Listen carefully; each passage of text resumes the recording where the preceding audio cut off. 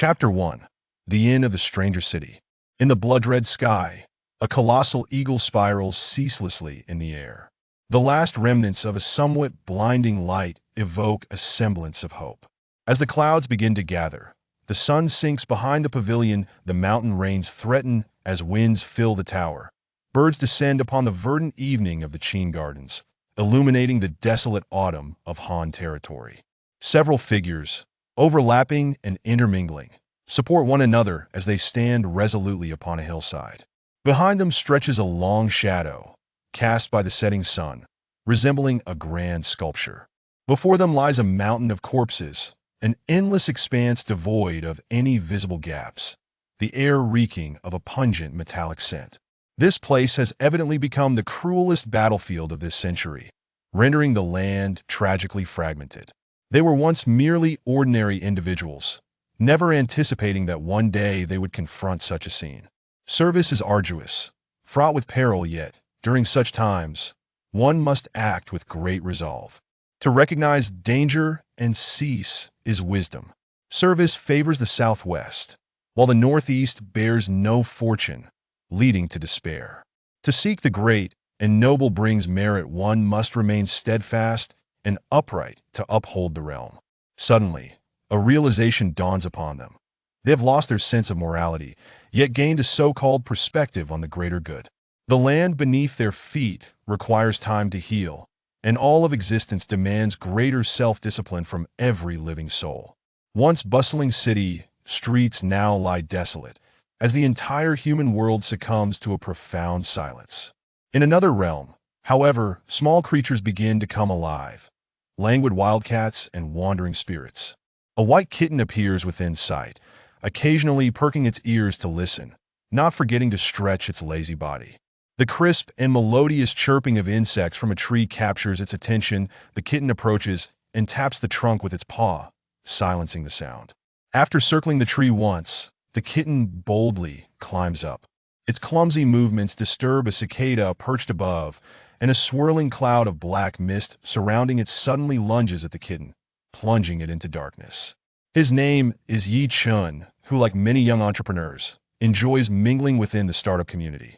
He whimsically refers to himself as the indomitable little cockroach, having experienced several ups and downs, and is somewhat renowned for his speeches at entrepreneurial gatherings. However, few would have guessed that Yi Chun was mute as a child. Do not misunderstand, it is not that he could not speak, but rather that he chose not to, driven by a singular reason: insecurity. Indeed, insecurity. The cause? Yi Chen's mother was a seamstress. While crafting garments for her clients, she would stitch together scraps of fabric, creating clothes from the remnants. Thus, in his youth, he donned a kaleidoscope of colors daily, eventually earning the nickname the Colorful Playboy. In time, Yi Chen ceased to speak to others altogether. To return to the matter at hand, Yi Chen's latest project launch had been delayed by a full 6 months. Investors had issued an ultimatum. He must unveil the project within a month, or risk losing all funding. In a state of desperation, Yi Chen hastily initiated the launch via a live stream. Unexpectedly, the broadcast yielded a delightful surprise within an unremarkable app. He received nearly 10,000 yuan in tips, igniting his curiosity. Upon returning home, Yi Chun, neglecting to eat, charged his phone and reopened the app. Suddenly, a swirling black mist materialized between him and the phone, resembling a vortex that engulfed him. When Yi Chun awoke, he found himself lying on a stone outside an ancient city. Surrounded by silence, the setting sun cast a languorous glow upon him. "Am I dreaming?" was Yi Chen's immediate thought as he sought to rouse himself. Yet, no matter how hard he tried, each time he opened his eyes, he found himself still lying on the same stone. The glaring sunlight prompted Yi Chun to sit up. Pain, excruciating pain. Where on earth am I? He pinched his thigh hard, realizing that he was not, in fact, dreaming. A glance around revealed an unending forest behind him, while both sides were cloaked in desert. Before him stretched an interminable city wall, extending into the distance, with a grand city gate ajar nearby. Is this a film set? Yi Chen hurriedly made his way to the gate, where the words "City of the Stranger" were inscribed above. Curiously, this film set lacked ticket booths, snack shops, or even a proper road leading to it, save for a distant forest visible across the expanse of desert. Instinctively, Yichen reached for his phone, hoping to check his location using a map. Realizing he had no phone on him, he recalled the incident while charging it, which had inexplicably brought him here. Alas, being without a phone is terribly inconvenient.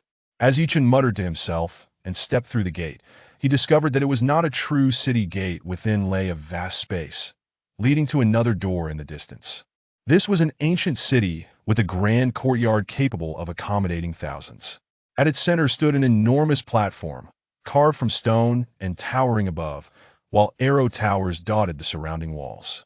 Yichen quickened his pace toward the inner gate, when suddenly a sharp, eerie cry pierced the air.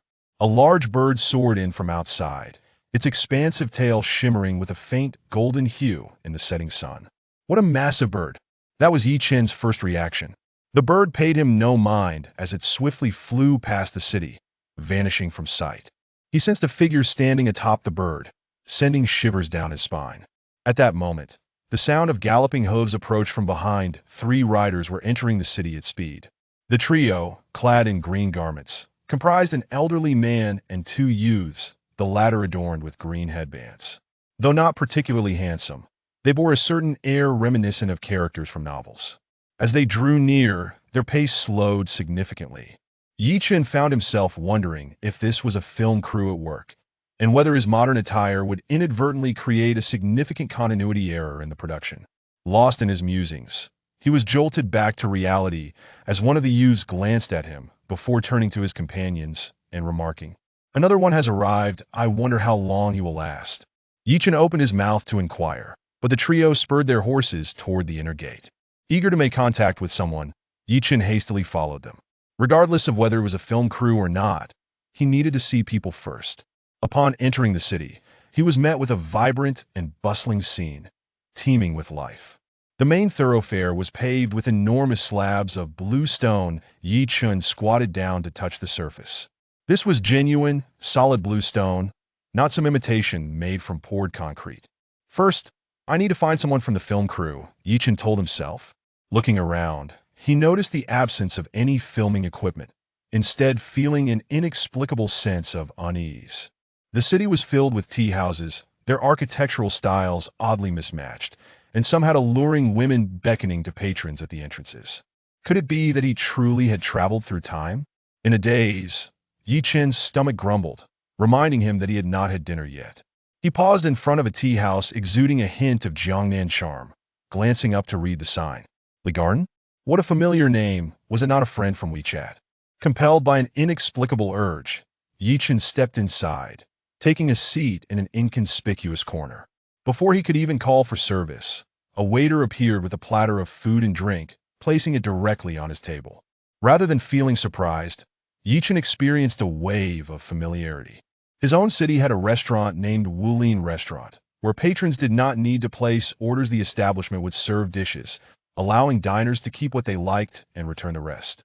Before the waiter could set down the platter, Yichen grasped his arm and inquired, "Excuse me, could you tell me where this is?" The waiter, glancing at Yichen's attire, chuckled and replied, "Sir, you must be new here, are you not?" "Yes." Yichen nodded. "This is the city of the stranger, built specifically for people like you. Here, you can do whatever your heart desires. You can become whomever you wish to be." "Oh, do whatever I want?" Yichen echoed the waiter's words, pondering whether he might borrow a phone first, and hastily asked, "Excuse me, do you have a phone I could borrow to make a call?" "Sir, those who come to this world do so through their phones. This place is, in essence, a world within a phone, but you cannot bring your phone here." Yichen suddenly comprehended that this was no film crew shooting a movie. He had genuinely traveled to another realm. Moreover, it was a world where phones could be used to enter, yet could not be brought along. The waiter continued to explain, "Most individuals like you, upon arriving here, never wish to return. As this place offers everything one could desire, it is a paradise for you." "Excuse me, what if I wish to go back?" "Sir, once you arrive here, you must stay for at least 15 days before you may have a chance to return by then. You surely won't want to leave tea this moment." Another guest arrived, prompting the waiter to hurriedly express his apologies to Yichen, saying, "Young master, I must attend to other patrons now. Should you require anything, please do not hesitate to summon me." Before Yi Chun could utter a word, the waiter departed. Feeling a pang of hunger, Yi Chun began to eat while observing the establishment. This tavern boasted 5 stories, with a central open space and a winding staircase that ascended upward. In the middle stood a grand stage. On the stage, a woman clad in white and masked sat gracefully on a long wooden bench, her fingers gently caressing the guzheng as she played. Occasionally, she cast flirtatious smiles toward the surrounding diners. The patrons swayed to the melodious strains of the guzheng, occasionally producing translucent little beads to toss toward the woman. As the beads floated toward her, they transformed midair into sparkling fireworks, slowly dissipating into the atmosphere. Yi Chun was utterly captivated. Could it be that everyone here is a magician? What, then, is this notion of indulgence without restraint? Chapter 2. Crystal Snow Illusions. This truly seemed to be an intriguing world, Yi Chun thought. Regardless of the circumstances, since he was here, he might as well explore further. Finishing his meal promptly, he called out, "Waiter, the bill." The waiter hurried over with a smile, saying, "Young master, you finished so quickly. Please feel free to give a gratuity as you see fit." Gratuity at will? The model of customer tips is not unfamiliar in the real world. First and foremost, businesses must possess confidence in their service and products. Consumers, based on their experience, would offer a tip they deemed appropriate. Those who frequent such establishments are typically well off. Even if a patron belongs to the working class, they would likely feel compelled to be generous for the sake of appearances, usually tipping more rather than less, ensuring that the establishment profits without loss. Yi Chun instinctively reached into his pocket, only to discover it completely empty. Being young, he had grown accustomed to mobile payments and rarely carried cash, a fact that now left him feeling quite embarrassed. Noticing the change in Yi Chun's expression, the waiter chuckled softly. "Young master, the currency in circulation here is called crystal snow. You may give as you wish." Crystal blood? Could it be the essence of human life? Yi Chun felt a sudden surge of anxiety. Only legendary creatures are said to feast upon human essence, yet this waiter appeared quite ordinary. At that moment, Yi Chun recalled a phrase uttered by a figure in blue at the city gate. "Another one has come. I wonder how long they will last." Which currency in circulation could possibly be human essence? If it were true, who could possibly endure? From the waiter's words, it seemed that this essence must be willingly drawn from oneself. What would happen if one refused? Yi Chun's mind began to whirl, his heart racing, and he instinctively clenched his hands, casting a wary gaze at the waiter, timidly asking, "Do you mean to extract my essence? I have been frail since childhood, my vitality depleted, and my essence is lacking. I truly have nothing to spare for you, and in my haste to arrive, I did not bring anything of value. You see this?" Before Yi Chun could finish, the waiter burst into laughter. "Young master, where are your thoughts wandering? This crystal snow is not essence, it is the crystalline crystal and the snowflakes of snow, all contained within your blood pouch. This blood pouch is linked to your wealth and credit in your original world. As for the method of utilizing crystal snow, instructions were provided upon your entry into this realm." The waiter gestured to the right, where a standing patron was tossing small balls onto the stage. Each throw conjured an ethereal illusion. "Young master, this is the crystal snow." Yi Chun, having been inexplicably transported to this strange place, had never encountered the method of using crystal snow. It was evident that he was no longer in his own world. Truly, without the sword prepared, he had already ventured into the wilderness. "Young man, I genuinely do not possess this crystal snow. For those here, lacking crystal snow in one's blood pouch would lead to gradual decay. Thus, only the dead could be without it. Living beings could never be devoid." The waiter regarded Yi Chun, pondering to himself. As a living person claiming to lack crystal snow clearly indicated an intention to dine and dash. Does this young master wish to eat for free? No, you misunderstand. I genuinely do not have the crystal snow you mentioned, nor do I know how to obtain it.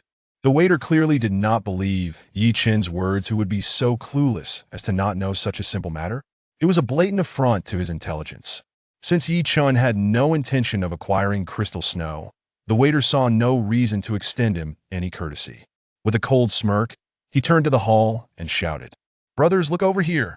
We have a freeloader who has somehow made it to the Lee Garden. Upon hearing the waiter's words, all eyes turned toward this direction, casting disdainful glances at Yi Chun. Youth, not learning the right ways but mastering the art of pretense. This insolent scoundrel should be dealt with. In the Lee Garden, how dare one attempt to dine and dash? The waiter looked at Yi Chun, continuing coldly. In the Lee Garden, if one wishes to dine and dash, I've yet to see a living person do so unless they are dead. Exactly.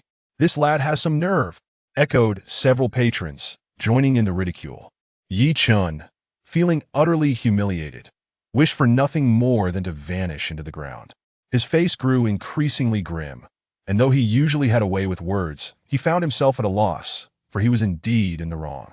A series of melodious giggles rang out, as a slender figure clad in a tight-fitting outfit descended the staircase gracefully.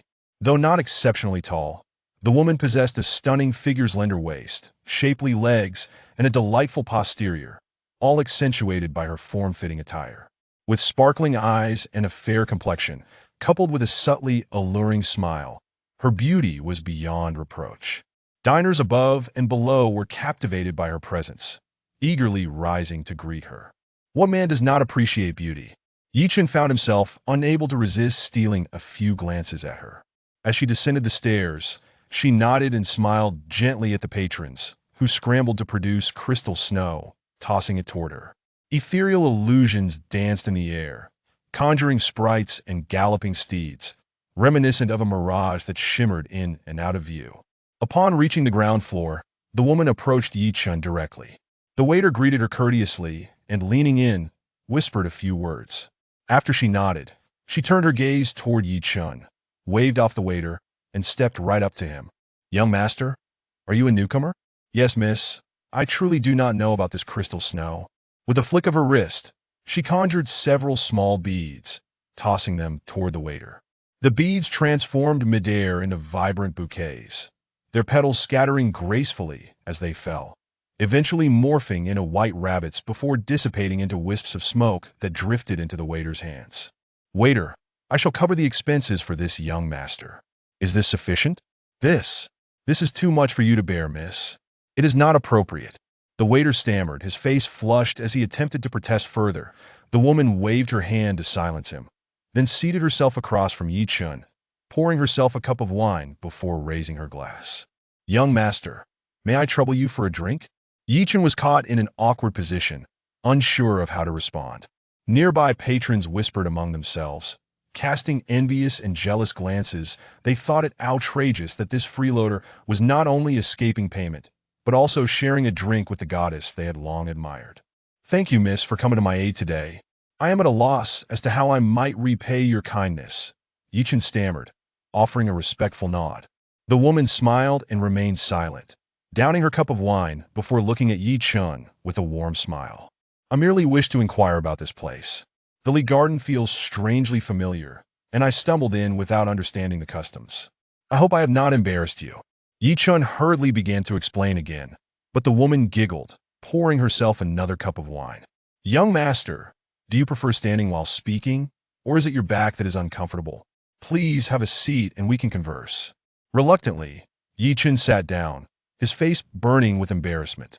The woman, recognizing that he was not being disingenuous, said, "Young master, please drink this cup first."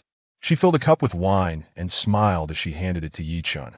Gratefully accepting it, he downed the contents and then pointed toward the other patrons, asking, "Miss, could you enlighten me on how to obtain these small beads and how they are used?" The woman chuckled, taking her time to respond, but she had already concluded that Yi Chun was indeed a newcomer to this world and genuinely unaware of how to utilize crystal snow. After pouring another cup of wine for both herself and Yi Chun, she began to explain about crystal snow. These beads, smaller than marbles, were known as crystal snow. They were translucent and light as a feather. Every living person naturally possessed some. If one were to run out of crystal snow, they would cease to exist. Crystal snow also served as the universal currency in this realm. Beyond the inherent supply, one could also acquire it externally. The crystal snow that each individual possessed was stored within the blood pouch located near the heart. This pouch functioned like a backpack, capable of holding a certain quantity of crystal snow. When full, it bestowed a sense of confidence and vitality. The crystal snow within the blood pouch could only be accessed by the individual themselves and was directly linked to their personal wealth in their original world. When one's wealth was insufficient, they could also draw upon their credit for exchanges.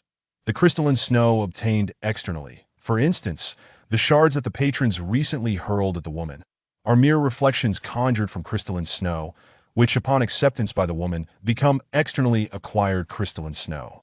Of course, there exist numerous methods to procure crystalline snow. Externally obtained crystalline snow can seamlessly integrate into one's blood pouch, rendering it virtually indistinguishable from one's own crystalline snow, without eliciting any discomfort. However, should the quantity of externally acquired crystalline snow become excessive, it must be stored within a special spatial ring. The retrieval and utilization of crystalline snow require only the exertion of one's own, depending on the volume and continuity of the crystalline snow released, various levels of reflections can be manifested. Elementary crystalline snow can be obtained merely by consuming this wine, though it will not produce any illusions, the woman explained with a smile. Certain top-tier crystalline snow illusions can only be acquired through cultivation or treasure hunting, capable of generating prolonged illusions that transport individuals into a dreamlike realm. These supreme crystalline snow illusions may evoke joy, exhilaration, or even boundless suffering. The utilization of crystalline snow does not inflict harm upon the body, however. It diminishes one's wealth within the native realm. Crystalline snow serves not only as the universal currency of this world, but also as an essential resource for cultivation. Should an individual find themselves devoid of crystalline snow, they would not merely struggle to navigate this realm, but would be rendered lifeless. Conversely, possessing ample crystalline snow grants one the power to roam freely within this world, pursuing their desires, and even utilizing crystalline snow to forge formidable weapons. As she spoke, the woman pointed a finger at Yi Chen's forehead, and a surge of information flooded into his consciousness.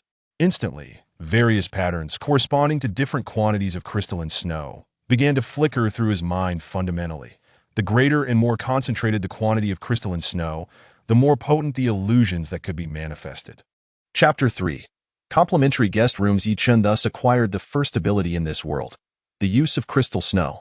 Although the world appears to be disparate, in essence, it is fundamentally the same, all revolving around the necessity of monetary prowess. What sets this world apart, however, is that for certain individuals, it may indeed present an opportunity for a fresh start.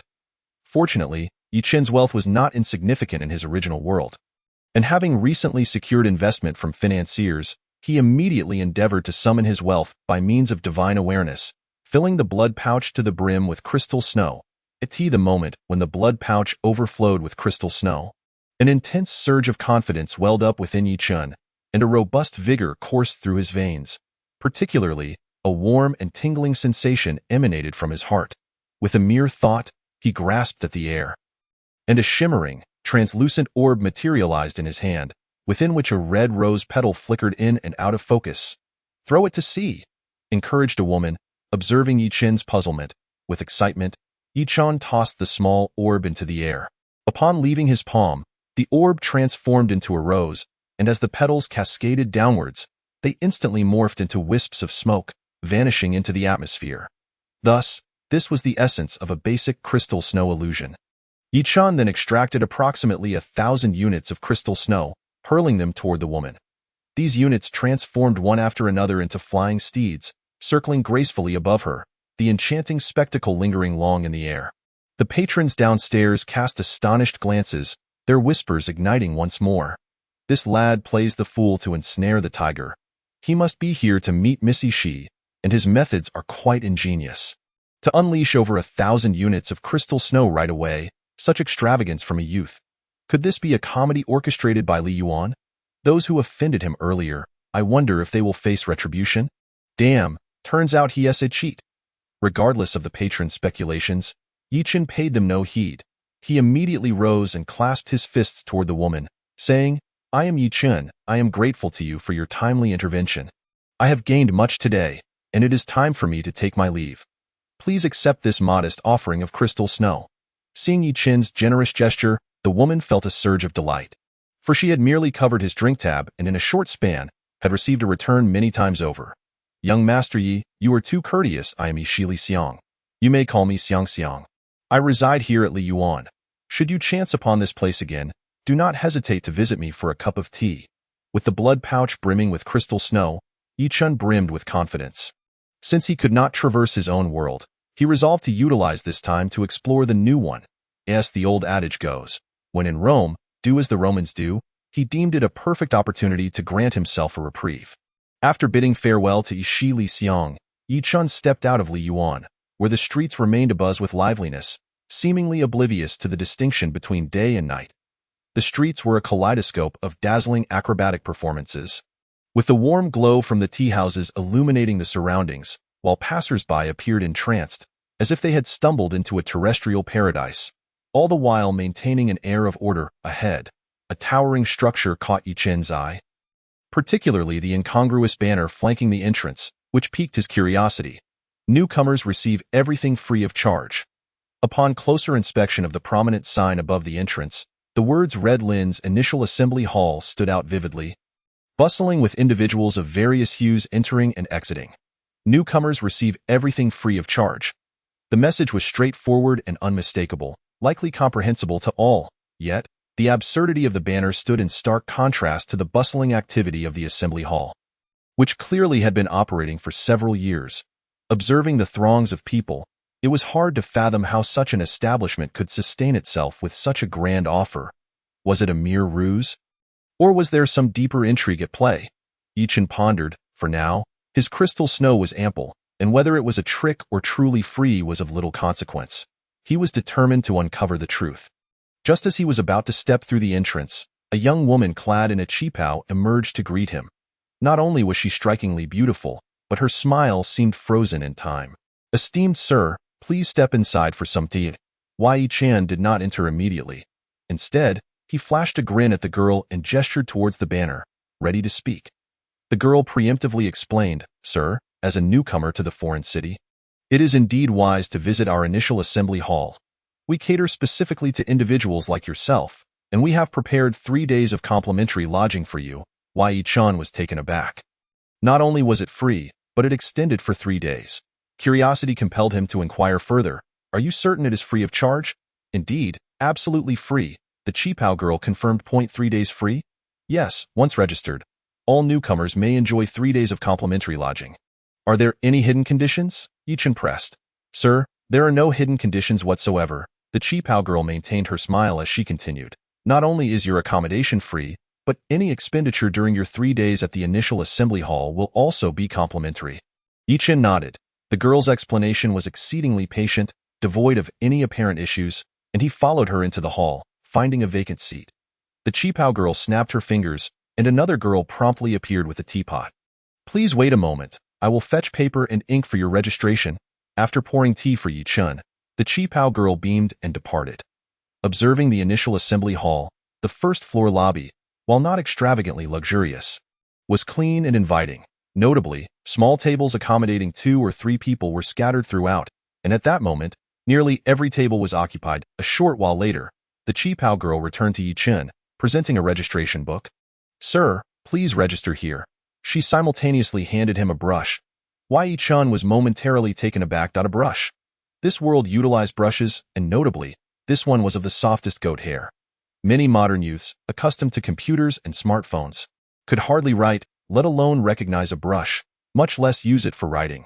However, Yi Chun had cherished traditional calligraphy and painting since childhood, and this brought a flicker of nostalgia. He promptly took up the brush and, after a moment's contemplation, inscribed, Yi Chun, Year of the Metal Rat, Month of the Earth Rabbit, Day of the Wren Dog, 27th of the 2nd month, Spring Equinox. He then handed the brush and registration book back to the qipao girl, who scrutinized the book and, astonished, glanced at Yi Chun. Among the guests she had received, it was not uncommon for someone to use a brush, but this was the only individual who had accurately registered using the lunar calendar. The vast majority only noted the date numerically, often requiring her assistance to make annotations. Intrigued by this seemingly unremarkable young man, the qipao girl couldn't help but regard Yi Chun with renewed interest. Young Master Yi, please hold on. I will arrange your room at once. Additionally, Would you like to dine? Thank you, but I do not require a meal, Yi-Chen replied with appreciation. When the Qipao girl returned to Yi-Chen, she bore a set of keys. Young master, your room is on the 3rd floor of the Tian character building. If you do not wish to dine, please follow me to your room. Guided by the Qipao girl, Yi-Chen traversed the lobby and entered the backyard through the rear door. The backyard of the initial assembly hall was a hidden gem, with cobblestones forming a winding path, flanked by vibrant greenery adorned with lanterns of various colors, creating a charming atmosphere in the twilight. This backyard housed several individual courtyards, alongside 3 larger edifices designated as Tian, Di, and Ren. Though each building stood only 3 stories tall, they were notably taller than standard constructions. Yi-Chen was assigned to room Tian number 7, which, by the traditional inn standards, was the finest and largest accommodation available. Upon reaching the 3rd floor of the Tian character building, the Qipao girl opened the door and handed the key to Yi-Chen. After accepting it, he turned to the girl and inquired, "Might you assist me in procuring a few sets of clean garments?" Rest assured, your room is already equipped with 2 sets of clothing tailored to your size. Provided free of charge by our initial assembly hall. Yi-Chen was astonished. The efficiency of the initial assembly hall was remarkable, having already anticipated the need for clean garments within such a short time. Just as he was about to offer Crystal Snow in gratitude, the Qipao girl promptly interjected. "Sir, during your 3 days at the initial assembly hall, all services and necessities are complimentary. There is no need for additional payment. Should you require anything, a bell is located beside your room door. Simply ring it, and assistance will be provided." The Qipao girl added, "If you wish to venture outside, you may leave the key at the front desk, and your room will be attended to. However, you must vacate the initial assembly hall after 3 days. I hope you understand." After having a thorough discussion with Yi-Chen, he finally comprehended that the so-called initial meeting hall was essentially a reception center for newcomers to this world, designed to provide all newcomers with a preliminary understanding of their new surroundings. This establishment is akin to the official reception department of a game, specifically tasked with registering and welcoming newcomers. By the end of 3 days, nearly all newcomers would have left indelible memories of this unfamiliar realm. Failing to leave any mark in this world would undoubtedly result in the greatest regret of their lives. Yi-Chen was profoundly impressed, pondering that such a hospitable experience was likely irresistible to anyone. It was no wonder the attendant from Liyuan mentioned that almost everyone who arrived in this world did not wish to leave. Yi-Chen's room was numbered Tianzi number 7, spacious and divided into a living area and a private chamber, fully equipped with all necessary amenities. A kettle was boiling water on a tea table in the living room. The furnishings in the room were remarkably similar to those in the real world, with the only notable difference being that bathing was done in wooden tubs, using a water release system that operated on a pull mechanism, exceedingly convenient. Chapter 4. The ephemeral nature of fireworks. After bathing and donning a set of clothes from the room, Yi-Chen gazed into the mirror, surprised by how well the garments fit. Apart from his hair, he now bore a striking resemblance to a scholarly figure from ancient times. However, having detached from the distractions of his phone, Yi-Chen now experienced the sensation of idleness. Noticing that the hour was still early, he decided to step outside for a stroll, hoping to familiarize himself with the surrounding environment. Upon exiting the Tianzi building, he found himself in the tranquil courtyard of the initial meeting hall. Although it was merely the vernal equinox, the climate here was pleasantly mild, and as night fell, there was not a hint of chill in the air. One could even hear the occasional chirping of insects. A gentle evening breeze stirred, and as he walked along the path, he found it to be quite a delightful experience. Upon reaching the front hall, he was greeted once again by the girl in the Qipao, her face beaming with warmth. "Young Master Yi, should you require anything, simply ring the bell in your room." The girl was courteous. "I see it's still early. I would like to take a walk." Yi-Chen replied with a polite smile. "Since you are new here, a stroll is indeed advisable. However, it is getting late, and I must caution you not to venture beyond the city, as the outskirts have been somewhat unsettled lately." "I can arrange for someone to accompany you," she suggested. "Thank you, but I shall merely wander nearby and return shortly. You seem quite busy, so I won't trouble you," Yi-Chen replied. "Very well, then do take care.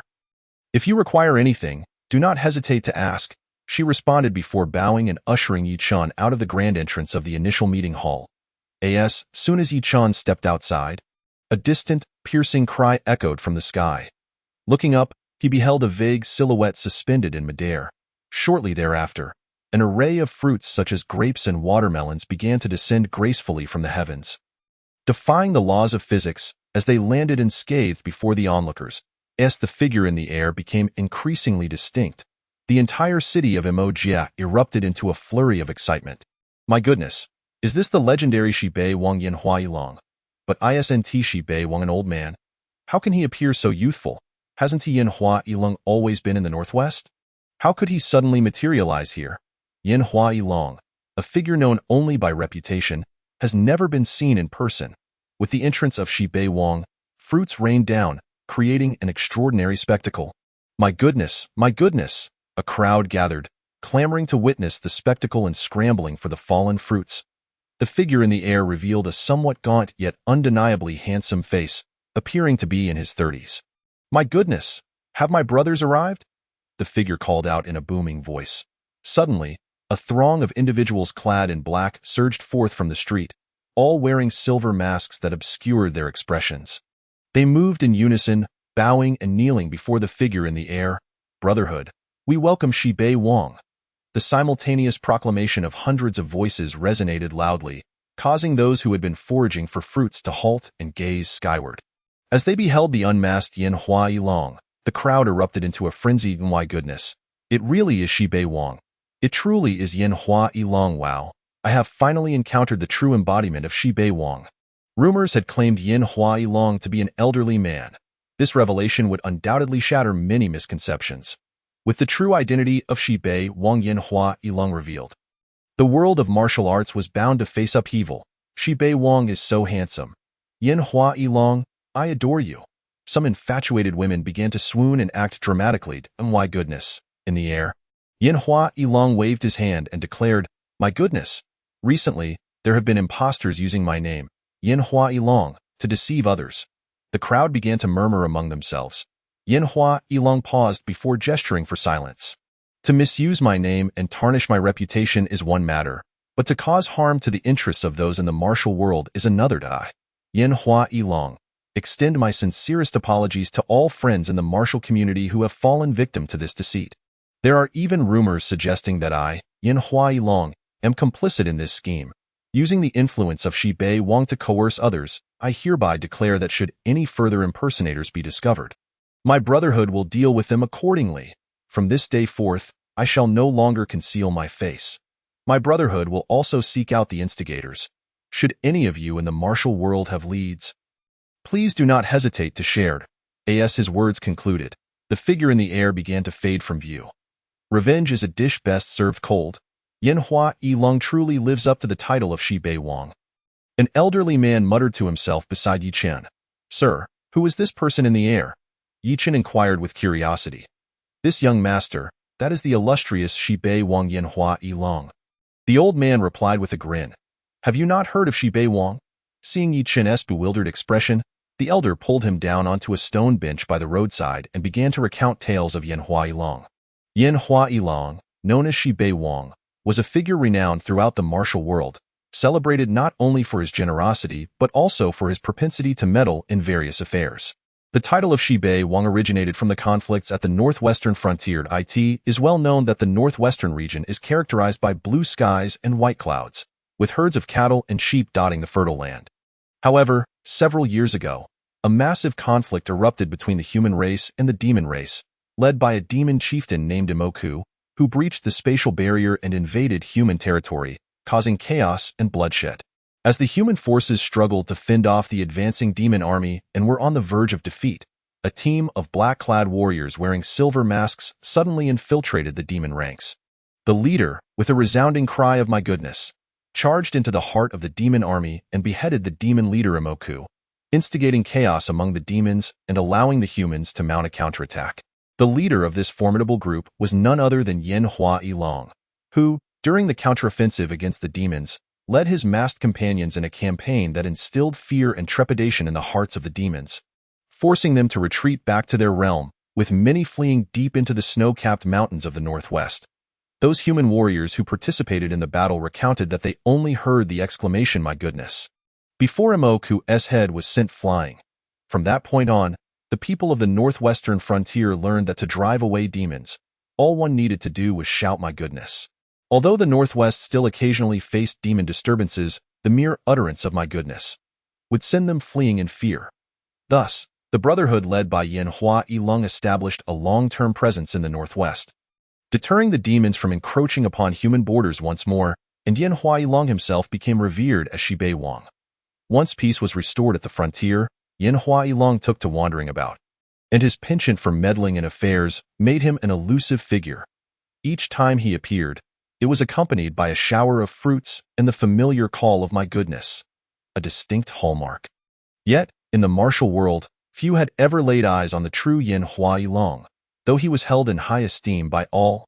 Impersonating Yin Hua Yilong was no small feat. The audacity of anyone attempting such a ruse was remarkable, as the ramifications of such actions could be severe. However, this could also be part of a grand conspiracy, with someone seeking to force Yin Hua Yilong to reveal his true identity. As the old man continued sharing tales of Yin Hua Yilong, seemingly with an endless reservoir of stories, Yichen listened intently, feeling a growing admiration for this Shibei Wang. Suddenly, commotion erupted on the street as someone shouted, "Capture that thieving wild cat!" At that moment, a white figure zipped past Yichen and the old man, followed closely by a group of individuals wielding sticks, pursuing the white figure in their direction. As they neared Yichen and the old man, the elder stood to block their path. "Everyone, it's merely a fish. Is it necessary to pursue so relentlessly?" The pursuers, angered at being obstructed by the elder, pointed menacingly at him. "Old man, step aside quickly. Don't hinder us from catching that wild cat. Come now, is it really worth taking a life over a mere fish?" the elder implored. A leader among them stepped forward and shoved the old man aside, causing him to stumble backward and fall to the ground. The rest of the group swiftly continued their pursuit of the white figure. The leader glared at the elder, saying, "Old man, you'll be responsible for any delays to the Li family's affairs.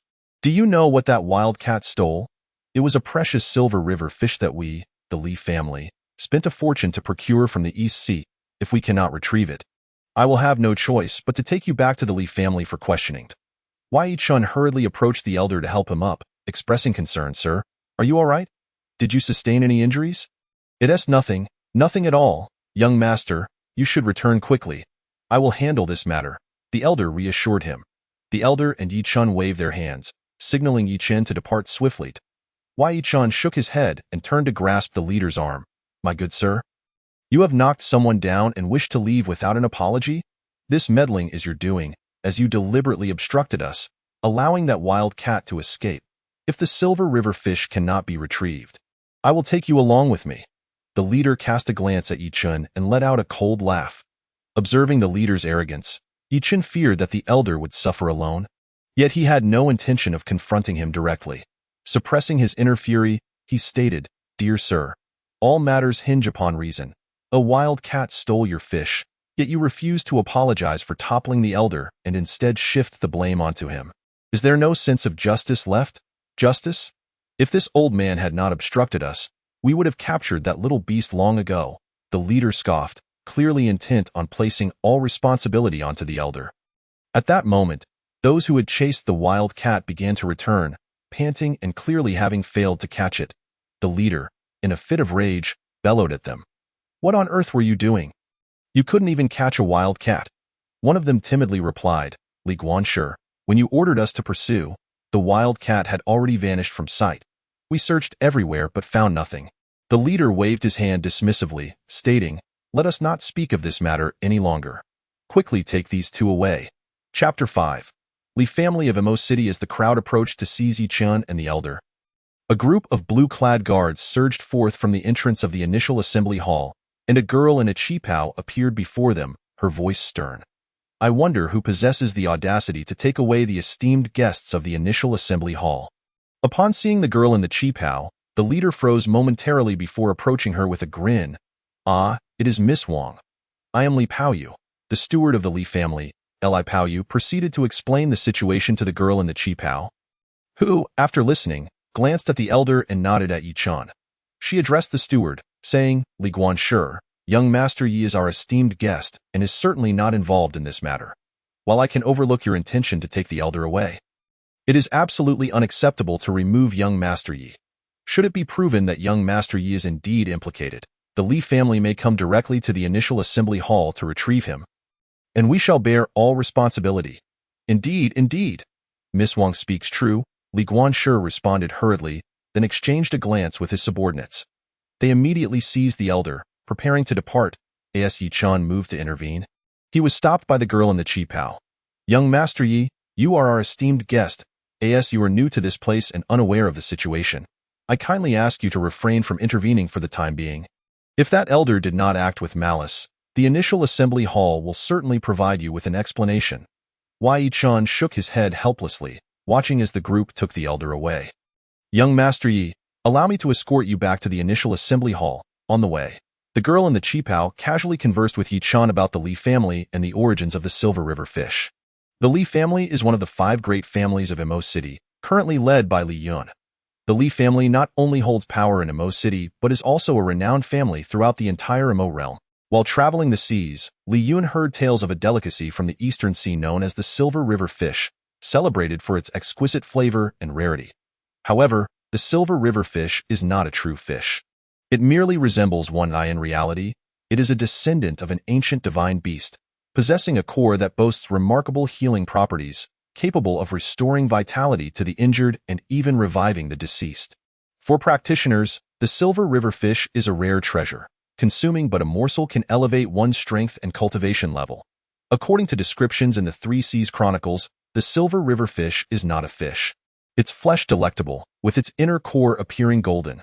Consuming it allows one to transcend into a higher form, and it is exceedingly rare, often sought after by both humans and demons alike for its meat and inner essence. Recently, unsettling factors have begun to surface outside Imo City, possibly linked to the long-hidden demon clans, which may have learned of the Li family's recent acquisition of the Silver River fish, causing various factions to stir restlessly. Whether the elder was an insider for the demon clan remains uncertain, and a conclusion can only be drawn following an investigation. After hearing the girl's explanation, Yi Chun understood her reasons for stopping him and promptly clasped his hands in gratitude. Thank you, Miss, for your clarification. It was my oversight. Young Master Yi has just arrived, and it is only natural to be unaware of certain matters. Please return to the Tianzi building to rest today and tomorrow. You may visit the library of the initial assembly hall, where many records about this world can be found. Yi Chun nodded, and upon returning to the Tianzi building of the initial assembly hall, he knew he would have a sleepless night. At this moment, the Li family was ablaze with lights, with the head of the family, Li Yun, in a furious rage, while the others knelt before him. Li Yun had expended a fortune to hire nearly 20 super fishing vessels to hunt for the Silver River fish, scouring the Eastern Sea for an entire month. Ultimately, he managed to trap a group of Silver River fish in a cave on an unnamed island. But after considerable effort, he could only capture one. The Silver River fish was already secured on the chopping board, poised to have its essence extracted, when out of nowhere, a wild cat appeared and snatched it away. If word of this spread through the martial world, regardless of the fish's value and effects, the Li family's reputation would undoubtedly suffer. Just then, those who had chased the wild cat hurried into the hall, bringing with them an elder. Upon hearing that the Li family had failed to retrieve the Silver River fish, Li Yun's expression grew increasingly icy, and a flicker of murderous intent flashed in his gaze as he looked at the elder. After listening to the steward's report, Li Yun scolded him sharply.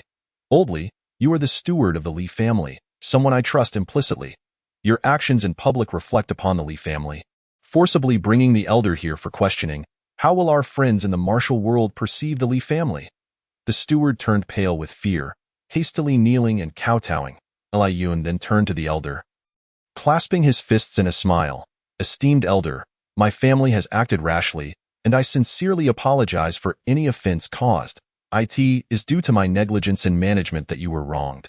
The elder, taken aback, did not expect the illustrious Li Yun to treat him with such courtesy, not only refraining from holding him accountable, but also reprimanding his subordinate. He quickly returned the gesture and smiled. Head of the Li family, you are too kind. I have long admired your reputation, and it is indeed a privilege to meet you today. Casting a glance at Li Guanshi and the others, his earlier displeasure was swept away by Li Yun's rebuke of his subordinates. Head of the Li family, please do not blame Li Guanshi any further. In fact, I should be grateful to him. Without him, I would never have had the chance to meet you in person. Li Yun smiled at the elder and turned back to the steward, saying, "Old Li, quickly apologize to the elder and prepare a generous gift to personally escort him out of the residence." Li, the steward, was well aware of his master's temperament and chose not to elaborate further. He promptly apologized to the elder and personally escorted him out. At this moment, Li Yun's anger had dissipated, and his expression had returned to calmness. As soon as the steward and the elder departed, Li Yun signaled to a figure clad in black nearby, who nodded and quietly exited the premises. Li Yun had his reasons for this course of action. Concerning the elder, regardless of the extent of torture or interrogation endured today, it would yield little assistance in recovering the Silver River fish. Since the other party was intent on seizing the Silver River fish, they must have made prior arrangements. Even if they could ascertain its whereabouts, the fish had likely already been consumed by someone else. Should this elder be unrelated to the matter, it would unjustly cast the Li family in the light of a tyrant. Conversely, if he were indeed connected, it would be wiser to employ a long-term strategy to catch a bigger fish, ideally leading to the identification of the demon race's stronghold. Even if the Silver River fish could not be recovered, it would serve as a lesson to the demon race that the Li family was not to be trifled with. Li Yun was a decisive individual. The Li family had risen to become one of the 5 great families of Majia City through his strength as the head of the family. It could be said that without Li Yun, there would be no Li family as it existed today. At this juncture, in the prime of his life, Li Yun aspired not merely to maintain the Li family's status among the 5 great families, but to elevate it to new heights, even to the pinnacle of being the foremost family in the world. Attaining the status of the world's leading family required not only the financial and martial strength of the Li family, but also the reverence of the populace. Thus, Li Yun had always adhered to a principle of balancing rewards and punishments within the family while continuously winning the hearts of outsiders. The recent incident involving the theft of the Silver River fish had indeed tarnished the Li family's reputation. But today's courteous treatment of the elder left a favorable impression on the public regarding the family's approach to dealings. Moreover, if this elder were indeed connected to the demon race, Li Yun could unite the martial world to deliver a surprising blow to the demons. Trading one Silver River fish for countless demon beast organs would not only elevate the Li family's standing in the martial world, but would also turn misfortune into fortune. At that point, the Li family could claim that the theft incident was a deliberate act designed to lure out hidden demons for a swift strike. With these thoughts in mind, a smile crept onto Li Yun's face. Late at night, on the rooftop of a building not far from the initial meeting hall, a shadow, no larger than a cat, skillfully used its claws to peel away the silver skin of a small fish, revealing its blood-red flesh, which it eagerly devoured.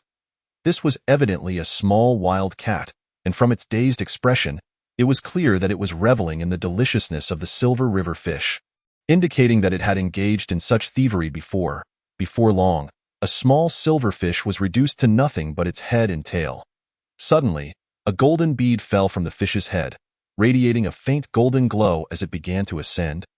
Attempting to escape in the blink of an eye, the small wild cat leaped and swallowed the golden bead, causing its golden glow to vanish instantly. At that moment, a bolt of lightning struck the sky, casting the elongated silhouette of a woman on the rooftop as raindrops began to fall, soon transforming into a torrential downpour. The following morning, a servant from the initial meeting hall gently knocked on Yichen's door. Yichen opened his eyes, rose, and opened the door. The servant bowed respectfully, presenting a delicate breakfast and informing Yichen, "Young Master Yi, Miss Wang has asked me to relay that she is waiting for you in the front hall. She requests that you join her there after your meal." Yichen nodded and accepted the breakfast. The air was particularly fresh after the rain, but Yichen had actually spent the night sleepless, his mind occupied with concerns for the elder from the previous night, as well as contemplating the various possibilities of this world. He had only managed to doze off shortly before dawn. And after washing up and finishing breakfast, he made his way directly to the front hall of the initial meeting hall, where he encountered the girl in the Quipeo Dian, the grand hall of the initial meeting hall.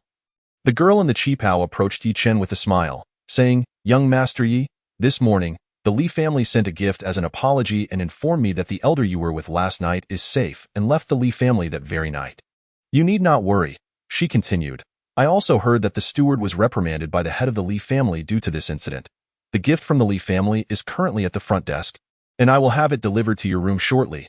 For now, please follow me to the library, where you will surely find materials of interest." "Thank you for your assistance, miss," Yichen replied, nodding to the girl in the qipao. Learning that the elder was unharmed eased his anxious heart, and he followed the girl toward the library of the initial meeting hall. The library was situated on the third floor of the front hall building. And even at this early hour, it was already bustling with visitors.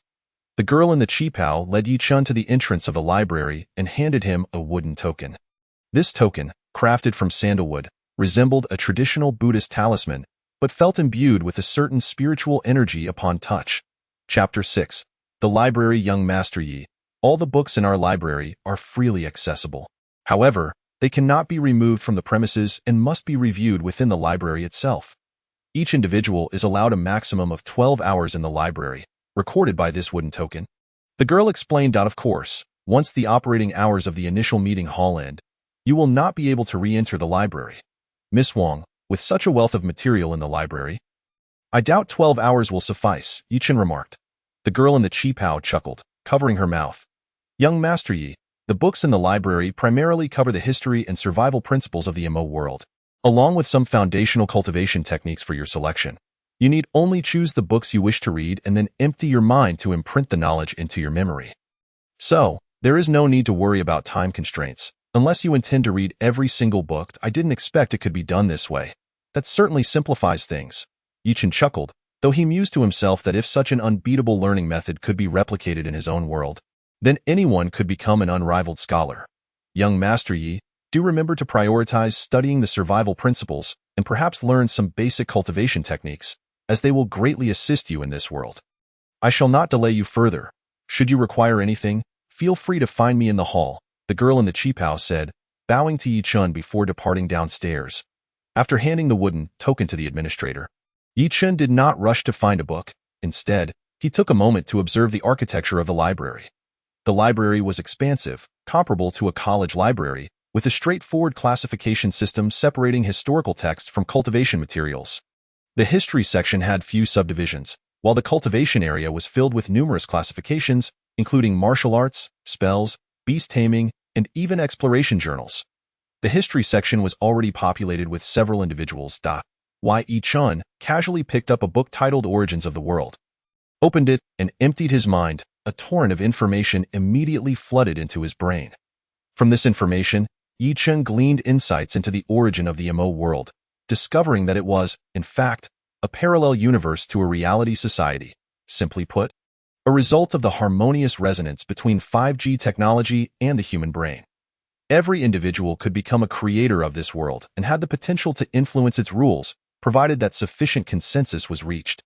The societal system would operate according to this consensus. The book also chronicled the formation of various early consensuses and the beginnings and ends of significant historical events.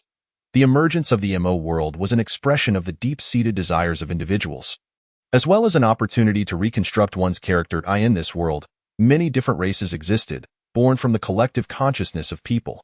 For instance, when the vast majority believed in the existence of deities and spirits, they reached a consensus, and as more people joined this belief, deities would manifest within this world. The more consensus that formed, the stronger the corresponding race would become, such as the demon race, the magic race, and the divine race, all products of early MO world inhabitants achieving a high level of consensus. The content of the book challenged Yi Chun's understanding of human origins and provided empirical evidence to validate that it was not divine beings that created this world, but rather the collective thoughts and consensus of humanity that conceived deities. As belief in deities grew, so too did their existence within this world. Originally, there was no tree of enlightenment, nor a platform of clarity. Fundamentally, there is nothing at all. Where then could dust settle? This encapsulated the essence of what he learned. Additionally, there were various records detailing known races, and Yi Chun found the sheer volume of information overwhelming. He decided to absorb everything into his consciousness for later digestion. Despite the impressive nature of this knowledge acquisition method, overloading his mind with too much information left him feeling fatigued and even resulted in a splitting headache. At that moment, in a nearby corner, a middle-aged man suddenly collapsed, foaming at the mouth and unconscious. Several attendants and an elder rushed over. The elder checked the man's pulse and instructed the attendants, "Quickly, take this man to the emergency room. We must stabilize his heartbeat." Once the attendants carried the man out of the library, the elder stood up and addressed the onlookers. This individual has overloaded his brain by attempting to absorb too much knowledge at once. His brain is now essentially incapacitated, and without a year or two of recovery, he will not return to normal. Everyone should take heed. Acquiring knowledge should be done in moderation. Do not rush it. Sufficiency is key. The girl in a cheapao once remarked that one should not spend more than 12 hours in the library, primarily for safety considerations. The development of the human brain has yet to reach even 10% of its capacity. To cram too much information in such a short span could indeed lead to insanity. One must not be greedy in all matters, including the pursuit of knowledge. Although Yichen also indulged in reading, he was by no means a mere bookworm. The recent incident of someone fainting from an excess of knowledge made him draw a sharp breath, prompting him to abandon the thought of continuing his studies in the historical section. He departed from the historical area and ventured into the realm of cultivation. Yi Chun was no longer in haste to seize a book. Instead, he first examined the classifications of the texts available. The diversity of categories was truly astonishing, yet each was adorned with two cautionary phrases. Point 1 read, "Of the vast waters, take but a ladle," the other proclaimed, "There is no strongest, only greater specialization." In truth, every individual harbors the desire to be the strongest. Despite the library's warnings, many still aspire to become omnipotent, especially when it comes to cultivation skills, believing that the more one learns, the better, ideally achieving the ability to soar through the skies and become invincible. Yichun scrutinized the attributes of various skills within the shelves, hoping to discover a text on swordsmanship. His childhood dream was to become a swordsman, traversing the world with a blade in hand. If he could attain the ability to fly on a sword in this realm, it would fulfill his fantasy of being a chivalrous hero. However, after searching for a considerable time, he found nothing related to weaponry cultivation. Only martial arts, spells, beast taming, and talismans. Was it possible that this world forbade the use of any weapons? As Yi Chun pondered this, an unassuming, old book fell from a discreet corner near the ground. This was a cultivation text devoid of any attribute labels, titled Wu Wei Fist. Wu Wei? Non-action? Curiously, Yi Chun picked up the book and naturally opened to the first page, which read, "Acting without action, yet accomplishing all, conforming to nature, while refraining from capriciousness." For the moment, he refrained from emptying his mind, opting instead for a cursory glance at the second page. The text continued, "The art of humanity lies in non-action. Teaching without words, remaining tranquil and unmoving, steadfast and unwavering. To yield is to allow. To delegate is not to toil. Though no gains and losses, do not scrutinize names or appearances. Let balance govern, for it is in my stillness that the essence of non-action is mastered. Heaven may sustain it, and earth may bear it. Be cautious in speech and sustenance, be prudent in social engagements, and avoid conflict. Constantly reflect upon your shortcomings, and strive for virtue. Point 1 may connect with the heavens. Comprehend the earth, understand human affairs, commune with spirits, grasp opportunities, and master the arts of divination." This technique seemed remarkably profound. Such a single fist technique could manifest such capabilities. The key was that this martial art was recorded in archaic language, making it rarely perused. Without a solid foundation in classical literature, one might struggle to comprehend its contents, let alone practice the technique. Yet, for Yi Chun, this was akin to discovering a treasure, and he felt an exhilarating rush as the information flooded into his mind. His body trembled as the attributes of this technique materialized in his consciousness.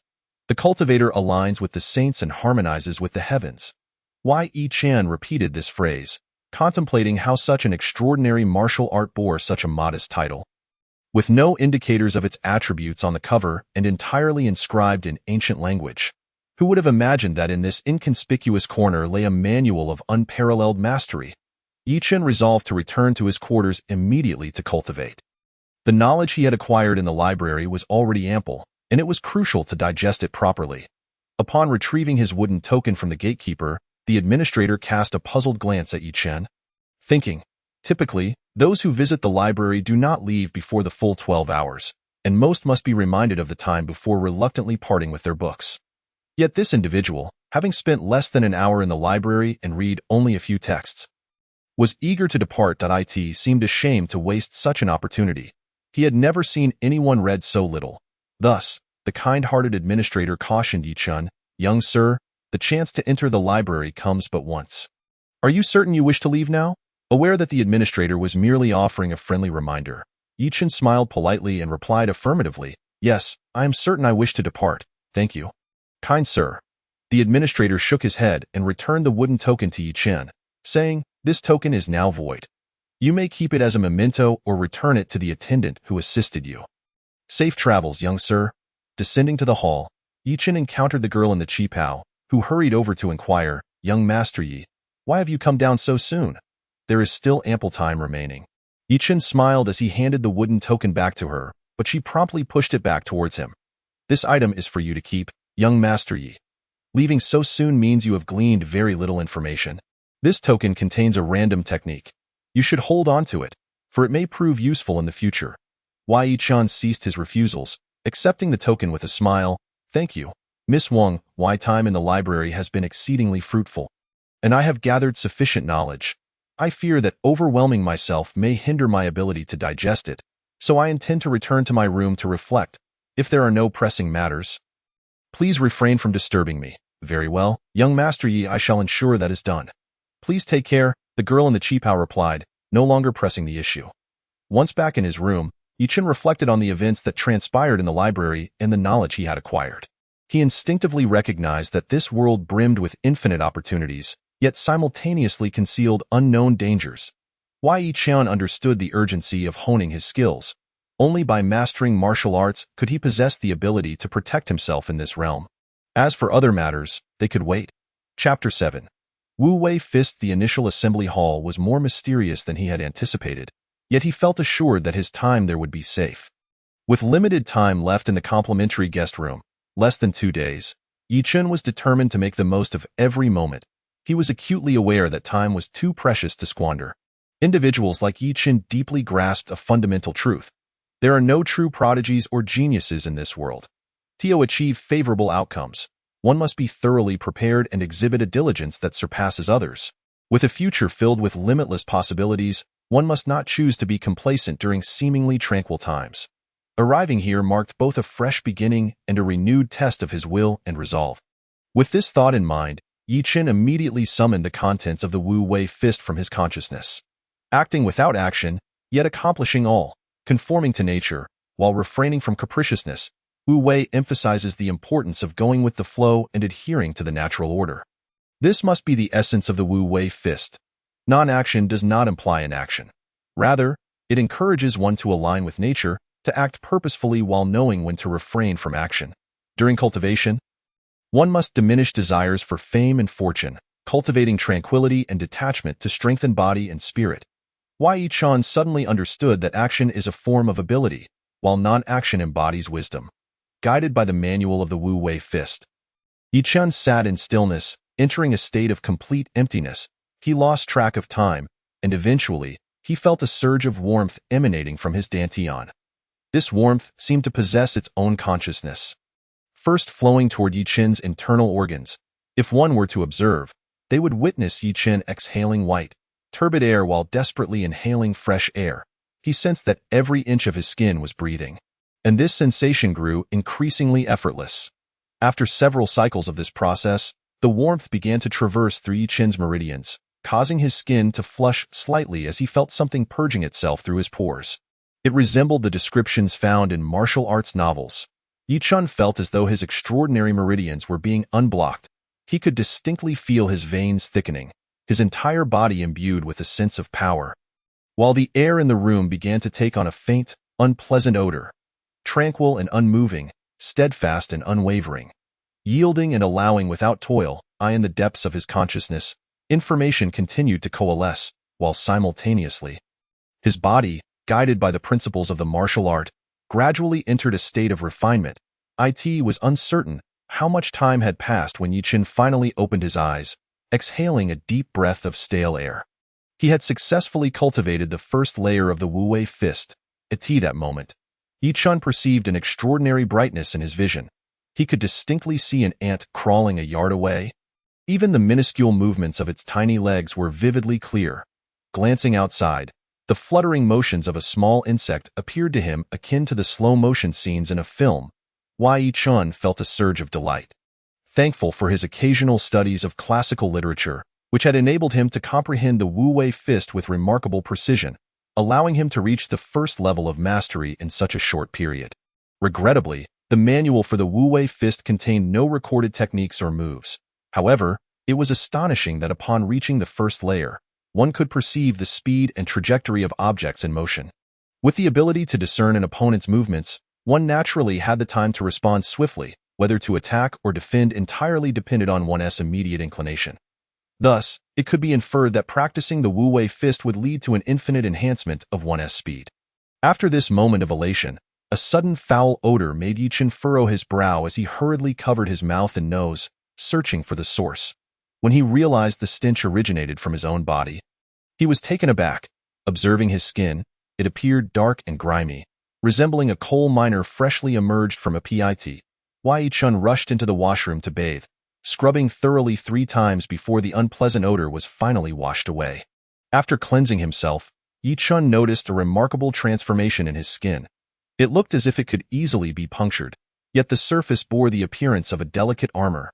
Simultaneously, he felt an unprecedented vitality coursing through his body, an inexhaustible power that seemed eager to break free from his control.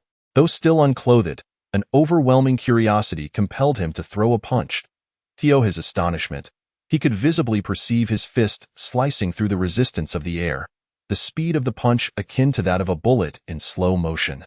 At the moment he halted his fist, a gust of wind surged forward in the direction of his strike. With a resounding crash, a vase on the dining table shattered into countless tiny fragments. Scattering across the floor, Yi Chen examined his fist, marveling at the strength and speed it possessed, far surpassing any cinematic special effects. Just then, a knock at the door interrupted him, followed by the voice of a servant. "Young Master Yi. Are you all right?" I'm fine. I was just bathing and accidentally broke a vase while tossing my clothes," he replied. Practicing the Wu-Wei fist in his room had generated quite a commotion. He wondered if he might inadvertently dismantle the entire house. "As long as you're unhurt, once you finish bathing, please pull the doorbell, and I will send someone to assist you with the cleanup." Seeing Yi Chen respond promptly, the servant assumed he was unharmed and withdrew. With his clothes too foul to bear, Yi Chen soaked them in water, washing them thoroughly 5 times until the odor was nearly eliminated. Finally, he changed into a fresh outfit, opened the door, and rang the bell beside it. "Excuse me, I broke the vase in my room. How much should I compensate?" he inquired. "Young master, there is no need for you to compensate. Such minor losses do not warrant your expense," the servant replied. Yi Chen was taken aback. The service here seemed unparalleled. Not only were accommodations complimentary, but damages were also excused, and the servant's demeanor was exceptionally pleasant. Anyone would hesitate to leave such a place. After the servant tidied up and departed, Yi Chen had intended to seize the last 2 nights for further cultivation, but considering the risk of soiling his clothes, he decided to digest the remaining information before heading straight to the dining area for a meal. Followed by a trip to the streets to purchase a few outfits and the hall of the initial meeting pavilion, he noticed a girl in a qipao attending to guests, and Yi Chen made his way directly toward her. Previously, the qipao girl would always notice Yi Chen from a distance, yet this time, he had already approached her side, and she seemed oblivious to his presence. Yi Chen refrained from greeting her, and it took a while before the qipao girl turned around to see him smiling at her. Momentarily taken aback, "Young Master Yi, my apologies, when did you arrive?" she asked. "I just got here a short while ago. I saw you were busy and didn't want to interrupt." The qipao girl assessed Yi Chen, sensing that he appeared somewhat different today, yet she could not pinpoint the change. "Miss Wang, I would like to inquire where I might purchase men's clothing near the initial meeting pavilion." "Young master, we do provide 2 sets of clothes. Why would you need to buy more?" the qipao girl responded, regaining her composure. "It's not that. I have a slight obsession with cleanliness and tend to wear out my clothes quickly." Yi Chen struggled to explain, unable to disclose that his training had left him reeking. "So young master Yi values cleanliness. I apologize for my oversight. The tailor shops outside customize garments according to your measurements, but it takes about 10 days to a month to receive them. If you require them, I can have 2 more sets sent to your room. Will that suffice?" "That will be enough indeed. It will take ages for the tailor's clothes to arrive. By the way, young Master Yi, what color do you prefer for the new clothes?" "Deep black would be best." Yi Chen, who favored dark clothing, especially black, replied without hesitation. The girl frowned slightly, noting that people here rarely wore black. except for certain special groups and purposes, such as night garments. Moreover, most black fabrics were of inferior quality. Why Yi Chen's desire for black clothing raised questions. Could it be for some special purpose? Black clothing is less prone to dirt. I have simply grown accustomed to wearing it, Yi Chen noted, observing the change in the Qipao girl's expression. Young Master Yi, the fabric for black clothing is rather ordinary. While we do have some, I cannot guarantee it will match your size. Please, do not trouble yourself. I can search for a tailor shop myself. Young Master Yi, I will do my utmost to find a suitable fit, if none are available. Would you mind deep gray or deep blue instead? Not at all, not at all. Thank you for your consideration. Yi Chen produced a handful of crystalline snow and extended it toward the Qipao girl, who smiled and gently pushed it away. Young master, all reasonable requests at the initial meeting pavilion are complimentary. There is no need for such gestures. I will ensure the clothes are delivered to your room promptly. Yi Chen suddenly felt reminiscent of a certain type of person, overly eager to take advantage of free offerings, as if he were a thief sneaking away after indulging in a feast. His face flushed with embarrassment, prompting him to make a hasty exit. Thank you for your help. I will head to the dining area for a bite to eat. I appreciate your assistance. Without waiting for the Qipao girl to respond, Yi Chen dashed toward the dining area, akin to a guilty party fleeing the scene. The girl stood there, momentarily stunned, watching Yi Chen's retreating figure, a strange flutter in her heart. This man was unlike anyone she had ever attended to. Yet she could not discern what set him apart. Chapter 8. The gentleman of wind and bone. Upon returning to his room, Yi Chen discovered 2 sets of brand-new clothing laid out on the table, along with an exquisite red gift box. This red box was crafted with meticulous care, its exterior adorned with bright crimson satin, and on the front, a golden character intricately embroidered with golden thread. This was the gift of apology from the Li family. As the Qipao girl had mentioned, the opulent packaging suggested it was no ordinary offering. Opening the box revealed a black leather breastplate, which felt neither hard nor soft. The material was indiscernible, but Yi Chen was certain it was not made from cowhide or sheepskin, as those were unlikely choices for armor. Why had the Li family sent a piece of protective gear? After Yi Chen closed the gift box, he summoned the formless boxing technique from his consciousness to begin his training. At this moment, Yi Chen had no time for idle thoughts. He was solely focused on mastering this boxing technique as thoroughly as possible during his time at the initial assembly hall. To enter the second level of training, guided by the information in the manual, he needed to draw upon the crystal snow within his blood pouch. The summoned crystal snow continuously transformed into energy, filling Yi Chen's bones and muscles. After consuming over 2,000 crystals, he finally began to feel some changes in his body in his subconscious. Yi Chen acquired some seemingly simple martial arts movements, such as hook punches, straight punches, wrist locks, and defensive maneuvers. Under the guidance of his consciousness, he sensed a vast open space and repeatedly practiced these boxing movements, attacking and defending, then attacking again. As the speed of these movements increased, Yi Chen distinctly felt his strength surging and his punching speed accelerating. He began to sweat profusely yet felt no fatigue. This was indeed a refreshing and exhilarating training session. From barely managing to throw a single punch to executing 5 or 6 in quick succession, he ultimately reached the point of delivering 10 consecutive punches. At last, he successfully cultivated the second level of the formless boxing technique. Slowly, Yi Chen opened his eyes and gazed at the changes in his body. His arms were veined and covered with a thin layer of sheen, and despite being drenched in sweat, he no longer detected the foul odor from earlier. His physique had also transformed significantly, resembling that of a fitness instructor. This intriguing method of training, if applied to the real world, would likely render traditional gym workouts obsolete. Of course, this session of training had consumed a full third of the crystal snow in Yi Chen's blood pouch, making the formless boxing somewhat costly. He wondered how much crystal snow he would expend in future training sessions. His newly changed clothes were evidently soaked, but thankfully devoid of any unpleasant smell. Had he not arranged for 2 additional sets of clothing to be delivered, he would have been left with no choice but to run around in the nude. After cleaning up, Yi Chen donned his fresh attire and put on the soft armor from the Li family beneath it. He opened the door and stepped towards the front hall, where night had already fallen. Upon entering the hall, a girl in a cheongsam approached him, handing him a letter. Young Master Yi, someone just delivered a letter for you at the door. I was about to send it to your room when you came out, she said. Curiously, Yi Chen accepted the letter, which bore the inscription, To young Master Yi. The writer likely did not know their own name. As they only wrote their surname in Emoji City, Yi Chun had no acquaintances, save for two brief encounters.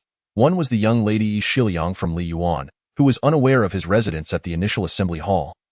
And the other was an elderly man he had chanced upon at the hall's entrance, who indeed knew he resided there. Yi Chun could surmise the identity of the letter's author. However, he realized that the Li family was also aware of him and had previously sent gifts. So he could not entirely dismiss the possibility that this letter came from them. Who delivered the letter? Yi Chun inquired of the girl in the cheongsam. The guard at the door said the messenger left after dropping off the letter. Do you have acquaintances here, young master? She replied. Yi Chun smiled but did not answer directly. Instead, he opened the letter in front of her, which contained a few lines inviting him to a gathering. Chance encounters are fateful. I humbly invite you to Yuanshang House for a simple meal. The letter bore no signature. Yi Chun turned to the girl and asked, Miss, do you know where Yuanshang House is? Yes, it's a tea house. Just turn left when you exit, and it's at the third intersection. His strong curiosity compelled Yi Chun to accept the invitation. Regardless of who it was, he was eager to meet them. Are you going to Yuanshang House, young master? Would you like me to arrange for someone to accompany you? The girl asked. No need for trouble. I can go alone. Yi Chun replied. Very well, then I'll have someone guide you there. She said. Yi Chun nodded in agreement. The girl signaled, and a guard stepped forward, bowing respectfully. After giving the guard some instructions, she directed him to escort Yi Chun to Yuanshang House. She watched Yi Chun's retreating figure. The girl in the cheongsam revealed a complex expression. Since the moment Yi Chun requested clothing, she had noted the transformation in him, which was starkly different from when he first entered the initial assembly hall. Yi Chun swiftly arrived at Yuanshang House, instructing the guards from the initial assembly hall to return before notifying the attendant at the entrance. Moments later, a hearty laughter echoed from within. Young Master Yi has finally arrived. This old man has been waiting for you for quite some time. An elderly man, his face beaming with vitality, emerged, clearly the same elder who had been taken by the Li family. Seeing the elder in good spirits brought Yi Chun great joy, and he clasped his hands in greeting. Old master, it is a relief to see you well. Ha. Thank you for your concern, young Master Yi. I am delighted to see you again. Please, come in. The old man and the youth shared an unmistakable camaraderie as they entered together, engaging in light-hearted banter. Once inside, they sat at a large dining table meant for two. The elder promptly ordered dishes to be served and poured wine for Yi Chun, rising to toast. Our meeting in this Emoji City is surely not mere coincidence, but destiny.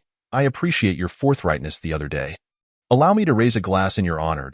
Yi Chun quickly stood in return. You are too kind. I am Yi Chun. Though I have heard from others at the initial assembly hall that you are well, I still worried for your safety. It brings me great joy to see you again today. With that, they toasted and drank heartily, their interaction resembling that of long-lost friends rather than mere acquaintances. The elder, Fenggu, proved to be quite the conversationalist, sharing intriguing stories about Emoji City, which allowed Yi Chun to gain a clearer understanding of the city's events. After several rounds of drinks, both began to feel pleasantly tipsy. Fenggu brewed a pot of tea and directly asked Yi Chun, Young master, now that you've just arrived, have you ventured outside Emoji City recently? Since you were taken by the Li family? I have not left the initial assembly hall, however. I have heard the people there mention some unrest outside the city. Do you know the reason? Fenggu suppressed a sip of tea and smiled. Indeed, there have been reports of travelers mysteriously disappearing outside the northern edge of the city, particularly at night. It appears they have fallen victim to foul play, yet no bodies have been found.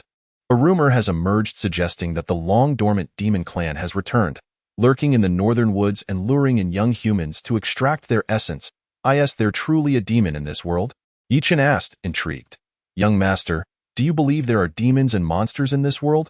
Fenggu countered, rather than providing a direct answer. Being an atheist, Yi Chun answered without hesitation, I do not believe. Fenggu nodded approvingly at Yi Chun and then said seriously, Young master, we both hail from the same world that I, too, once doubted the existence of demons and monsters.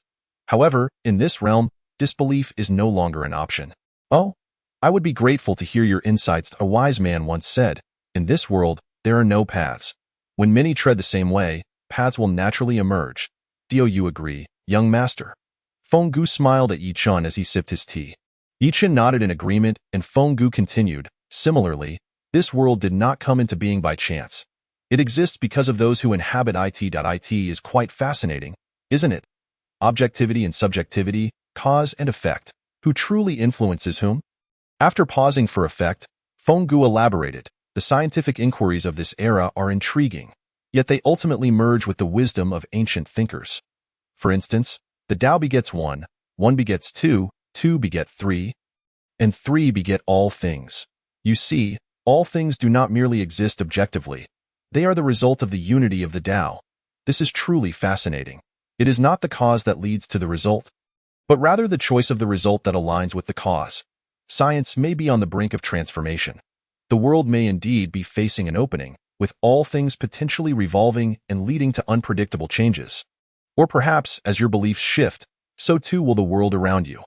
Your beliefs hold great significance. This is immensely intriguing. Ultimately, it circles back to the essence of things, to simply be oneself. For instance, it is because I wish to feel the wind that the wind exists. Upon hearing this, Yichun had an epiphany. The elder's words closely mirrored the descriptions of the world's origin he had encountered in the library. Yet Fenggu's explanations were far more concrete and lucid. Listening to you today is indeed more enlightening than reading 10 years' worth of books. So, the so-called demons and monsters are merely manifestations of human desires and fears, while the so-called gods are the products of collective faith and hope. Is my understanding correct? Yichen inquired. You are indeed astute, young master. That is one way to interpret it, though it is not entirely accurate. Fenggu replied with a chuckle. Why? Yichen stood and bowed sincerely to the wise elder Fenggu. Today's exchange not only deepened Yichen's understanding of this world, but also forged a friendship with the sage, a reward far beyond his expectations. Fenggu regarded Yichen earnestly and said, Young master, you must have learned some self-defense techniques at the initial assembly hall. Tonight, would you dare to accompany this old man outside the city for an exploration? Chapter 9. Outside Emoji City, Yichen was eager to find a place to test the power of the formless boxing technique. Given Fenggu's intention to venture into the northern forest at night, he readily agreed. I would be honored to accompany you. Mr. Fenggu's face broke into a subtle smile of appreciation. This young man, though appearing somewhat delicate at first glance, possessed an audacity that starkly contrasted with his scholarly demeanor. Young Master Yi, please wait a moment. I shall change into another outfit, and we shall set forth. After a brief interval, Mr. Fenggu emerged from the back room, now clad in dark attire, with 2 black masks in hand. He handed one to Yichen, and the two departed from the Yuanqing tea house, making their way towards the outskirts of the city. As they approached the northern gate, the two exchanged a knowing glance and donned their masks, skillfully avoiding crowded areas as they swiftly vanished into the shadows. Unbeknownst to them, a dark figure trailed closely behind. Not far beyond the borders of Magia City, a young man dressed as a Taoist was hurrying through the dense forest. Suddenly, he halted, alert and scanning his surroundings, before calling out loudly, sneaking about, What sort of hero are you? Come forth if you have the courage. No sooner had the young Taoist spoken than a melodious yet somewhat alluring laughter echoed in response. He, dear sir, in such a hurry, you are surely neglecting the affections of the ladies. I have yet to see a man as oblivious to charm as you. From a nearby tree, several women in red attire descended gracefully, blocking his path. Each of these crimson-clad figures had their faces veiled in red cloth, obscuring their features, yet their figures were undeniably striking, with ample curves that would make any man's mouth water. However, the young Taoist remained unfazed, sneering disdainfully, You vixens, I shall take you in. Before he could finish his words, a black shackle descended upon him, rendering him immobile as though he were frozen in place. Such a handsome lad must possess some spirit. Sisters, let us take him back and enjoy him thoroughly.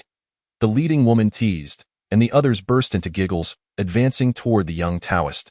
Despite his mounting anxiety, the young Taoist found himself ensnared by the shackles, which he could not shake off. With Magia City within reach, he silently recited incantations in a desperate attempt to break free. Dear sir, do not waste your efforts. This heavenly gang's sealing array would take even your master half a day to unravel, the leading woman remarked, her pace neither hurried nor slow, while the others gazed at the young Taoist with unmistakable lust.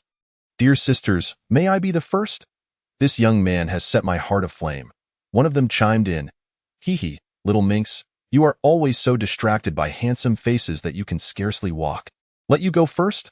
I doubt there will be any scraps left for us, another replied. Let us sisters take him together. That way, he can truly experience our pleasures. I wonder if this little Taoist can withstand our combined efforts. Let us adhere to our usual rule. Whoever captures him first gets the first taste, the leader declared, as they closed in on the young Taoist. One of the women reached out to caress his face before wrapping a leg around him. Pressing her body against his, the young Taoist squeezed his eyes shut, reciting his incantation with increasing speed. Though it was clear he was blushing fiercely, his heart racing. Why so silent, dear sir? Oh, have you lost your voice? She teased, before suddenly pressing her lips against his, rendering him unable to continue his incantation. As his body remained immobilized, he felt a warm liquid surging within him, threatening to overwhelm him with a thunderous sound. A massive zither appeared in the sky, echoing through the air. The red-clad women gazed upward, terror reflected in their eyes as they seemed to encounter death itself. They froze for a moment before scattering like the wind, swiftly disappearing from sight. The black shackles binding the young Taoist shattered and vanished with the sound of the zither, restoring his freedom. Upon opening his eyes, he saw two figures in black approaching, none other than Yi Qian and Mr. Fenggu. Realizing these two had come to his rescue, he quickly rose and bowed respectfully. Greetings, I am Chen Feng. I am immensely grateful for your timely intervention. May I inquire your esteemed names? Mr. Fenggu removed his mask, smiling as he greeted Chen Feng with a wave. Young Master Chen, you are too courteous. I am Fenggu, and it was my companion here who truly saved you. Thank you, kind sir, for your noble assistance. May I ask how to address you? Chen Feng turned to Yi Chen with abow.Yi Chen. It was merely a fortuitous act. There is no need for such formality, young Master Chen, Yi Chen replied. Returning the BOW that moment, Yi Chen remained lost in the sensation of his earlier strike, having lacked practical experience. His punch, aimed at the red-clad women, had been poorly controlled due to his anxiety. Inadvertently utilizing half of the precious crystalline snow stored within his blood pouch. Thankfully, that singular strike had managed to scare off the women. Yi Chen did not remove his mask. It was not that he wished to keep it on, but rather he was still in a daze, unsure of the situation. Noticing Yi Chen's unusual demeanor, Mr. Fenggu quickly spoke to Chen Feng again. It seems young Master Chen is in a hurry. You must attend to your urgent matters. If you find yourself in Maji City, do visit the Yuanqing Tea House for a respite. Thank you, Mr. Fenggu, that I shall certainly visit tomorrow. Chen Feng replied. My purpose for descending the mountain was to deliver a letter to Kunla Mountain. This journey has been relatively smooth, and I expected to reach Maji City soon. I never anticipated encountering such peril. Had it not been for your timely aid, I might have lost my life. Chen Feng, possessing a trusting nature, felt an innate bond with these two strangers he had just met, and thus he disclosed his thoughts without reservation. As night enveloped the land, the area surrounding Maji City had become increasingly unstable. Young Master Chen, you should hurry into the city for safety. Ye and I have matters to attend to, so we shall bid you farewell here. Mr. Fenggu clasped his hands in a gesture of farewell, and Chen Feng bowed once more before swiftly making his way towards Maji City. Once Chen Feng had distanced himself, Mr. Fenggu turned to Yi Chen and remarked, Young Master Yi, you truly possess remarkable talents. The strength demonstrated earlier was astonishing and has opened my eyes. May I inquire what martial technique you employed? Only now did Yi Chen regain his composure. Offering an awkward smile, he felt embarrassed to admit that his strike was merely a fluke and was unaware of its actual power. The depletion of his crystalline snow weighed heavily on his heart, having lost half of it with that single punch. Yet he had no intention of concealing anything from Mr. Fenggu, despite only having met twice. He felt an inexplicable closeness to him. You flatter me, Mr. Fenggu. This technique, called the Wu Wei Fist, was something I chanced upon in the library during our first meeting. I cannot attest to its effectiveness, as I was quite nervous and concerned about accidentally harming that young man. Thus, I only struck out from a distance, never expecting it would frighten those red-clad women. Your benevolent heart is commendable. In the face of uncertainty, you chose not to kill but rather to strike from afar. Such composure is indeed rare among the youth. Mr. Fenggu regarded Yi Chen with newfound admiration, refraining from further inquiries. Curiously, Yi Chen pressed on, Mr. Fenggu, those women in red. Are they indeed of the demon race? Mr. Fingu nodded. They are no ordinary demons. They have already attained the ability to transform into human form. It seems the rumors circulating around Maja City are true. The recent disappearances of young men in the area are likely connected to these female demons. Yichun speculated. That is difficult to ascertain. According to historical records, demons typically do not engage in direct confrontation. They prefer to ensnare hearts with their allure.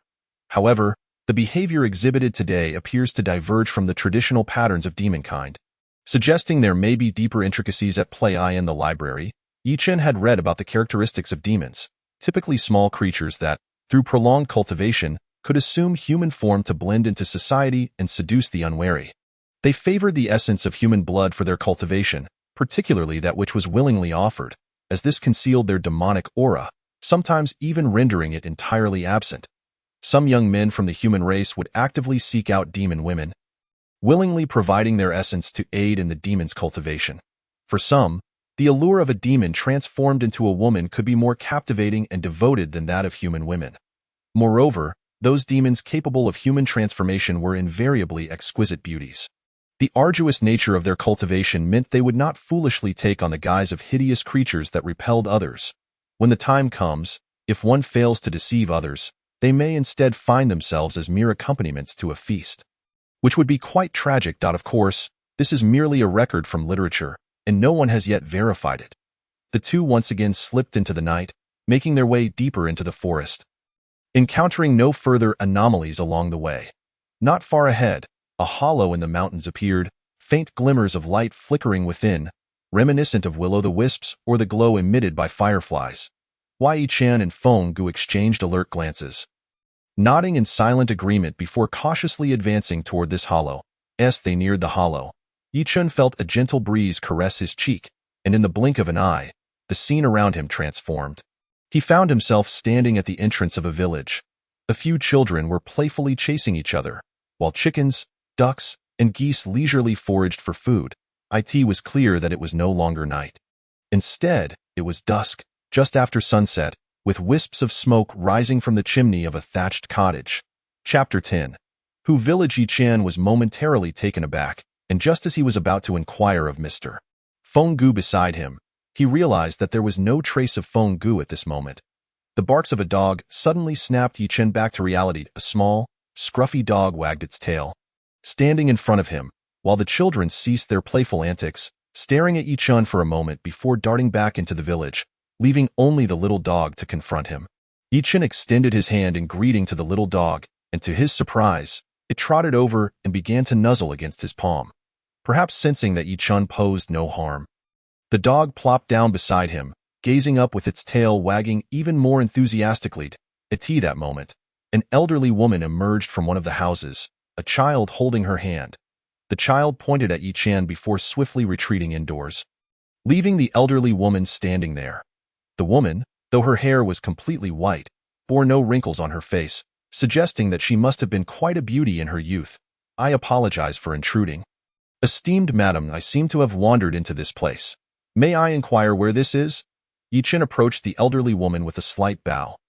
This is Hu Village, young Sir. It has been quite some time since we have had a stranger visit us. She replied. Hu Village? Indeed. Since you have come, please, step inside for a cup of tea, the elderly woman continued. Yi-Chan felt an inexplicable compulsion to follow her into the house. The interior of the room was astonishingly incongruous with its humble exterior. From the outside, it appeared to be a simple thatched mud hut, but inside, it was remarkably clean, featuring a living room, kitchen, and inner chamber.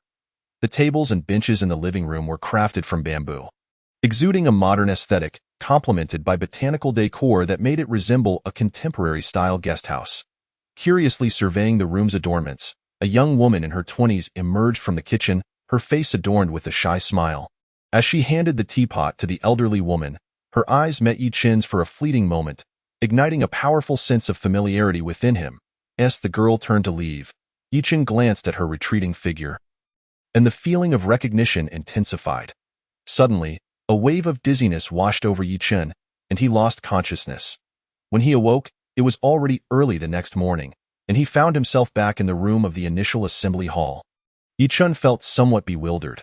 How had he inexplicably returned from the depths of the forest to this place? What on earth had transpired? Slightly disoriented, he rose to open the door, and before he could even ring the bell, he saw a guard stationed at the entrance. He quickly inquired, "Good sir, how did I come to be back here?" "Young Master Yi, you were quite inebriated last night.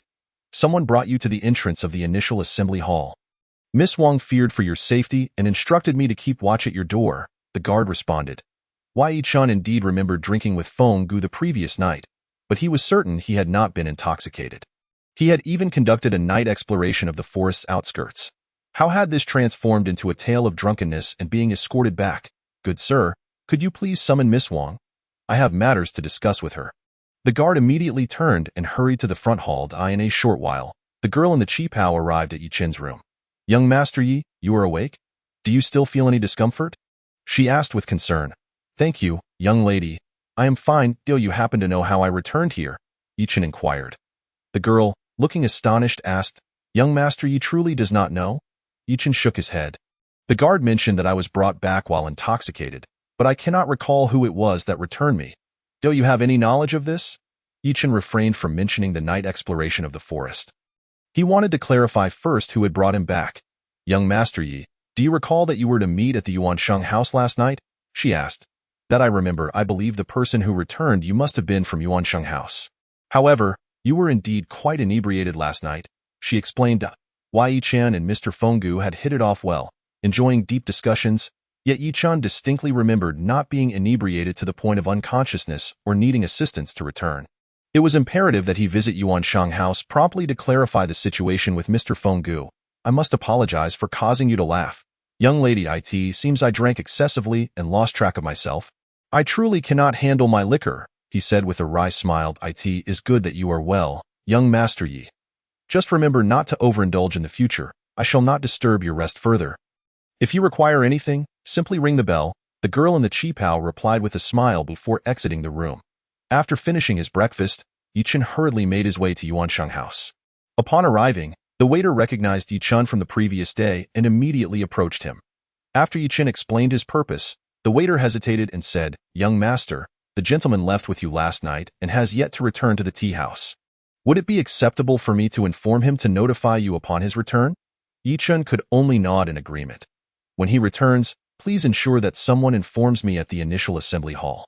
I have urgent matters to discuss with him." Yi Chen sensed that something was amiss. It was now evident that Feng Gu had not returned all night.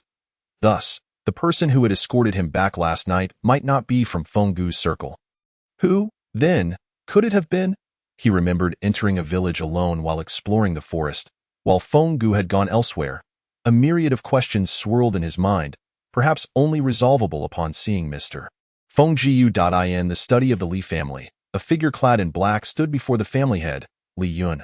"Master, we have yet to locate the one known as Feng Gu." Young Master Yi from the initial assembly hall awoke and left for Yuansheng house early this morning. He did not enter Yuansheng house but returned to the initial assembly hall. "Should we arrange for someone to invite him here?" Li Yun shook his head. "That Yi Chen is a newcomer to this world. He poses no threat. He must have been led astray into the forest. It would be unwise to summon him abruptly. It would be difficult to explain to the initial assembly hall. Moreover, our aim is to uncover the lair of the demon clan. Assign someone to keep a close watch on Yuansheng house. If any news regarding Feng Gu arises, report it immediately, but do not act rashly lest we alert the enemy." "Understood, master," the figure in black replied. Preparing to leave, Li Yun added, "Oh, by the way, how did you explain young Master Ye's return? And what of that young Taoist named Qin Feng? Is he still in the city today?" "Master, when we found young Master Yi, there was a slight smell of alcohol on him. I informed the initial assembly hall that he was drunk and returned him. They did not inquire further, and we left after delivering him. So the initial assembly hall must believe it was Yuansheng house that brought him back. As for that young Taoist named Qin Feng, our investigation reveals that he is associated with the Wang family of Moses City. For now, there are no signs of him leaving the city." Li Yun nodded. "Very well. We must not disturb the initial assembly hall. I trust you to handle this matter. Increase the manpower to search the forest's outskirts secretly. Do not overlook any detail, no matter how minor." "Yes, I will attend to it immediately." The figure in black swiftly disappeared into the shadows. After returning to the initial assembly hall, Yi Chun instructed the guard at the door to inform him immediately if anyone came looking for him, then sequestered himself back in his room to continue practicing the Wu Wei fist. Yi Chun was eager to explore the forest's outskirts again, hoping to uncover news about Feng Gu and perhaps rediscover the little village from last night. Reflecting on the inexplicable events of the previous evening, he felt his strength was still lacking. With only one night left at the initial assembly hall, he could only practice while awaiting news of Mr. Feng Gu. If there were still no updates by the next day, Yi Chun planned to venture directly into the forest to seek answers. In a cave deep within the forest's outskirts, a small white cat lounged on the arm of a figure clad in black, occasionally nudging the man's hand or climbing onto his head, playfully tousling his hair. The black-clad figure showed no signs of waking. The little white cat, perched on the man's chest, stared intently at his face for a long while. Suddenly, it began to paw at the masked man's face with both paws, determinately knocking the mask off. With a deep exhale, the man abruptly opened his eyes. The little white cat, startled, leaped into the air and scurried away to keep its distance. This man was none other than Feng Gu, who had been missing for a day. Upon seeing the little white cat, he smiled knowingly and beckoned, "Little Meow, come here quickly." The little white cat, upon hearing its name called, sauntered over to Feng Gu, responding with a soft meow as it nuzzled its head against Feng Gu's hand. Feng Gu scooped up the small feline, gently stroking its head, causing the cat to squint its eyes in delight. Tilting its head to the side, "Little one, you've consumed the Yinchuan fish and the inner core, yet you still have not assumed your human form. Could it be that the poison you ingested is so potent that even the essence of this ancient divine beast cannot counteract it?" The cat merely purred, rubbing its head against Feng Gu's arm once more. Feng Gu shook his head, sighing, "Alas, you surely cannot be addicted to being a cat, can you? Very well, I shall have to devise another plan." The cat wriggled free from Feng Gu's grasp and dashed outside with a meow, quickly vanishing into the wilderness beyond the cave. Feng Gu rose, adjusting his attire, and reflected on the events of the previous night when he and Yi Chun had ventured into the dense forest. Near a secluded hollow, Yi Chun had suddenly sprinted into the depths without warning, and soon after, he had disappeared from sight.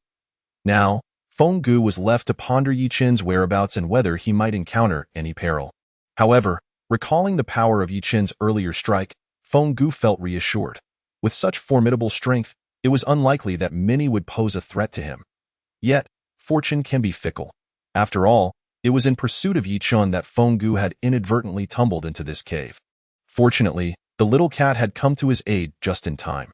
Chapter 11.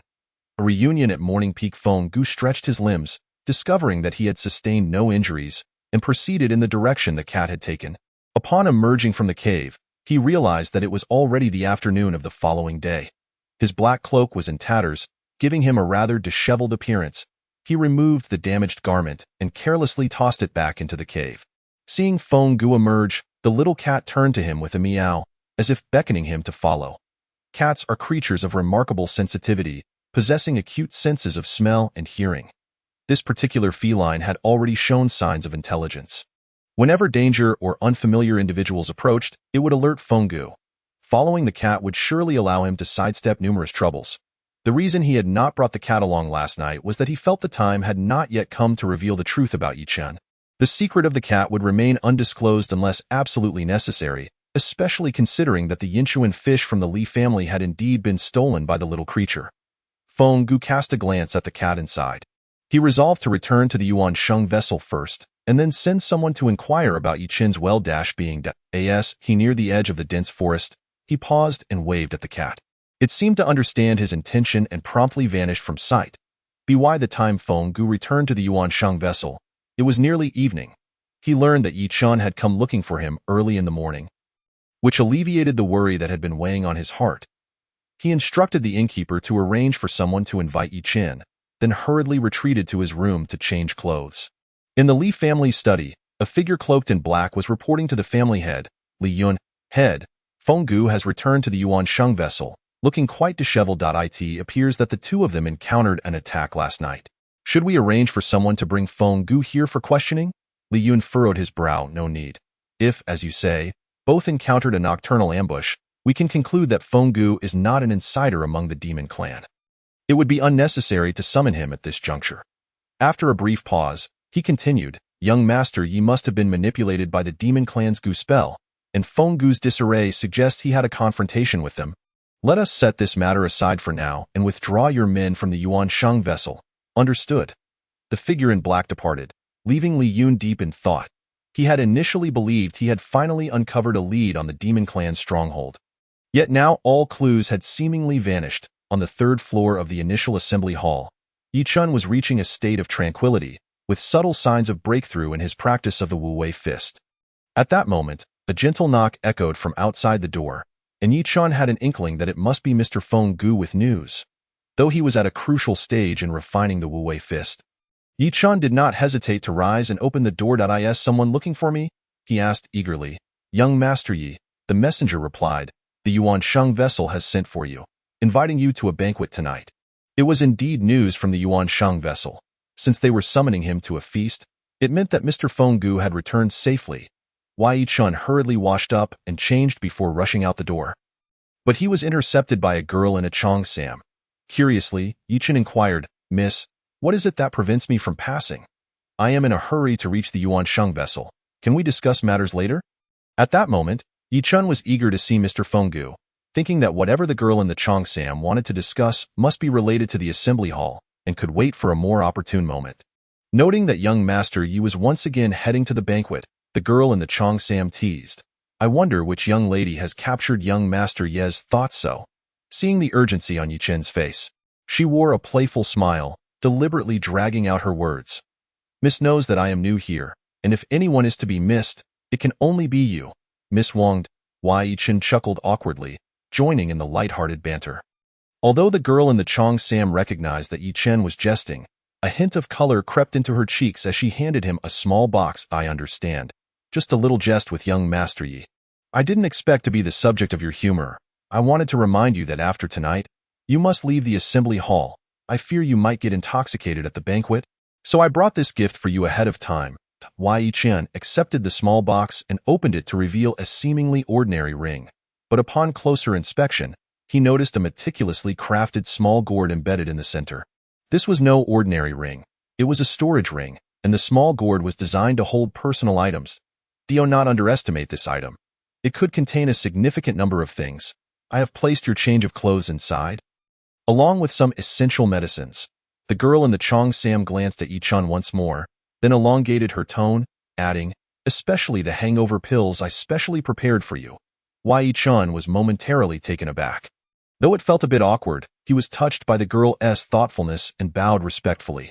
"With this storage ring, as long as you connect your consciousness to it, you will be able to access and store items freely, including any crystals obtained from the outside. You can wear it now and try linking your consciousness with it." Yi Chun slipped the ring onto his finger and activated his consciousness. The ring melded into his finger. It gradually vanished, as if it had never existed. Now, only Yi Chun could sense the ring's tangible presence. Inside the storage ring, the space was vast, akin to an ordinary room. Besides the change of clothes he had brought, there were also several labeled bottles and jars, easily identifiable by their contents. Yi Chun could not help but marvel at the storage ring. It was reminiscent of Doraemon's pocket, perhaps even more exquisitely designed and practical. He used his consciousness to retrieve a bottle labeled hangover pills, clearly prepared for him by the girl in the cheongsam. Yi Chun chuckled awkwardly, feeling both grateful and slightly embarrassed. Eager to reunite with Mr. Feng Gu, he was excited about this treasure but did not linger to examine it further. "Thank you for your thoughtfulness, Mississippi. I must attend to some matters now, but I will return to discuss things in detail with you later." He turned and hurried out the door. The girl in the cheongsam opened her mouth to offer further advice, but Yi Chun had already vanished from sight. Watching his retreating figure, she found herself lost in thought. Though Yi Chun had only been at the assembly hall for 2 days, he had been quite mysterious lately, and it was clear that he had undergone significant changes. A sense of unease began to creep into her heart. It seemed that the future of this unfamiliar world might not be stable after all. Meanwhile, Yi Chun was unaware that the storage ring was not merely a newcomer's gift from the assembly hall, but rather a personal offering from the girl who had fabricated a lie in fear that he might refuse it. When Yi Chun arrived at the Yuan Shang vessel, he found Mr. Feng Gu waiting at the entrance. As their eyes met, they shared a smile reminiscent of comrades reunited after a long separation. They clasped each other's hands and stepped through the door together, their hearty laughter echoing through the air of the Yuansheng vessel. Once seated inside, Yi Chen noticed a slight abrasion on Feng Gu's face. Although the injury had been treated and was not easily noticeable, it did not escape Yi Chen's keen gaze, sharpened by his practice of the Wu Wei fist. "Sir, did you encounter formidable foes in the forest last night? Are there any other injuries?" Yi Chen inquired with concern. "Young Master Ye's observation is indeed astute, I assure you, apart from this minor scrape. I am quite well. I must admit, however, that during our nocturnal exploration of the outskirts of the unknown realm, we encountered no peril, yet we also returned empty-handed, which is rather unfortunate. And what of the injury on your face?" "Sir," Yi Chen pressed, "that day, as we approached a hollow, did you not recall how you suddenly dashed into the valley? I had assumed you had discovered something and followed you in, but your speed was simply too great for an old man like myself to keep up with. In my eagerness, I inadvertently tumbled into a pit." Feng Gu, in a leisurely manner, recounted the events of the previous night, as for the incident where he was rescued by a kitten in the cave. That detail was momentarily omitted. Upon hearing this, Yi Chen was engulfed by a profound sense of guilt. It was he who, in his pursuit, had inadvertently caused Feng Gu's injury. Had it not been for his chase, Mr. Feng would not have stumbled and hurt himself in the mountain pit. Yi Chen rose to refill Feng Gu's cup with wine, then lifted his glass and bowed deeply to him. It was indeed a stroke of fortune for Yi Chen to meet Mr. Feng upon his arrival. The gentleman treated him as a confidant, yet suffered on his behalf. This filled Yi Chen with immense shame, and all the unspoken words found their expression in that cup. He raised the glass in salute to Mr. Feng, downing its contents in one gulp. The two then engaged in a spirited exchange of toasts, discussing current affairs, the passage of time, and the essence of life. Transcending any notions of age, they resembled long-lost brothers reunited. As they enjoyed their drinks, a server entered to announce the arrival of a young Taoist named Chen Feng, who insisted on seeing Mr. Feng. It turned out that Feng Gu had specifically instructed the server to deny any visitors today, wishing to avoid interruptions. However, this was already Chen Feng's fifth visit to Yuanshang Pavilion, and despite being informed of Mr. Feng's engagements, he steadfastly awaited him outside. The server, unsure of how to proceed, sought Mr. Feng's guidance.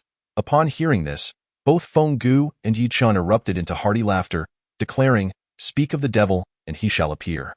We were just discussing Chen Feng, and now he arrives. This young man is commendable. Serendipity is indeed a wondrous thing. Please, let him join us for a drink." Thus, the server was dispatched to invite Chen Feng inside. Finally meeting Mr. Feng after 5 attempts, Chen Feng expressed his apologies for the intrusion, acknowledging that he had inadvertently disrupted Mr. Feng's leisure. He then offered a slight bow to Yi Chen, who remained masked from the previous night and thus unrecognizable to Chen Feng. Continuing, Chen Feng expressed his heartfelt gratitude for the assistance rendered by Mr. Feng and young Master Yi, stating, "Tomorrow, I must depart from Emoji City. Unfortunately, I do not know where young Master Yi resides. Hence my repeated visits to seek your guidance." Feng Gu turned to Yi Chen and laughed heartily, nodding, "Brother Chen Feng, you are being too modest. We were just speaking of you, and lo and behold, you arrive. This is destiny indeed." Chen Feng looked astonished at Yi Chen, who smiled and nodded in return. Feng Gu continued, "This gentleman before you is none other than Yi Chen, young Master Yi." Chen Feng, momentarily taken aback, quickly bowed deeply, exclaiming, "How fortunate! I did not realize young Master Yi was present. I am indeed blind to the grandeur before me. Young Master Yi, your assistance last night is something I cannot repay. Please accept these 2 crystal blood pills as a token of my gratitude." Both Yi Chen and Feng Gu refrained from accepting the offering. While Yi Chen was unfamiliar with the crystal blood pills, Feng Gu recognized their value and was astonished that Chen Feng could present 2 of them so readily. After inviting Chen Feng to sit, Feng Gu elaborated on the properties of the pills. Yi Chen was taken aback, realizing that this young Taoist was exceedingly generous. He had merely lent a helping hand, yet Chen Feng was willing to part with such precious medicinal treasures. The crystal blood pills, crafted from abundant crystal snow and rare celestial herbs, were coveted by all in the martial world. They not only healed wounds but also replenished one's blood reserves rapidly during recovery, allowing one to regain peak condition even when facing formidable adversaries. As long as one survived a lethal blow, possessing sufficient crystal blood pills could render them nearly invincible, potentially outlasting their foes. The rarity of these pills stemmed from the scarcity of those capable of crafting them, coupled with the extreme rarity of the required herbs, making them priceless treasures. Seeing that neither Yi Qian nor Feng Gu accepted the pills, Chen Feng felt increasingly awkward. Esteemed gentlemen, these pills are the result of my master's decades-long quest for rare herbs, and he managed to produce only a limited quantity. I brought just 2 on this journey. I hope you will not refuse them. Feng Gu reassured him, Brother Chen Feng, your misunderstanding arises from the value of these pills. It is precisely because of their rarity that we are hesitant to accept them. You, embarking on your journey, may encounter unknown perils. It is wiser for you to keep these for your own use. You require them more than we do, so please do not insist further. Wei Chen quickly concurred. Chen Feng, feeling a sense of obligation, was about to insist once more when Feng Gu rose to pour him a glass of wine. Brother Chen Feng, please do not be so formal. Come, let us drink heartily tonight. Let this matter be settled. From this day forth, we are brothers, and we shall look out for one another. Wei Chen echoed the sentiment, raising his glass in agreement. Reluctantly, Chen Feng yielded, lifting his own glass. Mr. Feng, young Master Yi, meeting you both is a stroke of luck in my life. I raise this toast to you. Any further words would only seem superfluous. Should you ever need my assistance, I shall be at your service. He then downed his drink in one go, and the 3 shared a hearty laugh. As the night wore on and the wine flowed, their revelry continued unabated. Particularly Chen Feng felt a connection with the 2, as if there were endless conversations waiting to unfold. However, mindful of his early journey the next day and feeling slightly tipsy, he stood to take his leave. Mr. Feng, Brother Yi, it has been the happiest day of my life to forge this friendship with you both. I must bid you farewell now, as I have a journey to undertake at dawn. May we meet again in the realm of martial arts. Farewell, Brother Chen Feng. Until we meet again. Yi Chen and Feng Gu rose to see Chen Feng out. Once he had departed, Yi Chen also bid farewell to Feng Gu. Feeling slightly inebriated, he refrained from informing Feng Gu of his intention to leave the initial meeting hall, planning instead to find an opportune moment the following afternoon for a proper farewell. Upon leaving Yuanshang Pavilion, Yi Chen did not return directly to the initial meeting hall but made his way to Li Garden. Before he had even crossed the threshold, the sounds of applause reached his ears. Guided by the server, he found a spot in a private box on the 2nd floor. At the center of the stage, a stunning woman was performing a graceful dance. Her movements, intertwined with the illusions created by the crystal snow, conjured an enchanting spectacle that transported onlookers into a realm of ethereal beauty, eliciting bursts of applause from the audience. Wei Chen lingered at the edge of the box, captivated, as the dancer cast a playful glance in his direction. Her large eyes sparkling beneath her mask. With the aid of the central steel pole, the dancer spun gracefully, drawing gasps of astonishment from the crowd. Bravo! Someone shouted, and from the opposite box, several ethereal horse illusions emerged, lingering in the air before gradually dissipating. As the dancer reached the pinnacle of her ascent, she unexpectedly released her grip and leaned back, appearing to float downwards, landing softly in the spot where Yi Chen was seated. As she descended, she nearly toppled over, prompting Yi Chen to instinctively catch her by the waist. Careful, young lady, he exclaimed. Foolish brother, she laughed, wrapping her arms around his neck, her laughter ringing out like music. Wei Chen was taken aback and quickly released her, offering an apologetic bow. Please forgive me, my actions were hasty in the heat of the moment. I meant no disrespect. The dancer, far from offended, giggled and playfully retorted. In just 2 short days, brother, you've already forgotten me. How heartless! Removing her mask, she beamed at Yi Chen, who finally recognized her as Shili Xiang. He had come to Li Garden specifically to bid her farewell. Shili Xiang rarely danced personally anymore. But today, a distinguished guest had requested her presence, and she could not decline. The patrons below, witnessing Yi Chen embrace Shili Xiang, fell into despondency, consumed by jealousy. As she floated down, they envisioned themselves as the one holding her, and their envy flared upon seeing Yi Chen seize the moment. Having spent 3 years at Li Garden, waiting for such an opportunity, they lamented, if only I were the one to catch Shili Xiang. I would have no regrets. Oh, how I wish I had known she would land here. I would have reserved the entire 2nd floor. Unintentionally, Yi Chen seemed to have stirred up a great deal of animosity. The individual who specifically requested that Shi Li Xiang perform was currently seated in an elegant booth on the second floor, drowning his sorrows in drink. Beside him, several elegantly dressed young men glared at Yi Chen with eyes full of rage. Among them, a sharp-featured youth turned to the inebriated man and said, "Today, my friends and I came to Li Yuan to win over this lovely lady, hoping that Brother Luo could enjoy her charms. Unexpectedly, this fellow over here has taken advantage of the situation. I'm going over there to teach him a lesson. Indeed, if it weren't for Brother Luo's earnest invitation, the lovely lady would not have danced for us personally. Now, this fellow has monopolized her attention. I can't swallow this insult. We shall go over and let him know who truly holds power here." The others chimed in agreement, and the man drinking heavily, fueled by their words, slammed his fist onto the table. "Waiter!" The waiter hastily approached the group, sensing the tension in the air, and immediately bowed, inquiring, "Young Master Luo, young Master Zhang, what do you need? Do you recognize the one who was just holding a girl?" The man named Luo Cheng, the second son of the Luo family from Majia City and recently appointed heir, was known for his cautious nature. Although the Luo family was not among the top-tier superfamilies, they were well connected with the prominent families of Majia City. The youth across the way seemed unfamiliar, and his attire suggested he was not from any notable family. "I know this person," the waiter replied, deliberately pausing for effect. Luo Cheng shot him a cold glance and handed over a piece of crystal snow, prompting the waiter to express his gratitude profusely. "This individual has visited Li Yuan before. As far as I know, he is new to Majia City. When he first arrived, he didn't even know how to use crystal snow. I thought he was merely a freeloader. Since he is new, he surely lacks any backing and cannot possibly belong to any prominent family," a thin man interjected, and the others nodded in agreement. Luo Cheng gestured for the waiter to leave, then conferred with his companions. "Since he is new, we should teach him the rules of this place. Let us go and confront this fellow."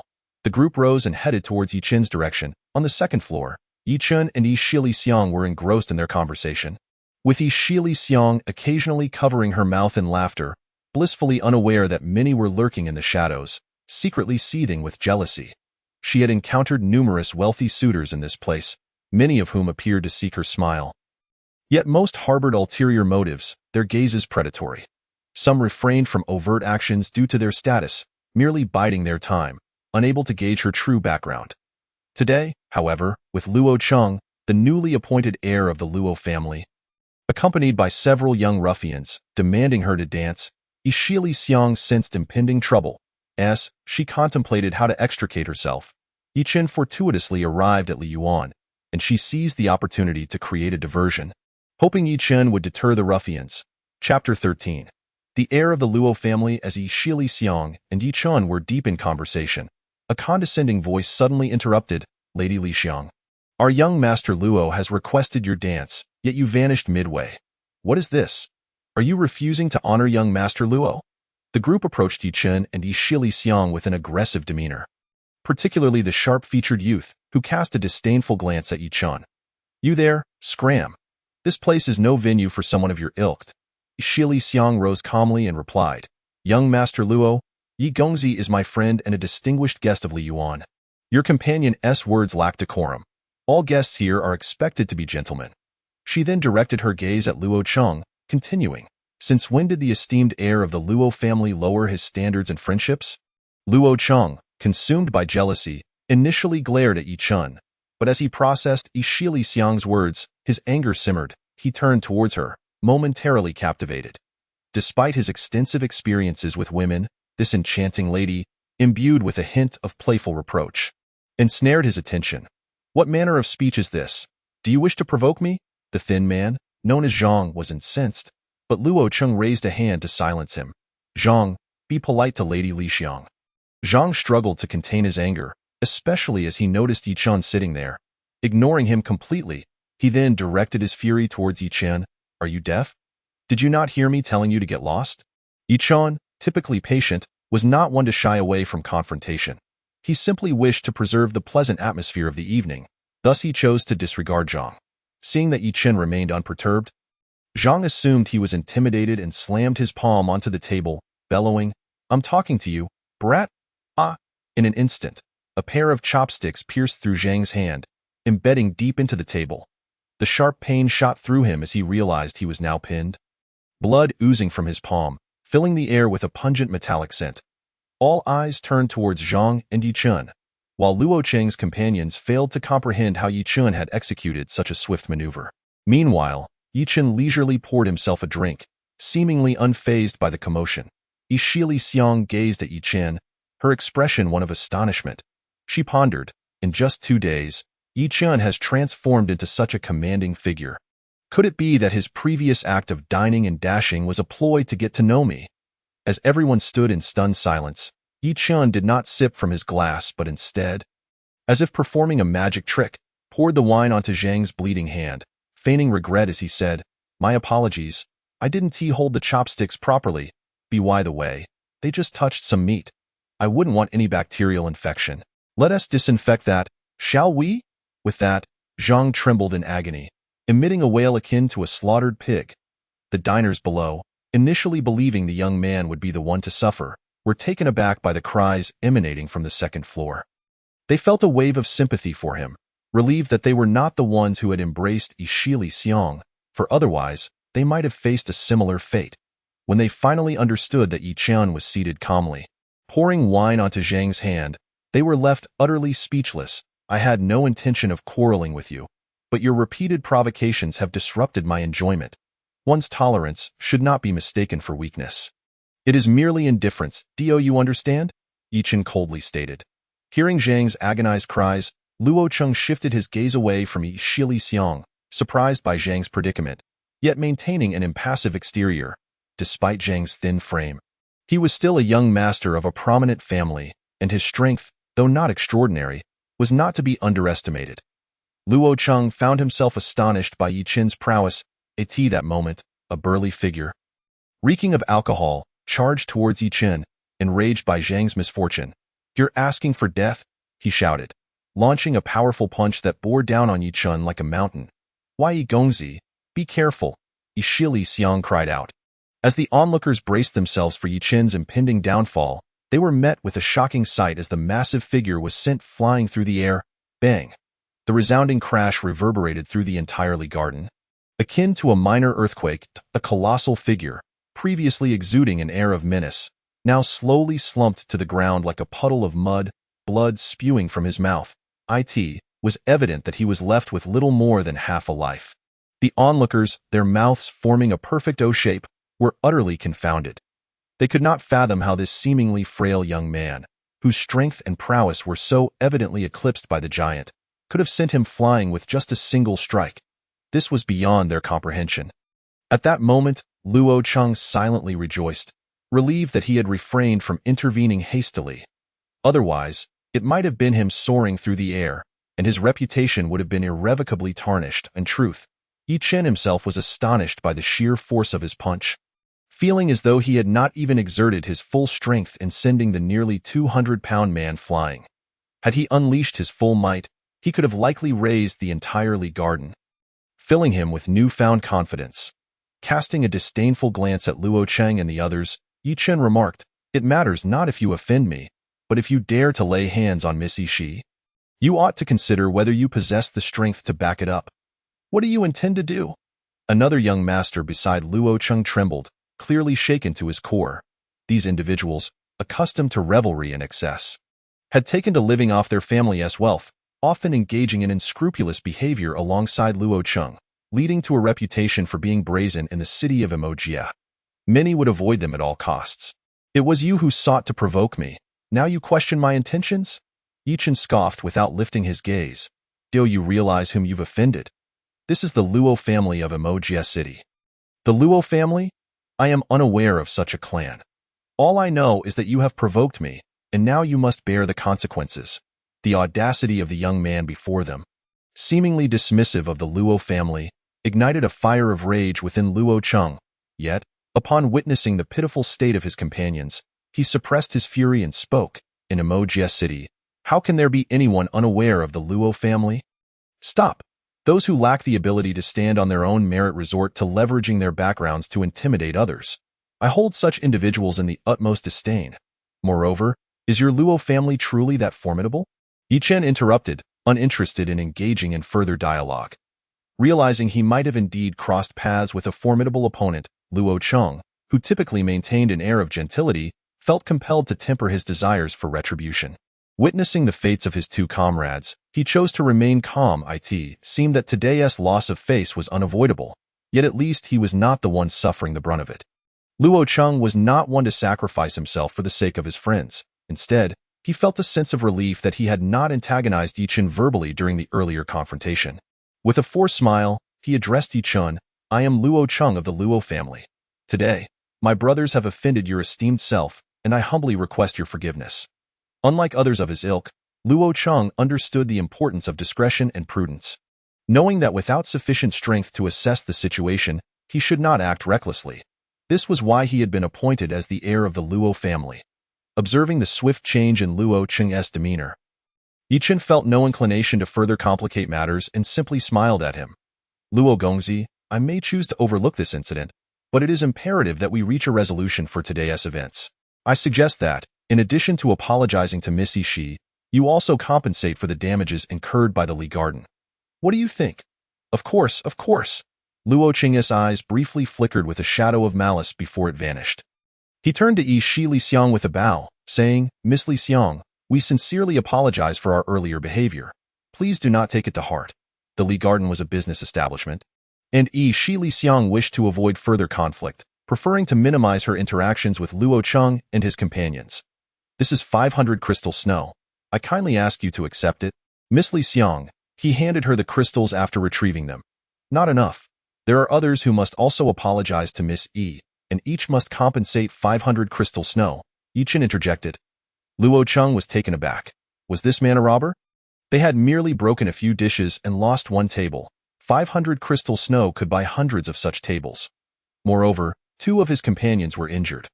However, he realized he could only endure for the moment, planning to retaliate against Yi Chen once they exited the premises. As for Yi Shi Li Xiang, once he dealt with Yi Chen, she would naturally be his prized. As Luo Cheng prepared to retrieve more crystal snow, Yi Chen spoke again.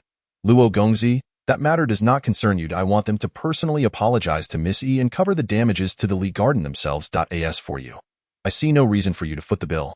Your words are rather provocative, Luo Cheng thought bitterly, but he nodded to the others, signaling them to comply.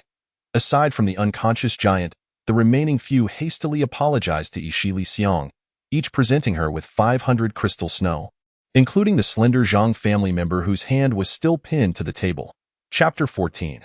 The Luo family's retribution. Yi Chen nodded in satisfaction, pulling the chopsticks from the slender man's hand, who screamed in agony as blood gushed forth, his face paling as cold sweat dripped from him. "Should I see you treat others with disrespect again, it will not be just this hand you lose. You may leave now." The crowd breathed a sigh of relief, quickly assisting the unconscious giant as they hastily fled the Li Garden in disarray. Luo Cheng and Yi Chen, alongside Yi Shi Li Xiang, exchanged bows before leisurely descending the stairs. Upon reaching the ground floor and feeling the weight of all eyes upon him, Luo Cheng felt a flush of heat rise to his face. Before exiting, he cast one last glance up at the second floor where Yi Chen stood, vowing silently, "You wait. I will ensure you do not leave this Li Garden unscathed today." As Yi Shi Li Xiang observed the departing figures, she addressed the patrons below, "Dear gentlemen, I sincerely apologize for the fright you endured. Please allow me to treat you to today's food and drink." After bowing to the patrons, she turned to Yi Chen and said, "Yi Gongzi, this table is ruined. Let the staff clean it up while we move to another location for tea." Yi Chen smiled and nodded, following Yi Shi Li Xiang to a new private booth. Once seated, she spoke, "Today, you have offended the Luo and Zhang families, and they will not take this lightly. You may find yourself in trouble. Miss Yi, how do the Luo and Zhang families compare to the Li family?" Yi Chen inquired with a smile, gazing at her. "Not even in the same league. The Li family is one of the 5 great families of Emoji City, far surpassing the Luo and Zhang families in strength. However, the Luo family is still a well-known clan here, harboring numerous powerful individuals. I fear you may encounter difficulties. Since the Luo family does not compare to the Li family, what is there to fear? The Li family once had a misunderstanding with me, and in the end, they sent gifts to make amends." Oh. Shi Li Xiang found herself increasingly intrigued by Yi Chen, based on his earlier display of strength. It seemed the Luo family might not be able to contend with him after all. Miss E, I am more concerned that the Luo family will seek to trouble you in the Lee Garden. I might as well stay behind to see if they dare return. Should they attempt to confront me again tonight, I won't hesitate to annihilate the Luo family. His bold declaration to directly eradicate the Luo family left Shi Lixiang astounded, filling her with curiosity about this man whom she now respected even more. Though the Luo family was not a top-tier clan, Luo Cheng was adept at winning people's favor and maintained solid relationships with various families in Emojia City. Thus, Yi Gongzi should proceed with caution. Rest assured, Miss E, I am here alone. Wei Yichun has no cause for concern. Rather, it is the Luo family who has too much at stake. Should they suffer loss again at my hands, their family's reputation will be in jeopardy. Seeing Yichun's meticulous reasoning, as well as his concern for her and the Lee Garden's safety rather than his own, Shi Lixiang felt a newfound respect for him. As they conversed over tea, a commotion erupted outside, with patrons in the lower levels scattering toward the exit. A server rushed upstairs, shouting before even reaching their table, "Miss, it's bad. The Luo and Zhang families have surrounded the Lee Garden, demanding we hand over Yi Gongzi immediately." As anticipated, Wei Yichun smiled and stood. "Wei Gongzi, you must escape through the back door. I will handle this," Shi Lixiang urged, filled with concern. "Thank you, but there is no need. I was just hoping for a chance to confront the Luo family's experts," Yichun replied confidently. Having only practiced the Wu Wei fist, he was eager to test the true power of this technique. He was uncertain of his growth and strength, and his previous strikes had far exceeded his expectations. Was it that the people of this world were too weak, or was the Wu Wei fist simply too potent? Yichun found himself pondering. Since the Luo family was willing to act as his test subjects to gauge the power of the Wu Wei fist, he saw no reason to decline. "How many members of the Luo family have come?" Shi Lixiang asked the server. "It's a sea of black out there. At least 100 people, miss. What should we do?" Shi Lixiang waved her hand to halt his words, saying, "Let us wait and see." She then turned to Yichun. "Yi Gongzi, I believe it would be best for you to leave through the back door first. The Luo family won't dare harm me. But if you sustain any injuries in the Lee Garden, how will I face you? Miss E, there's no need for concern. Just follow me out." Wei Yichun stepped out with determined strides, descending the stairs. Outside the gates of Lee Garden, a dark mass of people loomed, while nearby shops hurriedly closed their doors, fearful that this impending conflict might endanger them. At the forefront of this group stood 5 individuals. 2 burly men flanked Luo Cheng, while beside the slender Zhang family member was an elder, slightly advanced in years, whose bandaged hand gestured animatedly as he spoke to a companion, his gaze seething with anger directed at the entrance of Lee Garden. "Brother Luo, with my second uncle present and our numerous skilled subordinates, why do we not simply storm into Lee Garden and eliminate that brat, instead of waiting for him to emerge?" Luo Cheng chuckled in response. "Brother Zhang, Lee Garden has not wronged us. Should we charge in and inadvertently harm others, what would people think of us then? Those I have stationed here claim that the brat has yet to leave Lee Garden. As long as we encircle this place, he will find it impossible to escape today. Besides, this is Miss Lixiang's territory. We must afford her some respect." The slender Zhang family member chuckled awkwardly. "Brother Luo, you hold Miss Lixiang in high regard. After we deal with this brat, she will surely become yours. Ha ha ha. Indeed. Let this brat learn the consequences of crossing me. I shall ensure he wishes for death yet cannot attain it." They both erupted into raucous laughter in the Li family study. A man in black reported to Li Yun, "Master, the young Master Yi from the initial meeting hall has clashed with the Luo and Zhang families outside Li Garden, injuring 2, one of whom is a young master of the Zhang family. Shall we take this opportunity to suppress the Luo and Zhang families?" Li Yun, with his back turned and holding a book, replied coolly, "No need. The Zhang family is but a minor clan that cannot stir significant waves. As for the Luo family, despite their recent actions, as long as they remain compliant, it's manageable. However, this substantial disturbance against the Yi family will certainly not go unnoticed by the initial meeting hall. Let us observe from a distance." Upon exiting Li Garden, Yi Qian beheld Luo Cheng and his entourage, a throng of individuals clad in contrasting colors, encircling the entrance tightly. With an impassive demeanor, he summoned his senses, discreetly filling his blood pouch with crystal snow. "Who dares to make such a grand display to greet me, Yi Chun?" he quipped with a hint of mockery. Upon seeing Yi Chun emerge, The slender Zhang family member turned to the elder beside him, saying, "Second uncle, this is the brat who injured me. You must help me cripple him today." The elder regarded Yi Qian with disdain. "This insignificant insect requires my intervention? I expected to encounter a reclusive master. Yet here stands merely a child, wasting my time. Oh, not underestimate him, second uncle. Besides me, there is also a personal expert from Brother Luo's side who failed to land a single blow on this brat. We must not be careless."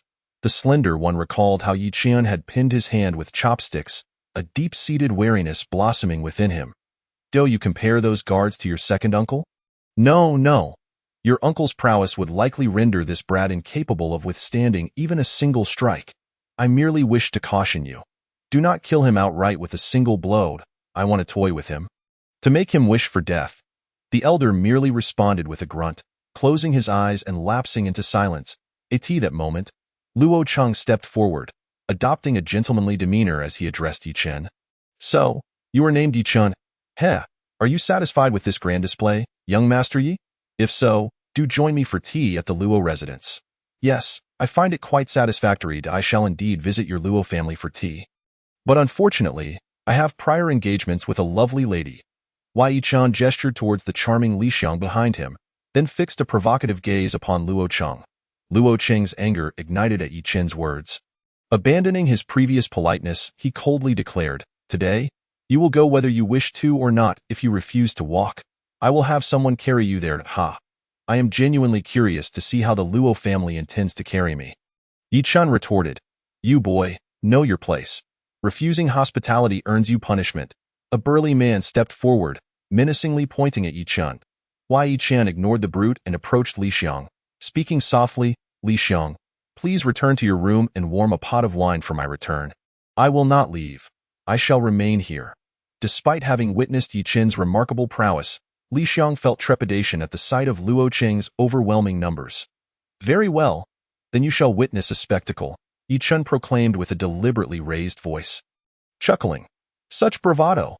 Let me take the first swing." As soon as he finished speaking, a figure leapt from behind Luo Cheng, striking towards Yi Chen with an open palm. Without even glancing, Yi Chen unleashed a punch. The force of his strike shattering the palm's attack, the diminished energy continuing to surge towards the assailant. The airborne figure executed a backflip, landing several paces back, finally halting beside Luo Cheng, astonishment etched upon his face. The elder beside the slender Zhang family member suddenly opened his eyes, a glimmer of excitement illuminating his gaze as he regarded Yi Chen. Weak, too weak. With such a grand display, not a single capable fighter among them. Yi Chen taunted, casting a glance at Luo Cheng. Luo Cheng's expression darkened. Having just ascended to his position, he hesitated to call upon too many family experts. While he had witnessed Yi Chen's abilities, he believed his ally's second uncle, a formidable figure, would ensure victory. Seeing one of his subordinates fall again, Luo Cheng felt his pride wounded. As one of his burly men prepared to charge forward, he swiftly interjected, "Young Master Yi, I lack the patience for idle chatter." With a wave of his hand, over 20 individuals clad in white surged forward towards Yi Chen. "Young Master Luo, since you wish to overwhelm the few with your numbers, I shall ensure your men do not return." Yi Chen laughed heartily, charging into the fray in an instant. He moved with the swiftness of a wolf among sheep, the scene evoking the imagery of a true gray wolf amidst a flock. As bodies were hurled into the air, cries of despair echoed, the ground littered with writhing figures, utterly humiliated. Luo Cheng's expression grew increasingly grim. In mere moments, his elite guards lay defeated, astonishment mingling with regret swelling within him. Regret gnawed at him for not bringing a more seasoned elder to bolster their ranks, even if it meant facing reprimand upon returning. It would have been preferable to this humiliating defeat. Grinding his teeth, Luo Cheng waved his hand once more, urging all present, including the two burly men, to charge at Yi Chen. "Young Master Yi, be cautious." Li Xiang, standing at the entrance, felt a surge of anxiety. She realized Luo Cheng's nefarious plan to exhaust Yi Chen through sheer numbers. Yi Chen glanced back at her, offering a subtle nod, his face alight with excitement. For him, this real combat experience was exhilarating. A rare opportunity to refine his skills with the Wu Wei fist, enhancing his understanding and mastery of its power. As he fought, He carefully controlled the strength of his punches, growing increasingly confident with each exchange. With every punch thrown, his exhilaration mounted. He felt immense gratitude towards the Luo family scion for providing so many willing sparring partners. A fresh wave of adversaries charged him, their movements appearing lethargic as snails in Yi Chen's eyes, allowing him to land precise strikes upon their vital points. Though many had already fallen, the ranks of challengers seemed unending. And Yi Chen sensed his stamina waning. It was time to unleash the power he had tested the previous night. With a surge of intent, he called upon the crystal snow within his blood pouch and leapt into the air, delivering a powerful punch into the oncoming throng. With a thunderous explosion, the reverberations of a phantom zither filled the air, striking with overwhelming force. Following this blow, all but the two burly men were sent flying, the ground echoing with anguished cries. Though the two giants withstood the impact, their garments lay in tatters, blood trickling from their mouths as they gazed at Yi Chen with terror, clearly suffering severe internal injuries. At that moment, Luo Cheng called out to the slender Zhang family member, "Brother Zhang, second uncle Zhang, this boy is now exhausted. If we do not strike now, when will we? Luo Cheng, you are truly despicable." The Luo family still has no shame. Shi Xiang discerned that Yi Chen appeared to be significantly fatigued after delivering that punch. Without hesitation, she rushed to position herself in front of him. But Yi Chen swiftly pulled Shi Xiang behind him. "Dadi Gunyang, I'm fine," he assured her. "Young Master Yi, are you certain you are all right?" Shi Xiang inquired with concern, observing Yi Chen's pallid complexion. "I'm fine, do not worry," Yi Chen insisted. His previous strike had been executed without reserve, drawing upon nearly all the crystalline snow within him, resulting in an overwhelming sense of fatigue, and the crystalline snow within his blood pouch was evidently depleted. However, internally, Yi Chen felt an exhilarating thrill. This real combat not only afforded him new insights into the Wu Wei fist but also revealed that it could indeed transcend its limits amidst battle. That full-force strike had propelled the Wu Wei fist directly past its third level, albeit the state was still not entirely stable. At this moment, he was at his weakest, contemplating that if he had Chen Feng's crystalline blood pill, he could easily handle any number of adversaries. "Second uncle, now is the perfect time for you to strike and subdue this brat," the thin man urged, noting Yi Chen's slight exhaustion, tugging at the sleeve of the elder beside him. His eyes glinting with malice as he glared at Yi Chen. "Why, brat? Let us see what abilities you possess. After you cripple my palm, I will ensure you are left limbless today, yet, as a martial artist." The elder beside the thin man possessed his own pride. He scorned the idea of attacking an opponent at their weakest, especially after witnessing Yi Chen's earlier punch, which left him astonished. Had he not seen it with his own eyes, he would not have believed that in a short span, he could subdue Yi Chen based on his nephew's suggestion. "Second uncle, why are you not taking action?" The thin man grew anxious at the elder's inaction. "Heh, I have roamed the martial world for many years and never take advantage of another's misfortune. Do you know why? Why?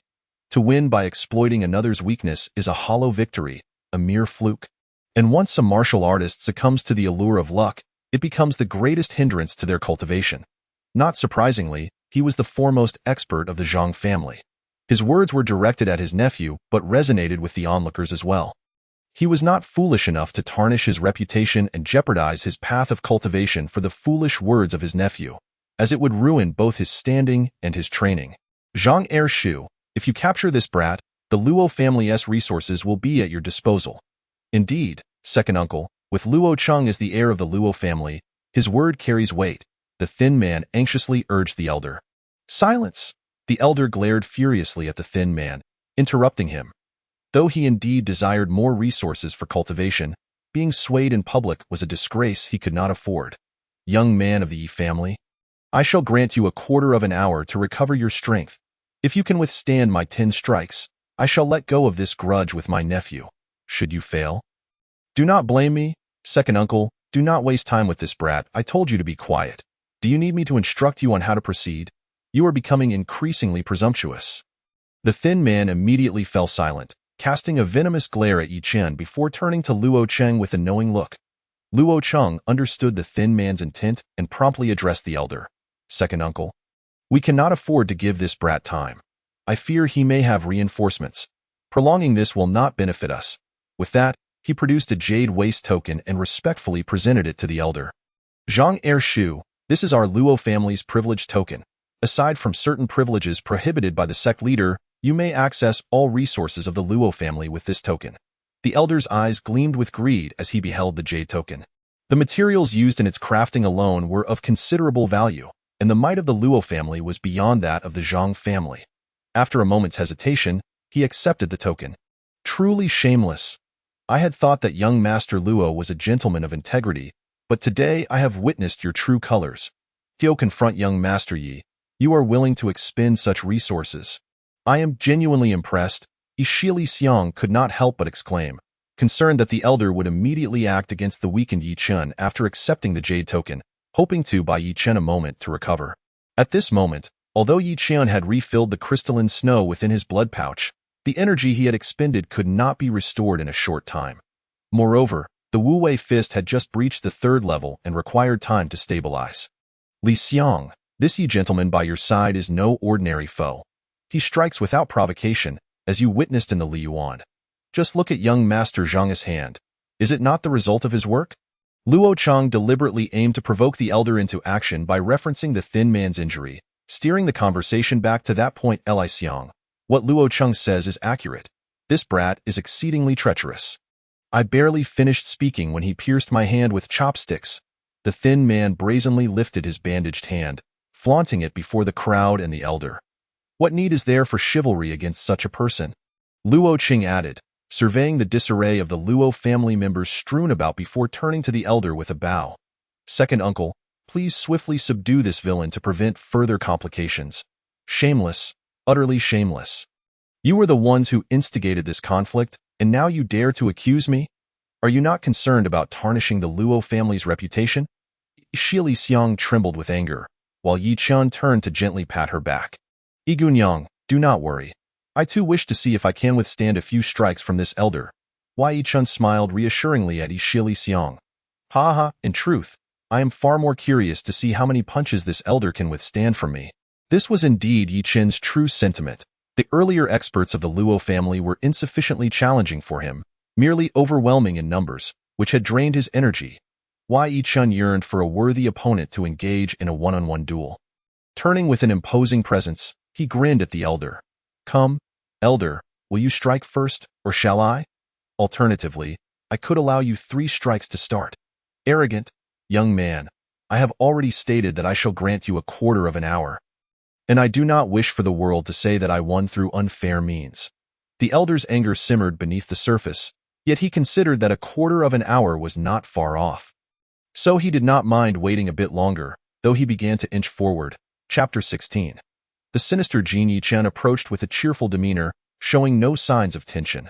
Beyond his desire to engage with the so-called expert, he was also eager to test the protective strength of the armor gifted by the Li family. Yet, Ishili Xiang remained unaware of Yi Chen's intentions, instead sensing an ominous premonition, and hurriedly stepped forward to grasp his arm. Shaking her head in disapproval, Igunyang, this matter was initiated by me, and I must resolve it today. Please do not fret. Yi Chen gently patted her hand, removing it from his arm. Instantly, Shili Xiang's anxiety dissipated, replaced by unwavering confidence in Yi Chen. Very well, be careful. Shili Xiang cast a deep, lingering glance at Yi Chen, who nodded in acknowledgement before turning to face the elder. Elder, since you wish to wait, why not first receive a punch from me? Though Yi Chen's Wu Wei fist had just broken through to the 3rd level, the new skills had not yet been solidified, based on past experience. Its might should not be lacking. Despite not being fully recovered, he did not want to miss this opportunity to test the Wu Wei fist's efficacy in a one-on-one scenario. I do not mind. Elder, if you choose to receive a punch from your junior without retaliating, not receiving a response from Zhang Er, Yi Chen added with a playful tone. What of it, arrogant youth? I shall stand here and receive your punch. What of it? Second uncle, do not fall for this brat's tricks. He is trying to provoke you with his words. The thin man shouted urgently to the elder. Fear not, your second uncle has never known defeat in Emojia City. Although the Zhang family's overall strength was mediocre, Zhang Er was a martial enthusiast. Had he not been disinterested in leading the family, the thin man's father likely would not have been in charge. Luo Cheng mused that if he could successfully win over Zhang Er, it would undoubtedly benefit his future control over the Luo family. As the group exchanged words, Yi Chen had already positioned himself opposite Zhang Er. "Elder, please observe closely. I am about to strike." With that, Yi Chen stepped forward, silently reciting, "The balance is determined by me. I am tranquil, and through non-action, I grasp the essence. Whether heaven will uphold this remains to be seen." He then summoned the crystalline snow from his blood pouch and unleashed a piercing strike toward Zhang Er. This seemingly light strike generated a fierce wind that sliced through the air, accompanied by a roaring sound that echoed in the ears of those present. A massive white-tipped tiger emerged from the punch's wind, accelerating toward Zhang Er. Instantly sensing the peril of this punch, Zhang Er's heart raced with dread, and he could no longer afford to maintain his dignity. He quickly inhaled deeply, channeling all his strength, and within moments, he unleashed two powerful counterstrikes. Boom!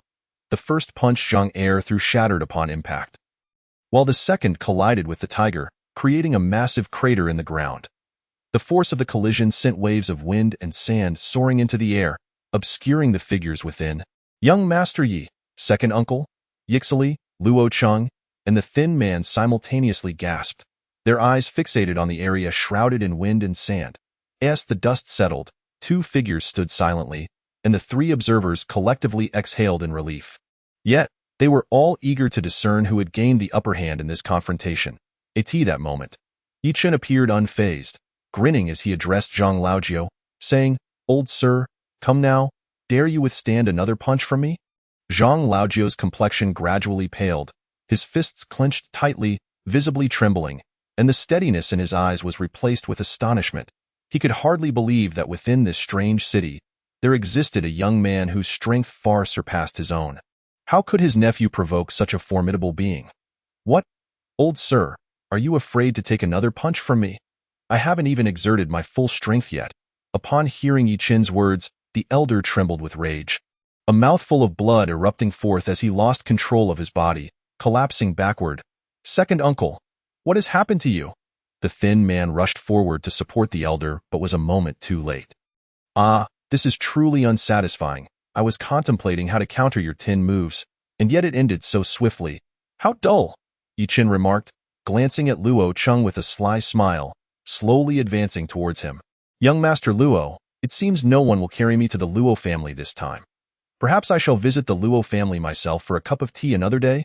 Luo Cheng, astonished by the scene before him, could hardly comprehend how Zhang Laojiu, the foremost master of the Zhang family, could not withstand even a single move from Yi Chen. The latter's strength was indeed unfathomable. As Yi Chen approached, Luo Cheng instinctively stepped back, uncertain of what to do to that moment. 5 powerful gusts of palm wind surged towards Yi Chen, accompanied by an aged voice proclaiming, "Presumptuous! Who is this nameless youth that dares oppose the Luo family?" As the words fell, 5 figures descended from the AIR.AT that moment. Yi Chen was entirely unprepared and was struck successively by the 5 forces, stumbling backward for 10 paces, a salty taste rising in his mouth as he spat out blood. Though he swayed, he managed to stand firm, and Yixili rushed forward to steady him. "Grandfather, second grandfather, father, why have you come?" Luo Cheng's eyes sparkled with joy upon seeing his elders. Despicable! If the younger ones cannot prevail, they summon the older ones, and if the older ones are insufficient, they gather a throng of them. Is there no end to this? To bully the weak is one thing, but to use a swarm to ambush is utterly shameless. Yixili glared at the elders of the Luo family while supporting Yi Chen, her fury palpable. When incensed, she could be a veritable shrew. The 5 ancient figures, united in their assault against a mere youth, demonstrated an unprecedented level of shamelessness, revealing that the Luo family's treachery was indeed hereditary. "First, we shall subdue this boy," declared an elderly man with graying hair and a sharp demeanor. "We will discuss other matters later." I have witnessed it now. From the eldest to the youngest of the Luo family, none are worth anything. After spitting blood, Yi Chen felt his internal energy still roiling, but fortunately, the protective armor from the Li family mitigated the severity of his injuries. Wiping the blood from his lips, Yi Chen coldly retorted, "The Luo family is filled with deceitful individuals. Since you lack the courage to act openly, I do not mind eradicating the Luo family for the sake of this strange city right now." "Arrogant youth, you think you can annihilate my Luo family? What a grand joke. Ha ha ha, old man, shall we have a one-on-one?" "Oh, wait. I forgot. The Luo family has no one with the guts to face me in a duel. There isn't a single courageous soul among you. Presumptuous, seize him. The 5 elders of the Luo family immediately advanced, encircling Yi Qin and Yixili. Aunt, today, I shall witness what capabilities you possess to extinguish my Luo family. Suddenly, a rhythmic sound of marching footsteps echoed from the street ahead, as a battalion of armored guards swiftly converged, sealing off the area. The resonant and commanding voice rang out, "Who dares to harm my guests from the initial assembly?" A figure clad in a black mask, followed by a girl in a qipao, emerged slowly from the crowd. Upon hearing this voice, the 5 elders of the Luo family paused, retreating to Luo Cheng's side. One of the younger elders hastily bowed to the masked figure. "It is none other than Commander Gu. I am Luo Zhan of the Luo family." The masked figure interrupted Luo Zhan, his expression concealed beneath the mask. Yet his authoritative presence clearly intimidated all present. The Luo family? Recently, you have been quite ostentatious. Luo family head, have you deployed all your elite to confront my guests from the initial assembly, or are you seeking to provoke the order of this strange city?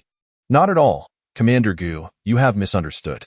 We were completely unaware that this person is a guest of the initial assembly. Now that you know, you may leave. What? Which of you is not from the initial assembly? Does age exempt you from following the rules? Yes, Commander Gu is correct. We shall leave immediately.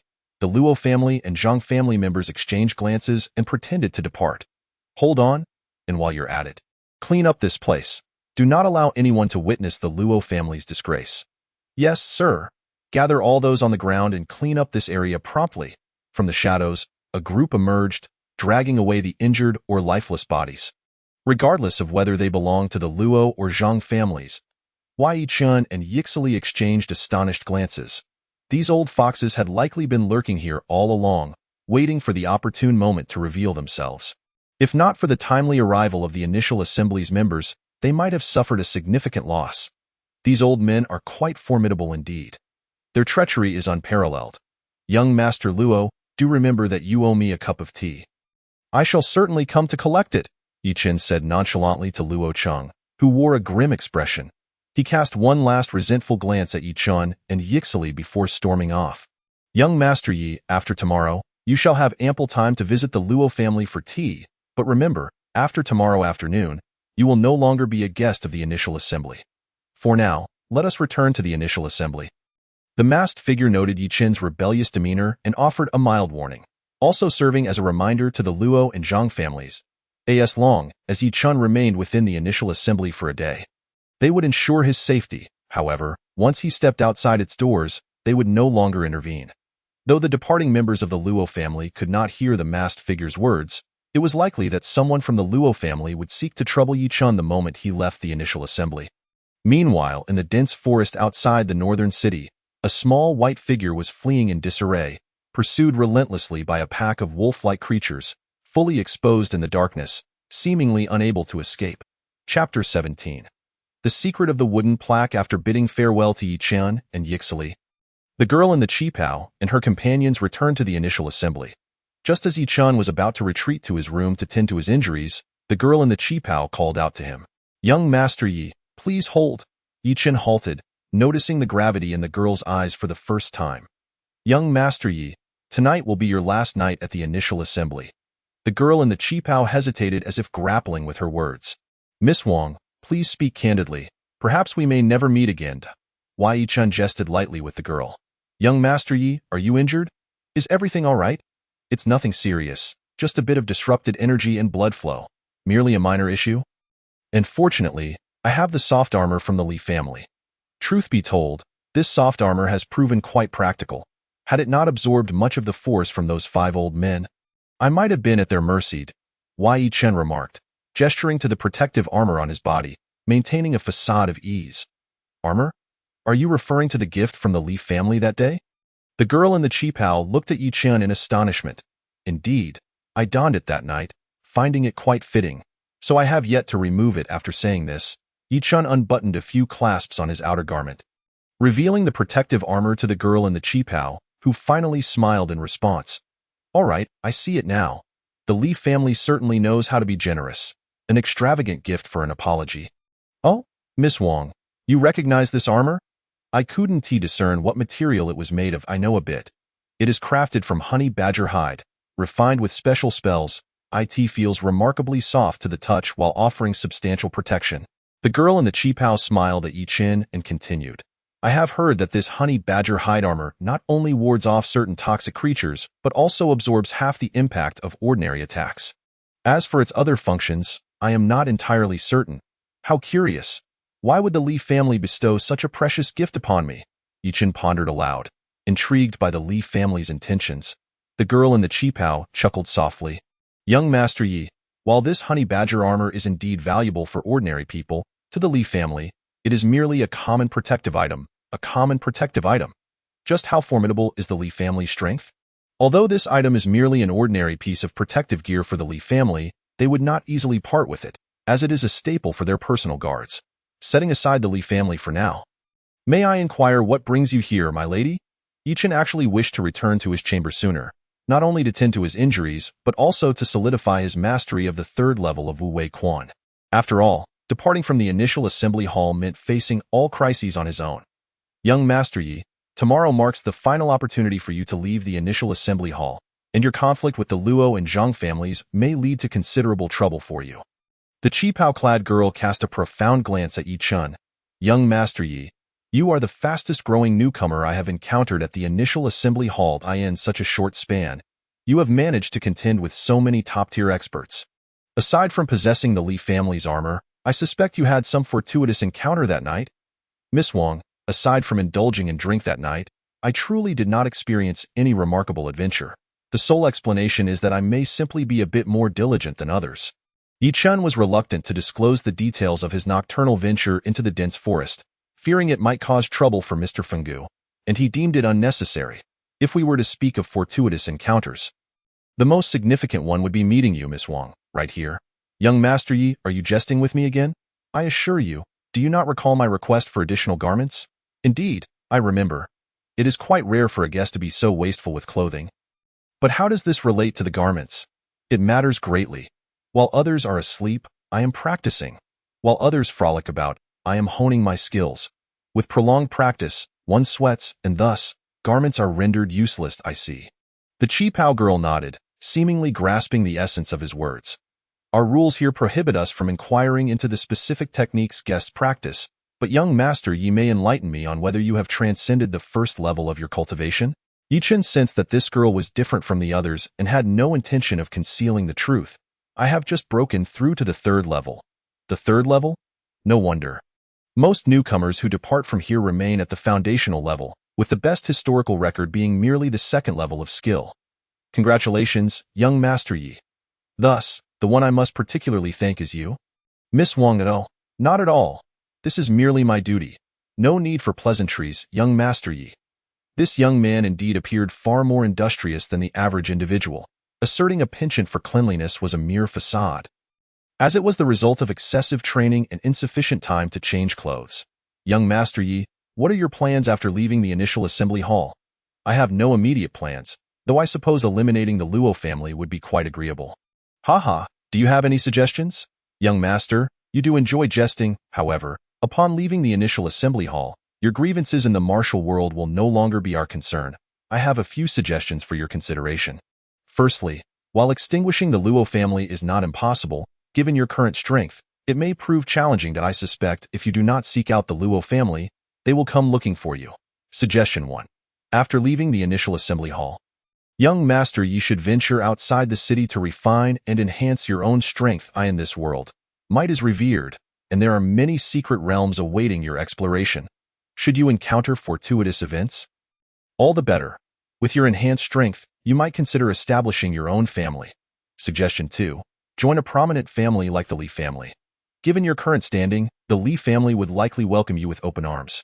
And leveraging their power to eliminate the Luo family would be a straightforward task, as the Luo family is hardly regarded by the Li family. Suggestion 3. Suggestion 4. Indeed, these suggestions are quite sound. I shall ponder them. Yi Chun nodded, recognizing that this girl possessed a meticulous mind, well suited for the role of a strategist. The cheapao girl seemed to have an inexhaustible supply of words, akin to a mother addressing her child about to embark on a journey. her slightly nagging tone dissuading anyone from interrupting. Through her repeated admonitions, Yichen realized that some individuals do not wish to return to their original world but have excessively depleted its resources, leaving them with no opportunity to return. Wei Yichen understood that reliance on Jingxue should not involve overdependence on one's wealth, nor should one casually expend credit in this world. It is best to acquire the necessary Jingxue through the means of this realm. This insight from the Qipao girl sparked a surge of entrepreneurial thought within Yichen, igniting a grand ambition within him.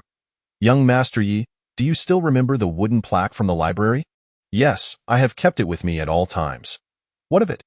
Ensure that you do not lose this plaque if you have yet to activate the random techniques within. Possessing the complete plaque will allow you to request the initial assembly hall to perform an act that does not contravene the world's order in the future. You must remember to keep it safe. Does this include returning to my original world?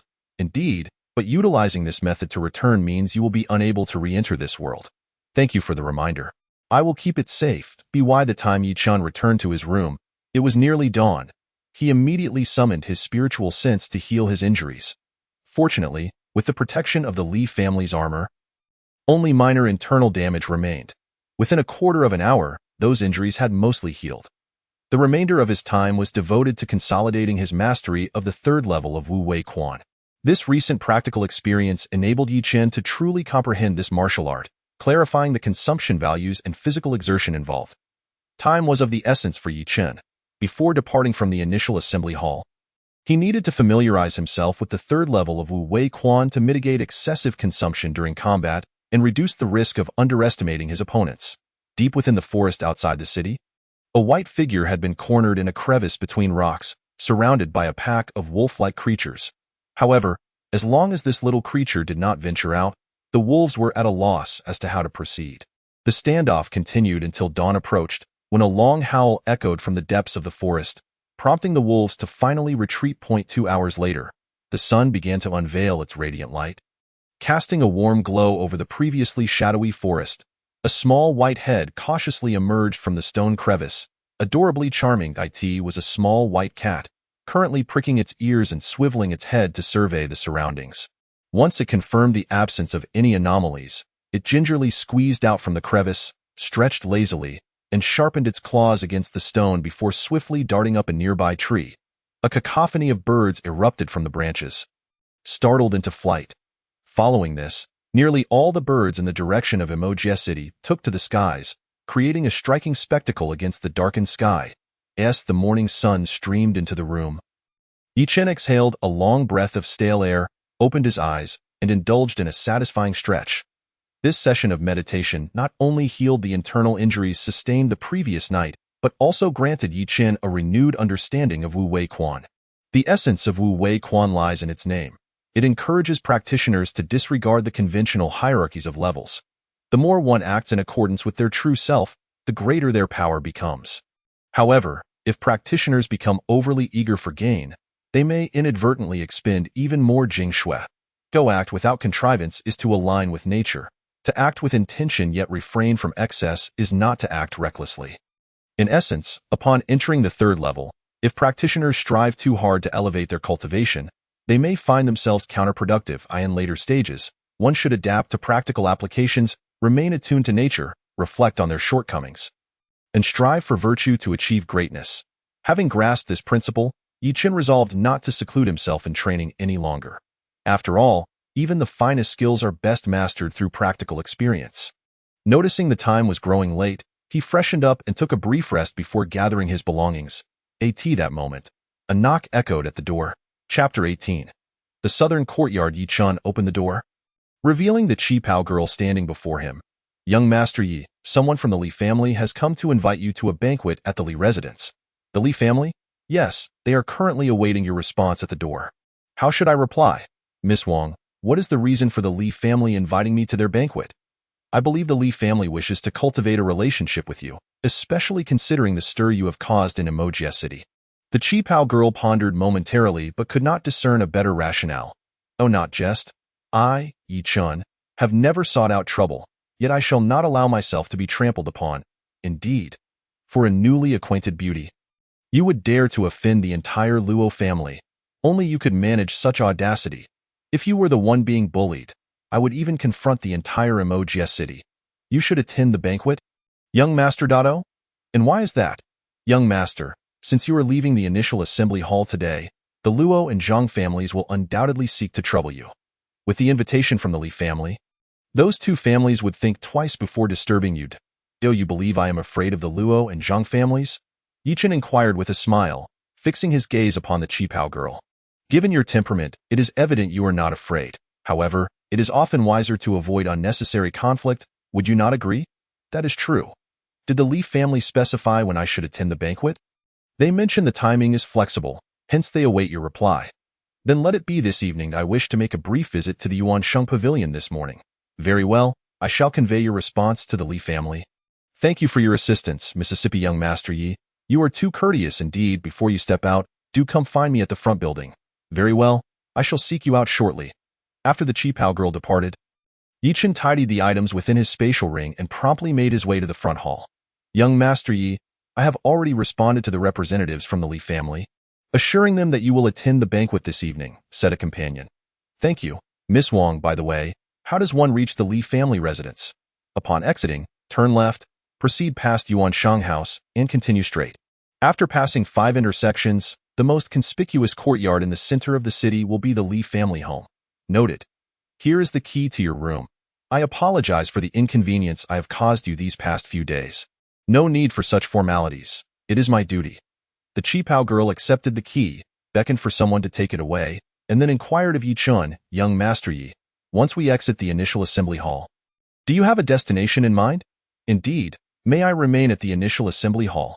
Yichun smiled and replied earnestly, truly, whether in the real world or here, I cannot imagine a more comfortable place to reside than the initial assembly hall.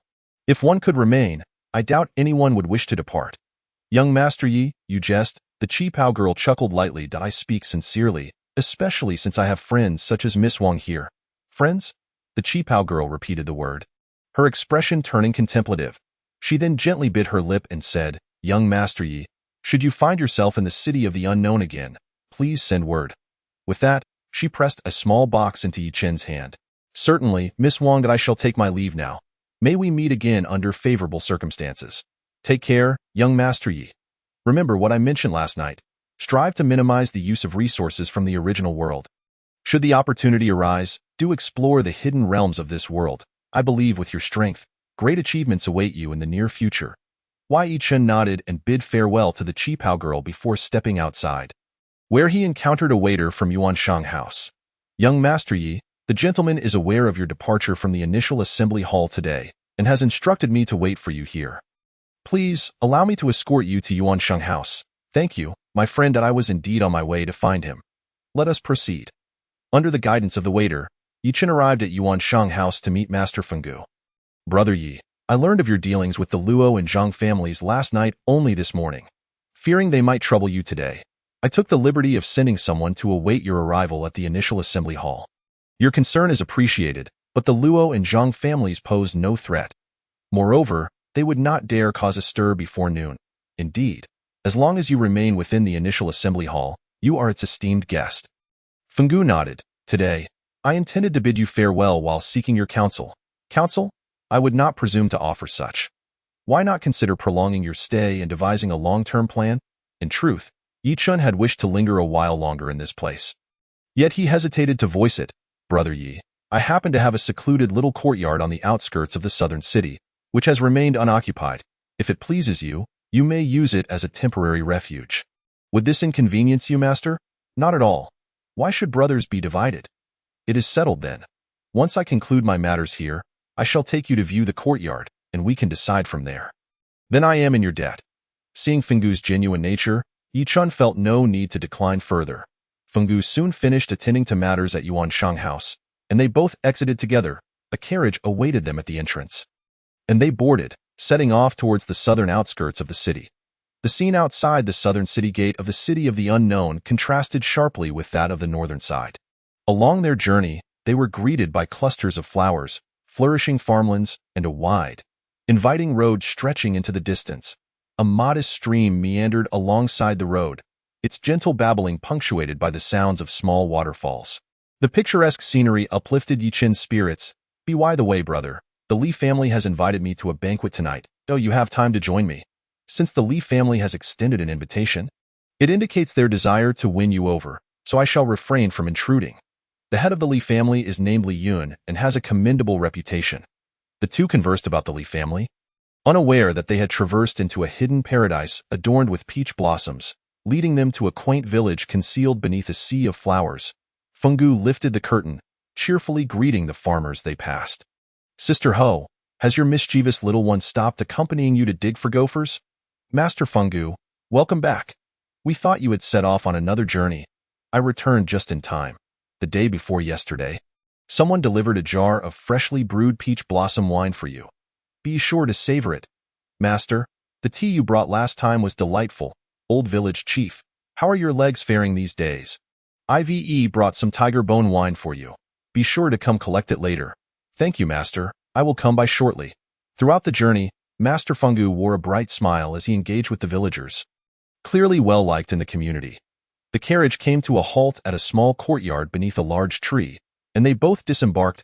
An elderly man in his 60s or 70s emerged from the courtyard to receive the items Fenggu carried. Though the houses in the courtyard were all single-story, the yard was spacious, with paths of small bluestone leading to several rooms, creating a warm atmosphere. An open pavilion, adorned with bamboo curtains, graced the front yard, and a black stone tea table rested at its center, surrounded by multiple independent rooms connected by a path of bluestone. Yi-Chun marveled at how this was truly a perfect place for seclusion. Fenggu led Yi-Chan to the innermost room, which was well appointed with books, a desk, and tea utensils, while shelves displayed aged pu'er tea cakes. The walls were adorned with landscape paintings that were perfectly placed. Brother Yi, this room shall be yours from now on. I hope you find it to your liking. Yi-Chun beamed with joy at the room's arrangement, for it was precisely what he had desired. I am deeply grateful, brother. I adore this room. Are you not concerned that I might linger indefinitely? Haha, not at all. As long as you are content, this room is yours. Stay as long as you wish. Come and go as you please. Then I shall not hold back. Thank you, brother. Come, let us enjoy some tea outside. They made their way to the pavilion, where Fenggu retrieved a tea cake from the tea table. The elder who had opened the door now brought forth a prepared charcoal fire and a teapot. Master, you are in for a treat today. Chin Air from next door has sent over some game, which I shall braise shortly. Uncle Wong, this is my brother Yi-Chun, who will be residing here from now on. Brother, this is Uncle Wong. Should you require anything, feel free to speak with him. Thank you. Uncle Wong, I appreciate your assistance. Yi-Chun felt elated. Having just arrived in this unfamiliar world, he had not only secured a stable place to stay but also found the idyllic farmhouse he had longed for. Silently rejoicing in his acquaintance with Master Fenggu, suddenly, a white blur leaped down from the pavilion's beam and landed in Fenggu's arms, a small white head nuzzling against his arm. Upon closer inspection, Yi-Chun realized it was an exceedingly adorable little white cat. What a cute little cat! Yi-Chun exclaimed genuinely. Fenggu, gently stroking the kitten's head, replied, her name is Xiaomi. She is not merely a cat. Not a cat, but she clearly appears to be one. Indeed, when I found her, she occasionally transformed into human form, but that is not the case now. The kitten lifted its head and extended a paw towards Yi-Chun, making several swiping motions as if protesting. You are the cat. Your entire family is cats. Yi-Chun was astonished to hear this voice in his mind, staring incredulously at the little cat. Brother Fenggu? This kitten? Oh, no. Xiaomi can actually speak? Not quite. Xiaomi does not speak. When she is anxious, she occasionally communicates with me through thought, but this ability has only manifested in recent days. Oh, this little one possesses such talent. And more, I feel that Xiaomi harbors many secrets. Fenggu felt that it was time to speak the truth to Yi-Chun. After pouring a cup of tea for Yi-Chun, he began to recount the tale of the little cat. Chapter 19. Her name is Xiaomi. It turned out that Fenggu had discovered the little cat beneath a locust tree during one of his outings, where it lay soundly asleep. As Fenggu approached the feline, it astonishingly transformed into a young girl, leaving him in a state of bewilderment, unable to ascertain whether she was human or cat. After bringing the little cat back, she slept for a full 3 days before awakening. Upon examination, it was revealed that she had been poisoned by a toxin previously unknown to them. Initially, whenever the little cat came within approximately 2 yards of him, she could effortlessly shift into human form. Once awake, The little cat exhibited no signs of discomfort and displayed an exuberant playfulness. She would often transform into a small cat to venture outside, effortlessly disappearing in a puff of smoke whenever she wished to frolic, such as climbing trees to catch birds. However, whenever Fungu returned with delicacies, her keen sense of smell would lead her back within moments. Although a bit mischievous, the cat never strayed far from this haven, and Fungu affectionately named her Xiaomi, a playful homophone for Little Meow. Whenever he had the opportunity, Fungu would take Xiaomi to seek remedies, but due to the numerous matters concerning the Yuanshan tea house, they rarely ventured far, leaving them still searching for a cure. Xiaomi, on the other hand, seemed blissfully carefree, only appearing particularly interested in delectable treats, seemingly delighting in her ability to transform into a cat. As time passed, she gradually lost the ability to assume her human form and never returned to being the little girl she once was. So, the one who stole the silver river fish from the Li family was Xiaomi? Yichen asked, looking at Fungu in confusion. Indeed, it was Xiaomi. Upon learning that the Li family had acquired a silver river fish, I had intended to negotiate with them to purchase it for Xiaomi's antidote. But before I could approach them, this little rascal took matters into her own hands. Fungu shook his head awkwardly, feeling a sense of guilt towards the Li family, yet his affection for Xiaomi had transcended all, leading her to act rather recklessly. Has Xiaomi consumed that silver river fish? Yes, not only did she devour the entire fish, but she also consumed its innards. Has the toxin within Xiaomi been eliminated? After consuming the fish, Xiaomi occasionally communicates with me through her spiritual sense, yet she remains unable to revert to human form. The toxins still linger, but they seem no longer to be spreading. This suggests that the silver river fish has indeed had some effect. Perhaps if she consumes a few more, she may be cured. Silver river fish are not easily come by. The Li family exerted significant influence to acquire just one. No wonder the Li family pursued Xiaomi so relentlessly. After her mischief, they would surely not let her escape unscathed. Therefore, I advised her to hide in the northern forest of the city, where she faces almost no natural predators. I understand now. That night my brother invited me to the northern forest was not only for adventure, but also to check on Xiaomi. Indeed, I must apologize.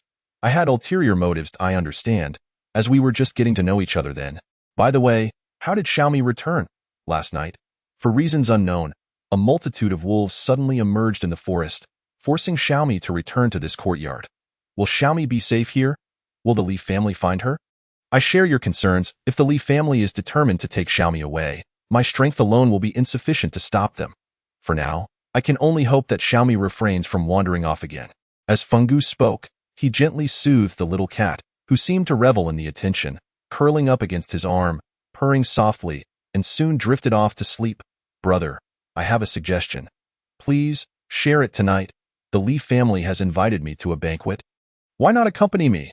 We can openly explain the situation to them. Regardless of what conditions they present, we will agree for the time being, so Xiaomi no longer has to sneak around. But the head of the Li family, Li Yun, though typically respectful of others, may not relent easily in this matter. I am willing to stand by you, brother. If the Li family insists on pursuing this issue, then we shall make our escape together. Such matters are not easily resolved, fear not, for the Li family's invitation to me signifies that I possess something they desire.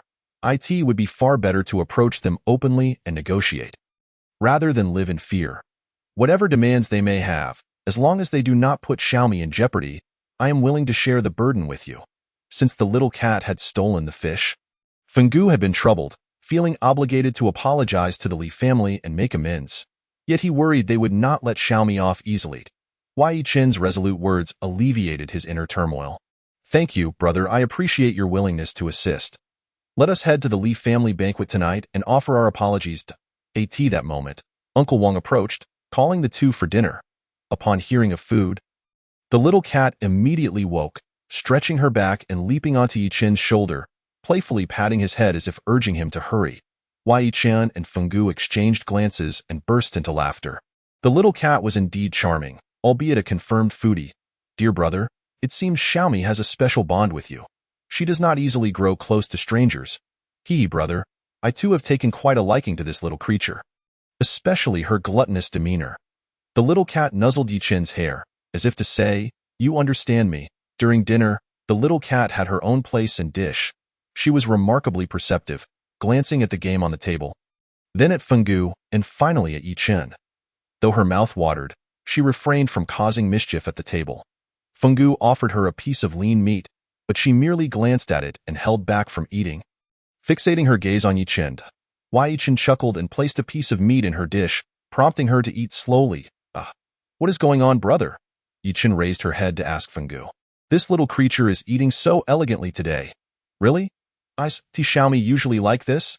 Yes, she usually snatches food from me and devours it voraciously.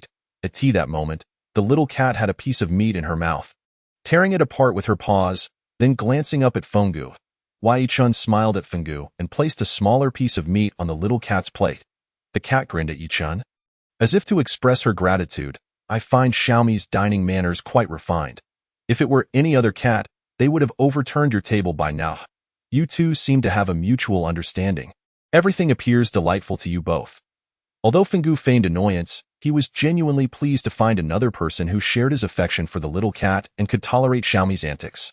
Brother Fenggu, do you know about the spatial ring? After dinner, as Yi Chen and Fenggu sipped tea, she suddenly recalled the ring gifted by the girl in the Cheongsam. I do. Such items are rare, said to hold the capacity to contain nearly an entire room's worth of belongings. Oh, isn't that a gift from the initial meeting hall for newlyweds?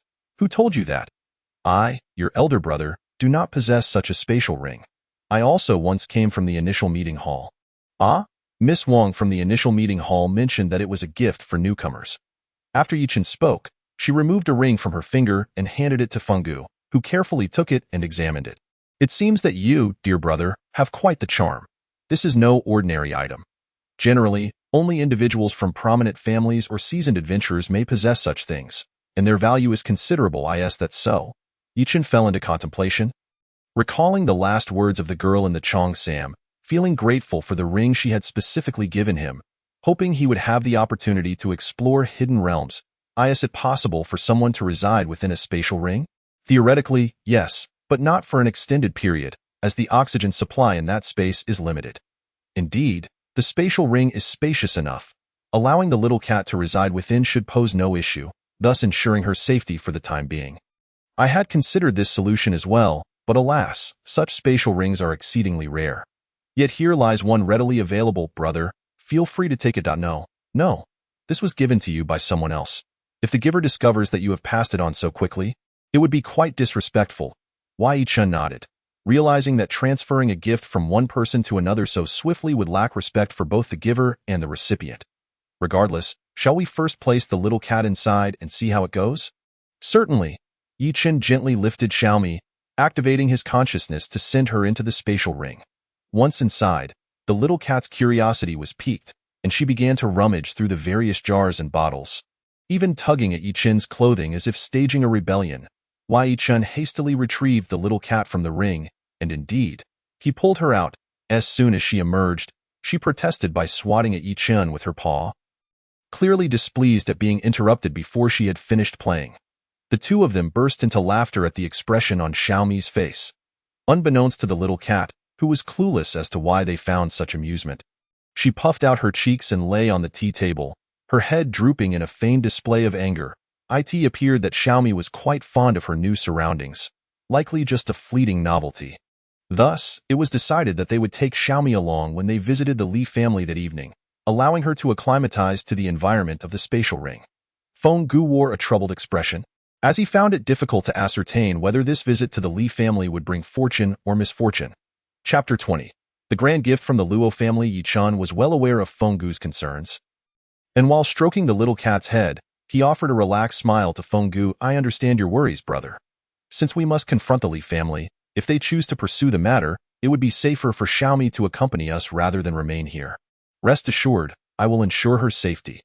Fenggu concurred, realizing that leaving the cat behind while revealing that she had stolen the Yinchuan fish would indeed be unwise. After resolving this, he nodded at Yi Chen and said, Then I must trouble you, brother.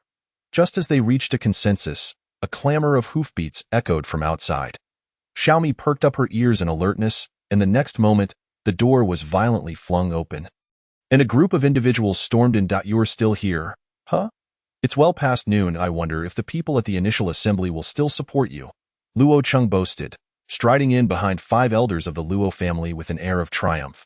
The Luo family truly has a knack for timing, Fenggu said, visibly irritated as he rose to his feet. Yet Yichun remained composed, gently urging Fenggu to sit down while he stood up with a cheerful demeanor. Before I head to the Li family's banquet, I have just enough time for a cup of tea with the Luo family. Upon hearing Yi Chen mention the Li family, Luo Cheng immediately associated it with one of the 5 great families of Emoji City. However, he quickly dismissed the thought, realizing that Yi Chen had only recently arrived and could not possibly have established any ties with them. He smirked. The Li family? The Li family of Emoji City's 5 great families? Don't tell me you're trying to scare me with some empty threats. How could the Li family possibly invite a nobody like you? Oh, so even young Master Luo is aware of the Li family? You may doubt it, but the Luo family is also a prominent clan here and would not wish to harm the innocent, lest they tarnish their own reputation. How about I accompany you to the Luo family for tea? Yi Chun proposed. How perceptive of you. Then, young Master Yi, please, Luo Cheng said, feigning politeness as he gestured for Yi Chun to lead the way, taken aback by Yi Chen's unexpected compliance. Brother, you cannot go to the Luo family. If you go to the Li family now, the Luo family cannot lay a finger on you, Fenggu urged, standing up and grasping Yi Chen's arm. Brother, since the Luo family has found us here, if I do not resolve this matter with them, do you think I can remain at ease in this place? Yi Chen replied. Dear brother, you must go to the Li family at once. Fenggu insisted. Rest assured, I have it all under control. I believe the Luo family has come to deliver a gift. After visiting them, discussing Xiaomi's matter with the Li family will become much simpler. Yi Chen interjected, smiling, brother, you need not worry about me.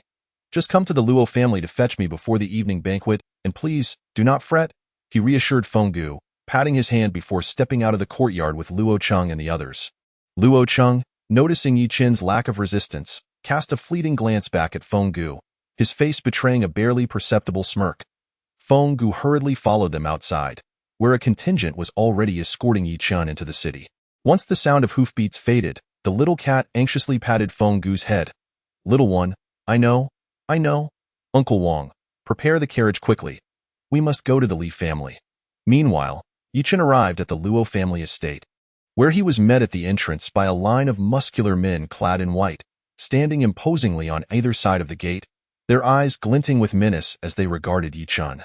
Unperturbed, Yi Chen stood at the entrance, turning back to smile at Luo Cheng. Young Master Luo, you wouldn't want me to sip tea right here at the Luo family's gate, would you? At that moment, Luo Cheng's father, Luo Zhan, approached with a cold sneer. The Luo family would never do such a thing. Young Master Yi, please. He then strode directly into the Luo family estate, as the imposing figures on either side bowed in deference. Luo Cheng said nothing as he followed suit, and once the throng had entered, the doors were swiftly secured behind them. Upon reaching the grand hall of the Luo family, a dozen burly men stood rigidly along the sides. Once Luo Zhan and the other 4 elders were seated, Luo Cheng immediately dropped the facade, glaring at Yi Chen and commanding, kneel. To come to the Luo family for tea and not even have a seat to sit on is one thing, but to demand that I kneel to drink? The etiquette of the Luo family is indeed rather peculiar, Yi Chen remarked, still wearing a smile. Still so glib, boy? Do you think you can leave the Luo family today? Luo Zhan bellowed, his voice dripping with malice. Ha ha ha, the Luo family is truly hospitable. If it weren't for my appointment with the Li family tonight, I would have relished the opportunity to enjoy tea here. Young Master Luo, you needn't feel compelled to offer me the entire Luo family estate. Yi Chen quipped. Arrogant brat.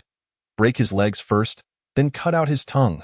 Luo Zhan roared furiously. In an instant, a horde of fierce-looking brutes charged at Yi Chen. Yet, Yi Chen nimbly dodged their advances, swiftly maneuvering his way out of the hall and into the courtyard, where another group awaited him.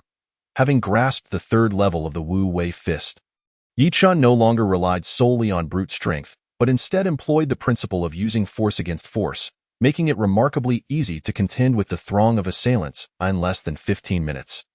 A significant portion of the Luo family's vast courtyard lay in disarray. However, the 5 elders remained standing, seemingly intent on allowing Yi Chen to exhaust his energy first, demonstrating their cunning nature. Although Yi Chen was able to handle them with ease, he was wary of overexerting himself, and thus feigned fatigue in an effort to lure the elders into action. Sure enough, the 5 elders exchanged glances, sensing Yi Chen's apparent weariness, and they all leaped into action, launching a simultaneous strike towards him. Having previously experienced the combined might of these five, Yi Chen recognized the moment had come. With a slight smile, he turned and unleashed a powerful punch. With a resounding boom, a massive guitar-shaped shockwave erupted in the air, crashing down indiscriminately around him. This strike, stemming from the Wu Wei fist, was entirely different from the full-force blows Yi Chen had delivered in the past. It thrived on the principle of becoming stronger in the face of strength, resulting in anguished cries from everyone in the vicinity except those who had refrained from attacking Yi Chen. Particularly, the five elders found themselves stripped of their respectable garments, exposed before all, blood trickling from their mouths as they stared at Yi Chen in shock, utterly disheveled. At this moment, Luo Cheng was rendered speechless.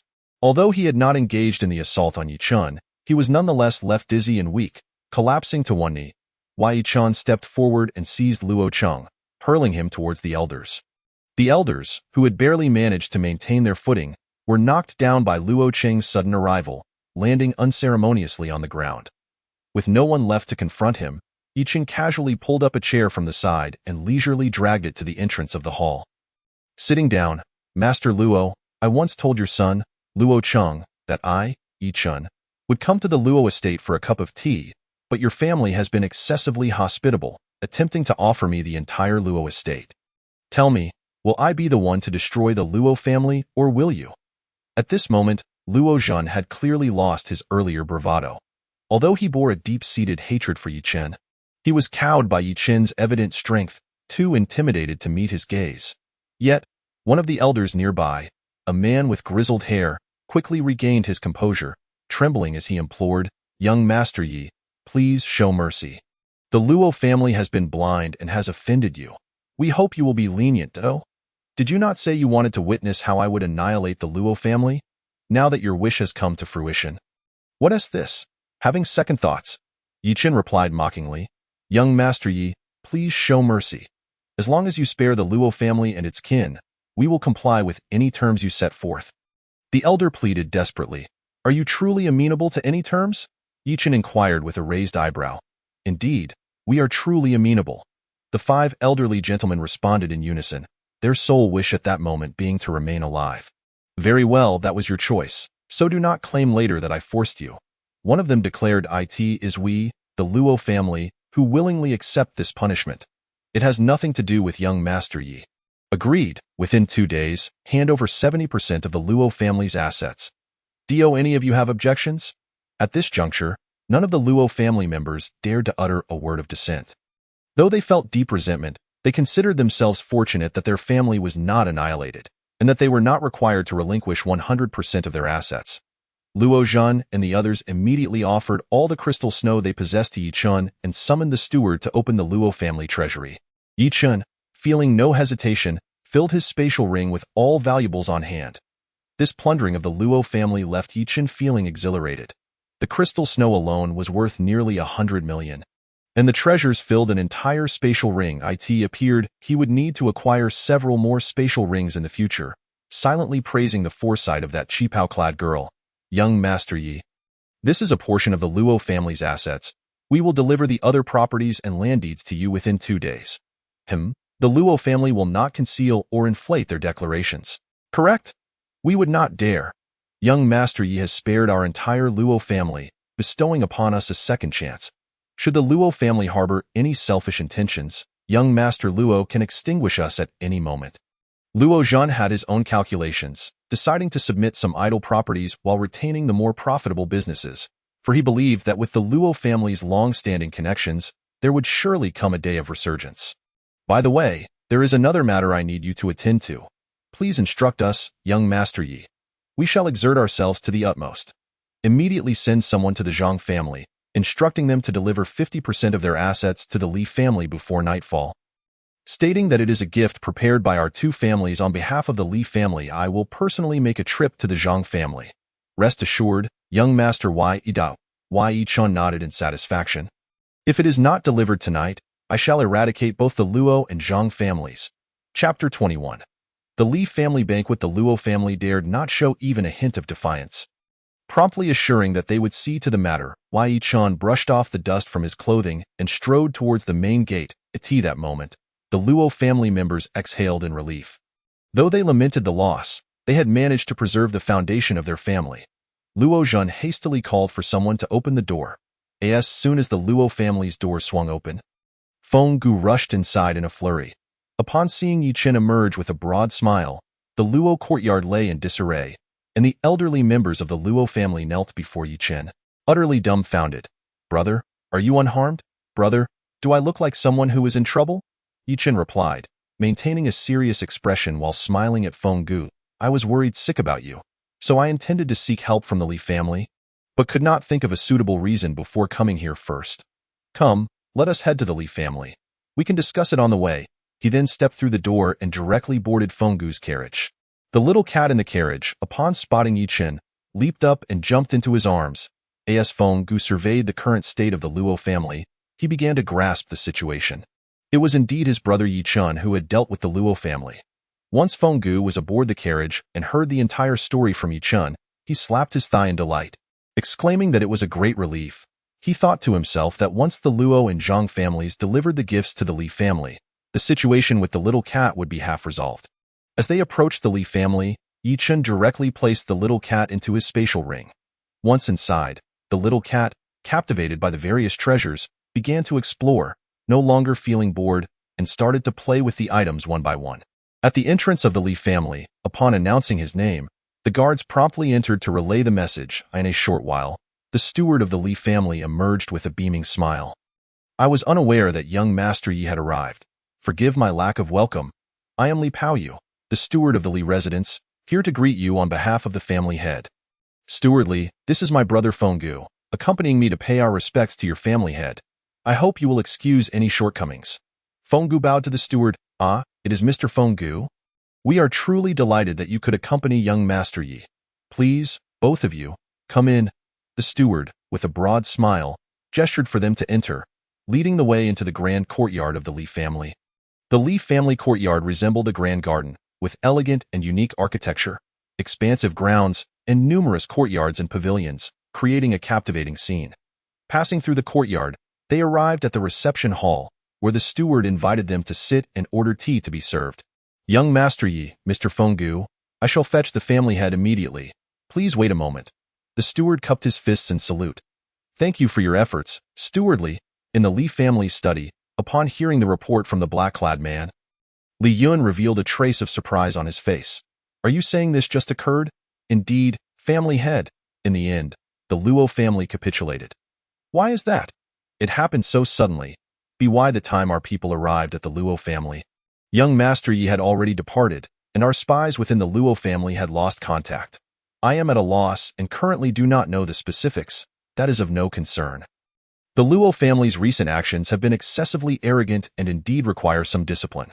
Family head, with the Luo family's troubles coinciding with our invitation to young Master Yi for a banquet today, the martial world will surely speculate that our Li family suppressed the Luo family. This will cause the various clans in Emoji City to be wary of you." Li Yun furrowed his brow, acknowledging that it was indeed too much of a coincidence. Should the other clans suspect that the Li family had instigated this, it would be entirely reasonable. How many people are aware of today's events regarding the Luo family? Since it transpired unexpectedly, I believe not many outside know. The Luo family will certainly take measures to contain the news.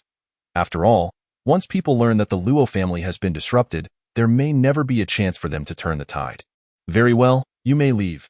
"Yes." As the black-clad man exited, the steward outside reported, "Family head, young Master Yi and Mr. Feng Gu have arrived in the parlor."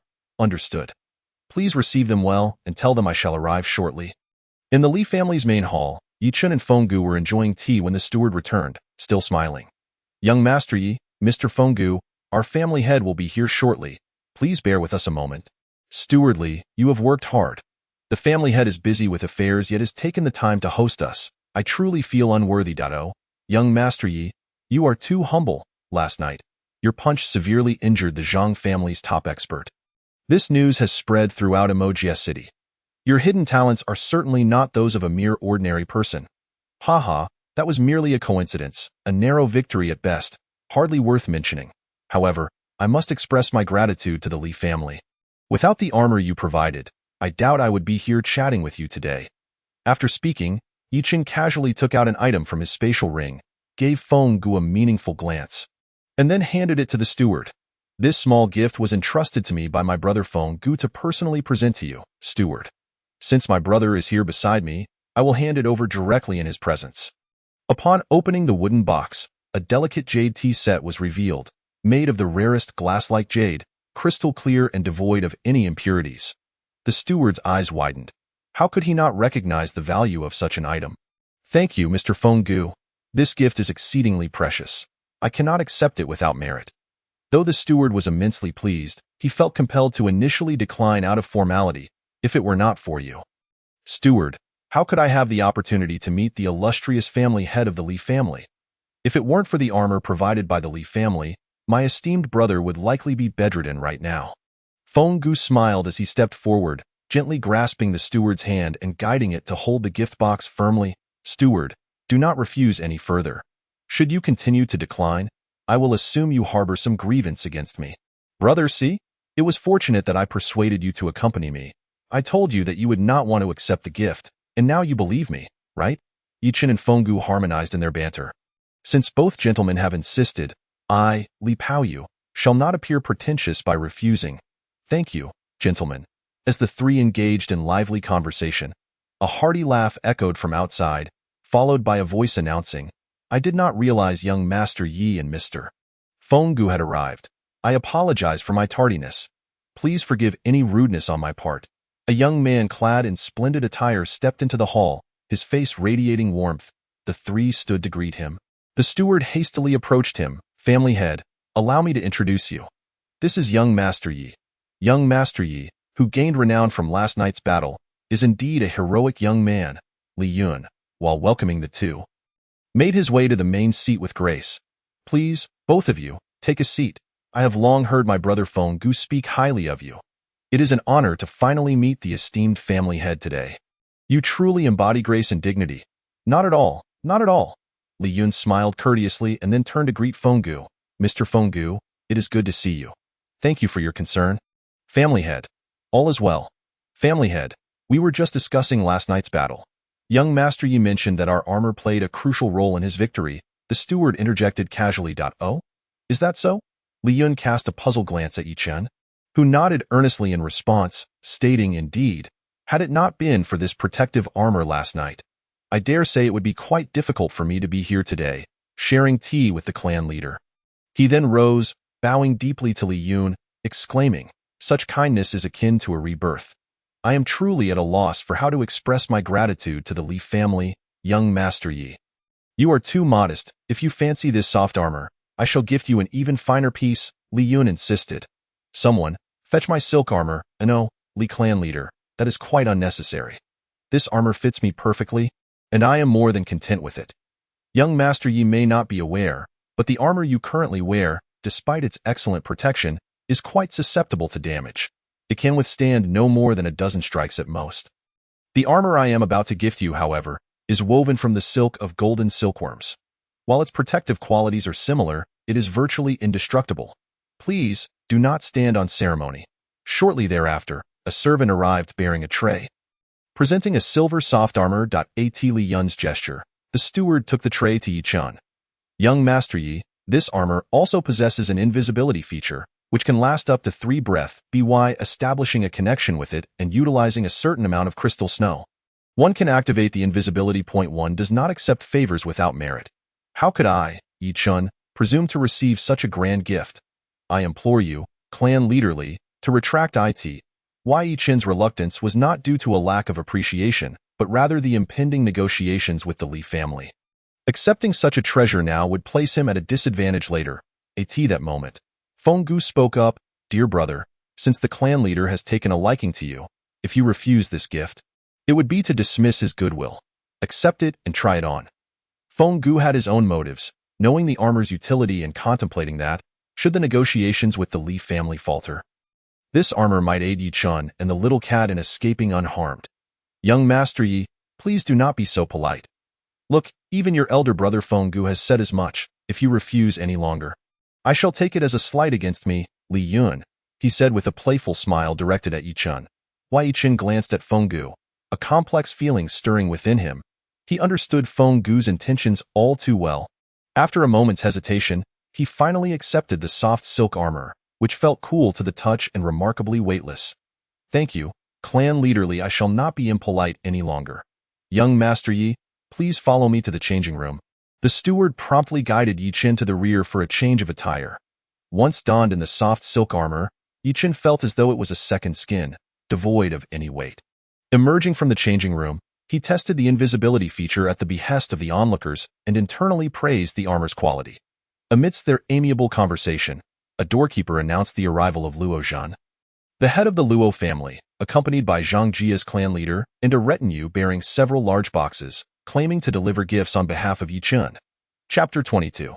Melting away past grievances, Li Yun felt perplexed. The Luo and Zhang families should have seized this opportunity to confront him. Yet here they were, presenting gifts on Yi Chen's behalf. He feigned confusion while glancing at Yi Chen, who smiled back.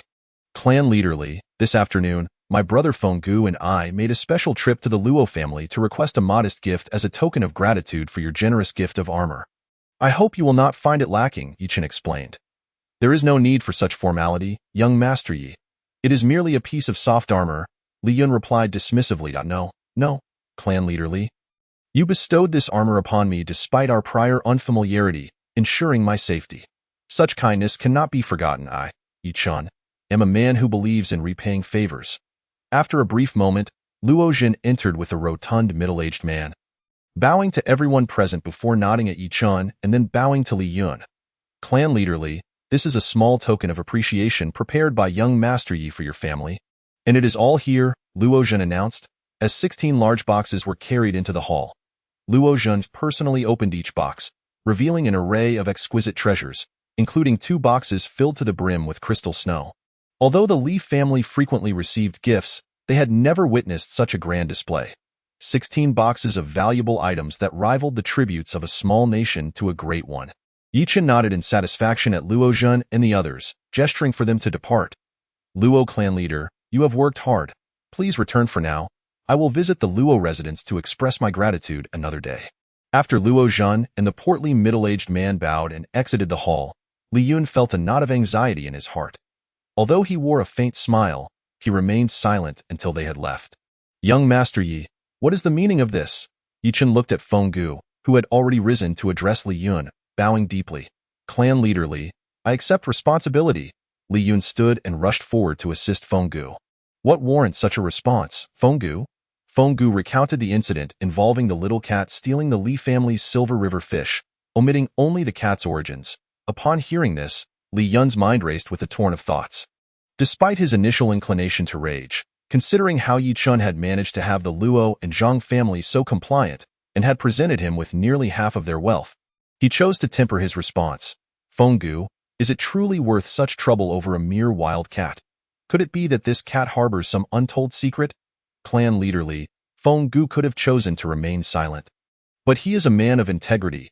He believes in fate and feels compelled to provide an explanation to the Li family, lest his conscience be troubled. Yi Chen interjected, standing beside Fenggu.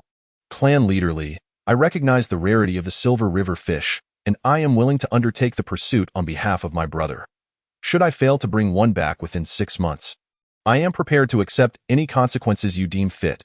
The steward, understanding his master's sentiments, approached Li Yun and whispered, Clan Leader, given young Master Yi's sincerity and the gifts he has brought, I believe it would be wise to allow him to pursue the Silver River fish on your behalf. We have established a positive rapport with him, and I trust he will honor his word.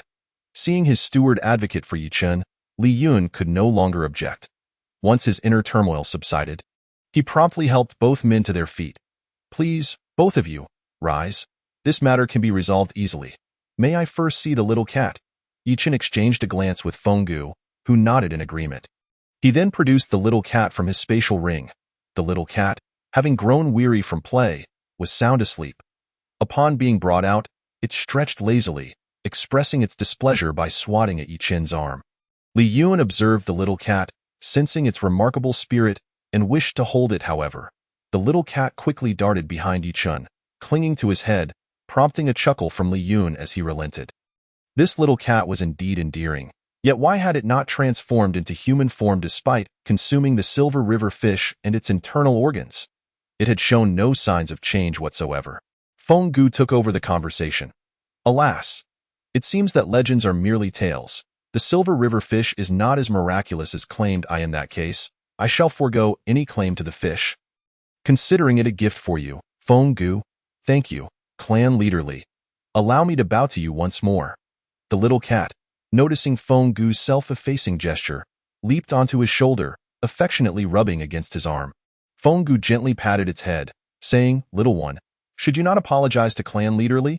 Instantly, the little cat jumped back to Yi Chun, making a defiant gesture at Feng Gu. Ha ha ha, how amusing. This little cat is indeed a source of entertainment. From this moment forth, the Li family shall no longer pursue this matter. Please, both of you, follow me to the dining hall, where we shall share a drink and discuss heroes together.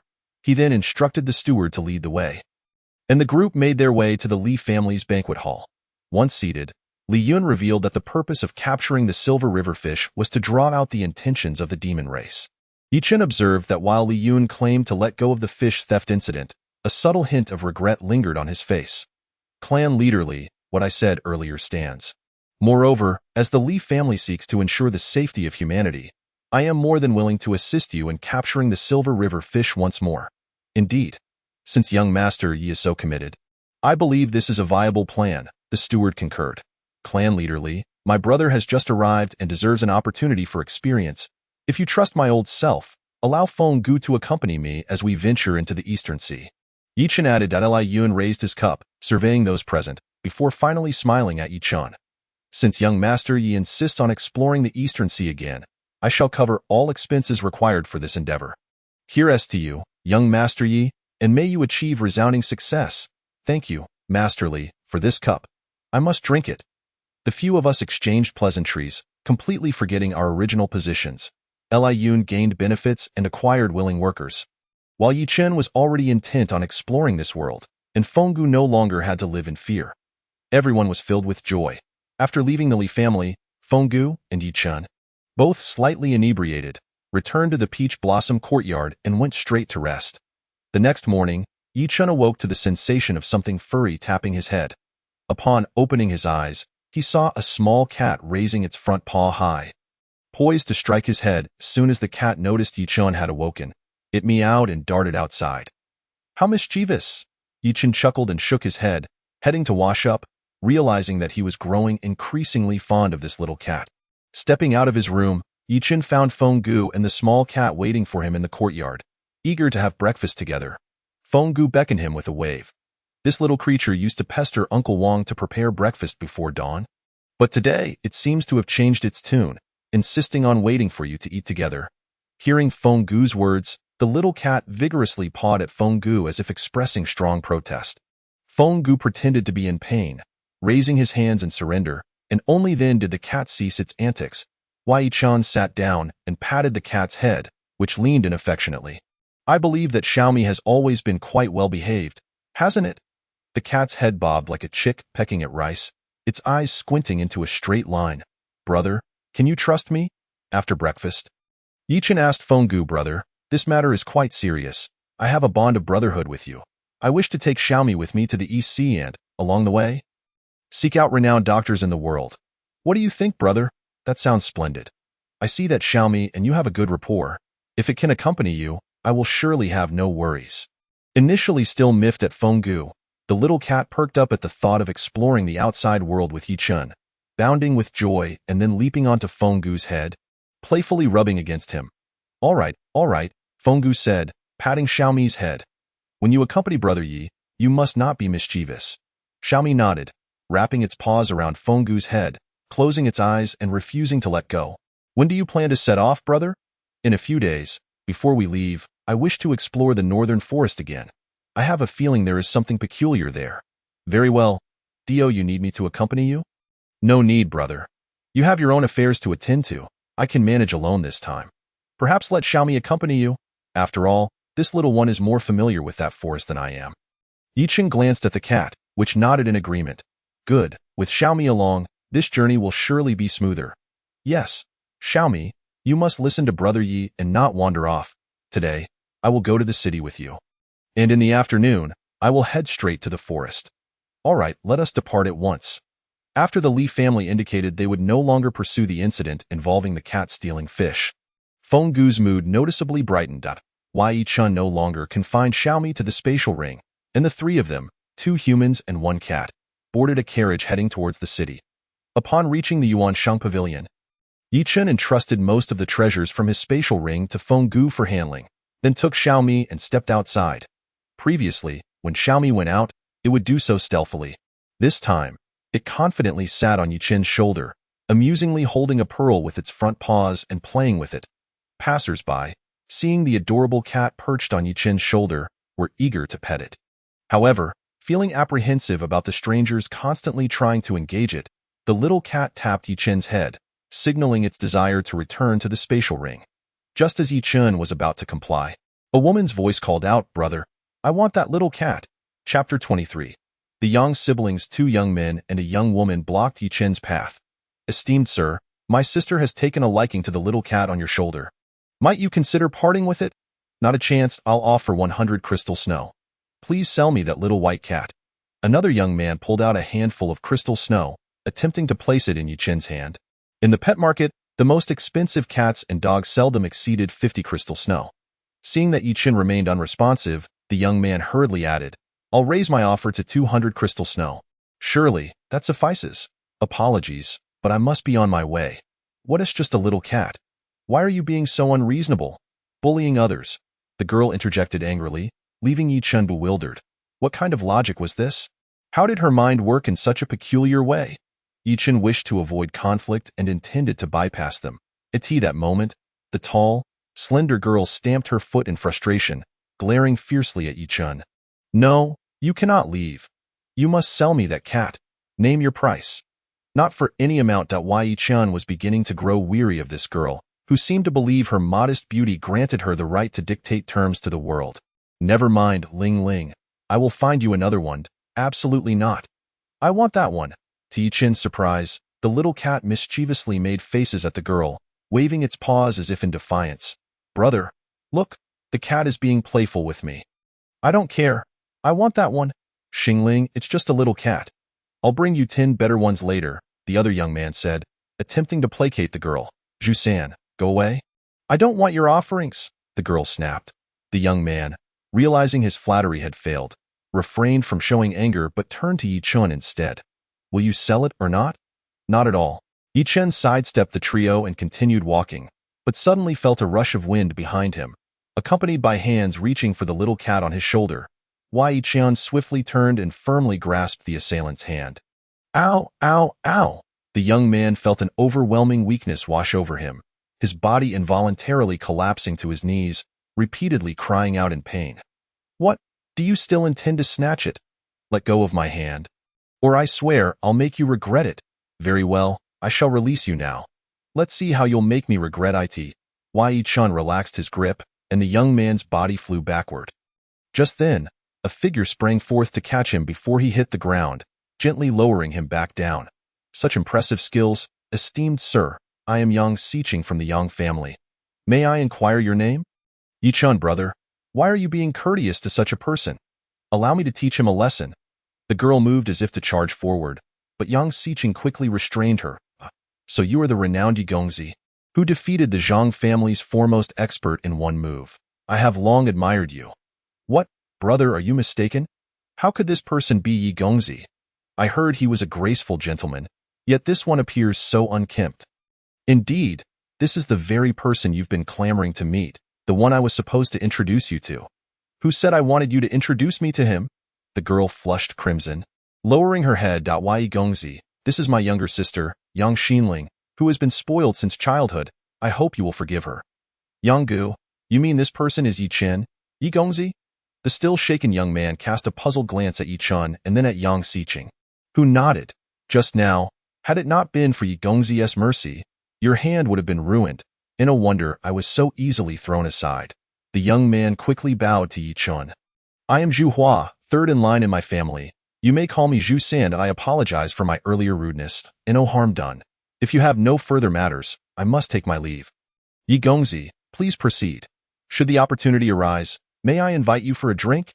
Yi Chun smiled but did not respond. It was evident these three hailed from affluent families, particularly the girl, whose behavior was rather demanding. Yi Chun was not keen on further entanglements, so he turned and departed. Brother, how could you let Yi Gongzi slip away after encountering him here? You said it yourself, always claiming Yi Chun is a true hero. Meeting him this way must be quite awkward, don't you think? Brother, it's all your fault. You must have known he was Yi Gongzi and didn't he warn me? And you, Zhu San, why did you have to act? The girl scolded, tugging at the young man named Zhu Huadami. You insisted on that little cat, so I thought if he refused to sell it, I might as well take it. Who told you to take it? Now look what you've done. The girl glared at Yi Chin's retreating figure, clutching Yang Xiqing's sleeve and shaking it vigorously. All right. Who was it that just said Yi Gongzi was shabby? I didn't say that. I was talking about Zhu San. Why is it always me? As the three bickered, they watched Yi Chin gradually fade into the distance.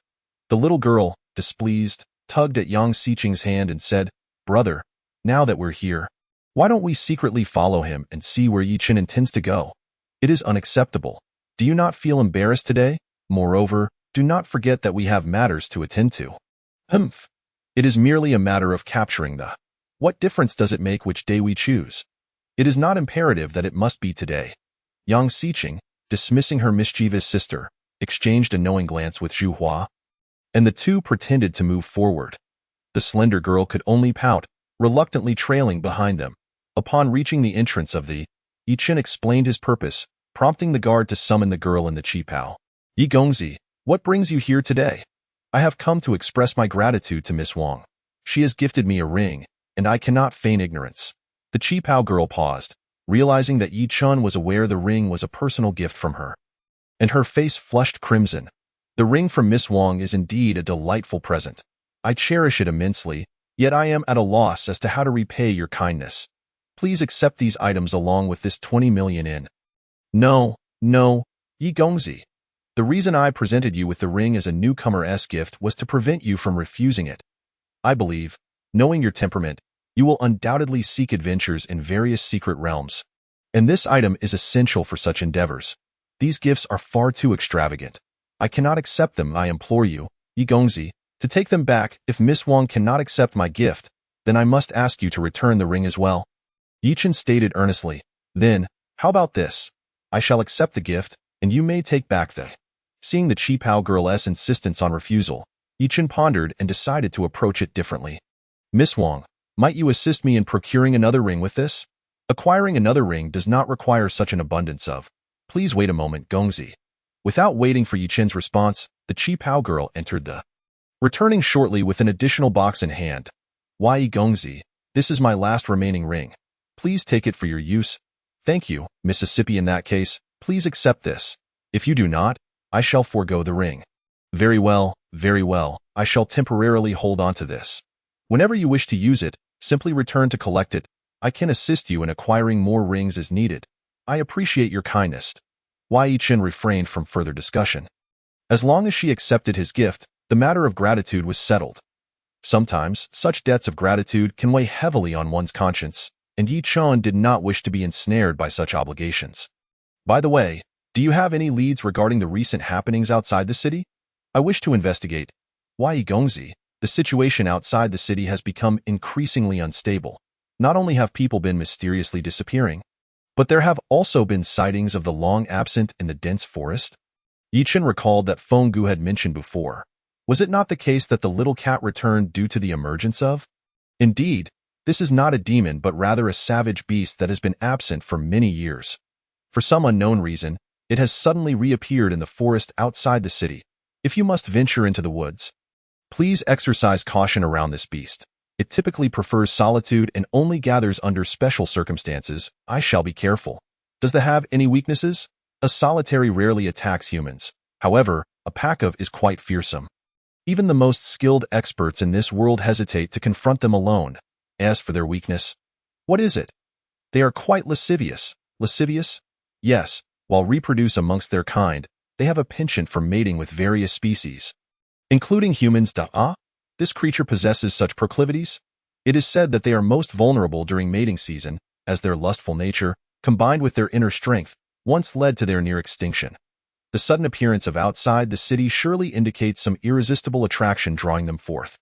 Does their inner strength lead to many people venturing outside to capture them? Indeed, there have been some adventurers attempting to lure them out, but as far as I know, none of those who ventured out have returned. This is peculiar. Could it be a trap? I cannot say that if you must go. I recommend doing so during daylight for greater safety. If you encounter a pack of, avoid them. Do not harbor delusions of capturing them. Thank you for the warning. I shall heed your advice. I will take my leave now.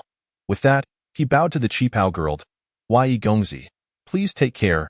Yi Chun turned to depart, not forgetting to grasp the box containing the ring and waved goodbye.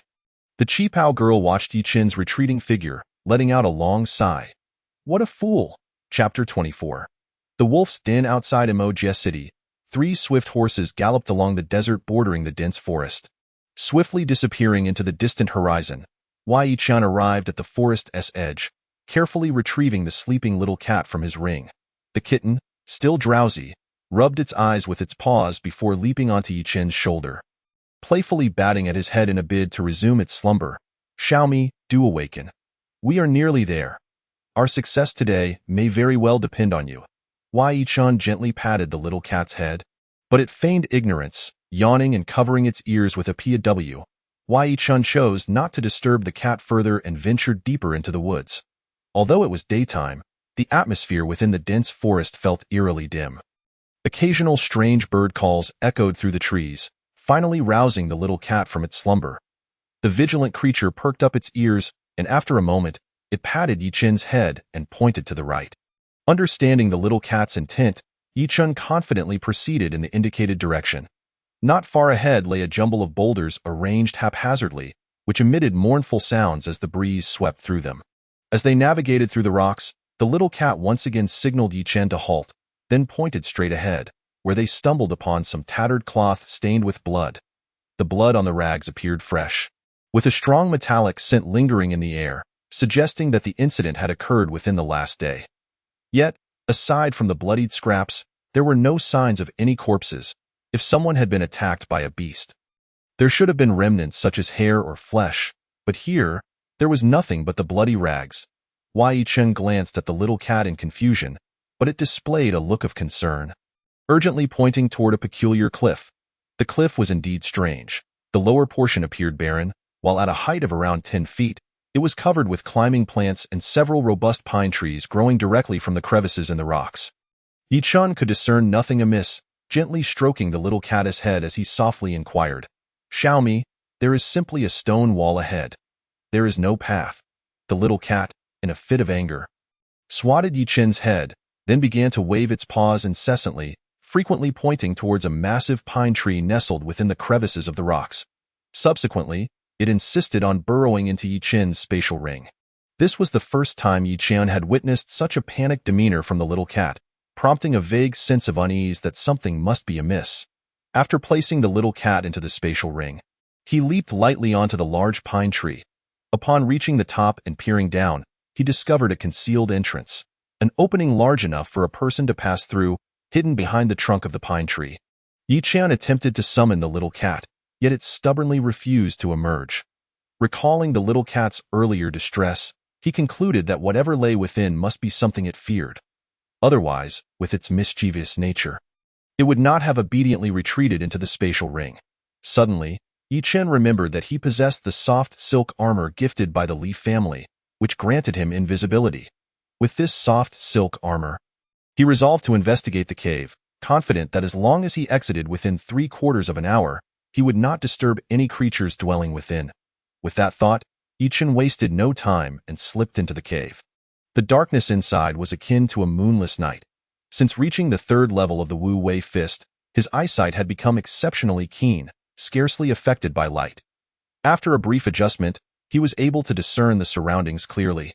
As he ventured deeper, the cave's dimensions expanded, and Yi Chen activated his spiritual sense to cloak himself in the shadows. The cave was peculiar. It appeared to be naturally formed, yet the stone walls on either side bore the hallmark of human excavation. The stalactites above suggested they had aged over time. While he observed his surroundings, he moved cautiously, traversing for nearly 1/4 of an hour before encountering a vast, flat chamber. This space was remarkably even, with a large, raised stone slab positioned directly above in the center, and around the perimeter, numerous caverns stood, almost 100 in total, each about the height of a person. Yi Chen opted for the nearest cavern and gently infiltrated it. The cave was less than 2 zhang deep before he reached its end. Before him lay a curled figure, its bare skin pale, marred by a few faint crimson streaks. Beside this figure, a beast resembling a wolf lay fast asleep. Though it bore a wolf's appearance, its ears were round, and its mouth was significantly larger, albeit shorter, than that of a wolf, with a body much bulkier. I asked this creature the Jialang, seizing the opportunity while the unconscious woman lay there. Yi Chun retrieved a garment from his spatial ring to cover her and swiftly exited the cave. The duration of invisibility granted by the soft silk armor was limited to 3/4. Thus, Yi Chun dared not risk further exploration and quickly made his way out while cradling the woman. Just as he reached the cave's entrance, a howl echoed from within, followed by a chorus of howls reverberating through the cavern. Yi Chun hastily leaped down the stone wall, and the invisibility effect of the soft silk armor coincidentally expired. Turning back to glance at the stone wall, he spotted a round-eared head peeking from behind the pine tree. Its blue, eerie eyes fixated on him. The Jialang scrutinized him for a moment before suddenly crouching down, baring its sharp teeth and emitting a low growl. Facing this formidable beast for the first time, Yi Chun could not genuinely claim to be unafraid, as the creature's imposing demeanor was undeniably present before him. Surely, there cannot be only one Jialang? The sight of the cavern and the howling sounds indicated the presence of more than just a solitary beast. Recalling the warnings from the qipao-clad girl, Yi Chun hesitated no longer and fled without a backward glance. The Jialang, perched atop the pine tree, was not about to let him escape easily and leaped down the stone wall. Rapidly pursuing him, Yi Chun was capable of swift movement, and if he were alone, evading the Jialang would pose little challenge, allowing him to reach a safe distance. However, with an unconscious woman now in his arms, he found himself inadvertently heading towards a cliff. Forced to halt, he turned to see the approaching Jialang glaring menacingly at him. With no path ahead and the monstrous creature blocking his retreat, Yi Chun assessed the situation and, confirming that only this single Jialang was present, hastily set the woman down. He then picked up a piece of pine wood from the side. Upon seeing Yi Chun release the woman, the Jialang sprang into action, lunging at him. Caught off guard, Yi Chun was knocked to the ground by the beast's weight. As the Jialang lunged for his neck, he raised his hands and thrust the piece of wood into its mouth. Quickly freeing his right hand, he delivered a powerful punch to the creature's abdomen. Crack! The unmistakable sound of shattered ribs echoed as the massive Jialang was sent flying. Quick! Seize its throat. Do not let it howl. At this moment, Yi Chun became aware that the woman behind him had awakened, anxiously shouting out a warning. Reacting swiftly, Yi Chun realized that despite the Jialang's formidable nature, it was unlikely to be stronger than a robust man. However, the qipao-clad girl had warned him never to engage in a fierce battle with a pack of Jialang. Without a moment's hesitation, before the Jialang could land, Yi Chun leaped forward, grasping its neck and forcefully slamming its head against the ground. The impact created a significant crater, yet the creature's head remained unscathed. With Yi Chun firmly gripping its neck, its tongue instinctively extended. Struggling desperately, do not let go. Quickly sever its lower appendage. What? Yi Chun thought he had misheard and momentarily failed to react. Suddenly, the woman rushed forward, seizing the Jialang's lower anatomy and exerting all her strength to pull it viciously. Oh, what on earth? Yi Chun was taken aback, witnessing the Jialang's lower body erupting with blood. Fortunately, he swiftly utilized his fist energy to stem the gushing blood, thus avoiding becoming drenched in it. The Jialang, held tightly by Yi Chun, struggled violently a few times before. In its final moments, a blood-red orb ejected from its mouth, rolling to rest at Yi Chun's feet. Is this the Jialang's inner core? Yi Chun released his grip on the beast and picked up the still warm orb. The woman beside him collapsed onto the ground, panting heavily, her hands still clutching that object. Miss, are you all right? The woman cast Yi Chun a peculiar glance, but offered no reply. Miss? Suddenly, she broke into uncontrollable tears, her body convulsing, leaving Yi Chun bewildered, unsure of how to console her. After sobbing for a while, she finally noticed the unsightly object in her hands and hastily discarded it. How did I end up here? Seeing the woman regain her composure, Yi-chun recounted the events he had witnessed within the stone-walled cave. As she listened, her brows furrowed, her expression oscillating between seriousness and unease, until she suddenly sprang up, furiously shouting at Yi-chun, "You're talking nonsense. How could I possibly be in a wolf's den?" Taken aback by her vehement reaction, Yi-chun was left in a state of confusion. He had merely stated the truth. Why was she reacting so dramatically? If you don't believe me, you can examine the clothes you are wearing. What about my clothes? I simply prefer wearing men's attire. Is there something wrong with that? Yi-chun was at a loss for words. What was this woman's issue? He had rescued her from danger, and instead of expressing gratitude, she was now throwing a tantrum. Moreover, she was wearing his clothing, which, although clearly oversized, fit her poorly. Enough. It is best to avoid further conflict with this woman. I should focus on more pressing matters. Very well, miss. How did you know that Jialang's weakness lay in its lower body? The woman shot Yi-chun a disdainful glance, her eyes devoid of the fear she had previously exhibited. Why should I tell you? With her blood-stained hands, she reached out towards Yi-chun. Hand over the Jialang's inner core, and I shall reveal its secrets to you. Chapter 25. The secrets of the Jialang. Yi-chun was displeased with the woman's attitude. After risking his life to rescue her from the wolf's den, she offered no gratitude and instead sought to negotiate terms with him. Upon reflection, it was likely that anyone facing such an undignified situation would shun it. Moreover, this woman seemed to possess considerable knowledge about the Jialang, and it was merely a matter of one inner core. What harm could it do to part with it? However, given her temperament, if he simply handed it over, she might not divulge the truth. I can give you the inner core, but you must first disclose the secrets of the Jialang. The woman glanced at the inner core in Yi-chun's hand, her eyes gleaming with greed. Many in the martial world are aware that no matter how skilled one may be, one should never provoke a pack of Jialang. That in truth, even a single Jialang can be quite formidable. Wiping the blood from her hands with her garment, she proceeded to tidy her hair and attire while speaking nonchalantly. There are tales that Jialang are lecherous, particularly fond of copulating with different species. During such moments, they are at their weakest, but this is not entirely accurate. Hey, is there any water? Yi-chun retrieved a water flask from his storage ring and handed it to her. After the woman washed her hands with it, she gulped down half of the water with a series of loud swallows, then tossed the flask back to Yi-chun. Particularly, it seemed that humans or those transformed into humanoid forms of beasts were the favored mating partners of the wolf-like creature known as the Jialang. The precise reason for this preference eludes my understanding. Do you comprehend why I urged you to sever that creature's lower appendage moments ago? I am eager to hear the details. The reason is that merely grasping its throat is futile. It has two breathing passages. Its mouth and its lower body. Oh, now I see. I did not seek your Jialang's inner core for naught. You ought to be grateful to me. Had I not rushed in just now, you might have fallen victim to its trickery. What sort of logic is this? Yi-chun saved the woman, yet it was as if she had rescued him. He shook his head in resignation, self-deprecatingly reflecting on the absurdity of this world.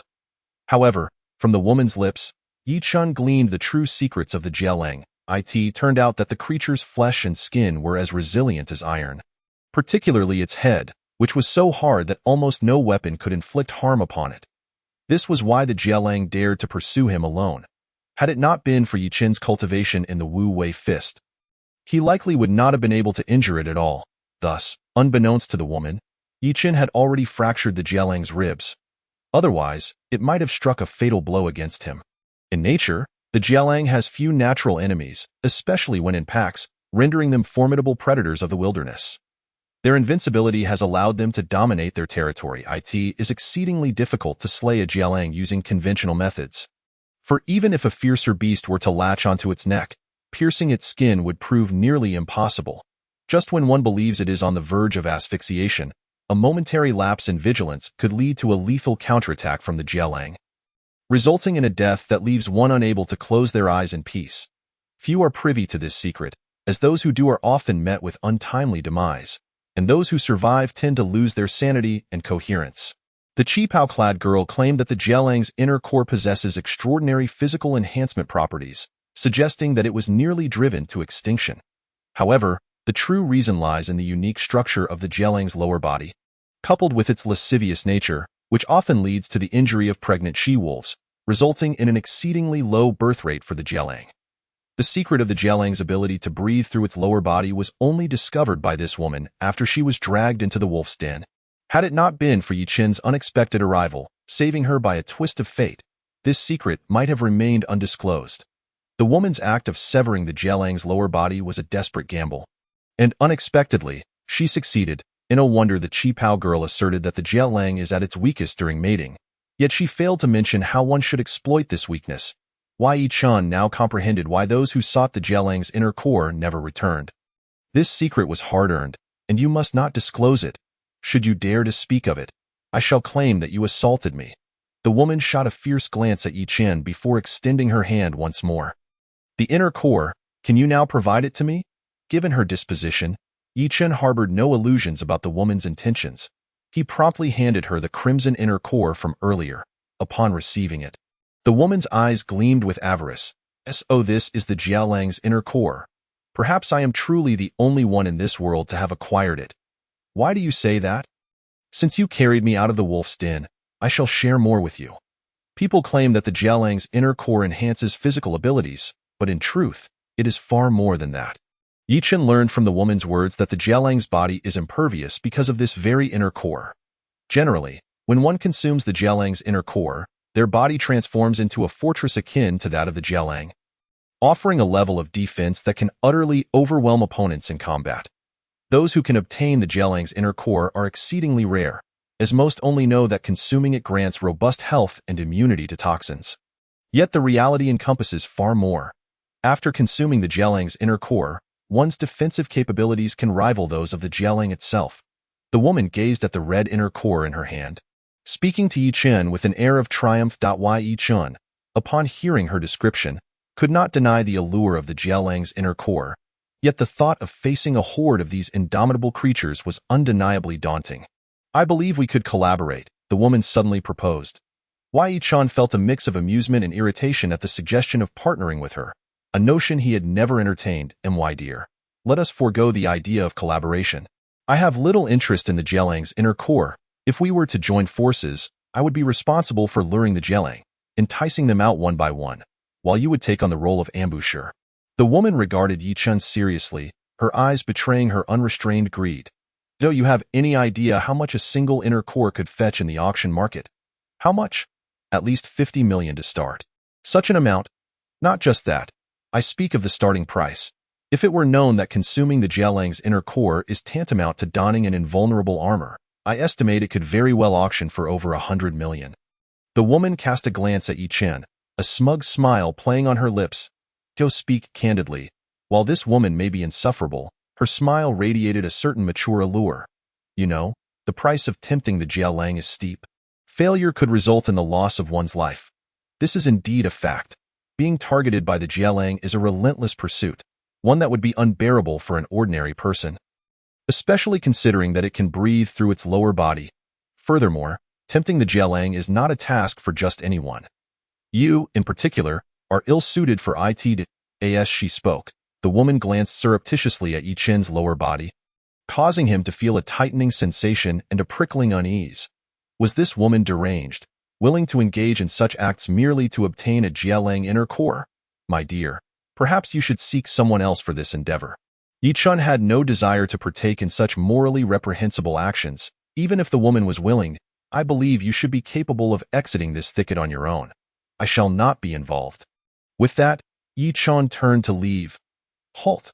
If you dare walk away now, upon my return to the city, I shall proclaim to the world that not only did you defile my body in this thicket, but you also stole my Jialang inner cord. My dear, we are strangers. Do you truly think anyone would believe you? Let us put it to the test. Do not forget, I possess evidence. The woman teasingly adjusted her clothing, looking smugly at Yi Chen. You now, shall I take it back at once? She laughed uproariously, feeling that she had Yi Chen cornered. Will you undress yourself, or shall I do it for you? This woman was indeed a formidable adversary. She could banter effortlessly with a creature like the Jialang. So what chance did Yi Chen have in such a ludicrous endeavor? How about this? A 60-40 split, with you receiving the lesser share. Given that the risks I face are considerably greater, Wei Yichun felt not a shred of interest in her proposition, even experiencing a slight sense of revulsion, especially concerning such an agreement. Not interested. If you wish to publicly defame me, then by all means proceed. With that, he turned away, feeling nauseated by the very idea of remaining in her presence. 50-50. It cannot be less than that. The woman, seeing that Yichun was impervious to persuasion, hastily attempted to block his path, but he was already retreating without a backward glance. The woman approached the corpse of the Jielang, laboriously dragging it toward the edge of a cliff. And without hesitation, she pushed the body over the precipice. What a foolish girl! Watching Yichun's departing figure, she muttered to herself in frustration. Who would willingly risk their life and integrity to tempt such a beast?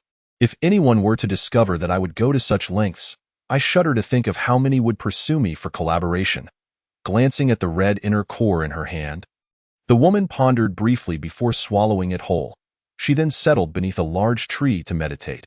Approximately a quarter of an hour later, a pained expression began to etch itself across her face, transforming what was once a reasonably attractive visage into a grotesque mask. Her face flushed crimson, and her entire body took on a sanguine hue, with wisps of red mist emanating from her head. After another quarter of an hour, her expression began to normalize, and her skin gradually returned to its previous delicate fairness. With a smile, she opened her eyes, marveling at the transformation of her body. She picked up a pine branch that Yichun had discarded earlier and, without hesitation, struck it hard against herself. Crack! The sound echoed as the branch snapped under the force. Goodness! Is this truly the same body she once possessed? Who could have anticipated that the seemingly delicate and graceful young woman possessed a physique as unyielding as bronze and iron? The woman, unable to contain her overwhelming joy, tilted her head back and let out a sharp, elongated cry, startling a flock of birds nestled in the trees afar. Ha ha ha! The woman rose, arms outstretched, laughing boisterously. The novel can be downloaded using the open-source and free star string downloader developed by Xingyu. If you obtained the novel file through a proxy download and the merchant did not provide the software's source code or open source address, please request an immediate refund and report the merchant. Author's email, xingyuoutlook.com.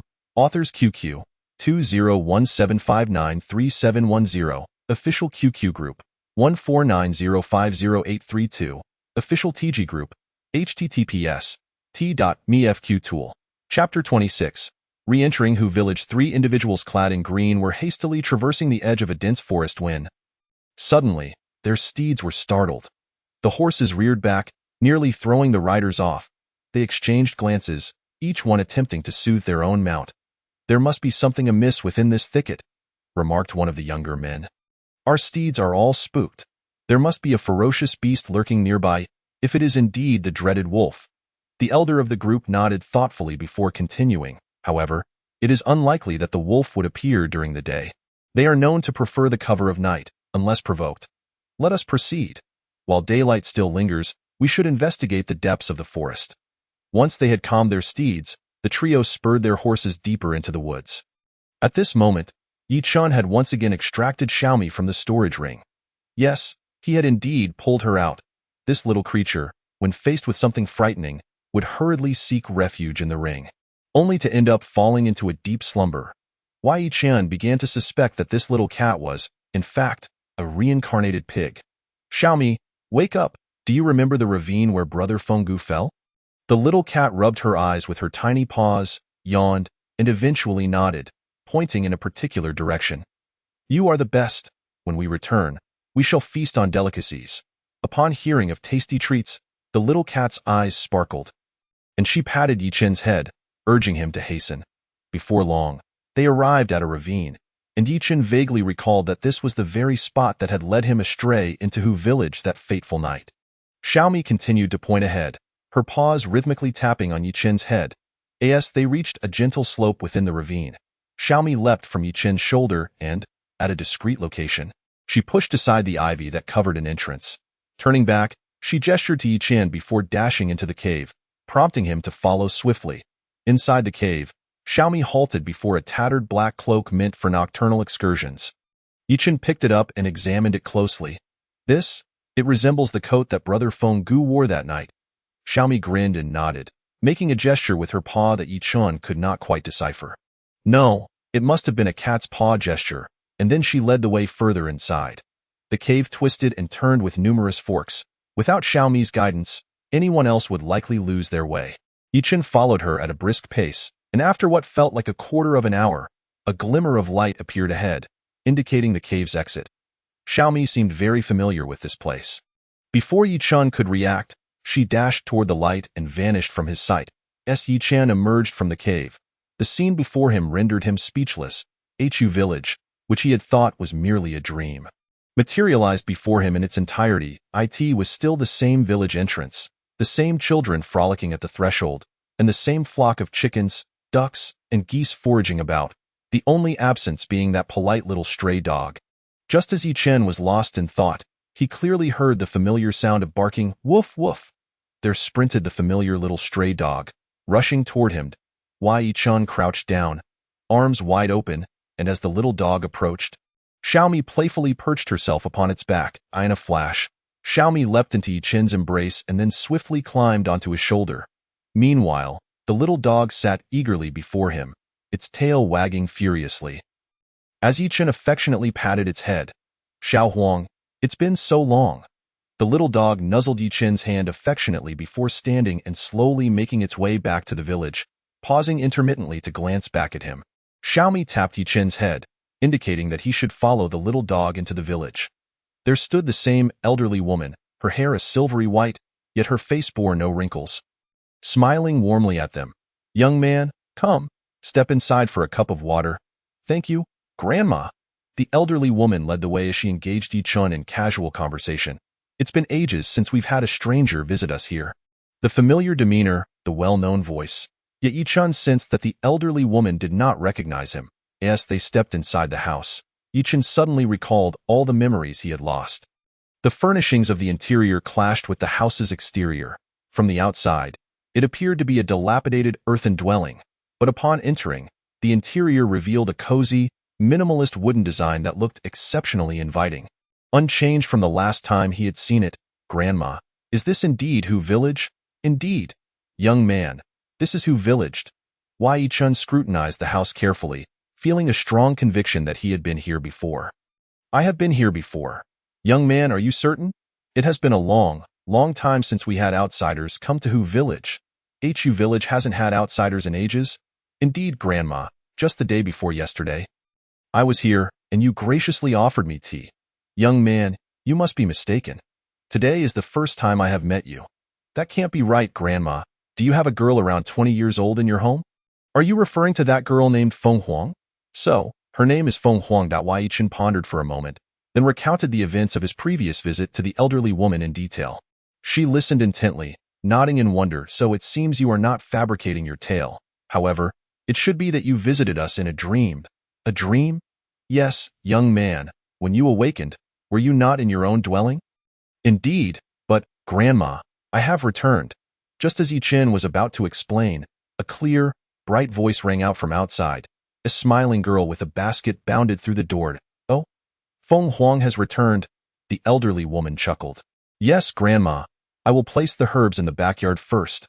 Upon noticing Yichen at the doorway, the girl froze momentarily, her face flushing crimson as she quickly lowered her head and hurried towards the back courtyard. "Is this Feng Huang?"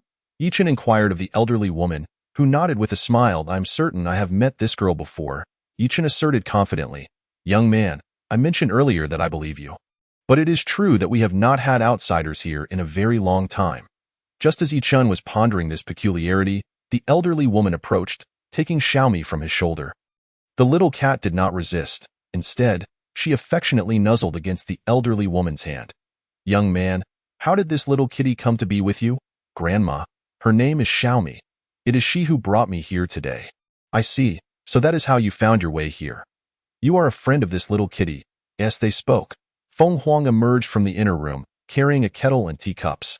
After setting them down, she glanced at Yichen and Xiaomi before disappearing back inside. Yichen watched her retreating figure, feeling a sudden surge of inexplicable familiarity. The elderly woman poured a cup of water for Yichen. "Young man, please have a drink." "Grandma, Grandma, Sister Feng Huang."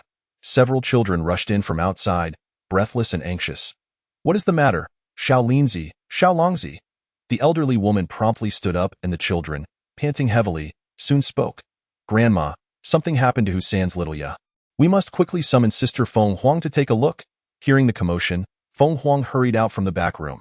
Xiao Linzi, Xiao Longzi, do not panic. Speak slowly. The elderly woman comforted the children while gently placing Xiaomi back into Yichen's arms. Grandma, little Ya was just brought back by Uncle Hussein from the cave, and she hasn't woken up yet. She is covered in blood. The elderly woman immediately turned to Feng Huang. Child, quickly prepare the medicine box. We must hurry. Without sparing a moment to greet Yichen, she hurriedly departed with several children. Just as Yichen was about to follow, the phoenix emerged from within, carrying a medicine box and several pieces of gauze-like items. Yichen swiftly tossed the kitten into his spatial ring and eagerly took the medicine box from the phoenix. The phoenix glanced at Yichen but said nothing, and together they trotted outside to catch up with the elderly woman. The Hu family resided at the edge of the village, and given the small size of the village, they arrived shortly. A crowd had already gathered at the entrance, and upon seeing the elderly woman and the phoenix approach, they quickly parted to create a path. The elderly woman and the phoenix hurried inside, with Yichen following closely behind. Inside, several individuals were tending to a person lying on the bed, and a basin beside the bed was already stained a deep crimson. A middle-aged man was anxiously calling out with a choked voice, Xiaoya, Xiaoya, answer your father. Hussein, what happened to Xiaoya? The crowd parted to allow the elderly woman and the phoenix to approach the bedside. Grandma, hurry, come and see Xiaoya. The middle-aged man grasped the elderly woman's hand, his words tumbling out in a flurry of urgency. As the elderly woman took the sick person's hand to check for a pulse. She instructed the phoenix, fetch the silver needles from the medicine box. Yi-chan promptly handed the medicine box to the phoenix, who retrieved a cloth bag and opened it, handing a needle to the elderly woman. The elderly woman's hands moved swiftly, inserting several needles into the patient's acupoints before exhaling a long breath. All right, it's nothing serious. Merely a case of excessive fright combined with significant blood loss. Let Xiaoya rest well. Everyone else should return for now. The initial caretakers of Xiaoya discreetly exited the room, and the crowd outside dispersed as well. Hu-san, let us not disturb Xiaoya's rest. We should discuss this outside. Phoenix, you stay behind and help Xiaoya with her external injuries. Understood, Grandma. The man named Hussein quickly followed the elderly woman outside. Hussein, tell me what happened. Grandma, I truly don't know what transpired. Xiaoya didn't return last night after going out, so I, along with Lao Er and Lao Si, went looking for her. We searched the entire valley but found nothing. Just as we were about to leave the valley, we saw Xiaoya stumbling back, covered in blood. The critical thing is, what is the critical thing? Hussein glanced at Yichen, hesitating to speak, but the elderly woman fixed him with a serious gaze. Speak quickly, what is it? Xiaoya was completely naked, with no clothes to cover her. When she saw us, she uttered 2 words before fainting. What were those 2 words? In the heat of the moment, I forgot. Oh, I think it was, there are wolves. Wolves? Yes, wolves. That doesn't make sense. If she had merely encountered wolves, she wouldn't have been so terrified. Besides, Xiaoya seems, the elderly woman trailed off, letting out a deep sigh. Hussein, this girl is no longer a maiden. What? That is impossible. It absolutely cannot be. Hussein could hardly believe it, yet regret flickered in his eyes. It must have been the Jiwang. I suspect Xiaoya encountered the Jiwang. Jiwang? Yichen's interjection made both the elderly woman and Hussein widen their eyes in astonishment. It's highly likely. Before I arrived here, I encountered the Jiwang myself. Yichen briefly recounted his experience with the Jiwang, including the incident of bringing a woman out of the Jiwang's den. The elderly woman and Hussein exchanged glances. Young man, Hussein and I have matters to discuss. Please wait for me outside for a moment. Very well, Grandma. Yichen stepped back to the courtyard, and within moments, the door to the room opened. Young man, you may come in now. Yichen entered the room, finding that the middle-aged man Hussein had already left the parlor. Your name is Yichen, correct? How does Grandma know my name? Do not be surprised. It was Xiao Miao who informed me. She said you are a good person, and anyone recognized by Xiao Miao is someone I trust. Yichen mused internally that this little creature had already betrayed him in such a short time. Since young master Yi has come here, I believe it is a sign from heaven, and thus I shall not hold any reservations. Thank you for your trust, Grandma. All the inhabitants of Hu village, aside from the phoenix, are not human but rather demons. The elderly woman poured a cup of water for Yi-chun and began recounting the history of Hu village. It turned out they had settled here for several centuries. Led by the elderly woman, a portion of the demon clan members had opposed the practice of drawing sustenance from human blood and were ultimately forced to sever ties with the demon clan. They discovered a hidden place deep within the forest and named it Hu village. Of course, their seclusion was also due to another reason. They found an abundance of medicinal herbs that were frequently used in cultivation in this area. However, recently, the forest had grown increasingly unstable. Other factions of the demon clan had begun to emerge, and then there was the Jiwang, completely shattering the tranquility of the area. The elderly woman suspected that the Jiwang might represent a certain demonic power and could have discovered their clan members, potentially coming after them. The phoenix, however, was a true human, taken in by the elderly woman during one of her herb-gathering excursions. Seeing the child's pitiable state, she adopted her and taught her the art of healing. When the phoenix was found, she bore a note with the name Zhang Shuang, presumably her human name. Just as Yi-chun was about to inquire further, the phoenix emerged from the inner room and said to the elderly woman, "Grandma, Xiaoya has woken up. Uncle Husan asked me to call you in." The elderly woman hurried into the inner room, and upon reaching the door, suddenly turned back to Yi-chun. "Young Master Yi, you should come in with me." Upon entering the inner room, they found a girl of around 17 or 18 sitting up in bed, her face still reflecting the lingering terror of her ordeal. The elderly woman approached the bedside, gently holding the girl's hand and soothingly stroking her hair. "Xiaoya, do not be afraid. You are safe now. Speak slowly." The girl named Xiaoya collapsed into the elderly woman's embrace, bursting into tears. After she had wept, she began recounting her harrowing experience. Last night, Xiaoya had gone to the valley to wait for the medicinal herb to bloom and to collect the nectar for future use. The herb, she referred to, only blooms at night. However, when she finished gathering the nectar, she found herself surrounded by a pack of wolves. To conceal the location of Hu village from the wolves, Xiaoya had to flee in the opposite direction. Yet, she had underestimated the wolves' cunning. Not far into her escape, she was captured and dragged back to their den. Inside the den, Xiaoya experienced a living nightmare, enduring inhumane torment. Around noon the following day, the entire pack suddenly stirred, emitting a chorus of howls before collectively rushing out of the den. Seizing this opportunity, Xiaoya summoned her remaining strength, endured the pain, and struggled back to the valley, where she encountered Husan and the villagers searching for her, at which point she fainted. Upon hearing Xiaoya's account, the elderly woman nodded and turned to Yi-chun. "Young Master Yi, it seems that Xiaoya's safe return is largely thanks to your intervention." Xiaoya glanced curiously at Yi-chun, the stranger, and asked, "Grandma, what is the meaning of this?" "Xiaoya, you encountered the magical beast Jiwang, which is far more terrifying than ordinary wolves. Were it not for young Master Ye's brave intrusion into the wolf den, drawing out the Jiwang pack, you might never have returned." Upon hearing the elderly woman's words, Xiaoya suddenly understood and attempted to rise to express her gratitude to Yi-chun, but the elderly woman gently pressed her back down. "Xiaoya, I know you are a good girl, but you need to rest now. Young Master Yi will not mind these formalities. Thank you, young Master Yi. Regardless of what happens, I, Xiaoya, will remember this kindness." Why Yi-chun felt a twinge of discomfort. If he had saved Xiaoya instead of that woman, she surely wouldn't have turned out to be so ungrateful. Something felt amiss. Oh, Xiaoya wasn't even human, yet she understood gratitude better than many. "I had no idea you were in the den. It was merely a coincidence and not worthy of such regard. Regardless, young Master Yi is indeed Xiaoya's savior. Please allow Husan to express his gratitude." At that moment, Husan knelt before Yi-chun, deeply bowing his head in reverence. Yi-chun quickly moved forward to assist him. "Uncle Husan, please, do not do this. You will only embarrass me. Let us all step outside so Xiaoya can rest properly.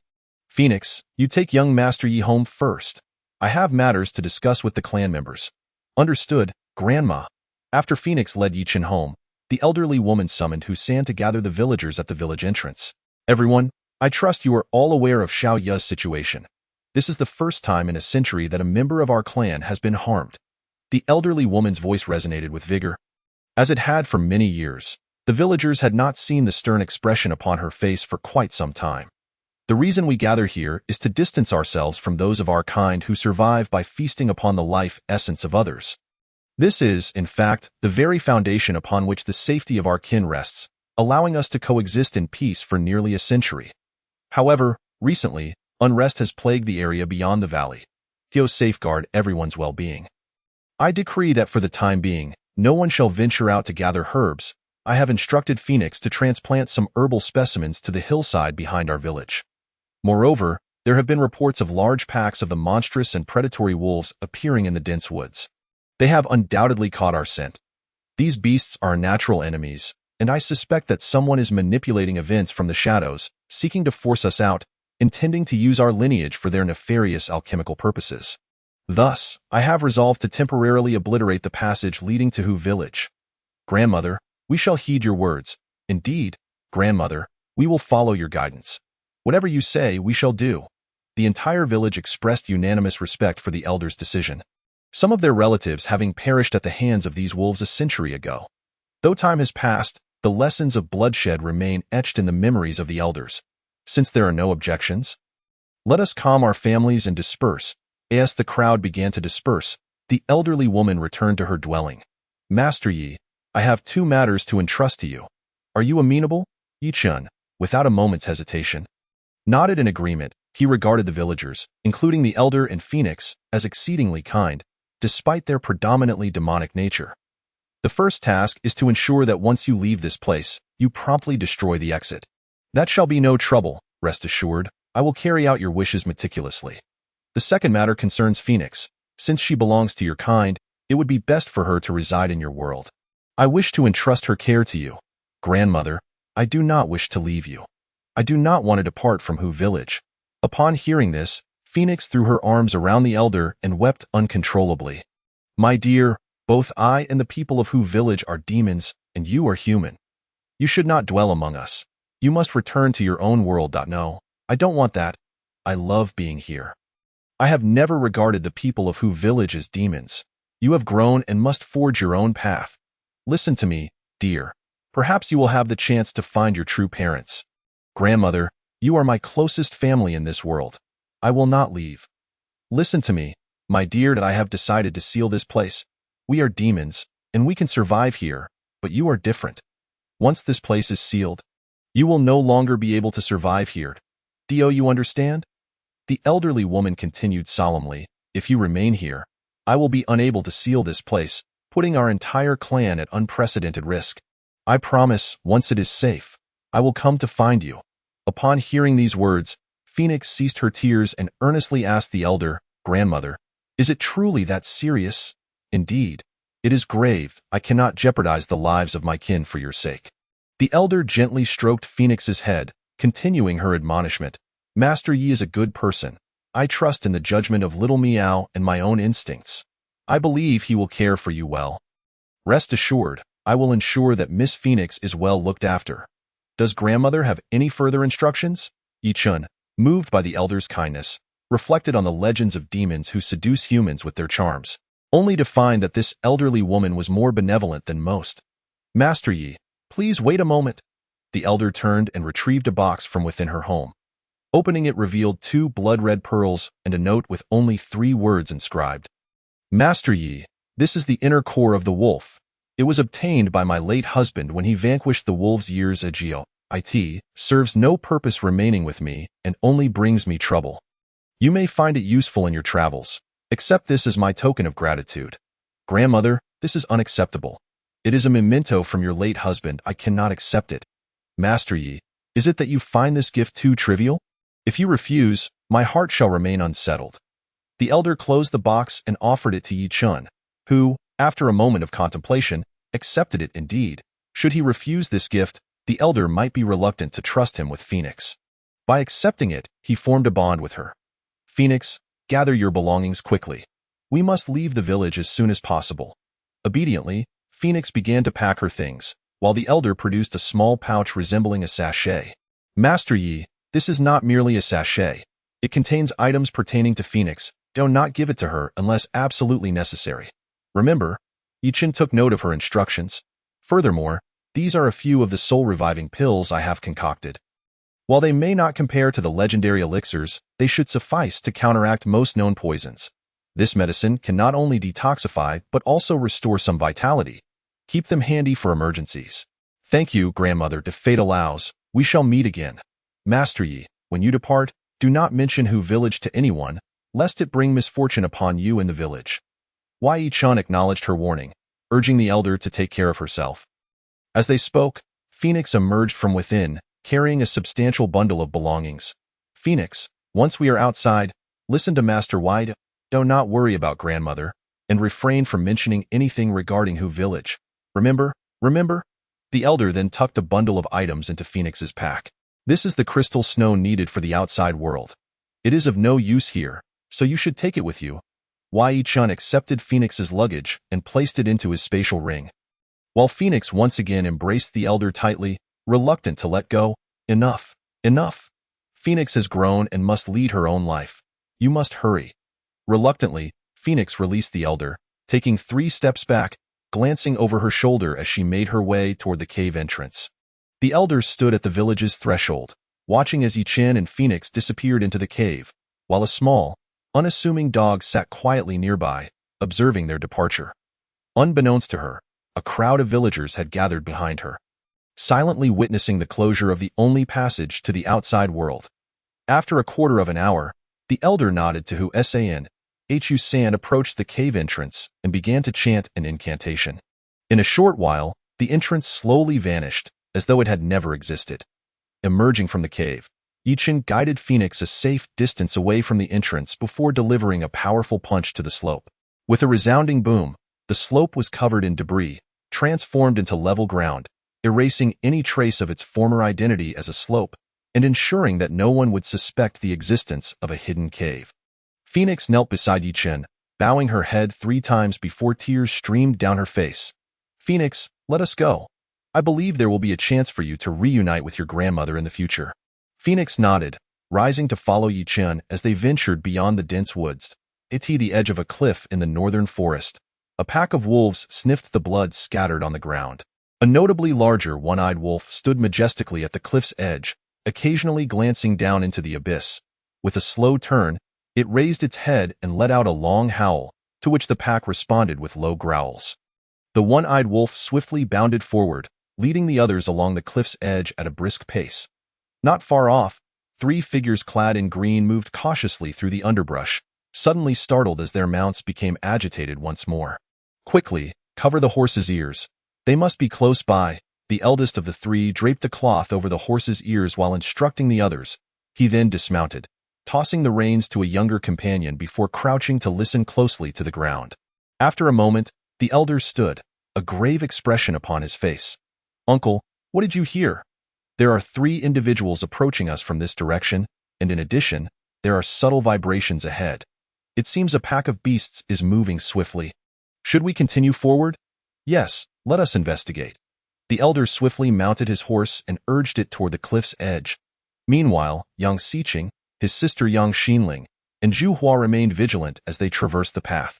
Brother, didn't we hear that these wolves only come out at night? Why are we being so cautious? Lin, be quiet. Have you not noticed how unnaturally quiet this forest is? Brother, it's just a few wolves. With your skills, is there any need for such caution? Yang Xiqing chuckled at his sister's stubbornness. He often found her to be quite exasperating. At home, she was indulged, having never faced hardship, though she had promised to behave before their departure. Once they arrived, she seemed to forget her resolve. A single wolf is not frightening, but a pack of them could pose a significant threat, even to their father. Fear not, Xinling. 3rd brother will protect you.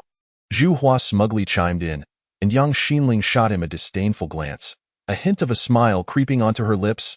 Humph, Zhu San. Don't be the first to flee. Am I the sort to run away? I would gladly brave fire and water for Xinling. My life is of no consequence. The 2 individuals continued their banter as they advanced, with Yang Xiqing merely sighing and shaking his head, secretly regretting the decision to bring these 2 companions along. At that moment, the 3 figures clad in green had arrived at the precipice, where they encountered a small pit approximately half a zhang deep. Below this pit lay solid rock, marked with sporadic stains of blood. The trio dismounted and approached the edge of the pit together. The elder among them brushed his fingers against the still damp bloodstains and brought them to his nose for a closer inspection. Indeed, someone had disturbed the wolves, and it was evident that this was not human blood. Uncle, It appears this pit was also created by human hands, one of the younger men remarked. Indeed, it is clear that a struggle occurred here. And it was no small commotion, the elder replied. Master, come quickly and take a look over here. There are some fresh footprints, another young man urged. The three of them gathered at the edge of the cliff to examine the scene. On the sandy earth near the precipice, a series of disordered paw prints resembling those of a wolf caught their attention. However, these tracks were significantly larger than typical wolf prints, more akin to the footprints of a lion or a fierce tiger. It seemed that more than one wolf had traversed this area. Master, should we follow these tracks? One of the young men inquired. If it were only one, it would be manageable, but with so many wolves together, it would be reckless to pursue them hastily, the elder cautioned. Uncle, do not worry. Have you forgotten? I possess the talisman from Master Wuxin. Even with Master Wuxin's talisman, we must not be careless, the elder replied, hesitating as he scrutinized the footprints once more before returning to the pit created by Yi Chen. It appears that someone has indeed slain a wolf here not long ago, he concluded. Uncle, if someone was able to kill this wolf, it suggests that it is not as formidable as legend has it. Moreover, since we are already here, we might as well track this pack. With your skills and Master Wuxin's talisman, I believe our journey will not be fraught with danger, the young man stated confidently. Very well, but should we encounter any peril, you must remember to retreat first. I will cover your escape. Do not act recklessly. The elder warned. Understood, uncle, the two young men replied in unison, exchanging excited glances filled with eager anticipation. Thus, they led their horses along the path marked by the wolves' footprints, just as the trio departed. Yang Xiqing and his companions arrived at the cliff's edge. Upon seeing the pit left by Yi Chun, Yang Xinling let out a surprised exclamation.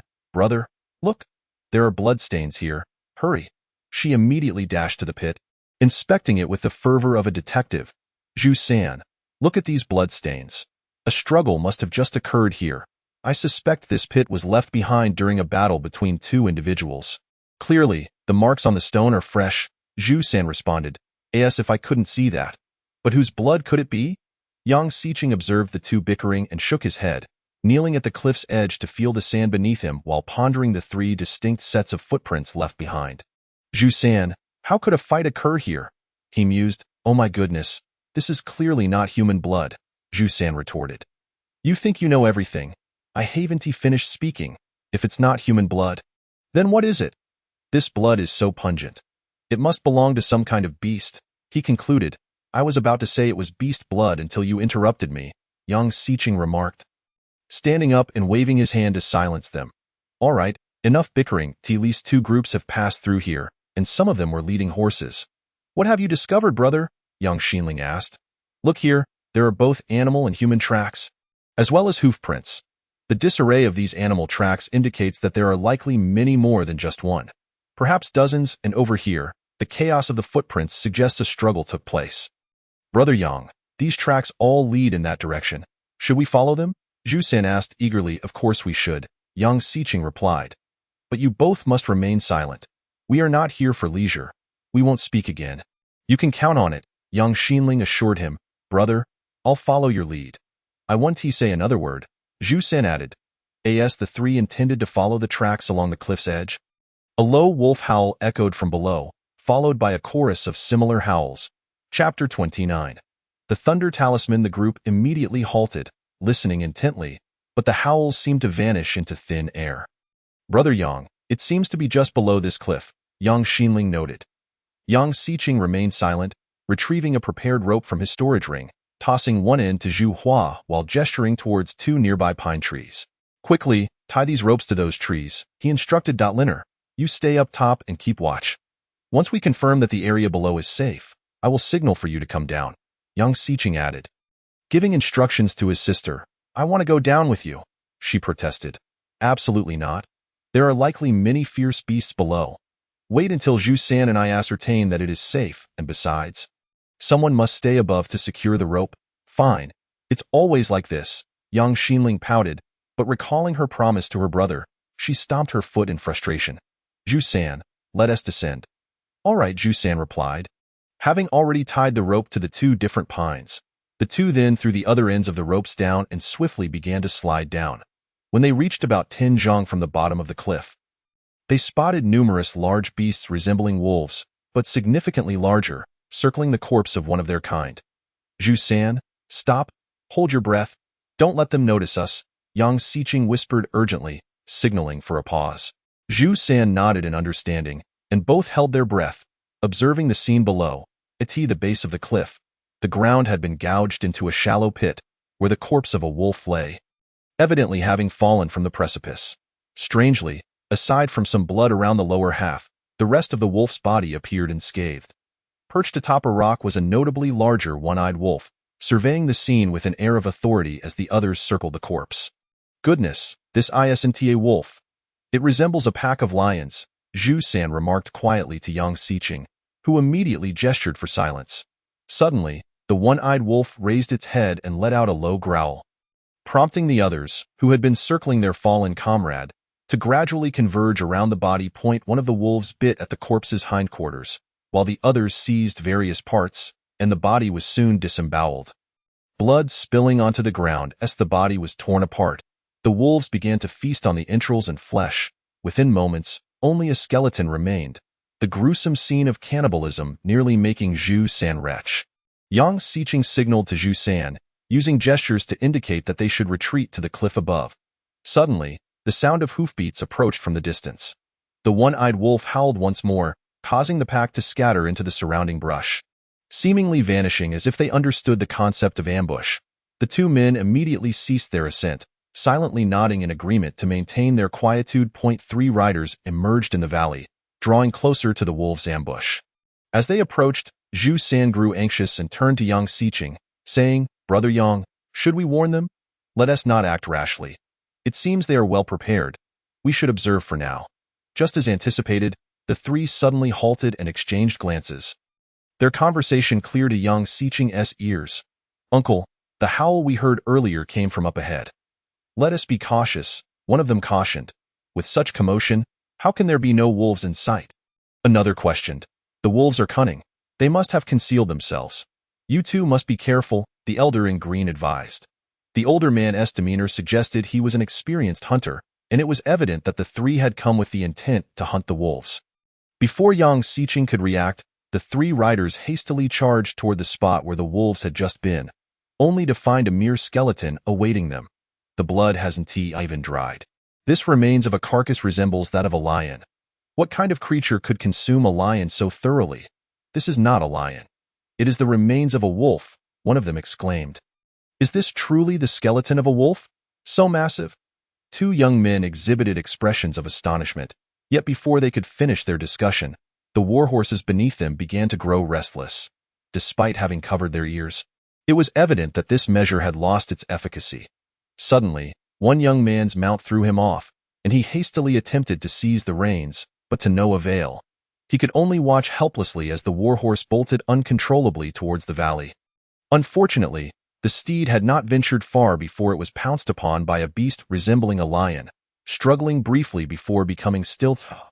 The young man standing on the ground suddenly froze, as dozens of monstrous creatures, significantly larger than wolves, emerged around them, slowly encroaching.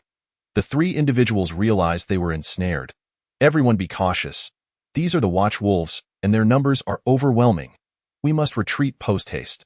Disciple, come, mount your horse quickly. In a moment, I will charge towards the valley, and you two must stay close behind me." "Understood, uncle." With a commanding shout, the elder in the green attire unleashed a powerful punch, sending a wave of force that scattered the nearest watch wolves. He surged ahead, but suddenly felt his steed lurch and topple. Upon closer inspection, he discovered that a watch wolf had ensnared his horse's neck. The ones that had just been sent flying now regrouped. Appearing unharmed, "Uncle, stand clear." With a sharp whistle, several pieces of yellow paper floated down from the sky, exploding amidst the wolf pack. The wolves recoiled, their fur bristling. A few stumbled, but soon regained their footing. Goodness, how ferocious! Thankfully, we did not recklessly descend, or we would have met our doom. Prepare for a rescue. Remain silent for the moment, Yang Xiqing instructed, casting a glance at Zhu Hua. During their exchange, the horses of the 2 young men were also felled. prompting the trio to abandon their mounts and retreat towards the cliff's edge. Several watch wolves lunged at them relentlessly, while the elder struck out with powerful punches. Yet, after being repelled, the wolves returned as if unscathed, leaving the elder visibly breathless. Noticing the elder's evident exhaustion, the watch wolves grew less aggressive, slowly encircling the three, driving them towards the precipice. "Uncle, rest behind me for a moment." The young man drew several talismans, retreating cautiously, only to find the sheer rock wall behind them left no room for further escape. "Uncle, our chance of survival now hinges solely on Master Washin's talismans." The wolf pack, clearly sensing their intent, surged forward with renewed urgency. The young man, trembling, cast the talismans into the fray. Thunderous explosions resonated as bolts of lightning struck the approaching wolves, illuminating their skeletal frames as they howled in agony. Yet, as the wolves fell, the others halted, momentarily deterred. "Master Washin's talismans are indeed formidable. Let us break through." But before the elder could finish, the wolves previously struck by lightning staggered back to their feet, their eyes glowing a menacing red, bared fangs glistening. The young man, witnessing this, hurled additional talismans, the thunderous strikes proving devastating as wolves repeatedly collapsed. However, each time they fell, they would rise again, their eyes now blood-red. Fixated on the three with malicious intent, "Master, what shall we do now? It seems we are destined to perish here. We have underestimated these watch wolves." Just as despair gripped them, a voice called out, "You three, hurry over here and grab the rope, quickly." Looking up, they saw two figures hanging from the cliff, tossing down the other end of a rope. Immediately, the trio moved towards the rope. The watch wolves, aware of their intentions, dispatched several to block their escape. "Uncle, what do we do? We have only one talisman left." "Do not panic. Wait until you throw it, then you two must go first while I hold them off." "That is not acceptable. We must leave together. Now is not the time for bravado. I command you to go first, Uncle Master. I will not leave without you. Quickly, now, throw it." After delivering a powerful punch, the elder bellowed. The simultaneous sound of thunder and explosions cleared a significant space before them. Noticing the two still hesitating, the elder swiftly seized them and dashed towards the rope, exerting all his strength to throw them upwards. "Hurry up, I will cover you." Some watch wolves leapt to pursue the two young men, only to be intercepted by the elder. "You must ascend. Do not concern yourselves with me." One young man grasped Yang Xiqing's rope, but the other, in a moment of panic, missed his grasp and fell. A watch wolf lunged, sinking its teeth into the young man's arm and tearing it viciously away, causing blood to spurt as he fainted. "Xianger!" The elder's anguished cry echoed as he attempted to rush forward to save him, but the overwhelming number of wolves rendered it impossible to approach. He could only push forward with all his might, despair etching his features. Chapter 30. A surge of caution. Yang Xiqing and Zhu San watched in horror, having witnessed the brutal fate of their companion.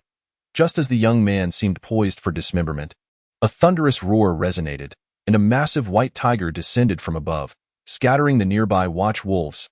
A gray figure dropped down, seizing the fallen young man and leaping to bring him to Zhu Hua, securing him with the dangling rope. "Hurry up, I will descend to rescue him." "Yichen?"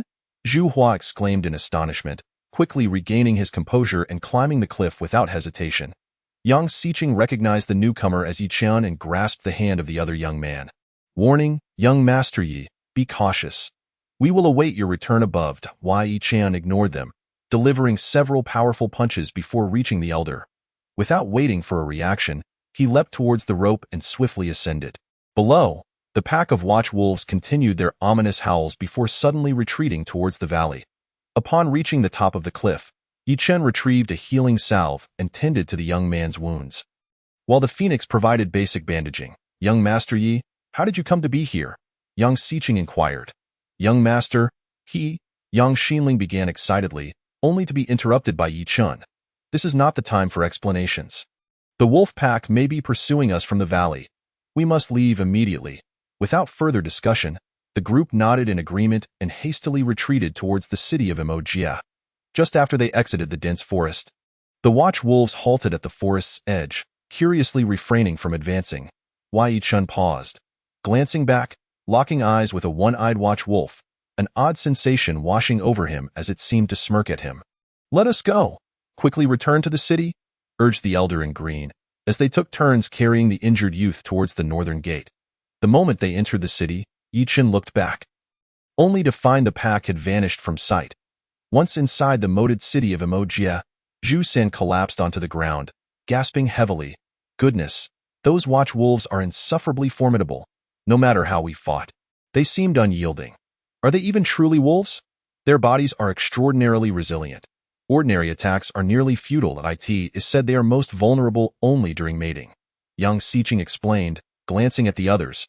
"According to the records, this is indeed the case, but who can guarantee they would encounter them at such a moment? Nonetheless, today has confirmed the truth. These packs of watch wolves are indeed not to be trifled with." Among the three men in green, the one unscathed spoke with lingering dread, bowing respectfully to Yichun and the others. "We are deeply grateful for your timely assistance, esteemed heroes." The elder approached as well, bowing deeply to Yang Xiqing and the others before turning to Yichun. "I am Tao Yuanming of Kunlun Mountain. We must take our leave to tend to Xiang'er's injuries. The gratitude of this old man and my young disciple shall be repaid in due time." "Ah, it is Master Tao. A pleasure to finally meet you. I am Yang Xiqing of the Yang family, and this is Yichun, young Master Yi. This is Zhu Hua and my younger sister, Yang Xinling. Please attend to your companion's wounds. We can discuss matters further when time allows. Thank you, young Master Yi, young Master Yang, and esteemed heroes. I must take my leave now." With that, he summoned the young man beside him to carry the unconscious youth. Hurrying towards the city, the phoenix had already staunched the bleeding, but the young man's severed arm could not be salvaged. Otherwise, it might have been reattached. "Everyone, I too must take my leave. At this moment." Yichen also cupped his fist towards Yang Xiqing and the others, saying, "Young Master Yi, since we are all returning to the city, why not travel together?" Yang Xiqing turned around and replied earnestly, to which Yichun smiled but did not respond, instead walking straight into the city alongside Feng Wang. "Indeed, young Master Yi, since we are all headed back, let us walk together," Zhu Hua chimed in, standing up and patting his backside as he joined them. Thus, the group made their way into the city, with Yang Xiqing and Yang Xinling trailing behind. "Brother, is this Tao Yuanming the super hunter you mentioned before? Isn't he only active in Kunlun Mountain? How could he suddenly appear here?" Yang Xinling inquired. "I'm not quite sure. Just now, observing the skills of those individuals, they indeed seem to possess the lineage of Kunlun Mountain," Yang Xiqing replied. "By the way, how did you come across young Master Yi and the others?" Yang Xinling gazed at Yichun and Feng Wang walking side by side, and a twinge of jealousy crept into her heart. "As soon as you both went down, young Master Yi brought that girl to the cliff's edge. He asked me why I was alone here. I told him that you both had descended to assess the situation. And before I could finish, he exclaimed, 'Oh no,' and jumped down without hesitation. Thankfully, thanks to young Master Ye's timely intervention, otherwise we would only have been able to rescue one of Tao Yuanming's group. And the other two would likely have perished down there. Brother, I just heard Zhu San say that the Wolf of the Ring is truly that terrifying. It is not merely terrifying. It is utterly horrifying. Ordinary attacks cannot harm them at all. And no wonder, young Master, you believed you were trapped and disregarded everything to jump down to save you." After speaking, Yang Xinling glanced at Yichen's back. Her eyes filled with admiration. "If only I had gone down instead. I truly wish to see how young Master Yi saves people. He must look incredibly handsome, right, brother? Handsome, indeed. What nonsense is running through your mind? If it were you who went down, you would have been scared out of your wits, brother. Do you think I am that useless? Useful, very useful. If it weren't for your encounter with young Master Yi, those individuals might not have returned. Today, your contribution is the greatest." "Hemph. Exactly. By the way, brother, how about we invite young Master Yi for a drink when we return to the city?" All right. How about you extend the invitation to young Master Yi?" "Why must I be the one to invite him? You invite him, and I will accompany you." "Please, dear brother, agree." Seeing his sister's pitiful demeanor, Yang Xiqing pretended to shake his head, which flustered Yang Xinling, who grasped his hand and shook it vigorously. "Fine. We shall invite young Master Yi to the Lee Garden for drinks later. Is that acceptable?" With that, Yang Xinling cheered joyfully. In truth, Yang Xiqing also longed to share a drink with Yichun, believing that this young man, with his chivalrous spirit, was a friend worth cultivating. Upon entering the city, Yang Xiqing stepped forward to call out to Yichun. Young Master Yi, the timing is just right. I would like to invite you to have a drink at the Lee Garden. Please do not decline. Certainly, certainly. It has been a while since I visited the Lee Garden for a drink. Yichen replied. Zhu-san, upon hearing they were going to the Lee Garden for drinks, cheerfully chimed in, Young Master Yang, I apologize, but the day is getting late, and I have some matters to attend to. We will have to postpone. Young Master Yi, since we all need to eat, why not seize the day? Zhu-san interjected hurriedly. Indeed, given that we have faced life and death together today, what do you think? If your matters are not urgent, shall we gather today? In truth, Yichen held a favorable impression of Yang Xiqing and the others for their assistance in rescuing people earlier, but having promised the elderly woman from Hu village, he needed to ensure Feng Huang was settled first. Thank you for your kind offer, but I must decline. I will be staying at the Yuan Sheng house in the city for the next few days. Young Master Yang, should you have time in the future, feel free to visit me at the Yuan Sheng house, and we can gather then. Seeing Yichen repeatedly refuse, Yang Xiqing, realizing that Yichen likely had matters to attend to, could only smile helplessly while being tugged by his sister. Very well, young Master Yi, please attend to your affairs. I shall visit the Yuan Sheng house another day, brother. Xinling, young Master Yi has matters to attend to today. Let us not disturb him. We will find another time to meet. Young Master Yang, everyone, I bid you farewell for now. Until we meet again. Wai Yichen cupped his fists in farewell, then led Feng Huang back to the Yuan Sheng house. For he could not let Feng Gu worry after being away for so long. Brother, what a pity to miss such a good opportunity. Do you think everyone is like you? After being out for so long, one must return home first to avoid worrying the family. Yes, you are right, brother. Young Xinling pouted, feeling quite displeased, and her heart filled with unspoken worries. Let us return home. Our family will worry if we are late in coming back after having left the city. Brother Yang, I will accompany you back to the Yang family. Go. Zhu-san, you have been out all day. If one didn't know better, they might think you were devoured by a monster. Hurry back to your own home. Xinling, at least allow me to finish my meal at your house before I return. Without your meal, you should hurry back home. As the two bickered back and forth, they made their way to the Yang family, leaving Yang Xiqing both amused and exasperated. When Yichen returned to the Yuan Sheng house, Feng Gu was just finishing up his work. Upon hearing Yichen's return, he immediately set aside his tasks. My dear brother has returned. Everything went smoothly, I hope? And who is this young lady? When Feng Gu saw Feng Huang, he was momentarily taken aback and quickly inquired about the situation. Wai Yichen gestured towards Feng Huang, saying, Feng Huang, this is my brother Feng Gu. In the future, you may simply call him Big Brother. Brother, this is Feng Huang. I will explain everything in detail shortly. Come, Miss Feng Huang, please take a seat. Make yourself at home. Do not stand on ceremony. Thank you, Big Brother, Feng Huang replied, her eyes wandering curiously around this new environment, filled with a sense of novelty. Once seated, Yichen recounted the events that had transpired in the dense forest. Feng Gu's brow furrowed in concern at times, and at others, he expressed astonishment.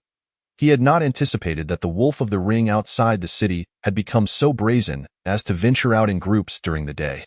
As Yichen retrieved the small cat from his storage ring, he remarked to Feng Gu, thanks to this little one, many mysteries were unraveled. I plan to reward it with a roasted chicken when I head out. Upon hearing about the roasted chicken, the little cat became ecstatic, nuzzling against Yichen and gesturing excitedly with its paws. The little cat indicated that it also wanted to eat sour fish, requesting that Yichen buy a fish for Uncle Wang to cook. Feng Huang, can you understand what the little cat is saying? Chapter 31. The charming madman Yichen looked at Feng Huang with curiosity, then glanced at the little cat, which was narrowing its eyes and nodding, jumping onto Feng Huang's shoulder and cradling her head. Yes, after living in Hu village for so long, one naturally begins to understand some of this little sprite's intentions. All right, in addition to the roasted chicken, we shall buy plenty of fish for Uncle Wang to prepare the little cat's favorite sour fish. Hearing about the sour fish, the little cat was overjoyed, nuzzling this way and that.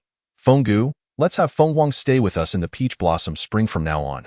She can lend a hand to Uncle Wang and also help the villagers with their ailments. My dear brother thinks alike. Our Feng Huang is not only beautiful but also kind-hearted. With her presence, the Peach Blossom Spring will truly be a paradise. Feng Gu genuinely admired this girl, his face breaking into a bright smile as he began to jest. Upon hearing this, Feng Huang's cheeks flushed, and she broke into a radiant smile. Meanwhile, the little cat looked utterly bewildered, incessantly pointing at itself. Yi Chen and Feng Gu pretended not to notice, causing the little cat to scurry onto Feng Gu's shoulder. Persistently tapping his head, the two burst into laughter. "Let us go. We shall buy roasted chicken," Yi Chen proposed. "Feng Huang, would you like to join us for a stroll through the market? It would be nice for you to take Feng Huang to the market. I will finish my tasks, and when you return, we can head back to the Peach Blossom Spring together." Yi Chen agreed and set out with Feng Huang and the little cat. Then Feng Gu instructed the waiter, "Xiao Yin, go to the entrance and inform Uncle Wang to return to the Peach Blossom Spring first and prepare the middle room, gathering some daily necessities for women." Understood.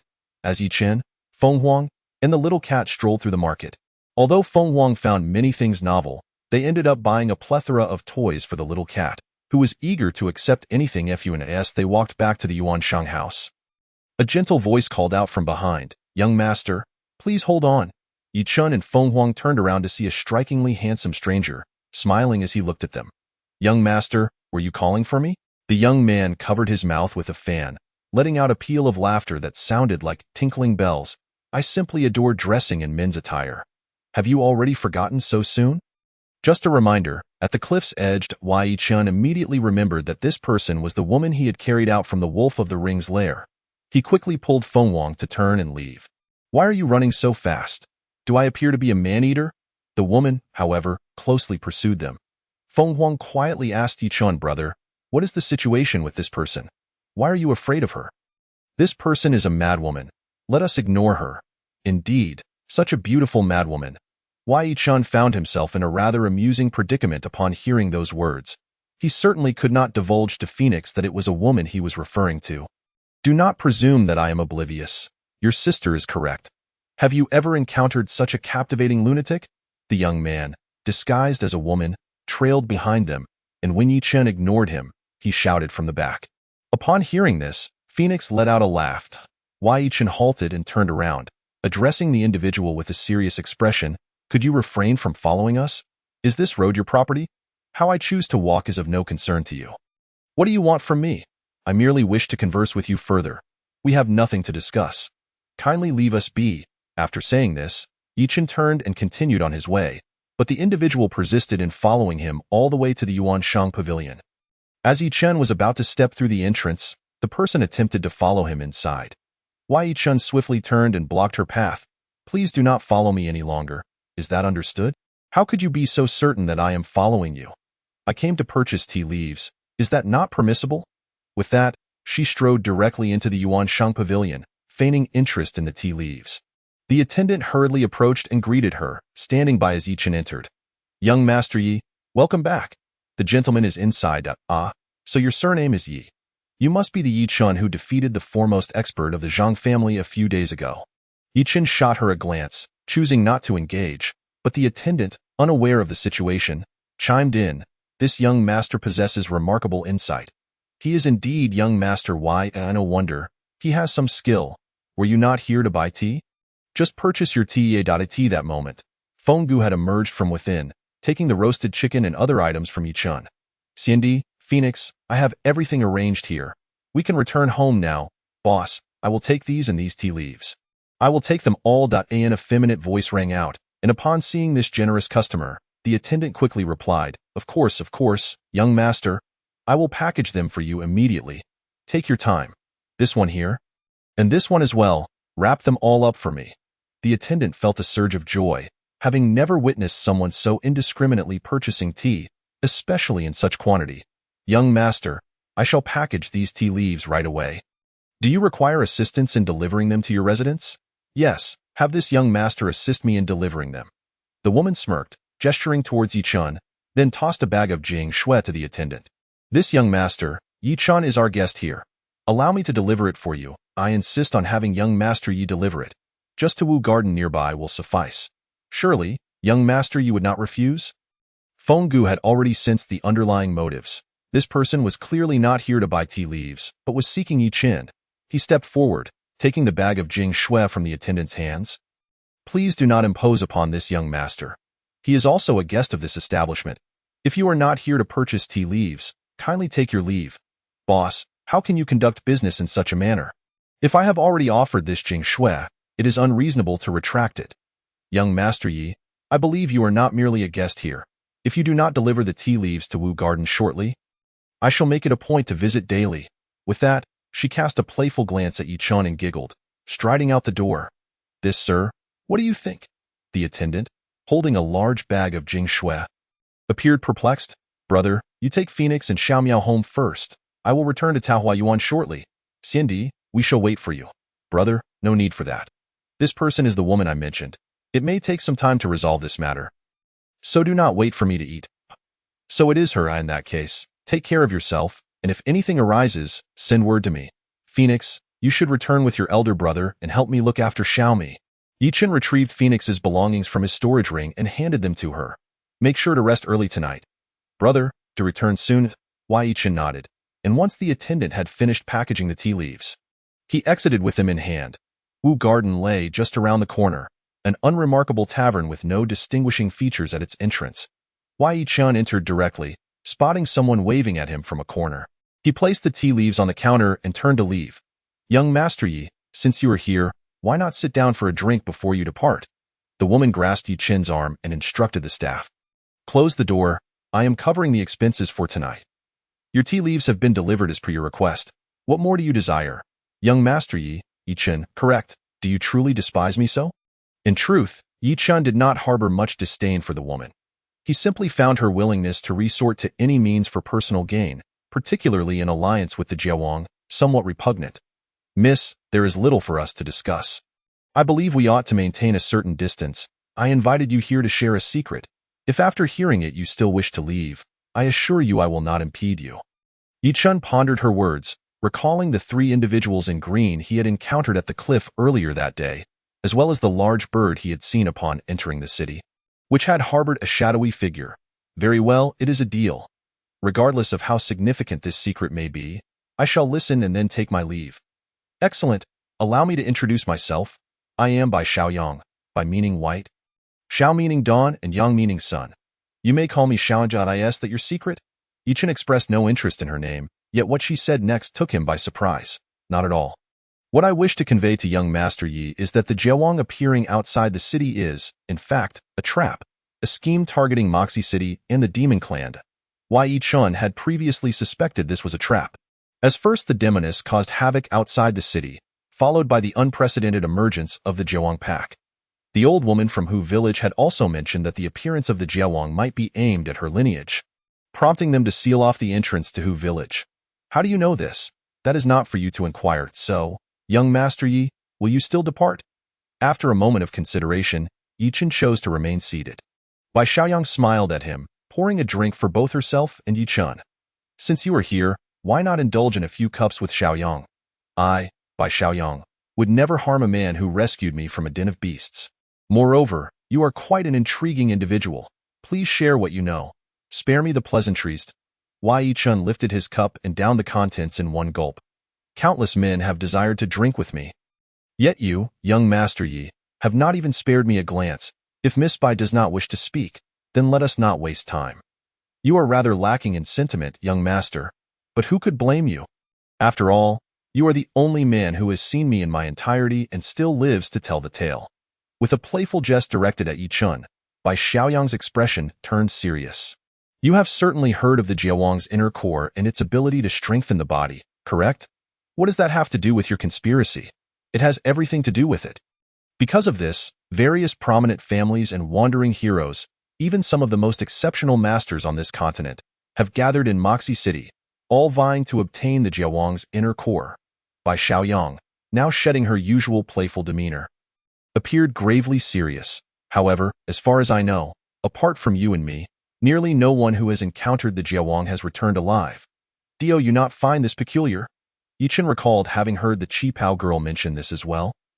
Yet what Bai Xiaoyang did not know was that he had just rescued a few individuals from the Jiawang pack earlier that afternoon. Furthermore, has young Master Yi ever encountered anyone who has truly consumed the inner core? Never, but I assume someone must have in the past. No. If anyone had truly consumed it, then why are there such significant discrepancies in the recorded data? Yi Chen fell into contemplation. Though he found Bai Xiaoyang distasteful, he could not deny that her analysis was quite rational. Had it not been for first-hand experience, perhaps we would never uncover the Jiawang's true weakness. Do you not agree, young Master Yi? The records detail certain weaknesses of the Jiawang. Albeit not comprehensively, they do not seem entirely incorrect. Consider this, young Master Yi. If we were to trap the Jiawang based on the experiences documented in these records, how many times would we have met our demise? Yi Chan had to nod in agreement. Had it not been for this woman, who had desperately torn away the Jiawang's lower body, they would have faced certain death. What I wish to convey to you, young Master Yi, is that the only person in this world who has truly consumed the Jiawang's inner core might be me. Is it possible that the information recorded is part of a long-term scheme? Oh, Miss Bai, you have consumed the Jiawang's inner core, indeed, but I hope this secret remains solely with you, young Master Yi. Miss Bai, why this sudden trust in me? I understand that you harbor disdain for me. Yet among all the men I have encountered, you are the only one I deem worthy of trust. Bai Xiaoyang gazed earnestly at Yi Chun and spoke, yet Yi Chun did not take her words to heart.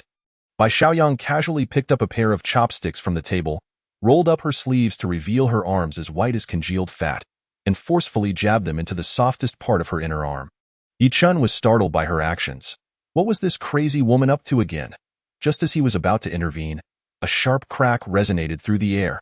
The entire set of chopsticks in Bai Xiaoyang's hand shattered. Upon examining her arm, he was astonished to find not a single red mark. Young Master Yi, did you see that? This is the effect of the wolf-suppressing inner core I ingested. Is it really that powerful? Yi Chun looked at Bai Xiaoyang in astonishment. The reason the body of the wolf suppressor is as hard as bronze and iron is due to the presence of this inner core. I suspect that the mastermind behind the wolf suppressor believes that no one in this world can penetrate this ironclad exterior, thus luring us into hunting the beast. There must be a hidden secret behind this. To unravel this mystery, one must expose those behind it, though draw out these hidden figures. They must be made aware that the wolf suppressor has become someone else's prey. Why Yi Chun realized that this seemingly mad woman, Bai Xiaoyang, possessed a remarkable clarity of thought. Indeed, the best strategy to unveil this enigma is to disrupt the architect's plans. Young Master Yi, if I were to disclose certain secrets, I believe many would be eager to collaborate with me.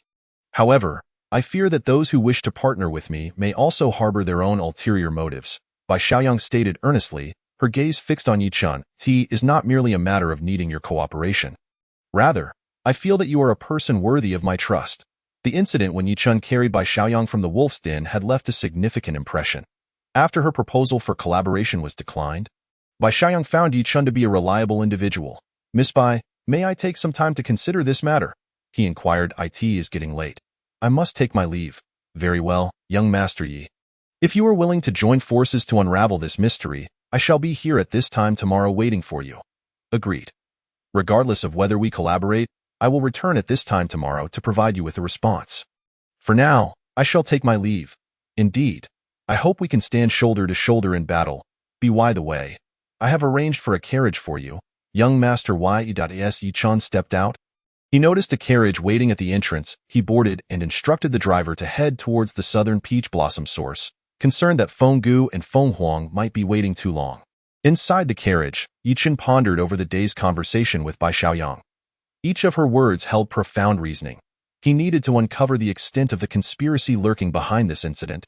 With this thought, he found that Bai Xiaoyang no longer irked him as much. The peach blossom source courtyard. Feng Gu was busy arranging the room for Feng Huang, which had already been tidied up by Uncle Wang. Meanwhile, a little cat was in the kitchen, watching Uncle Wang prepare sauerkraut fish, playfully perched on his shoulder, drooling. Upon hearing Yi Chun's footsteps, the little cat leaped off Uncle Wang's shoulder and dashed out of the kitchen, excitedly pouncing on Yi Chun and then nuzzling against his shoulder. Xiaomi, why haven't you eaten yet? You must be starving, Yi Chun remarked, patting its head. Just then, Feng Gu and Feng Huang emerged from the house, both visibly joyful. Is the matter resolved? Feng Gu inquired. I will explain everything to you later, brother, Yi Chun replied. Good, as long as it's settled. Let us eat. They all sat down in the dining room, where Uncle Wang had already served roasted duck, sauerkraut fish, and other dishes. While eating, Yi Chun asked Feng Huang, Do you like it here, Brother Chin? I really like it here. Big brother had Uncle Wang prepare everything long ago. Feng Huang replied.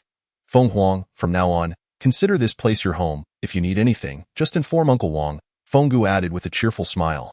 Yes, now I have 2 older brothers, and I'm truly happy.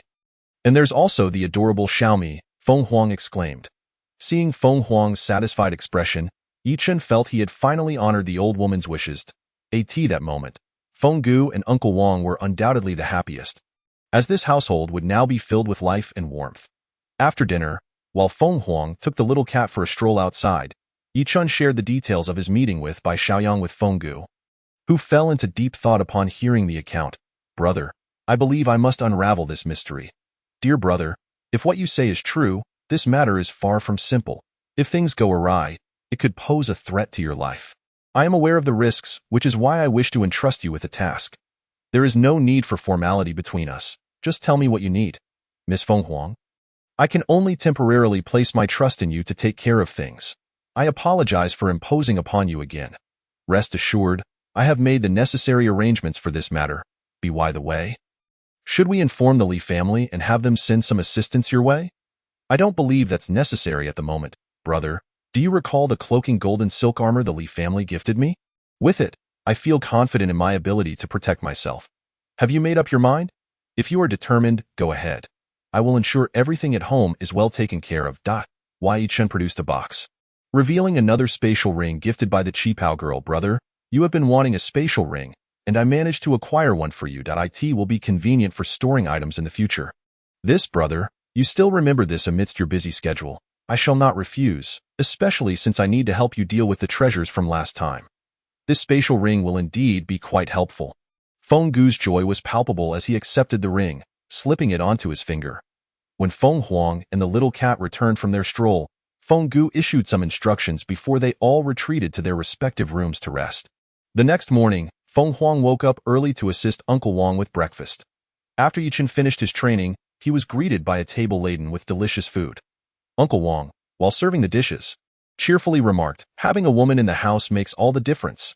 After Fenggu invited everyone to sit, he turned to Uncle Wang and said, Uncle Wang, please ensure Feng Huang stays here today.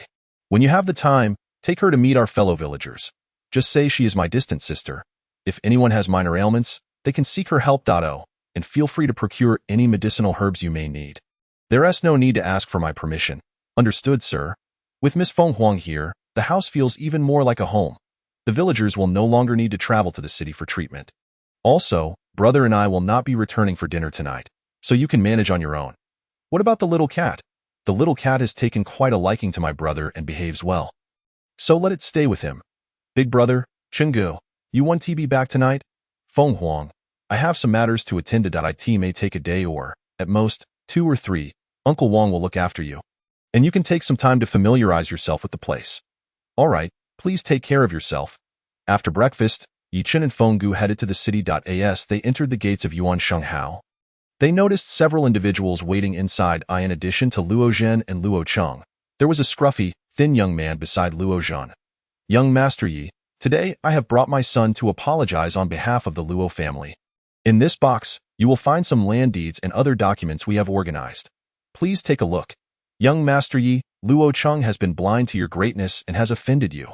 Please allow me to accept my punishment. Luo Cheng immediately knelt, bowing his head in earnest. Get up. Your apology is of little consequence. You ought to apologize to Miss Ishi at Li Garden instead. The necessary punishments have been dealt with. Simply conduct yourself with propriety in the future.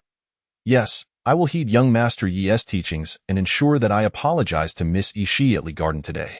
Yichen gestured for Fenggu to take the items sent by the Luo family, and only then did Luo Zhen exhale in relief. Young Master Yi, this is my nephew Luo Junhui. He has been traveling abroad for many years and just returned home.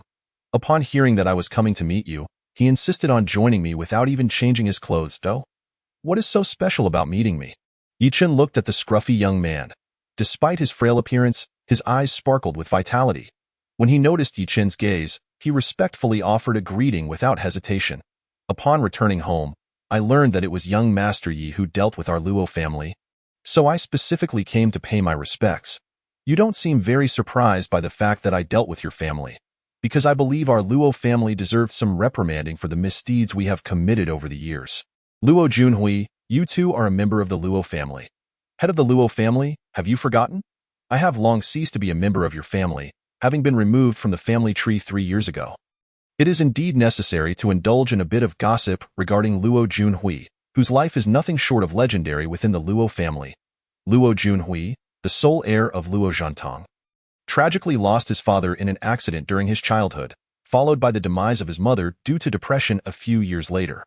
From that point onward, Luo Junhui became increasingly reticent, acquiring an inexplicable mastery of acupuncture seemingly from nowhere, and exhibiting erratic behavior by indiscriminately administering needles to anyone he encountered. Much to the chagrin of his peers, as he matured, he developed a peculiar habit of digging up freshly buried graves, often narrowly escaping the wrath of the deceased's families. In an astonishing turn of events, he is said to have revived a recently deceased individual with a mere few needles, leaving the bereaved family convinced that they were witnessing a case of resurrection.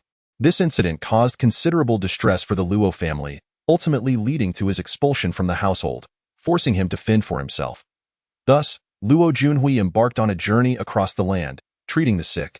However, he possessed an eccentric principle. He would only treat those who were still alive, and even then, he would limit himself to a maximum of 3 needles. Consequently, he acquired several monikers in the realm, being dubbed both Luo the Madman and the esteemed Luo the Healer, known for his 3 needles. The first time Yichin truly recognized Luo the Healer was through a serendipitous encounter where he witnessed the miraculous revival of a patient with 3 needles, the details of which shall remain undisclosed for now. Observing the tension between the 2 relatives, Yichin promptly gestured to interrupt their quarrel. "You two should return for now. I have matters to attend to today, but I shall visit the Luo residence at a later date when I am free." "Understood, young Master Yi." Luo Jin immediately took Luo Junhui by the arm and led him out. The Luo family certainly possesses an intriguing dynamic. With Luo the Healer's return, the Luo household is bound to undergo a transformation. Feng Gu watched as the members of the Luo family departed, shaking his head. "Brother, how shall we handle these land deeds?" "Just follow your arrangements, brother. We can sell or lease them, or even allocate a portion to serve as a shelter for the homeless orphans." "What a splendid idea! I hadn't realized the Luo family possessed such an abundance of land deeds. We might as well select a property close to the Yuanqing Lodge for your urban residence." "Brother, are you trying to push me out? I still prefer your quaint farmhouse." Wei Yichin chuckled, jesting with Feng Gu, who pretended to adopt a stern expression. "Brother, without your company, my farmhouse would be quite desolate. I could never bear to see you leave." "Ha ha, dear brother, I was merely teasing you. I shall heed your arrangements." Yichin could not have foreseen that the idea of a shelter for orphans would help him navigate a future crisis. "Brother, as you venture into the depths of the mysterious forest, I shall await your news at the Yuanqing Lodge. I will give you 3 days. Should you not return by then, I shall seek assistance from the Li family. Do not worry, brother. With the Li family's invisibility armor, I shall be perfectly safe. Also, I recommend you visit Delin Trading House when you have the time. See if they have any items of interest for you." Delin Trading House? Indeed, Delin Trading House is the largest commercial entity here, known for fair dealings and reasonable pricing. Many proprietors choose to conduct business with them. They host auctions weekly, often unveiling delightful surprises. Delin Trading House originally began as a pawn shop, yet now it boasts a presence throughout the entire Magia realm, rivaling even the most prominent families. Coincidentally, there happens to be an auction today at noon, and I have entrusted them with several treasures you asked me to handle.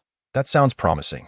Since I have no pressing matters at noon, let us go take a look. If you wish to go, I shall accompany you. I will call for my assistant to reserve a private room for us.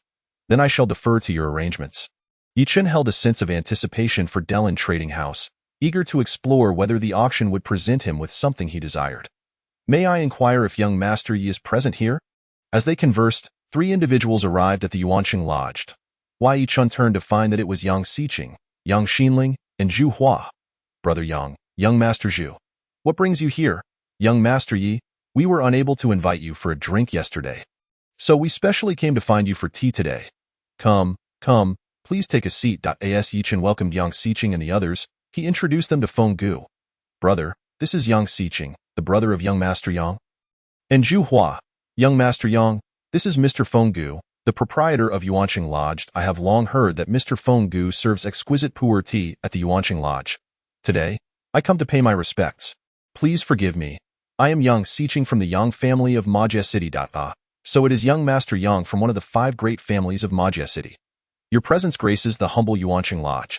After exchanging pleasantries, Mr. Fenggu retrieved a cake of aged tea from the tea cabinet, brewing it as he spoke. I have heard that the Longjing tea from the Yang family is renowned throughout the land. Many have traversed great distances just to savor a cup. Mr. Fenggu, you flatter me. The Longjing tea is not as miraculous as you describe. It can only be produced for 1 season, while your pu'er tea is said to improve with age. Young Master Yang is jesting.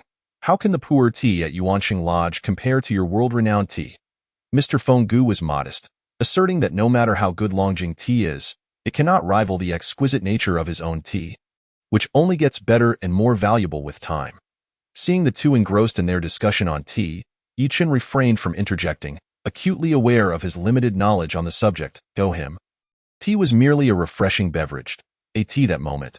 Young Xinling could no longer contain herself and quipped at her brother, Brother, are you here to find young Master Yi or to discuss tea?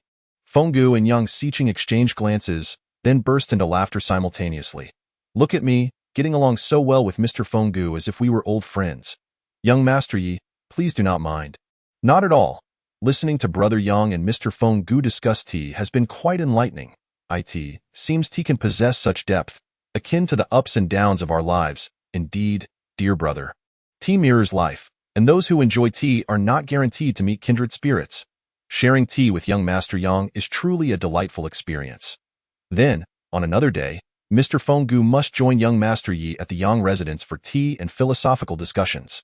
Certainly, I have heard much from my brother about that day when young Master Yang, along with your sister and young Master Zhu, rescued people amidst the wolf pack. Your noble deed has earnestly earned my admiration. Mr. Fenggu smiled and replied, the true hero that day was young Master Yi, who risked his life to save others. At this point, Yang Xiqing turned to Yi Chen, inquiring, young brother Yi, what is your perspective on the appearance of these outside the city? While sipping his tea, Yang Xiqing looked expectantly at Yi Chen, who was joined by Zhu Hua and nodding in agreement. When we reached the cliff's edge, the ground had been smashed into a considerable pit, with fresh bloodstains still visible. Clearly, it was thrown down after being killed. Brother, Zhu-san, did you not say that these are notoriously difficult to kill? How then can you say that one was slain by someone? Yang Xinling interjected, curiosity piqued. We can only speculate. There is no concrete evidence to confirm that the was killed by a person. Yi Chen and Fenggu exchanged knowing glances, both understanding that they could not reveal that the one responsible for slaying the was Yi Chen himself, lest he attract even greater trouble. Yi Chen also comprehended why Bai Xiaoyang preferred to collaborate with him rather than disclose the secrets surrounding that. After all, the identity of the person pulling the strings remained unknown. Thus, Yi Chen feigned seriousness and questioned Yang Xiqing. What leads you to suspect that the witch perished at the cliff was killed by human hands rather than having fallen? Consider this, brother Yi. At that moment, Tao Yuanming possessed formidable skills but could not inflict any harm upon that. At most, he merely repelled it. How then could they have perished from a fall? I suppose it would only sustain injuries at worst. Given the cliff's height, even a body as resilient as that of a bronze wall would likely suffer internal damage from such a fall. I had not considered that. Brother, you are right, that young Master Yi pointed out. The strongest external defenses could not withstand the trauma of a fall from such a height. That does seem plausible, Brother Yang. Do you recall that when we saw this corpse, there was blood at its lower half? Moreover, when the other tore into its flesh, they seemed to start from its rear. Yi Chen pretended to nod in agreement at Zhu Hua's analysis, then turned to Yang Xiqing and said, all species possess similar weaknesses. No matter how fortified the wolf is, its anus cannot be as resilient as other areas. You must have heard of the African hunting dog. It is precisely because they target the lion's vulnerable spot that they can bring it down. Upon hearing this, everyone nodded in sudden enlightenment. Chapter 34. The water-repellent red jadeite. In truth, Yi Chen also felt that attacking the wolf's underbelly would be rather distasteful. If striking its anus were genuinely effective, it would be far preferable. Observing that others had bought into his words, Yi Chen glanced at Fenggu and saw him giving a thumbs up and nodding with a smile. Thus, it can be understood why packs of wolves, even in the presence of unparalleled masters of this world, would choose to avoid confrontation. After all, a wolf would never present its hindquarters to you. I see now. After hearing your analysis, Brother Yi, I feel as though I have awakened from a dream. Thank you for illuminating this matter, Yang Xiqing remarked. So, do you still intend to pursue this wolf? Yichen asked, tentatively. However, Yang Xiqing shook his head with a smile. Forget it. If even a single wolf is this terrifying, what more can be said of the packs that roam together? I shall abandon this reckless endeavor. Indeed, given that even the renowned hunters from Kunlun Mountain, such as Tao Gong, have met with defeat, it would be unwise for us to entertain such foolish aspirations. Zhu Hua concurred with Yang Xiqing's decision, feeling a deep sense of loss, especially after witnessing how those wolves feasted upon their own kind. Speaking of Tao Yuanming from Kunlun Mountain, do you know where they are recuperating? Upon hearing Yichen inquire about Tao Yuanming and others, Yang Xiqing quickly realized that he too was curious about their purpose for coming to this foreign city.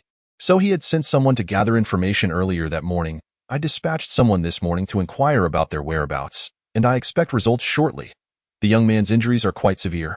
Although I applied some healing ointment at the time, if timely treatment is not administered, his life may be in jeopardy.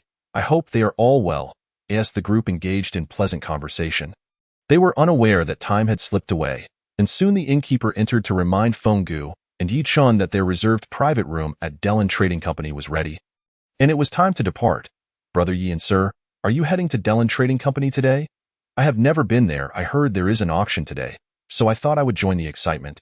Brother, let us go to Dellen Trading Company together. Upon hearing that Yi Chun was going to Dellen, Yang Xinling eagerly insisted on accompanying him, knowing well the lively atmosphere of the auction. Brother Yang, if you have no pressing matters today, why not join us at Dellen Trading Company? Certainly, I specifically came to find Brother Yi today, so let us go together, as I am acquainted with Qin Xiui, the manager at Dellen Trading Company.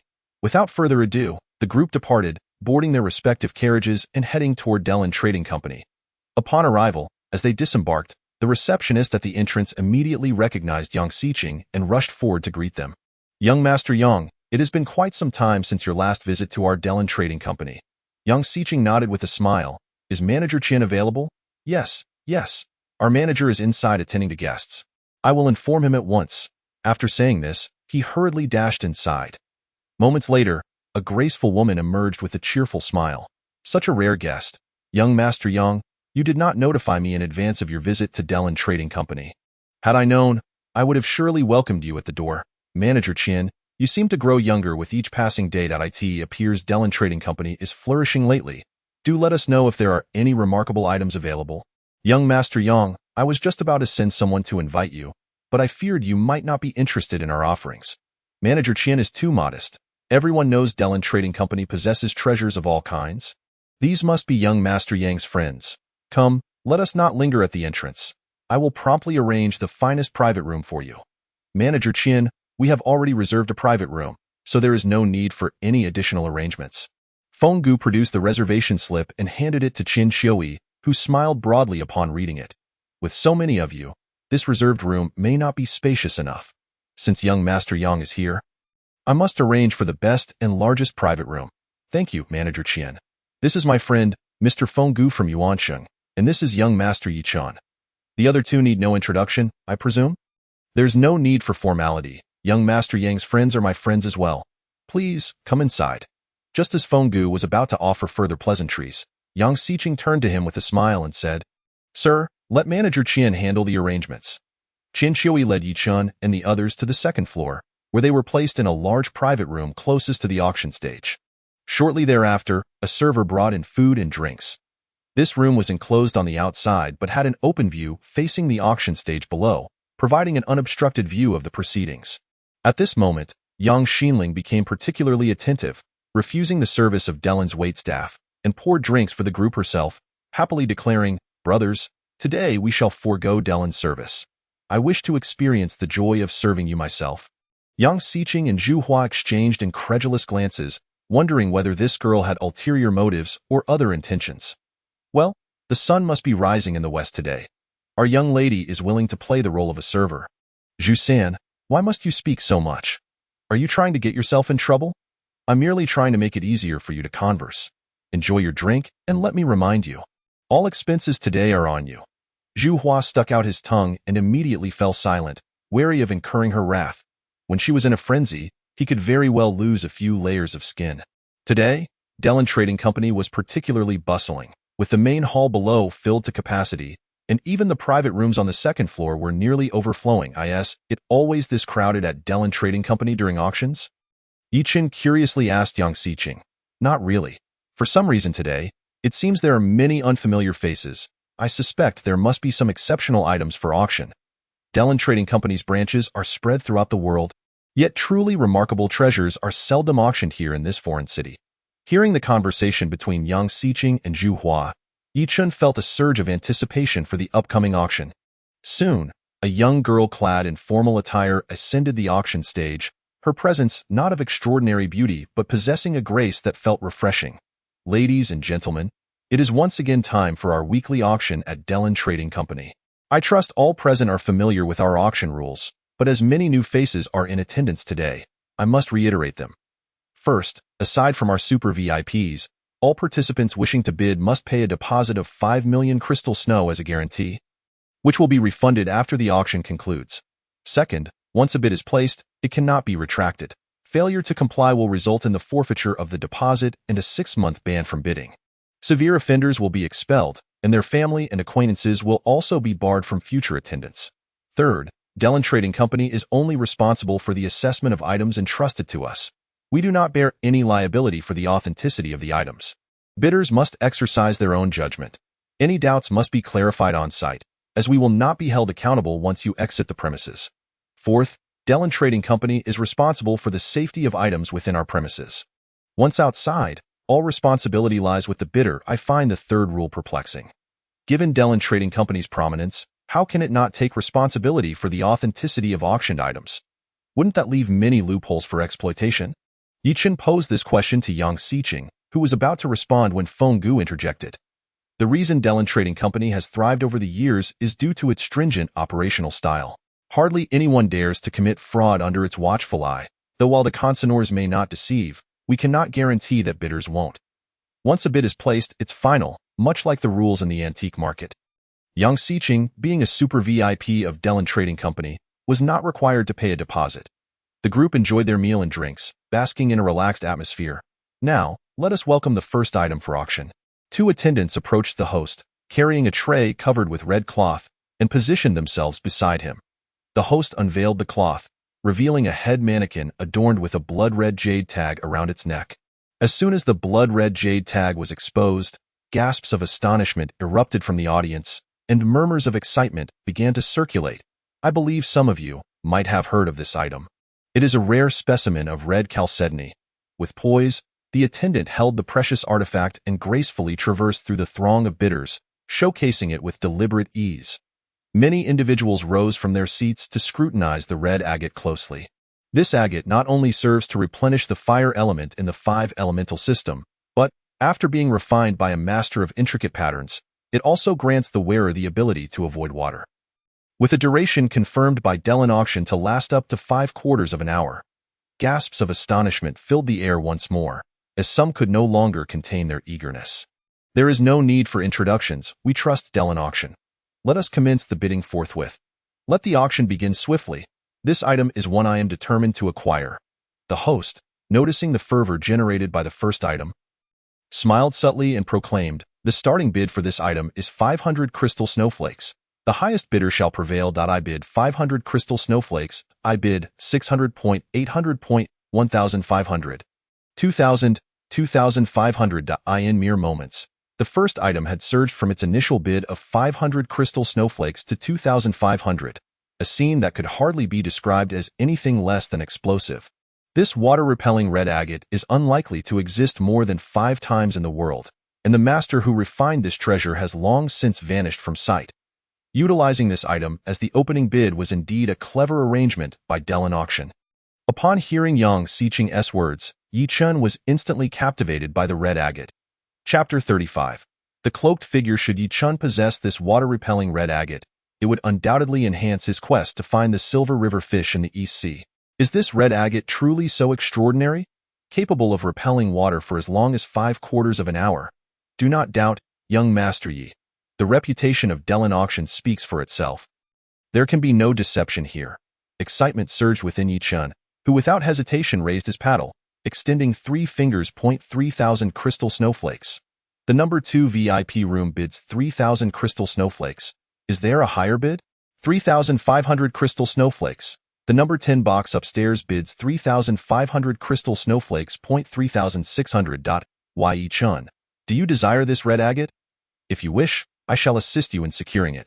Young Xinling, seeing Yi Chen bid, eagerly stepped forward, volunteering to call out the bids. All right, you may call the bids. I shall cover the cost myself, as long as it does not exceed 10 million crystal snowflakes. I can manage this little private stash. Rest assured, I will ensure you secure it. However, from the second VIP box, a sharp female voice interjected, and several gentlemen began to engage in earnest competition. 800,000 crystal snowflakes. Yang Xinling's voice grew hoarse from the exertion, but after finally calling out 800,000 crystal snowflakes, the scene regained some semblance of control. The second VIP room has bid 800,000 crystal snowflakes. Is there a higher bid? 800,000 for the first time. 800,000 for the second time. 1 million. At that moment, from a corner downstairs, a man clad in a black coat and a wide-brimmed hat suddenly shouted 1 million. All eyes turned toward him, yet it was clear he wished to remain incognito. Yang Xinling stamped her foot in frustration. The treasure almost within her grasp had been hijacked by this interloper. And she shot an indignant glare at the cloaked figure. Xinling, it's all right. Continue. Yang Xiqing observed his sister's demeanor and chuckled encouragingly. Hearing her brother's words, Yang Xinling mischievously winked at Yang Xiqing before resuming her bidding. 1,500,000. 2 million. 2 million. 600,000. 3 million. At this juncture, the auction hall was dominated by only these two voices, aside from the host. Miss Yang, it is enough. Since this individual is earnest in acquiring the red agate, he must have a pressing need for it. Let us concede it to him. How can that be? If Brother Yi desires this item, I shall spare no effort to secure it, child. I appreciate your heartfelt intentions. However, this person may genuinely require this item. Let us observe the subsequent lots. Although Yi Chen harbored a desire for the treasure, he did not wish to incur a debt of gratitude to the Yang family. Thus promptly halted Yang Xinling from further bidding. Xinling, since young Master Yi has expressed disinterest, let us focus on the subsequent items. With both Yi Chen and Yang Xiqing expressing similar sentiments, Yang Xinling reluctantly ceased her bidding. As the host called out 3 million for the last time, the red agate was claimed by the enigmatic cloaked figure. Strangely, after obtaining the item, the cloaked man showed no further interest in the remaining lots. Swiftly exiting the venue.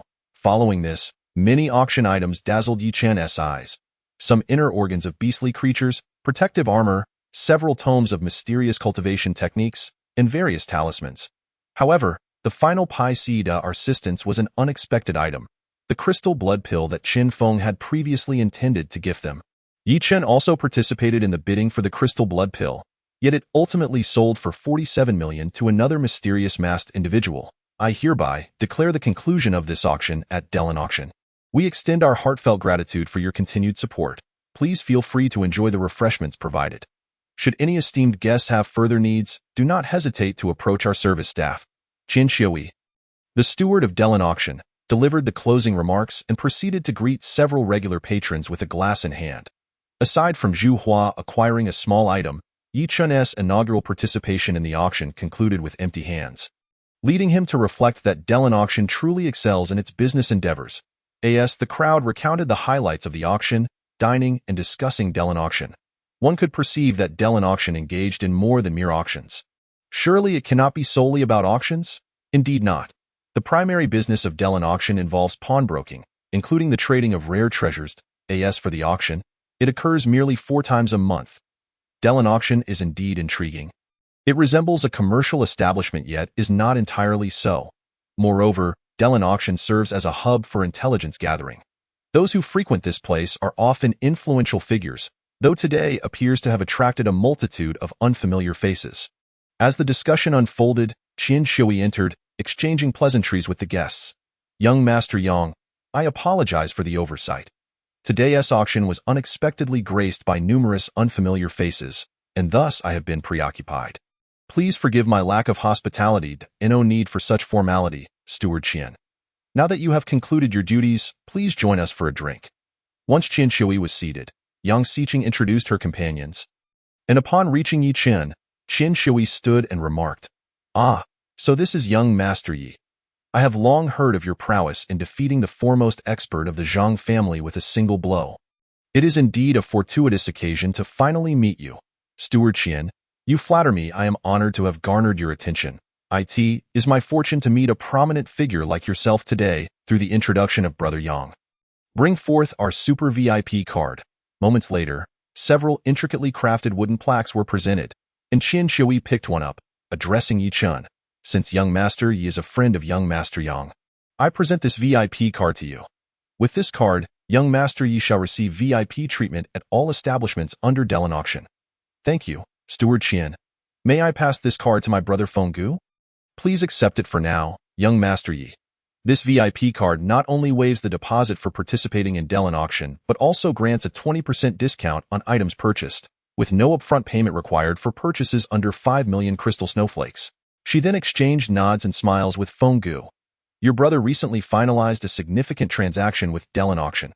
However, I was unable to present this VIP card promptly due to my absence that day." After the customary exchanges, Yang Xiqing inquired of Qin Shui, "I heard you mention that many unfamiliar faces attended today." "Indeed, many paid double deposits, yet refused to disclose their identities. However, I can affirm that most of these strangers are not from the city of Emojia. It seems significant events are afoot in the city of Emojia. These individuals must have their reasons for being here. I too hold suspicions, yet as you know, Dellen Auction is merely a commercial entity, bound by rules. Steward Qian, have you heard of the Wolfbane? Do not provoke the Wolfbane at all. What leads you to say that? It is said that obtaining the inner organs of the Wolfbane can enhance one's strength. Yet who among you has ever seen a true Wolfbane inner organ, or witnessed anyone consuming one?" The crowd fell into contemplation. Dellen Auction has existed for a century and has never encountered a genuine Wolfbane inner organ. However, it is rumored that one appeared at the branch in the northwest, only to be later confirmed as a counterfeit. Are the Wolfbane inner organs previously presented by Dellen Auction also counterfeit? Indeed. Subsequently, Dellen Auction established a rule to no longer accept consignments of Wolfbane inner organs. This incident transpired nearly a century ago, and the specifics have since become uncertain.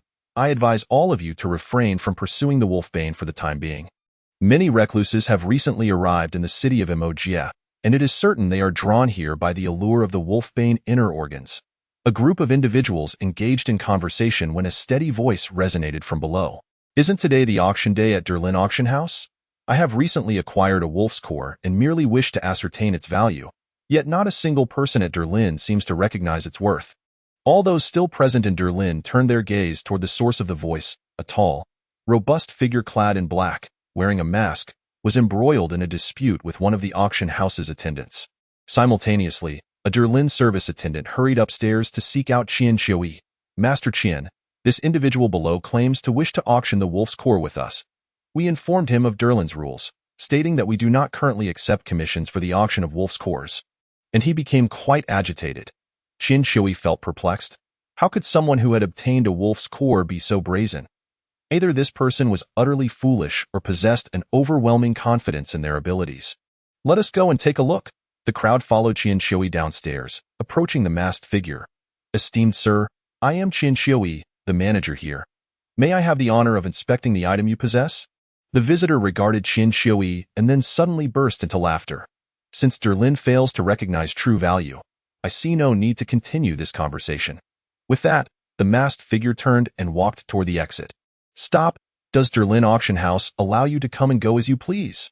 Before Qin Shui could react, a figure leaped down from the second-floor balcony, lunging toward the masked man's back. However, the masked individual did not even glance back, allowing the assailant to approach. Just as the figure was about to grasp the masked man's back, the latter arched slightly, and the attacker was instantly repelled. Yichan stepped forward to catch the rebuffed figure, noticing that their hands trembled slightly, the skin darkening, beads of sweat forming on their forehead. It was evident they had been poisoned. Qin Shui swiftly retrieved an antidote pill from his pocket and administered it to the afflicted individual. Whispering, "Ah, this is indeed a rare poison from the western regions." Poison? Chapter 36. This great bird seems familiar. The Jian, as it is known, is a legendary predatory bird from the western regions, vastly larger than an eagle. with a loud and mournful cry. Its feathers are highly toxic. A mere dip of its feather in wine transforms it into a deadly brew, nearly impossible to cure from. Does that mean this person's poison is incurable?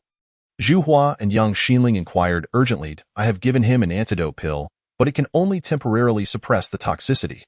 There must be an antidote on his person, Qian Shui explained. Before he could finish, Yi Chen had already placed the individual down and dashed out the door in pursuit of the masked figure. Stop! Leave the antidote behind. The masked man halted, not bothering to turn around as he coldly replied. It has been quite some time since anyone dared to speak to me in such a manner. Now, did you not hear me? Senior, please leave the antidote and go about your business. Yang Xiqing, Zhu Hua, and others followed suit, with Yang Xinling unabashedly confronting him. You are exceedingly vile to inflict such a potent poison. Hand over the antidote, or you shall not leave this place. Ha ha ha, little girl, that was rather mild. It is merely a slight punishment for him. Just then, several individuals from Derlin rushed out.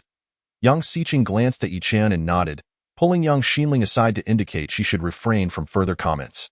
That was mild. I would like to see what you deem a severe punishment. A man in his 30s stepped forward, eyes gleaming as he demanded in a stern voice. This man was Liu Batian from the Liu family. Known for his prowess, though it was his brother, Liu Baxian, who was more formidable. Rumor had it he had vanished for quite a while due to a woman. Yang Xiqing lowered his voice and confided in Yi Chen.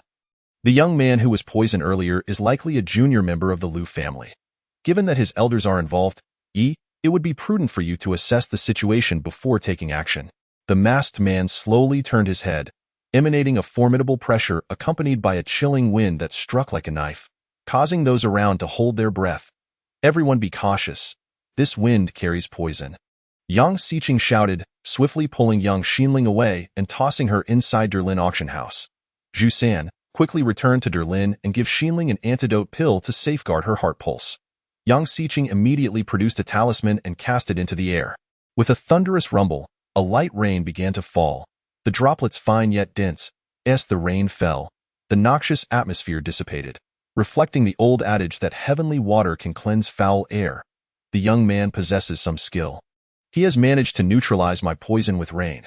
Those near Liu Batian fared poorly, having inhaled the toxic gas due to their lack of preparedness. Apart from Liu Batian, the others turned pale. Their faces tinged with green and black. Yi Chen, however, remained largely unaffected, garbed in a treasure from the Li family that rendered him nearly immune to all poisons. Yang Xiqing, having anticipated this, had already employed special techniques to isolate the toxins from his body. Aside from your poison expertise, I am eager to see what other abilities you possess. Liu Batian glared at those nearby, furious, and charged forward, transforming several golden leaves into countless sharp blades, propelled by a fierce wind toward the masked man. The masked figure, unhurried, removed his cloak and began to spin it. With a series of metallic clashes, Liu Baixin's relentless barrage was entirely neutralized. Is this all you can do? You are no more than an ant. Liu Baixin's golden leaf technique, derived from his family's ancestral palm techniques, was feared in the martial world for its lethal prowess. He believed himself formidable in this realm, but the masked man skillfully wielded poison, forcing Liu Batian to employ his techniques merely to protect his heart pulse, significantly diminishing the technique's effectiveness. Arrogant fool. I am an ant, yet what are you? Do you dare to engage in a fair fight without poison? Liu Batian gritted his teeth, calculating his next move, only to be met with a mocking smile from the masked man. Very well, I shall refrain from using poison as much as possible. Unleash your full strength. The masked man glanced at Yi Chen and Yang Xiqing, though his expression remained inscrutable, a hint of amusement lingering in the air. Why not have both of you join forces? I assure you I will not resort to the poison I previously used. Arrogant wretch, I alone am sufficient to deal with a nameless wretch like you. Come, receive my next strike. Before the masked man could finish, Liu Batian launched a series of 7 rapid attacks, each one evidently more powerful than the last. To the astonishment of all, the masked man leaped into the air, astonishingly using Liu Baixin's own blade energy to propel himself toward him. Liu Baixin's heart sank as he realized the peril. Before he could react, a punch landed squarely on him. Stumbling backward several paces, Liu Batian struggled to regain his footing, but his internal organs were already in turmoil. He could not fathom how the masked man had exploited his own power to inflict such a significant blow. Do you have any more tricks? Feel free to show them. With your meager skills, you dream of acquiring the wolf's core. It is indeed wishful thinking. At that moment, Yi Chen positioned himself in front of Liu Batian, regarding the masked man with a playful smile. Senior, you indeed possess some skill, yet I suspect you do not possess the wolf's core at all. It would be wise to cease this charade. The masked man momentarily faltered, his body betraying a slight reaction, but Yi Chen's keen eyes did not miss the subtle gesture. This individual had entered Derlin with great fanfare, deliberately instigating conflict with its staff. These signs indicated to Yi Chen that the masked man harbored ulterior motives. Youngster, regardless of your capabilities, allow me to demonstrate the genuine wolf's core. With that, he slowly extracted a purple orb from his robe, displaying it before the crowd. Have you seen well? Those who wish to seize it, come forth. It was indeed a counterfeit, yet how many had ever encountered the real thing? Yi Chen fell silent, having confirmed his suspicions. This person had come to stir trouble. After all, he had seen the genuine wolf's core before, and at that moment, he still possessed two. Hee. I care not whether your core is real or fake. As long as you hand over the antidote, you may leave unscathed. Unacceptable. Today, without a doubt, you must leave the core behind. A throng of individuals suddenly emerged from nowhere, surrounding the masked man. See, you may not covet the wolf's core. Yet others are more than willing. The figure cloaked in black, after uttering his words, suddenly swept his long robe, summoning a chilling gust of wind that caused the crowd to hold their breath in trepidation. Simultaneously, the shadowy figure emitted a piercing whistle, to which the heavens responded with a mournful echo. A colossal bird descended from the horizon, hurtling towards the ground with astonishing speed, stirring up a storm of dust that rendered it impossible for anyone to open their eyes. They could only sense the immense wings of the bird, which spanned the size of several houses. Yi Chen found the bird eerily familiar. Was it not the very one he had glimpsed upon entering the city? Lost in thought, a few vials descended from the sky, aimed directly at Yi Chen. Kid, catch your antidote and hurry to save them. Before anyone could react, the magnificent bird had vanished from sight, leaving no trace of the cloaked figure behind. Exchanging a knowing glance with Yang Xiqing, Yi Chen hurriedly made his way into Delenhang. Young Master Yi, Brother Yang, Xinling is in critical condition. You must think of a solution. Upon their return, Zhu Hua was in a state of frantic distress. Yi Chen quickly retrieved a vial of antidote, hesitating only briefly before administering a pill to the poisoned youth, who had just collapsed. Yang Xiqing understood Yi Chen's intention and, placing a reassuring hand on Zhu Hua's shoulder, uttered soothing words, it's all right. Everything will be fine shortly. After consuming the pill, the young man's ashen complexion visibly improved, and his eyelids began to flutter. It's all right. Qian Shui sighed in relief as he observed Yi Chen's successful intervention. Yi Chen tossed an entire vial of pills to Yang Xiqing and handed the remaining vials to Qian Shui. Manager Qian, hurry and assist those who have been poisoned. Qian Shui nodded, leading the Delenhang personnel out to rescue those afflicted.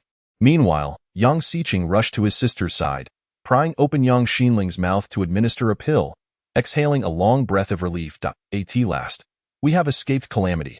Feng Gu, too, joined Qian Shui in the rescue efforts. But before departing, he exchanged a significant glance with Yi Chen. Brother, I shall go save the others. I will return shortly. We must head back to Yuan Shanghao. Understanding Feng Gu's unspoken words, Yi Chen sensed that there was more to the situation than met the eye. Though some matters were better left unspoken in front of so many. Very well, brother, you must hurry. Shortly thereafter, young Xinling was the first to awaken, having been less severely affected.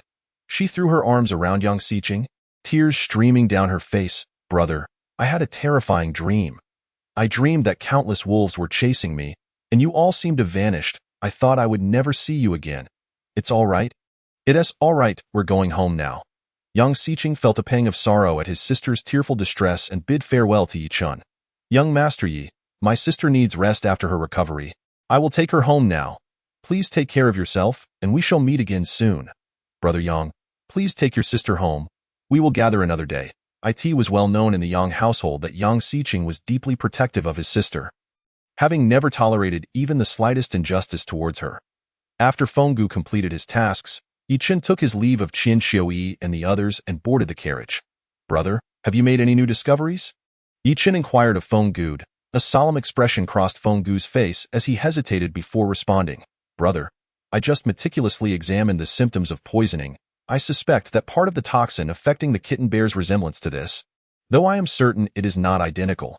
Didn't Tea Manager Qian say this was a poison from the Zhen bird, and that it is nearly impossible to cure? Yet, how could that mysterious figure possess an antidote? Indeed, after you all left, I took the opportunity to question Manager Qian in detail. It is true that the Zhen poison is almost incurable, yet if one could obtain the saliva of the Zhen, the antidote could be easily procured. Saliva of the Zhen, but isn't the Zhen a mythical creature? Where would one find a living Zhen to extract its saliva? That is precisely why I signaled to you earlier. I suspect that this mysterious individual is not to be underestimated. It is not uncommon to find Zhen feathers, but if he possesses an antidote, are you suggesting that this person has been nurturing a real, living Zhen? Indeed. Initially, I merely speculated, but after you acquired the antidote, I became convinced. Hence, I discreetly kept a vial of the antidote during the rescue. It may prove useful in the future. Brother, your foresight is commendable. By the way, this person did not come to Delenhang merely for appraisals. He undoubtedly harbors ulterior motives. What makes you so certain? Because his Zhen wolf inner lining is a forgery. Upon hearing this, Feng Gu's brow furrowed deeply as he fell into contemplation. He understood that Yi Qian had encountered genuine Zhen wolf inner linings before, which enabled him to make such a confident assertion. Brother, I believe it would be prudent to postpone your exploration of the wolf's den with that woman. Indeed, I concur that we should deliberate further. My concern is that, following today's events, many will seek to hunt the Zhen wolves, potentially leading to numerous casualties. People often perish due to their avarice. What can you do, brother? Alas, even knowing it is a trap, we cannot allow so many to fall into it. Let us set this matter aside for now. Just be wary of that woman. Understood. Upon their arrival at Yuan Shanghao, the evening was approaching. Yi Chun promptly made his way to Wu Yuan. He had anticipated arriving before Bai Xiaoyang, but upon entering, he found Bai Xiaoyang already seated in her usual place, attired in male clothing, and greeting him. Miss Bai, why are you here so early? Why not call me Sister Xiaoyang? I've been waiting for you. Bai Xiaoyang teased, her head tilted as she peeled an orange. Let us be serious. Should I call you Grandma instead? At this, Bai Xiaoyang burst into laughter, nearly doubling over. Then you should call me that. If it makes me happy, Grandma has gifts for you, as she chuckled. She offered Yi Chun the peeled orange, but he declined. What's wrong? Afraid Grandma might poison you. I wouldn't he dare. Miss Bai, have you heard of living Zhen? Bai Xiaoyang paused, her smile fading as she scrutinized Yi Chun intently. The Zhen is a creature of legend. It is said that its feathers and excrement are toxic. In truth, every part of it is poisonous. It's said that its saliva can serve as an antidote. Its saliva is not a true antidote. Rather, a small amount of its saliva or the powder scraped from its keratinous beak can counteract Zhen or snake venom. However, to a normal person, it is a lethal poison. Then why is it claimed that Zhen poison has no cure? Because the onset of Zhen poison is alarmingly swift. Even if an antidote exists, it often comes too late to save a life. The phrase before it enters the stomach, it has already blocked the throat refers precisely to this poison. I see. So, can we infer that if someone possesses this antidote, it suggests the existence of living Zhen in the world? Not necessarily. It is said that there are male and female Zhen. The male is called Yunri, while the female is known as Inxia. The male is exceedingly rare, so the commonly used Zhen poison is typically derived from the feathers or excrement of the female. Only the saliva or keratinous powder from the male can neutralize the female's poison. So, unless there are living male and female Zhen, one cannot produce both the poison and the antidote? Not quite. The Zhen has long been a legend. The poison and antidote may be relics of the past. While saliva cannot be preserved, the keratinous beak can be kept indefinitely. Yi Chen listened, enlightened, and could not help but admire Bai Xiaoyang's intellect, which surpassed that of many others. Young Master Yi, what has sparked your interest in the Zhen today?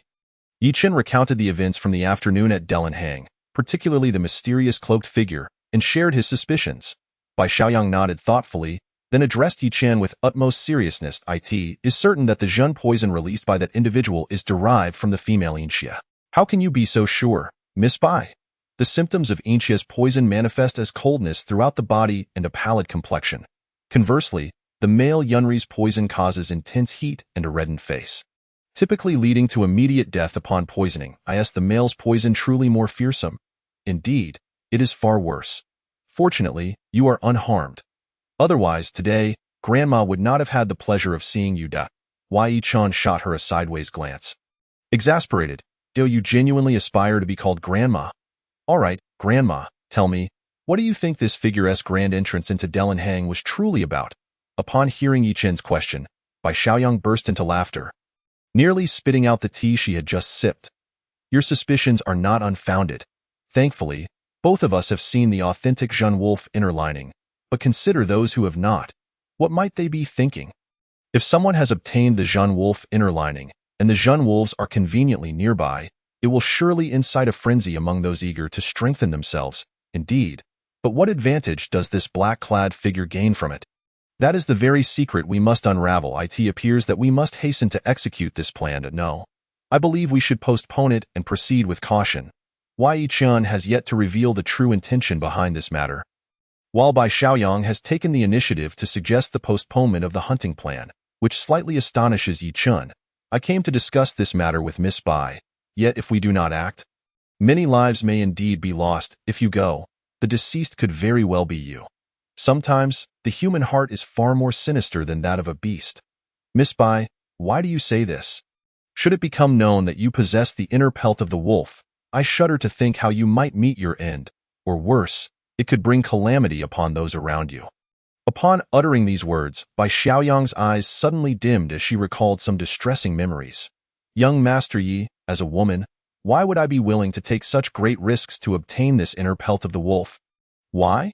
Yi-chan too wished to understand why this vexing woman would resort to such extreme measures to hunt down the wolf in order to grow stronger, to become more powerful.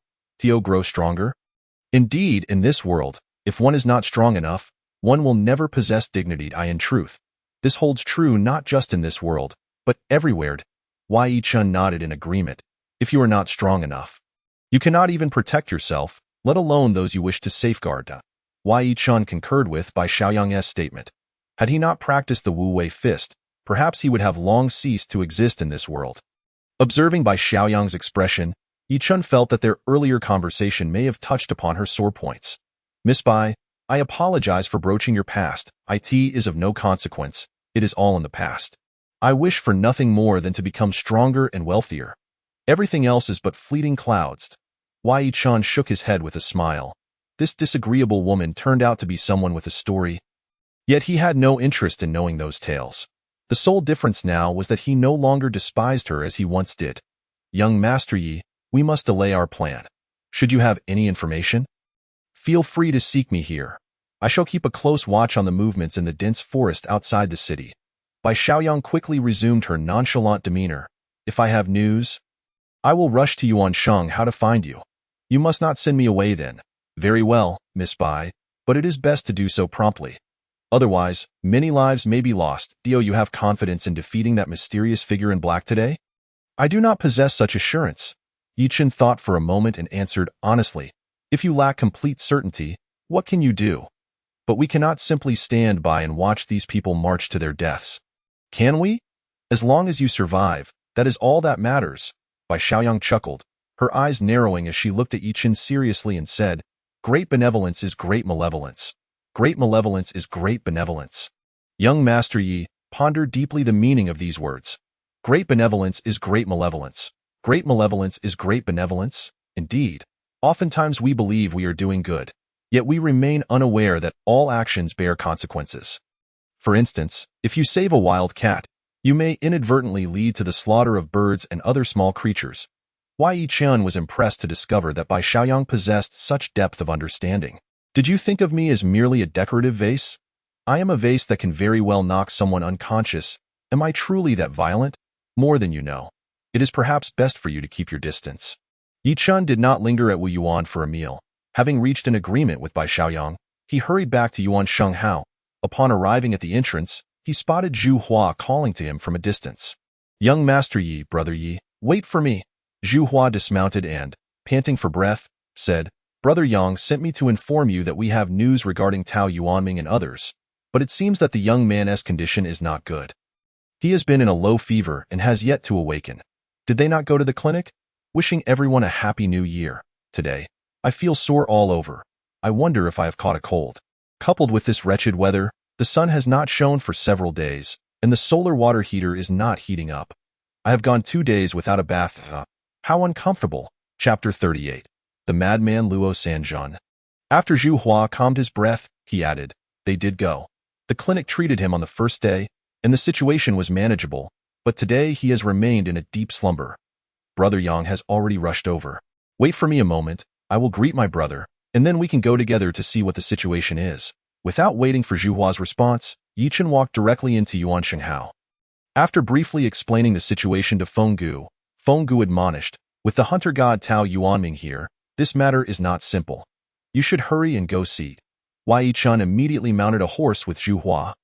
Galloping towards the southern part of the city, in a courtyard near the south gate, several doctors with medical kits were at a loss as they explained to Tao Yuanming. This child's arm has been torn apart. And having suffered a fright, the damage is severe. We have done our utmost to save him, but in this situation, there is little I can do. Tao Yuanming was in a state of panic. While Yang Xiqing could only offer comfort from the side. Tao Gong, I have already sent someone to summon Dr. Chiu. He should arrive shortly. Please remain calm if Xiang'er were to suffer any misfortune. How could I ever face her aunt again? At that moment, a person rushed in from outside, and upon seeing Yang Xiqing, immediately reported, Young Master Yang, Dr. Chiu has gone on a medical mission, and the people at the clinic say they do not know when he will return. At such a critical juncture, sigh, that Dr. Chiu has gone out. Just as everyone was at a loss, an elderly doctor suddenly had a thought.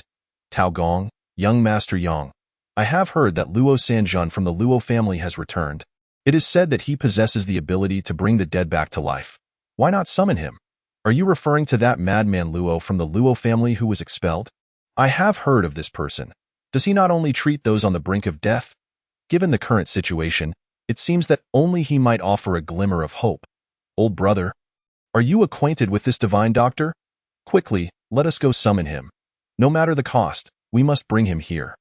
Tao Yuanming excitedly grasped the elderly doctor's hand, his eyes reflecting a glimmer of hope. Yet the old doctor sighed and shook his head. Tao Gong, his temperament is peculiar. Though we wish to befriend him, it is unlikely we can persuade him. I asked the Luo Sanjun you speak of indeed Luo Junhui of the Luo family? The group turned towards the source of the voice, where Yi Chen and Zhu Hua were entering the courtyard. Indeed, he is the madman Luo Junhui of the Luo family. Seeing Yi Chen and the others, Yang Xiqing and Tao Yuanming rushed to greet them. Although Tao Yuanming was anxious, he still bowed to Yi Chen. Your Excellency has arrived. Due to Xiang'er's critical condition, I have been unable to express my gratitude at the manor. Please forgive me. Do not worry, Tao Gong. Since everyone believes that Luo Sanjun can save her, I shall have someone summon him at once. Yi Chun grasped Tao Yuanming's hand, surveying the surroundings before turning to Zhu Hua. Brother Zhu, do you know the Luo family? I do, but I fear I may not be able to persuade this madman. In truth, Zhu Hua was also familiar with Luo Sanjun. However, back then, he was not called Luo Sanjun, but rather Luo the madman, and he had certainly bullied him in the past. And no matter, simply go and summon him. Just say Yi Chun is awaiting him here. Zhu Hua still felt uncertain because he had no idea that the Luo family was now different from before. As long as Yi Chen made an appearance, the Luo family would undoubtedly bring Luo Sanjun over, even if they had to forcibly do so. Hurry, young master Yi has spoken. He must have confidence. Thank you, Your Excellency. It is too early to express gratitude. We still do not know if Luo Sanjun can truly save her. Let us first enter and see the patient. The person lying on the bed had lost all color in their face. One could see that this individual had long hair and a handsome visage, clearly identifiable as a young woman. The crucial point was that the woman on the bed seemed to have lost her breath. Tao Gong, forgive me, Your Excellency, Xiang'er is a girl. She disguised herself as a boy to accompany us on this journey. Yi Chun found it strange. Did everyone here prefer to disguise themselves as the opposite gender? Xiaoyang was one, and so was the one lying on the bed. Alas, I originally did not wish to bring Xiang'er to this foreign city, but the child pursued us halfway. She must not come to harm. Or how could I ever face her aunt upon my return? Tao Gong, that is not the issue. Have you not noticed that this child has lost her breath? The several older brothers have already diagnosed her. While it is true she has no breath, the crystal snow within her has not dissipated. indicating that there are still signs of life, but we do not know how much longer she can hold on. Tao Gong, do not despair. The blessed are protected by heaven. Your Xiang'er may merely be in a state of unconsciousness. I too hope so, yet she has been in this breathless state for nearly an entire day. Yichen furrowed his brow and turned to the several doctors beside him, inquiring, esteemed physicians, have you uncovered any peculiarities? Regrettably, young master, the patient appears to have lost all signs of respiration. Curiously, vital signs persist. However, enduring such prolonged oxygen deprivation may well prove fatal for this young lady by nightfall. Have you attempted artificial respiration? Artificial respiration? In our moment of desperation, it slipped our minds. After all, she is a young maiden, and we dare not act recklessly. Doctors, this is a matter of saving a life. Why must we be so concerned with protocols? Yichen disregarded the protocols entirely and approached to administer artificial respiration to the woman on the bed. At that moment, a young man stepped forward to obstruct him. Young Master Yi, please do not tarnish my senior sister's reputation. Is your senior sister's reputation more important than her life? Of course, her life is paramount. The young man, conflicted, cast a hopeful glance towards his master, Tao Yuanming. Quickly, step aside. Young Master Yi is here to save Xiang'er. Her life is at stake. What use is reputation now? Moreover, there are witnesses here who can attest that this is a desperate situation. Indeed, prolonged oxygen deprivation can lead to muscle necrosis. At that point, not even a celestial being could intervene. Yi Chun forcefully pushed aside the figure in green, reached the bedside, pressed gently on the patient's heart, and after a moment's hesitation, pinched her nose and breathed into her mouth. Yet, despite several attempts, the girl on the bed showed no signs of response. The onlookers grew increasingly anxious, and a dissonant voice rang out from outside. Young Master Yi, Luo Junhui has come to pay his respects. Are we to indulge in drinks, or should we merely drink?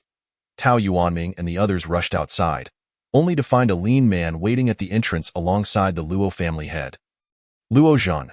Which one of you is Luo Junhui, the divine physician? Ah, it appears young Master Yi did not invite me for drinks. I shall take my leave. Luo Sanjun, realizing it was not Yi Chun who summoned him but rather someone impersonating him, turned to leave without a backward glance.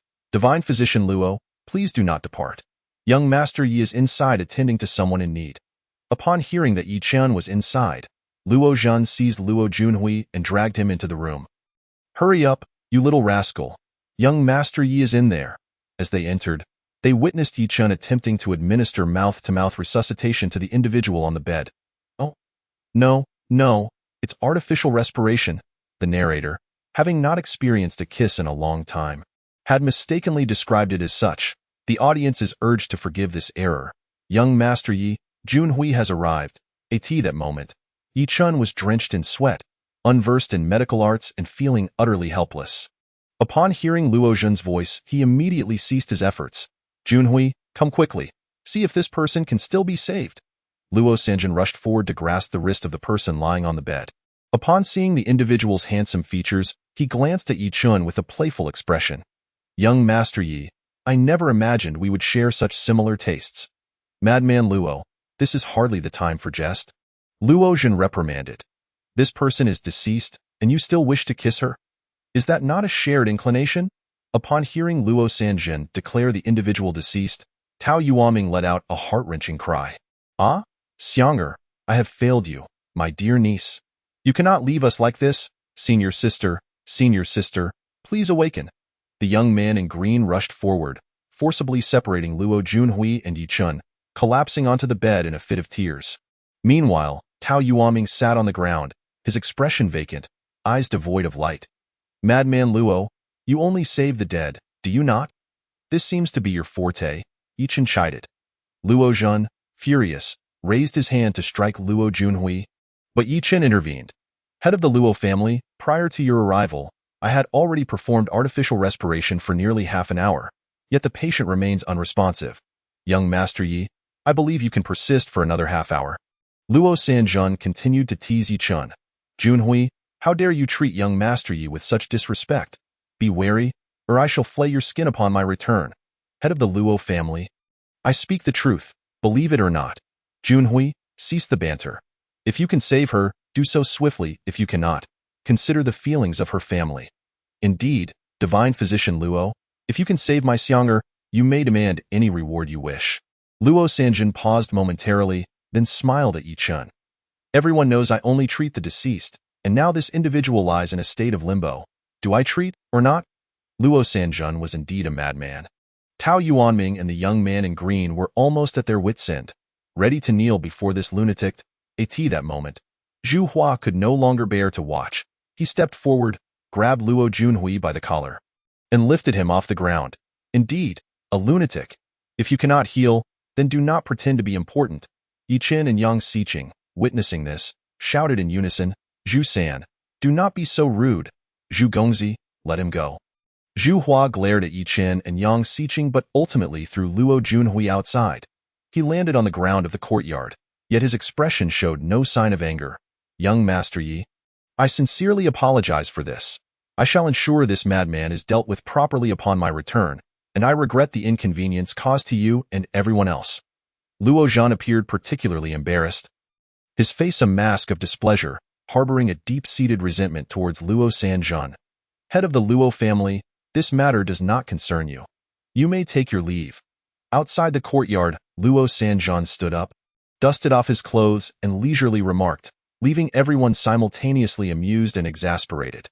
This individual's ailment, aside from me, the madman Luo, I doubt anyone else can treat. This declaration nearly caused Luo Zhan to spit blood. He had finally managed to establish a favorable impression before Yi Chen and the Yang family, only to have it thoroughly disrupted by this madman. Luo Zhan charged forward, ready to unleash his wrath, but was halted by the rising Tao Yuanming. Divine Physician Luo, if you can save my Xiang'er, name your conditions. Anything within the capabilities of the Tao family shall be granted. Who cares for your Tao family's conditions? I never said I would not treat her, but if you wish me to break my principles, I require young Master Yi to agree to one condition. All eyes turned to Yi Chun. While Luo Jin fumed, ready to explode, he feared the misunderstanding that this was a deliberate ploy by the Luo family to negotiate with Yi Chun through this madman. You ungrateful wretch! How dare you propose conditions to young Master Yi? You truly wish for your demise. Seeing Luo Zhan about to act, Yi Chen swiftly positioned himself in front of him. Head of the Luo family, let us hear what he has to say. Luo Sanjun, sensing the murderous intent in Luo Zhan's gaze, felt a surge of fear. He understood the man's temperament. Provoking him could lead to dire consequences. Luo Zhan, do not act rashly. I am not one of your Luo family members at this moment.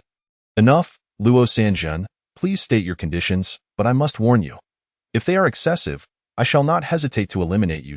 Wai Yi Chan regarded Luo Sanjun coldly, though he suspected the conditions proposed would not be too unreasonable.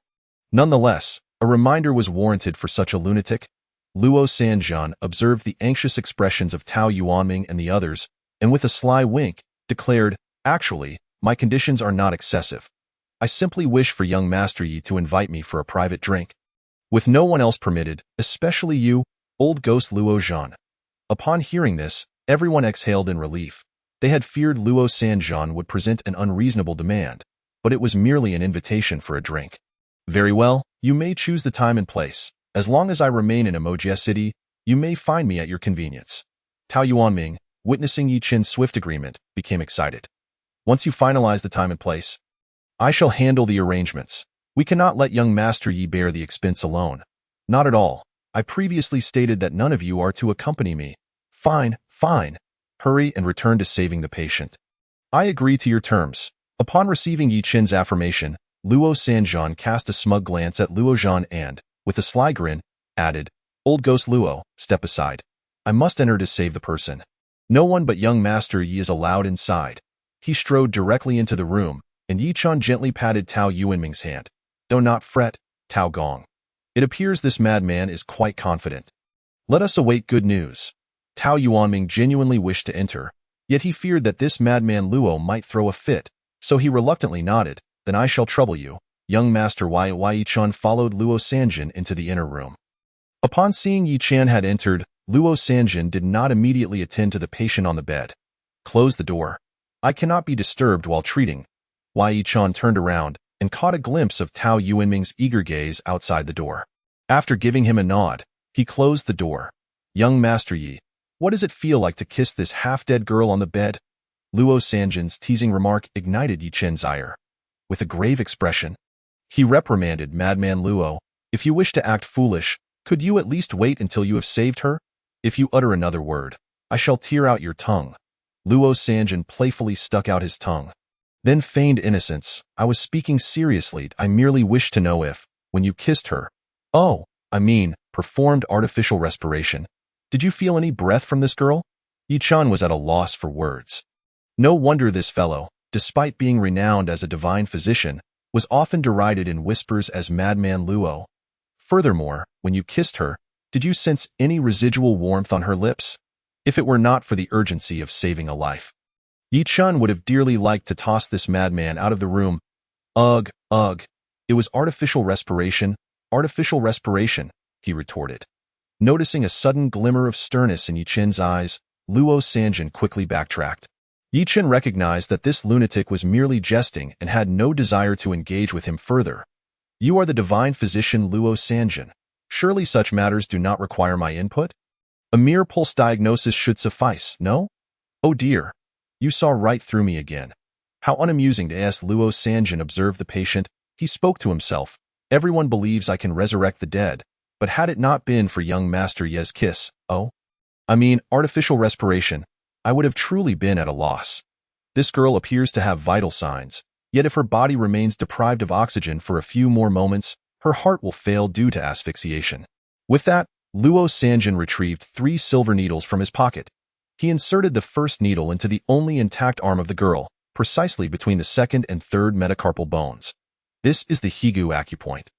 Typically, a person in a deep coma can be awakened with just a brief stimulation here.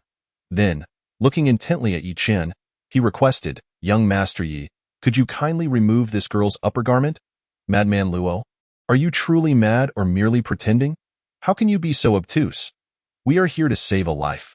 When you were kissing her, oh no, during artificial respiration, why did you not mention your madness? Hurry, be swift. Yi Chen shot a furious glance at Luo Sanjin, fearing that this lunatic was merely toying with him. Be quick. We cannot proceed without exposing the 2 acupoints of Zhiyang and Tanzhong. Reluctantly, Yi Chen assisted Luo Sanjin in lifting the girl, swiftly removing her upper clothing.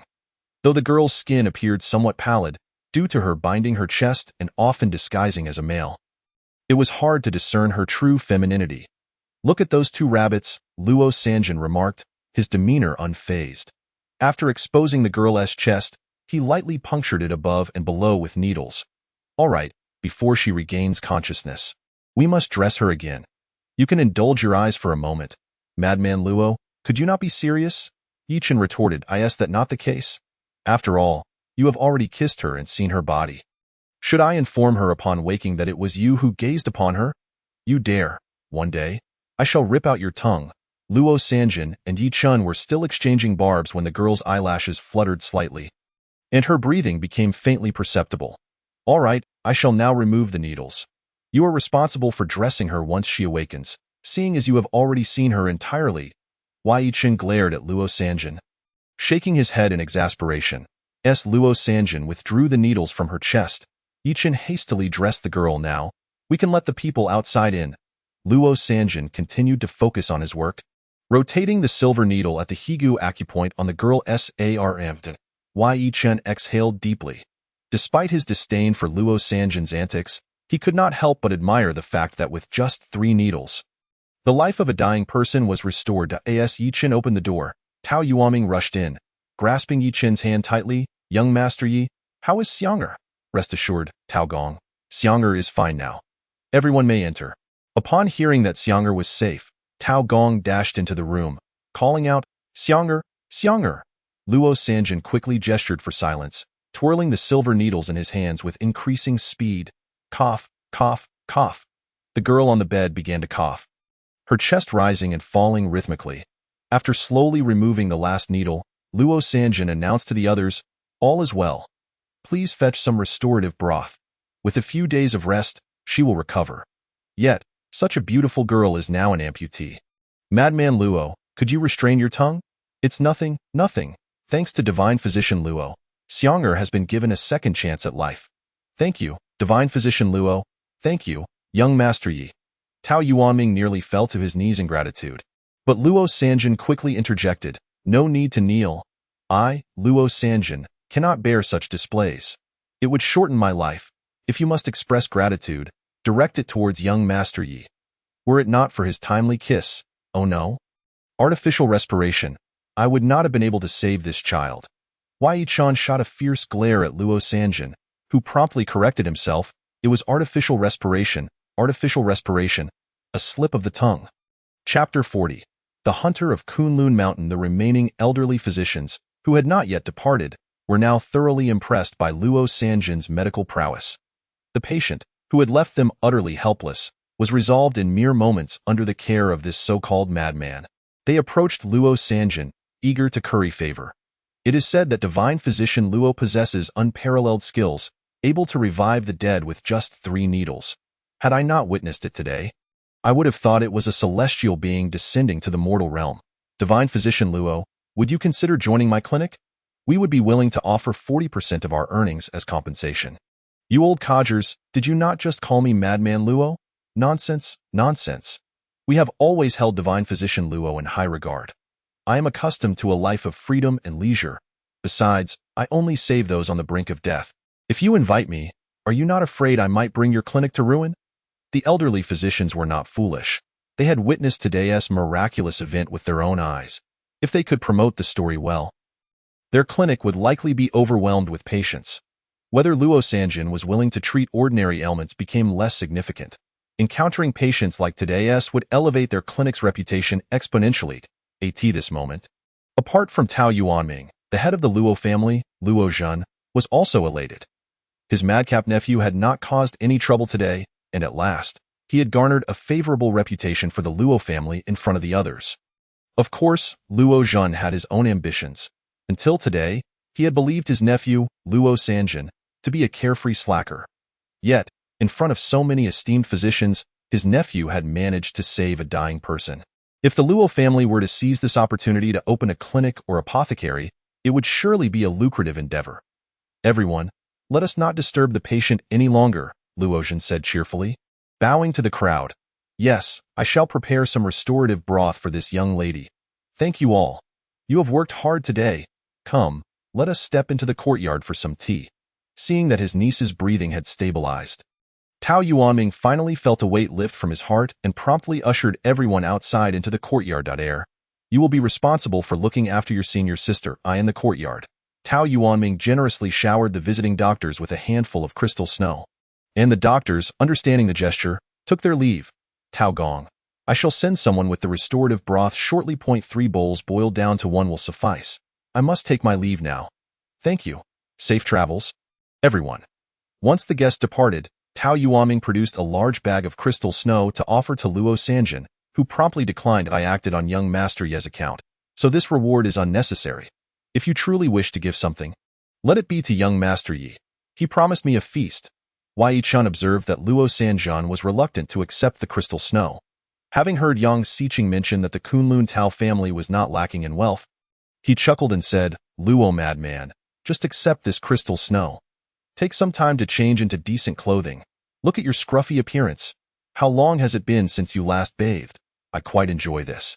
But you wouldn't want to default on your debt now, would you? Be careful or I might just… All right, you madman. I'm scared of you now, aren't I? But Tao Yuanming, holding a large pile of crystal snow, found himself in a dilemma. He wished to hand the crystal snow to Yi Chen but feared that Yi Chen might refuse. However, Yi Chen smiled at Tao Yuanming, took the crystal snow from his hands, and shoved it directly into Luo Zhen's grip, leaving him utterly stunned. Master Luo, regardless of how you view him, Luo Sanjin is still one of your kin. Kindly accept this crystal snow on behalf of this madman. When you have the chance, procure him a few sets of appropriate attire and a separate residence to spare your family any embarrassment. Young Master Yi, are you dismantling the bridge after crossing it? So soon to disdain me, Luo Sanjin, is it? Luo Sanjin fumed, his beard almost falling off. Meanwhile, Luo Zhen, upon realizing that his nephew could acquire such a bounty of crystal snow from a single consultation, became increasingly determined to open a medical clinic. Thank you, young Master Yi, thank you. Master Tao, I shall certainly comply with your wishes and temporarily accept this on behalf of the madman. Very well, you've worked hard today. You madman. Think about when you'll treat me to a drink and send someone to Yuansheng how to inform me. And no need to wait. Let us do it tonight. All right, then hurry back home to change. Come find me at Yuansheng how in the evening. I don't wish to drink with someone both mad and filthy. Why, Yichun? Now you disdain me. If it weren't for me. Yichun quickly exchanged a knowing glance with Luo Zhen, who nodded in understanding and pulled Luo Sanjin away. I haven't to finish speaking yet. You old fool, why are you dragging me? I still need to discuss certain matters with Master Tao. Hurry back and wash up, change your clothes. I'm no woman, after drinking with you. I need to wash up and change. Do you have such peculiar preferences? Yichun was at a loss whether to laugh or cry as he waved goodbye to Luo Zhen, who hastily ushered Luo Sanjin out in the courtyard. Only Yichun, Yang Xiqing, Zhu Hua, and Tao Yuaming remained. Master, I am at a loss for how to express my gratitude. You have saved my Xianger once again. Master Tao, refrain from calling me that. Simply address me as Yichun. Why Yichun then nodded at Yang Xiqing. Regarding this incident, if there is any thanks to be given, it should largely go to young Master Yang. Had it not been for his timely message to Brother Zhu, I would have remained oblivious to your predicament.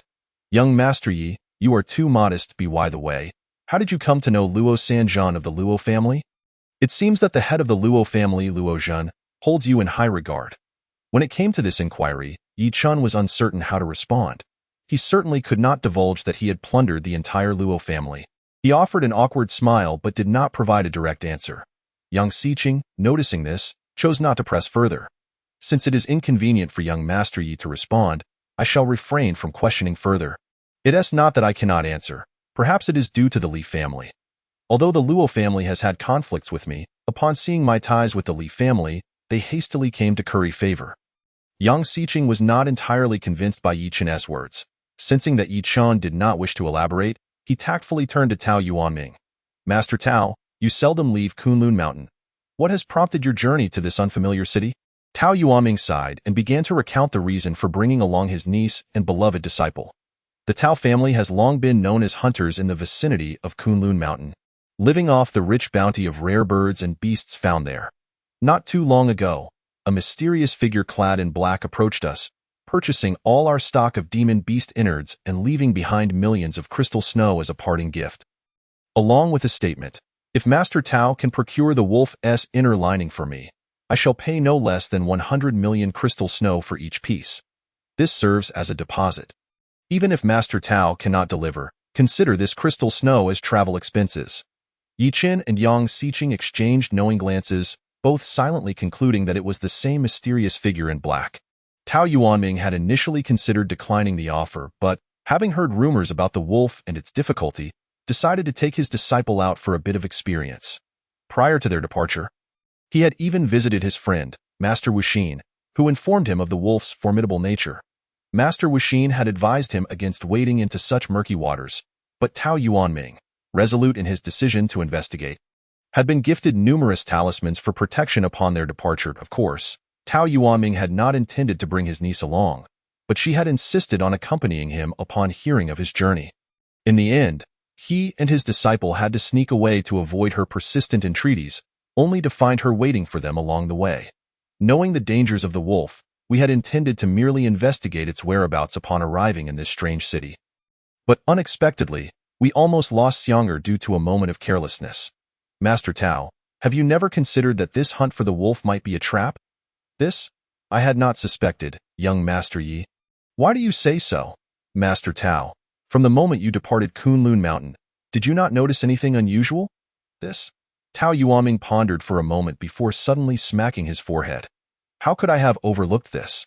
What have you realized, Master Tao?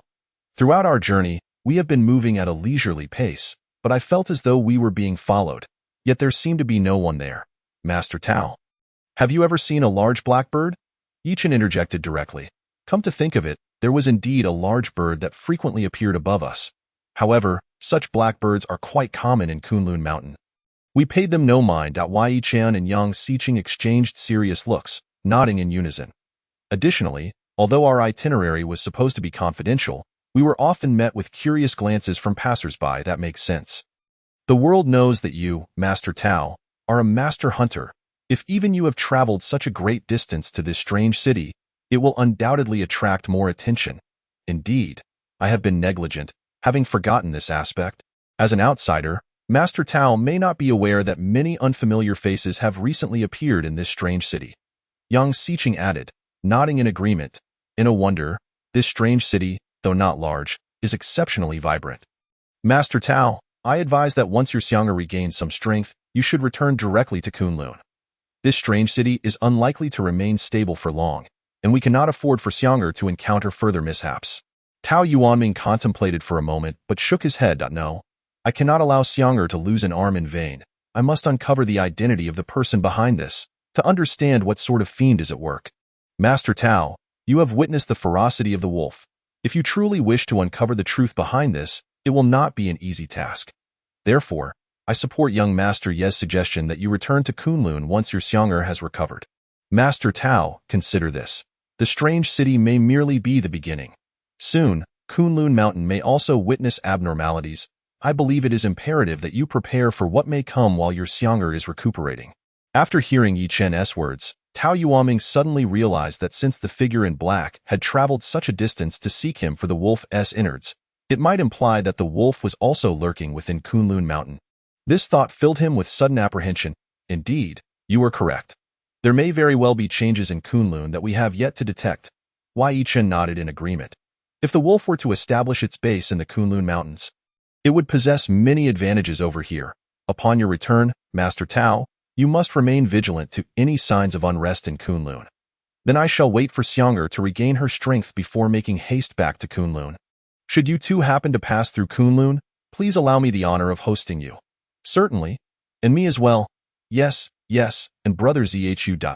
At that moment, a young man in a green robe rushed in with a bowl of restorative soup. Upon seeing that Tao Yuanming had heeded their advice, Yi Chun and the others were about to take their leave when the young man exclaimed excitedly, Master, Master, Senior Sister has awakened. Senior Sister has awakened. Tao Yuanming, overjoyed, abandoned Yi Chen and the others, rushing towards the inner room with the restorative soup. Yi Chun, Yang Xiqing, and Zhu Hua exchanged smiles and then made their way towards the door. Please wait. Esteemed guests, Xiang'er wishes to meet you all. Yi Chun was reluctant to attract trouble for himself. After all, aside from that madman Luo, no one here was aware that he had just seen the girl in her entirety. Tao Gong, since your Xiang'er has awakened, she needs to rest well. The restorative soup sent from the pharmacy should be prepared promptly for her consumption. I shall not intrude any longer. Seeing this, Tao Yuanming felt it inappropriate to prolong the stay. He rushed to the door, producing a few snow-white pearls from his pocket. I have little to offer, but these are the inner cores of the millennial forest frogs from Kunlun Mountain. Consuming them will enhance your vitality. Please do not refuse, esteemed benefactors. Zhu Hua, perceptive as ever, noticed that Yi Chun and Yang Xiqing had no intention of staying and quickly accepted the pearls, smiling as she said, Thank you, Tao Gong. Please hurry and prepare the medicine. She then evenly divided the inner cores between Yi Chen and Yang Xiqing. Upon exiting the courtyard, Yang Xiqing insisted on escorting Yi Chun back to Yuansheng Hao, to which Yi Chen acquiesced. In the carriage, Yi Chen inquired, Brother Yang, is your sister's health restored? Thanks to Yi Gongzi's grace, Linger is now in good health. That is excellent news. What is your opinion on the masked man in black?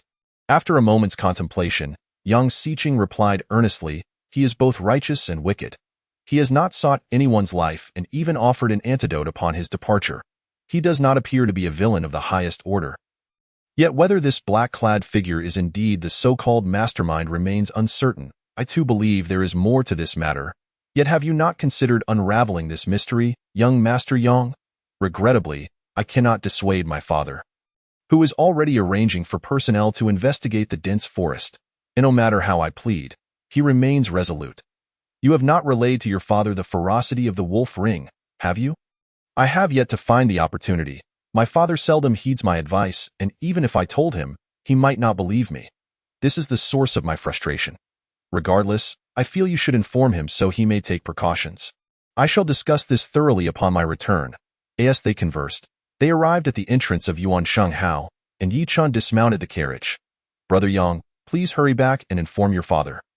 It would be best to advise him against rash actions. Yang Xiqing nodded in agreement. You brother, take care. We shall gather again when time permits. Until we meet again. Upon entering, Yi Chun retrieved the little cat from his storage ring. This little creature had inexplicably slept for nearly half the day.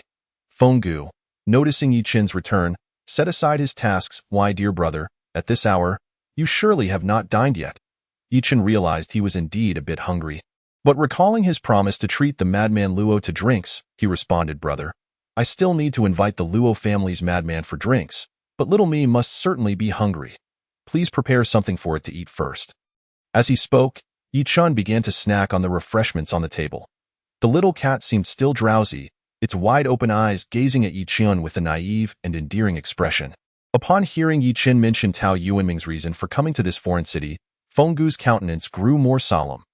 Indeed, it is that masked figure again. It is now almost certain that the wolf ring incident is closely tied to this black-clad man.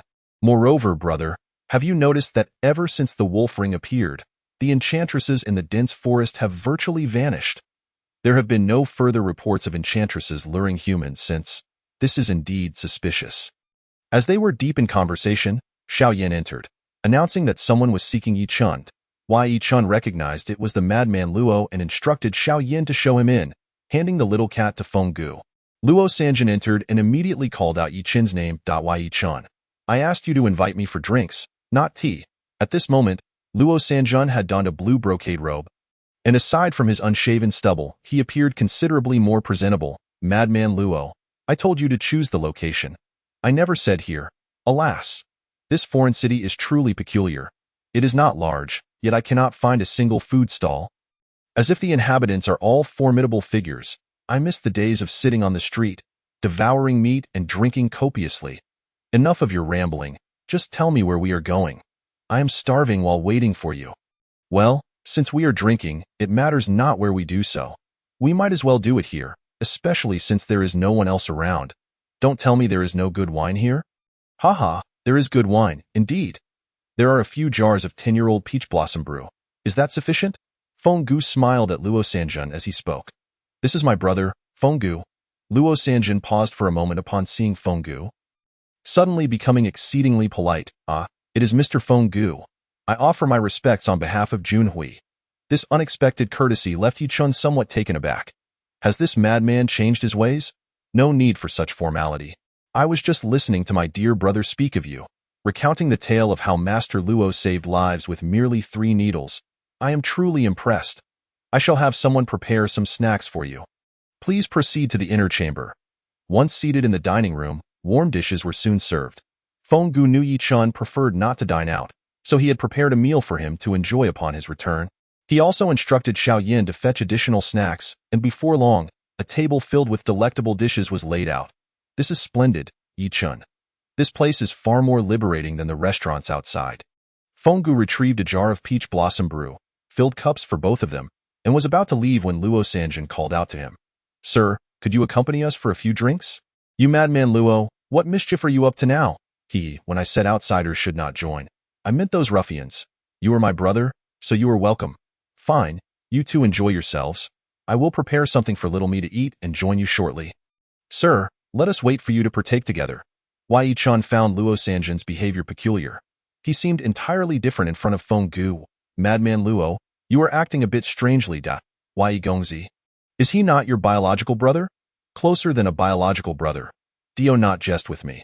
I feel an inexplicable kinship with you and your brother, as if we have met before.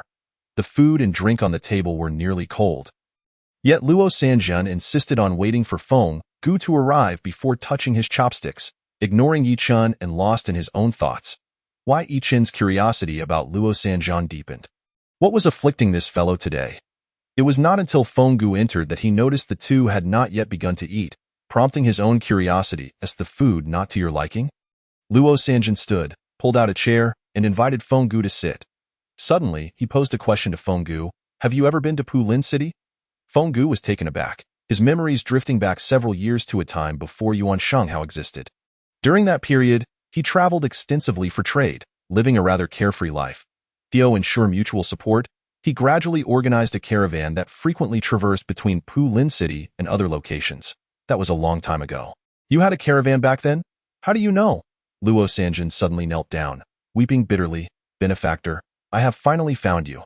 What is happening? Both Yi Qin and Fenggu were stunned. with Feng Gu hastily lifting Luo Sanjian to inquire further.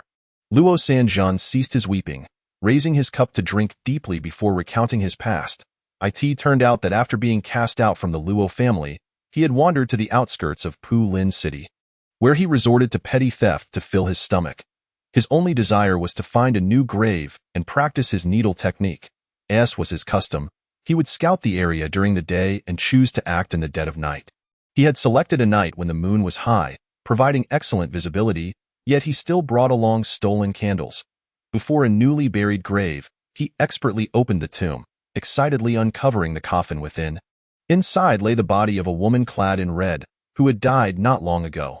Strangely, despite her eyes being closed, her face bore a faint smile, which was quite enchanting. Luo Sanjian was momentarily dumbfounded, completely forgetting his purpose for being there. Chapter 42. Was it to express gratitude to you? Suddenly jolted back to reality, Luo Sanjian felt something was amiss and considered abandoning his practice. When a giggle echoed in his ears, "Little brother, since you are here, why not lie down with me for a while before leaving?" Luo Sanjian was struck with terror, just as he intended to close the coffin.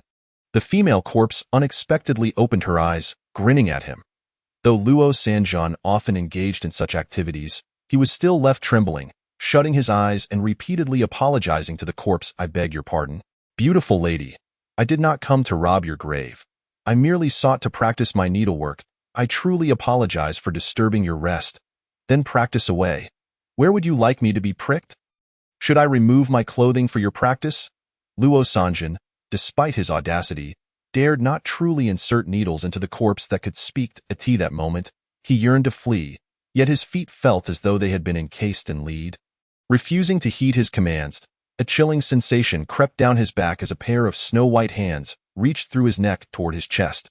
Regardless of whether anyone was nearby, Luo Sanjian summoned his last ounce of consciousness and shouted in despair.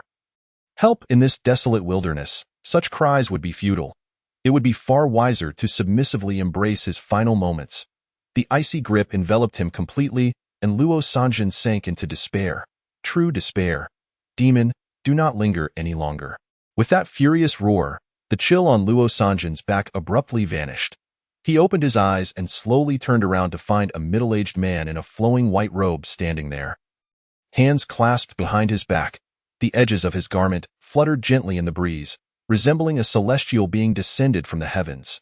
"Young man, do not squander your time here among these rocks so late at night. Hasten to gather your belongings and return home," he advised before turning to leave. Initially, Feng Gu, mistaking him for an unfortunate tomb raider, had little regard for Luo Sanjian. Yet, even a tomb raider was still a person, and thus only frightened away the female corpse. Trembling with residual fear, Luo Sanjian hurried after the direction in which Feng Gu had departed, but the ethereal figure had vanished without a trace. However, not far off, he discovered a resting merchant caravan, sensing that one of its esteemed members had come to his rescue. Fearing he could not adequately explain his prior behavior, he concealed himself in the nearby grass until the caravan members had all settled. When he stealthily approached their midst, he searched for the figure in white, but found no trace of him. Before departing, this madman, Luo Sanjian, had pilfered over 20 crystal snowflakes from one of the caravan members. Then cautiously slipped away. In the days that followed, these crystal snowflakes spared Luo Sanjian from petty thefts. Furthermore, since that eerie night, he no longer dared to excavate new graves. Eventually, he chose to assist those in mourning, willingly offering his services to save lives. Should he fail, he would take nothing, and if he succeeded, he would only require a few days' worth of sustenance. Thus, the monikers of Luo the Mad and Luo the Divine Doctor began to circulate simultaneously in the realm. Upon hearing Luo Sanjian's account, Feng Gu glanced at Yi Chun and suddenly burst into laughter. "In a wonder, one of my caravan members mentioned losing some crystal snowflakes inexplicably. I hadn't paid it any mind at the time. Turns out it was your mischief, benefactor. Had you not intervened then, my life would have long since been forfeit, and the name Luo Sanjian would not exist," he replied. "Brother, I never imagined that you once regarded this madman as a celestial being. Ha ha! Back then, to ensure our caravan was distinguishable in the dark, we nearly all donned white robes." With this connection established, the three of them exchanged toasts, their camaraderie deepening with each drink. Seizing the opportunity, Yichen inquired of Luo Sanjin, "Why do you only save the dead?" Hearing this question, Luo Sanjin, emboldened by the alcohol, replied, "The dead are obedient. They harbor no ill intentions." "You madman," Yichen retorted, "It is not that I do not wish to practice medicine properly. In this world, even if one desires to do so, others may not afford you the opportunity." "Why do you say that? Healing the sick and saving lives is indeed a noble endeavor. It is easy to say. You may wish to save lives, but others might not share your sentiment. If you charge a fee, they will accuse you of being mercenary. If you do not, they will claim you seek fame and reputation. Yet even then, you may find yourself unappreciated. Some individuals, far from expressing gratitude for your help, may even stab you in the back. Such people exist. The reason I only save those on the brink of death is that even if you cannot revive them, no one will blame you. People only express genuine kindness when they are utterly desperate. That seems somewhat reasonable, as the ancient saying goes, when a person is about to die, their words are kind. Human nature is predominantly self-serving. For instance, I, having just been saved by you, found myself tempted by greed. Luo Sanjin, you are merely rationalizing your own behavior. Consider this. If a beggar arrives at your door and you pity him, giving him some money, he may return the next day for more. If he comes every day, do you think he comes to express gratitude? He merely recognizes your kindness and your willingness to give. Indeed, if two beggars arrive at once and you split your usual offering between them, one may become displeased, even reproaching you for favoring the other. This is my money. I will distribute it as I choose. How does it become his? Yet, he will not see it that way. Though it is your money, he has grown accustomed to regarding it as his own. Luo Sanjin's extensive experiences in the world have granted him insight into many matters. For example, when you see an elderly person fall on the street, if you kindly assist them, they may either express gratitude or take advantage of you. Why would they take advantage of you? Because you are kind. Kind-hearted individuals are often perceived as easier targets. However, if you were a thoroughly wicked person, they would consider the consequences of betraying you. This illustrates why ordinary, kind-hearted individuals are frequently targeted by the unscrupulous. Why do these individuals act this way? Ultimately, it is because kind people are generally weaker and more averse to conflict. Do they not have anyone they fear? Of course they do. Only the wicked prey upon the wicked. If they know you are more malevolent and powerful than they will not dare to provoke you, for they too fear death. Luo Sanjin further explained that in the eyes of a doctor, there is no distinction between good and evil, only the relationship between patient and healer. If anyone can cure a patient's ailment, the wicked will typically not regard you highly and may even bully you. Yet, even the most heinous villain, if they understand that only you can save them, will not dare to offend you, no matter how despicable they may be, for offending the only person capable of saving their life could lead to their own demise. This is why, despite Luo Sanjin having never cultivated any offensive skills, he has managed to traverse the world unscathed.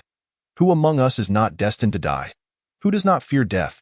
Consequently, he has encountered far fewer individuals wishing to take advantage of him. Luo Sanjin's medical philosophy is to offer treatment only when one is alive. This has become his guiding principle in life. Then why return to the Luo family now, to reclaim what is rightfully mine as Luo Junhui? Have you retrieved it? I no longer wish to, for it has become unnecessary. Why? Because, Brother Yi, you have already helped me retrieve it. I have aided you in this. Indeed, for upon returning, I learned from Luozhen the old ghost that you initially intended to annihilate the Luo family. Did you not? That was the plan, but upon reflection, existence is reasonable. To be honest, Brother Yi, I too once considered personally destroying the Luo family, but because of you, those old ghosts from the Luo family have retreated into seclusion, allowing me to relinquish my obsession. I would not have guessed it, Luo Sanjin. You possess such an obsession? Yes, the true cause of my father's death was the machinations of those old ghosts. Otherwise, my mother would not have succumbed to despair. I see. Thus, I have long desired to meet the person capable of annihilating the Luo family, only to ultimately spare them. Luo Sanjin, speak truthfully. Are you interested in taking control of the Luo family? I have no desire for such a thankless position as the head of the family. Indeed, it is evident that you prefer freedom. Brother Yi understands me. Come, let us raise our glasses once more. As the three indulged in another round, the hour grew late. Luo Sanjin rose, but it was clear he could barely stand. By the way, that old ghost Luo Zhan is quite obedient to you. Brother Yi, he has already arranged for a separate residence for me and mentioned establishing a medical clinic. What do you think? That is a good thing. I believe it is feasible. Feasible, my foot. That old ghost has something scheming in mind. A separate residence is acceptable, but having a medical clinic is out of the question. Ha ha ha. Luo Sanjin, you are overthinking it. Why? Even the most talented individuals require a platform. Do they not? If you are not utilized, what value remains? Furthermore, regardless of whether Luozhen opens a clinic or not, you surely do not wish for people to come begging for your healing every day. Do you? Luo Sanjin fixed a serious gaze upon Yichen, hoping he would continue. Having your own clinic would afford you greater freedom. You could entrust minor ailments to ordinary doctors and only step in when faced with those on the brink of death. In your spare time, you could pursue your own interests. What a splendid arrangement! Luo Sanjin smacked his forehead. How did I not think of that, Brother Yi? Your words have opened my eyes. I am deeply grateful for your enlightening counsel. As for your final decision, let it be guided by your own heart. Chapter 43. The ominous corpse Luo Sanjin drained the last cup of wine in his hand and then clasped his fists in gratitude towards Yi Qin and Feng Gu. Thank you, Brother Yi. Thank you. Sir, it grows late, and I must return to rest. I shall contemplate this matter earnestly. I will arrange a carriage for you, said Yi Qin. No need. No need, Luo replied. Luo Zhan, that old rascal, is well aware that I came here to seek out Yi Qin. The carriage he arranged is still waiting at the entrance. Very well, we shall escort you to the door. We must gather again when time permits. Indeed, today was not enough for our revelry. Next time, the three of us shall not return until we are thoroughly intoxicated. Agreed. We shall not depart until we are inebriated. Feng Gu and Yi Qin accompanied Luo Sanjin to the entrance.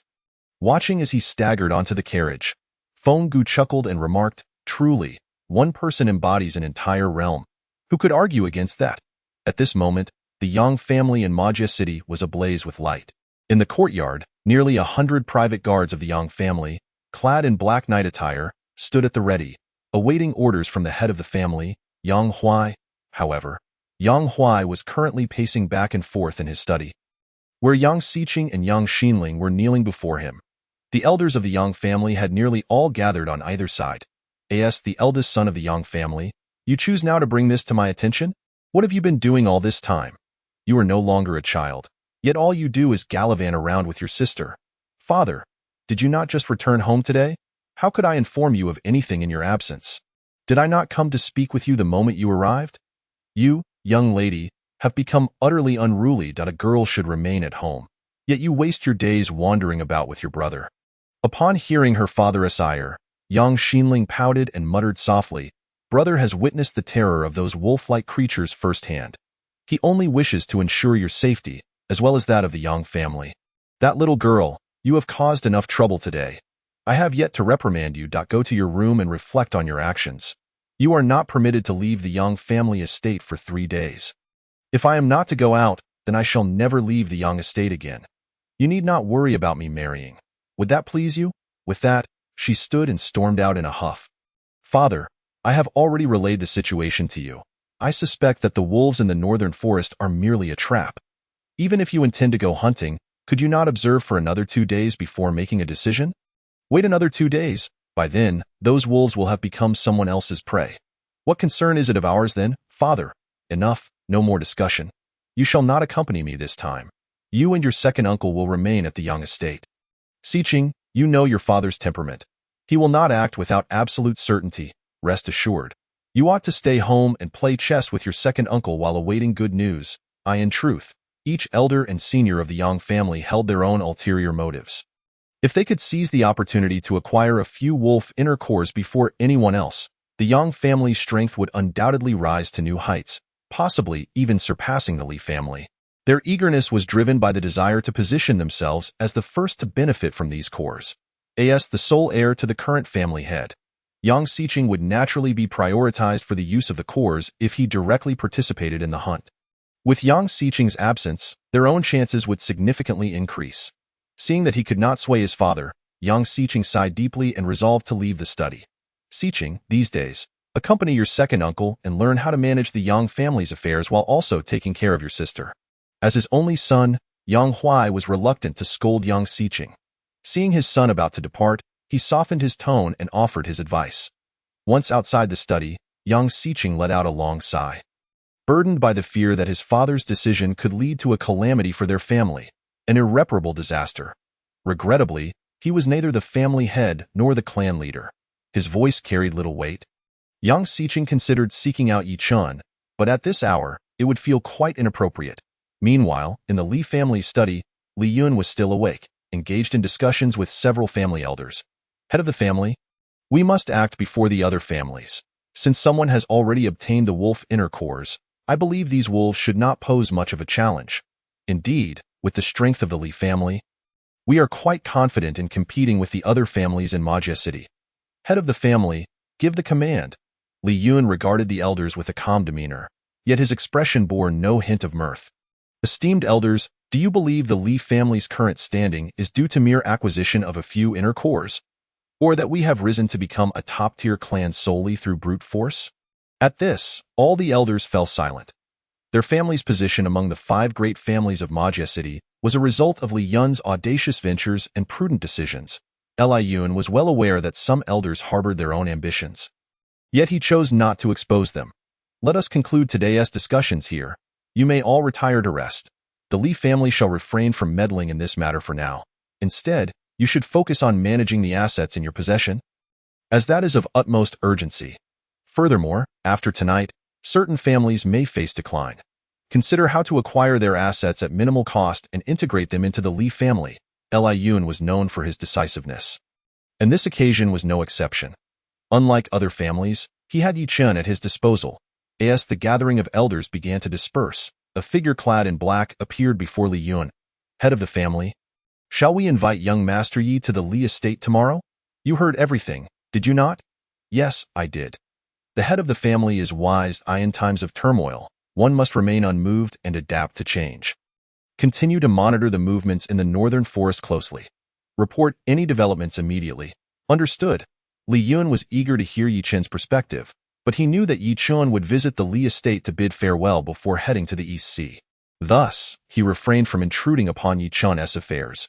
From the intelligence gathered by the Li family, Li Yun had a premonition that after tonight, the entire Majia city might undergo a significant reshuffling. Perhaps the Luo and Zhang families, previously dealt with by Yi Chun, would ironically find fortune in their misfortune. In the northern forest of Majia City, a group of figures clad in black cautiously entered the depths of the woods, spreading out to search. Suddenly, a few faint rustling sounds were heard, and one of the black-clad figures on the outer edge vanished without a trace, followed by others disappearing in succession. When the leader of the group realized something was amiss, he found that nearly half of his entire team had already vanished, leaving only a scant few. The leader quickly threw a small crystal snowball into the air, which transformed into a signal flare that shot up into the sky. Situation has changed. Assemble swiftly. However, he was met with disappointment. After waiting a full quarter of an hour for a response, only 6 individuals managed to gather around him. Where is everyone? Where have they gone? Boss, I don't know. They might have spread too far apart while advancing. They should be back soon. Did I not repeatedly instruct you not to spread out too much? The 6 paused, hoping to wait for their comrades to return. Yet, instead of their companions, they were met with a gathering of glowing blue eyes. Eyes belonging to monstrous creatures resembling wolves, yet as large as lions, slowly encircling them. Wolves? Quickly, signal for help. But the pack of wolves was not waiting for them to send out a distress signal. Amidst the piercing screams, the group of black-clad figures was annihilated in an instant. On the other side of the forest, nearly 100 figures in night attire simultaneously looked up at the darkened sky, where they observed a faint flicker of fire in the depths of the woods, accompanied by distant, intermittent cries resembling that of a monkey. However, within moments, the entire forest returned to a haunting silence. Something is afoot ahead. We must have discovered our target. Hurry! Increase your pace.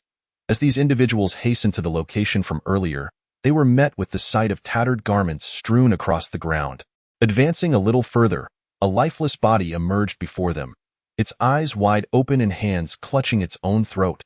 The leader, upon moving the hands away, discovered that the victim's trachea had been bitten through, with warm blood still oozing from the wound.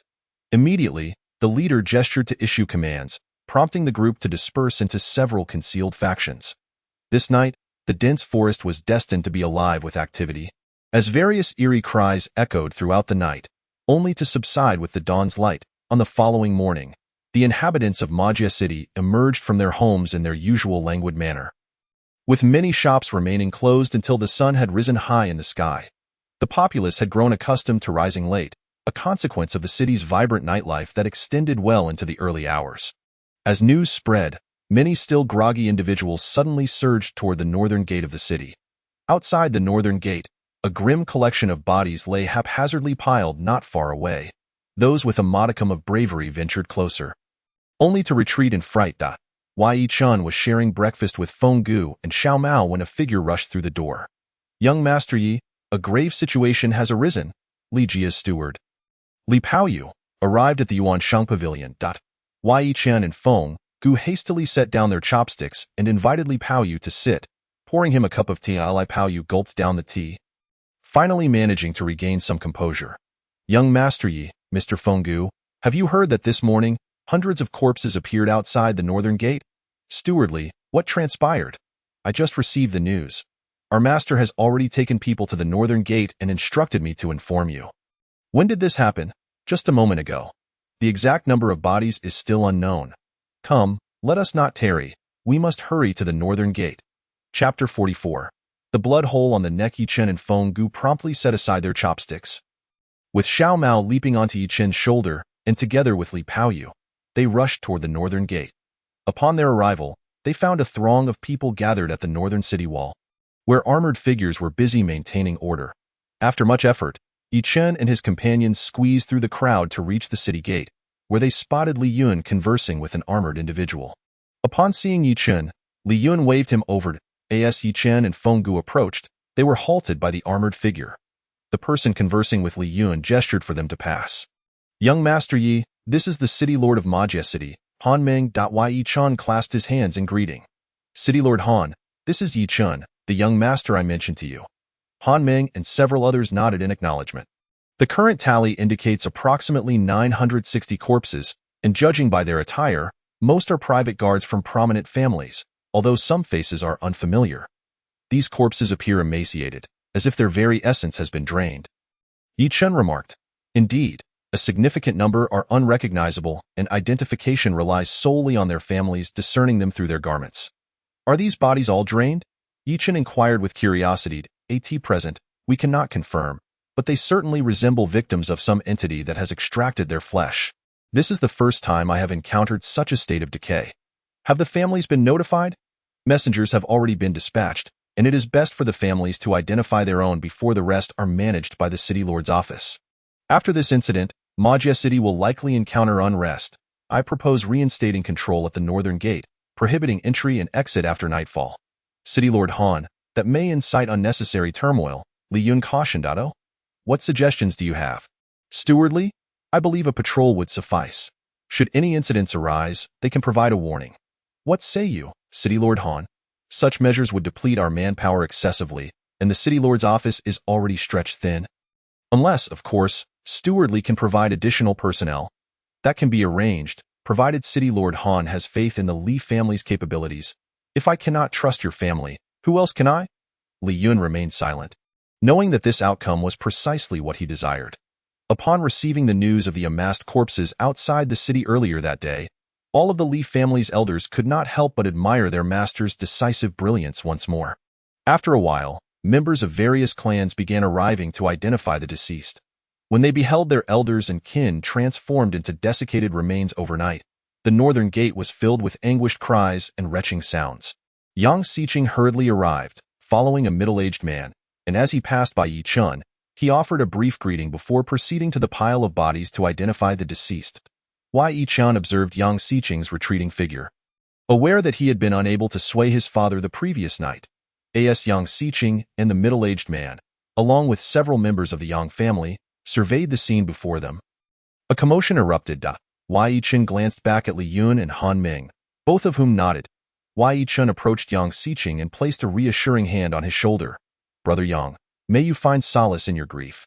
Yang Xiqing, who had been suppressing his inner turmoil, managed to utter, "Brother Yi, Am I truly so ineffectual? You have already done your utmost. Do not burden yourself with guilt. After offering those words, Yichun fell silent. Although Yang Xiqing was an individual worthy of friendship, he lacked a certain assertiveness in his character. However, after today's events, Yichun believed that Yang Xiqing would rise to shoulder the future of the Yang family. Second master, young master, we have located the master. Yang Xiqing and Yichun clasped their hands together before making their way into the crowd, where they found Yang Huai, now barely recognizable, his identity discernible solely by the family jade pendant he wore. Yang Xiqing cradled his father's body, which began to convulse uncontrollably. Yichun, unsure of how to console him, remained at a distance. A moment later, Yang Xiqing, alone with his father's corpse, made his way toward a carriage parked nearby. Yichun refrained from following, sensing that Yang Xiqing required solitude. Yichun approached a pile of unclaimed bodies, observing that each corpse appeared deflated, as though their muscles had been siphoned away. The eyes of each body bulged, revealing a profound terror within. Each corpse bore a conspicuous blood hole at the throat, and the outer garments hung loosely, creating a grotesque sight that would induce nausea in the faint-hearted. Yichun pushed aside the outer layer of one corpse, scrutinizing its various parts but finding no abnormalities. Upon turning over another body, he discovered a thumb-sized blood hole at the nape of its neck. Could the secret lie within this wound? Yichun continued examining subsequent corpses, each one revealing similar blood holes at the neck. What is the meaning of this? I have not heard that the wolfhounds possess a penchant for draining human flesh. A sudden intuition struck Yichun. This was not merely a conspiracy, but rather, something far more sinister lurked behind the wolfhounds. A wave of unease washed over him, prompting him to retreat hastily to Li Yun's side. Alas! The Yang family has suffered a grievous loss. Yang Huai's reckless actions have now led to this inevitable tragedy. It is a pity that the young man from the Yang family, prudent and balanced, has yet to be granted real authority by that old fool. And the Liu and Su families as well, regrettably lacking in strength, yet they willingly court such peril. What is your perspective on today's events, young Master Yi? I have long suspected that the recent unrest beyond the city is part of a conspiracy against Majia City. But after examining these bodies, I sense the situation is more complex than I initially believed. Why do you say that? I suspect that these wolfhounds may be nurturing something of great significance. The muscle tissue of these corpses appears nearly entirely drained. Yet why do the wolfhounds return these bodies? Indeed, from the initial appearance of the enchanting demon kin to the emergence of the wolfhounds, a singular message is conveyed. There exists something of great importance within this dense forest. Especially with the sudden appearance of that masked figure in black yesterday, those already restless have been stirred into action. The unfamiliar faces recently seen in Majia City are likely drawn here by the allure of the wolfhounds. But who would have anticipated that these magical beasts seem even more cunning, lying in wait for these individuals to walk into their trap? Given that the wolfhound is a magical beast, it has long been acquainted with humanity. They understand that as long as we remain divided, they have the opportunity to strike us down one by one. Thus, these magical beasts harbor no fear of us. This explains why they only operate within the dense forest and never dare to venture out to provoke. Master Li, City Lord Han, Yichun wishes to leave the city to investigate further. I believe there are secrets behind this wolf guardian. Young Master Yi, it would be prudent for you to refrain from taking risks for the time being. Once we have resolved matters here, I will dispatch more personnel to explore the situation, and then we can devise a long-term plan. City Lord Han, please rest assured, I shall exercise caution. City Lord Han, you may confidently allow young Master Yi to proceed. I believe he is the only one capable of navigating this forest with such freedom. Li Yun gazed at Yichun with a grin, and Yichun suddenly felt that Li Yun seemed to be aware of his previous excursions into the forest. I am grateful for Master Li's trust in me. I shall not disappoint your expectations. At that moment, amidst the onlookers, a handsome young man was eagerly waving at Yichun. Upon recognizing him as Bai Xiaoyang, Yichun felt that there must be an urgent matter at hand, prompting him to bid farewell to Li Yun and Han Ming. Master Li, City Lord Han, I must return to make preparations. Should any situation arise, I will keep both of you informed. I appreciate your assistance in this matter. Young Master Yi. After saying his goodbyes, Feng Gu followed Yichun as they departed. Observing Yichun's silhouette, Han Ming inquired with a smile, Is this the young man who defeated Zhang Lauer with a single punch just a few days ago? City Lord Han, surely you are not only realizing this now. No, my attention was not on him earlier. I had no inclination in that direction, and I assumed he was merely another scion of a noble family. City Lord Han, have you ever seen me, Li, so closely associated with any young upstart? Ha ha ha, indeed. Anyone favored by Master Li must be extraordinary. Congratulations, Master Li. Yi Chun and Feng Gu returned to the Yuanshang ship. And understanding that Yi Chun would venture alone into the forest once again, Feng Gu said nothing more, merely patting Yi Chun's shoulder, urging him to return safely. Fear not, brother. I shall return unscathed. Yi Chun placed the little cat into Feng Gu's hands. This time, I shall not take Xiaomi with me. Please take good care of her. Dear brother, it would be wiser to have Xiaomi accompany you. Should any unforeseen circumstance arise, she can alert us. Yi Chun understood Feng Gu's concern, but after some reflection, he agreed that with the little cat's company, the journey would not feel so solitary, and thus he placed the little cat back into his spatial ring. After bidding farewell to Feng Gu, Yi Chun made his way to Wu Garden. In Wu Garden, Bai Xiaoyang, still clad in male attire, was already seated, sipping tea alone. I apologize. I've been swamped since the update after Yang came out. Chapter 45, The Strange Tree in the Black Hole. Upon seeing Yi Chun enter, Bai Xiaoyang immediately rose. Young Master Yi, we can depart the city shortly. Bai girl, please tell me honestly, were you outside the city last night? Indeed. However, I remained inactive. Were you able to watch those people being slaughtered without intervening? What could I do? If so many experts were unable to handle the situation, what could I achieve alone? Otherwise, you wouldn't be seeing me here today. Yi Chun shook his head with a sigh, acknowledging that Bai Xiaoyang was indeed powerless. I just met with the city lord of Emoji City, Han Ming, and requested to investigate alone. You should not accompany me this time. Are you worried I might hinder you? Rest assured, I am no longer the Bai Xiaoyang of OLDM. My concern lies not with you, but with the suspicions of City Lord Han and others regarding your intentions. Since they do not recognize me, I shall simply claim to be your aide. When we return, you can come back alone and inform them that I perished in the forest. The woman's line of reasoning was indeed unconventional. Even if she and Yi Chun were to face annihilation at the hands of these wolf guardians, her disappearance would alleviate Yi Chun's troubles. Very well, let us set off now. I'll change into suitable attire. It won't take long. Bai Xiaoyang promptly retreated to the back, emerging shortly thereafter clad in a form-fitting black outfit that accentuated her figure. Yi Chun remarked with a hint of annoyance. Are you afraid others won't recognize you as a woman? Is that not acceptable? Ha ha, very well. I shall wear male attire outside the city before we depart. Does that suffice? Yi Chun nodded in satisfaction as Bai Xiaoyang donned her original outer garment, then tossed some provisions and water to Yi Chun, grabbing his arm as they made their way outside. The two of them covered their faces with black cloths and hurried towards the northern gate of the city. Upon reaching the northern gate, the crowd had largely dispersed, leaving only armored individuals continuing to transport the remaining bodies. The two did not linger at the northern gate, swiftly making their way towards the forest outside the city. Arriving at the cliff where the wolf guardians were spotted, Yi Chun nodded at Bai Xiaoyang, gesturing toward a towering pine tree. You should conceal yourself in that tree while I enter the cave to investigate further. Bai Xiaoyang nodded and, with Yi Chun's assistance, quickly climbed to the branches of the pine tree. Yi Chun turned and entered the cave behind the cliff of the pine tree, activating his invisibility as he neared the cavern's interior. The cave remained eerily quiet, much like before, but this time it was permeated by a foul stench that made one feel nauseous. Yi Chun tightened the black cloth over his face, suppressing his urge to retch as he cautiously entered one of the chambers. However, this time, he found nothing.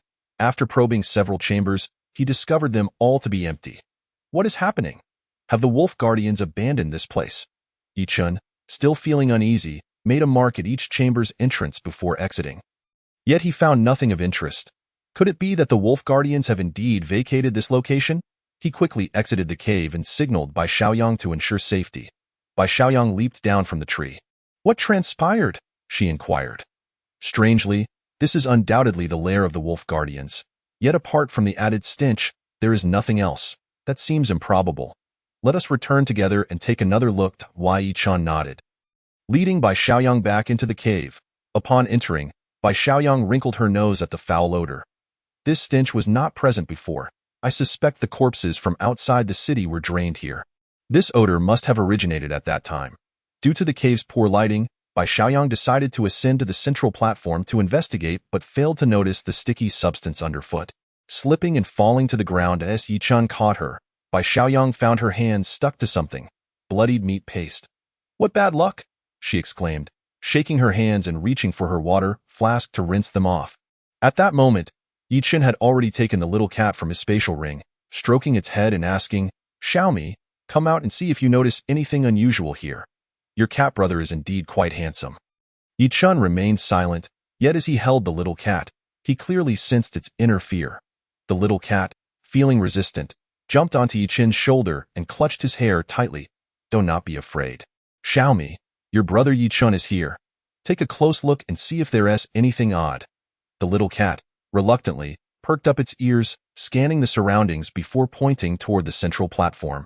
Yi Chun and Bai Xiaoyang exchanged glances and approached the large stone platform indicated by the little cat. Upon reaching the platform, they observed that it was not naturally formed but rather sculpted from pre-existing stone. Strange runes were carved upon it, which bore no resemblance to any known script, leaving Yi Chun puzzled regarding their meaning. Ancient Demon Clan Ritual Inscriptions. This is indeed an inscription from the ancient Demon Clan. What ancient Demon Clan inscriptions? These are symbols used by the Demon Clan for record-keeping, entirely different from human writing. I once saw something similar in a certain secret realm. Can you decipher the meaning of these inscriptions? Let me examine further.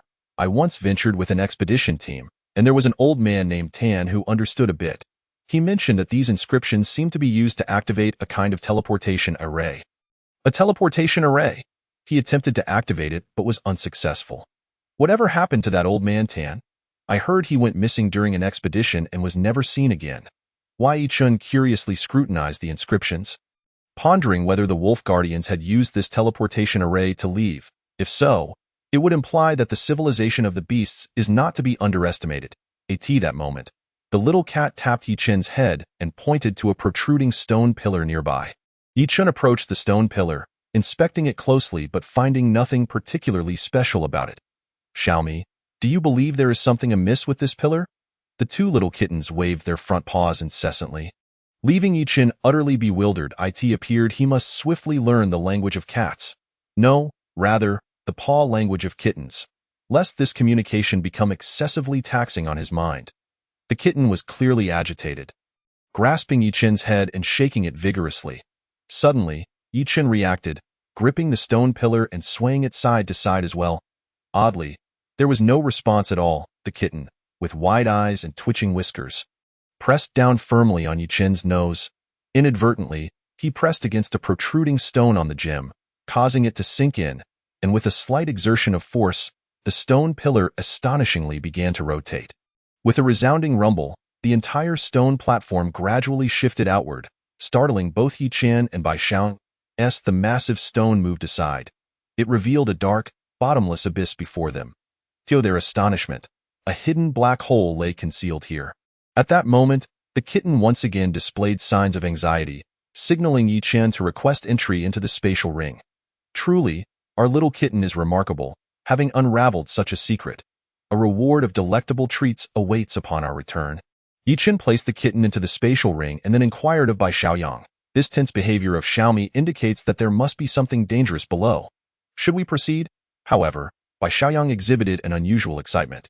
This woman was inherently an adventurer, already brimming with eagerness. Of course, we must descend. Before Yi Chun could respond, Bai Xiaoyang had already retrieved a large bundle of rope from her pack and tossed a crystal snowflake into the black hole. The crystal transformed into a point of white light, cascading downward until the glow vanished without revealing a bottom. This black hole indeed seemed profoundly deep. Bai Xiaoyang produced another orb glowing with blue light, and without a moment's hesitation, she threw it into the abyss. This time, it took several breaths before they saw the blue light come to a halt below. "Do you have any more rope?" "My current rope won't reach the ground. It requires further adjustment." Yi Chun retrieved a bundle of climbing rope from the spatial ring, which had been specially prepared for him by Feng Gu. Bai Xiaoyang tied one end of the climbing rope to a sturdy stone pillar and was about to descend when Yi Chun stopped her. "Allow me to go down first." Bai Xiaoyang smiled at Yi Chun, disregarding his objections, and seized the rope, leaping down without hesitation. Goodness, Is this woman truly that bold? Yichen thought, promptly donning a pair of roller gloves before following suit into the abyss. The black hole was so dark that one could not see their own hand. And the temperature dropped sharply as they descended. Wei Chun could only draw upon his breath to maintain a certain warmth. Upon landing, he found Bai Xiaoyang had already picked up the orb she had previously discarded and affixed it to a branch she had seemingly acquired from nowhere. Where did this branch come from? Yichen asked, bewildered. Bai Xiaoyang was momentarily taken aback by his question, then pointed with the glowing branch ahead of them. Before their eyes stood a peculiar, enormous tree, beneath which lay a scattering of withered branches that had fallen to the ground. Upon closer inspection, the trunk of this strange tree appeared to be oozing with some sort of flesh and blood. Moreover, its upper branches were laden with blood-red fruits. What manner of tree is this? Chapter 46. The green-haired monster. This is the block-gining tree. What is a block-gining tree? Bai Xiaoyang pointed at the fiery red fruits on the tree. It is said that this tree grows in the underworld, feeding on the souls of the deceased. Due to its slow growth, it bears fruit only once every 3,000 years, with the fruit taking on a deep crimson hue. Yichen looked up, confirming that the fruits indeed hung in vivid shades of red. What is the significance of these fruits? The fruit is highly toxic, but it is said that if one can withstand the poison, it can render the body as hard as iron. A sudden realization struck Yichen. So, are the ring wolves appearing here waiting for the block-gining tree to bear fruit? Have you noticed that the insides of the ring wolves are also blood-red? Indeed, what could be the connection between the two?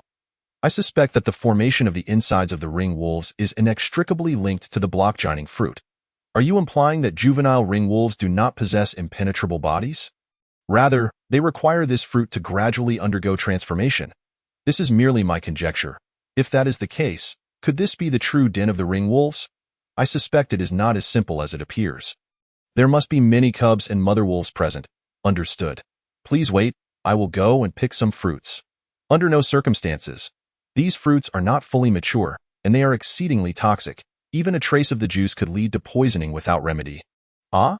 Just as the two were debating whether to pick a few fruits, they suddenly realized that numerous pairs of green eyes had appeared around them, silently fixated on them. Bai Xiaoyang illuminated the area with her blue light, only to be horrified by the sight. Surrounding them were not only a dense pack of ring wolves but also several green-haired monsters towering twice their height. These green-haired creatures resembled large gorillas, their peculiar green fur strikingly odd, and their arms extraordinarily long and muscular.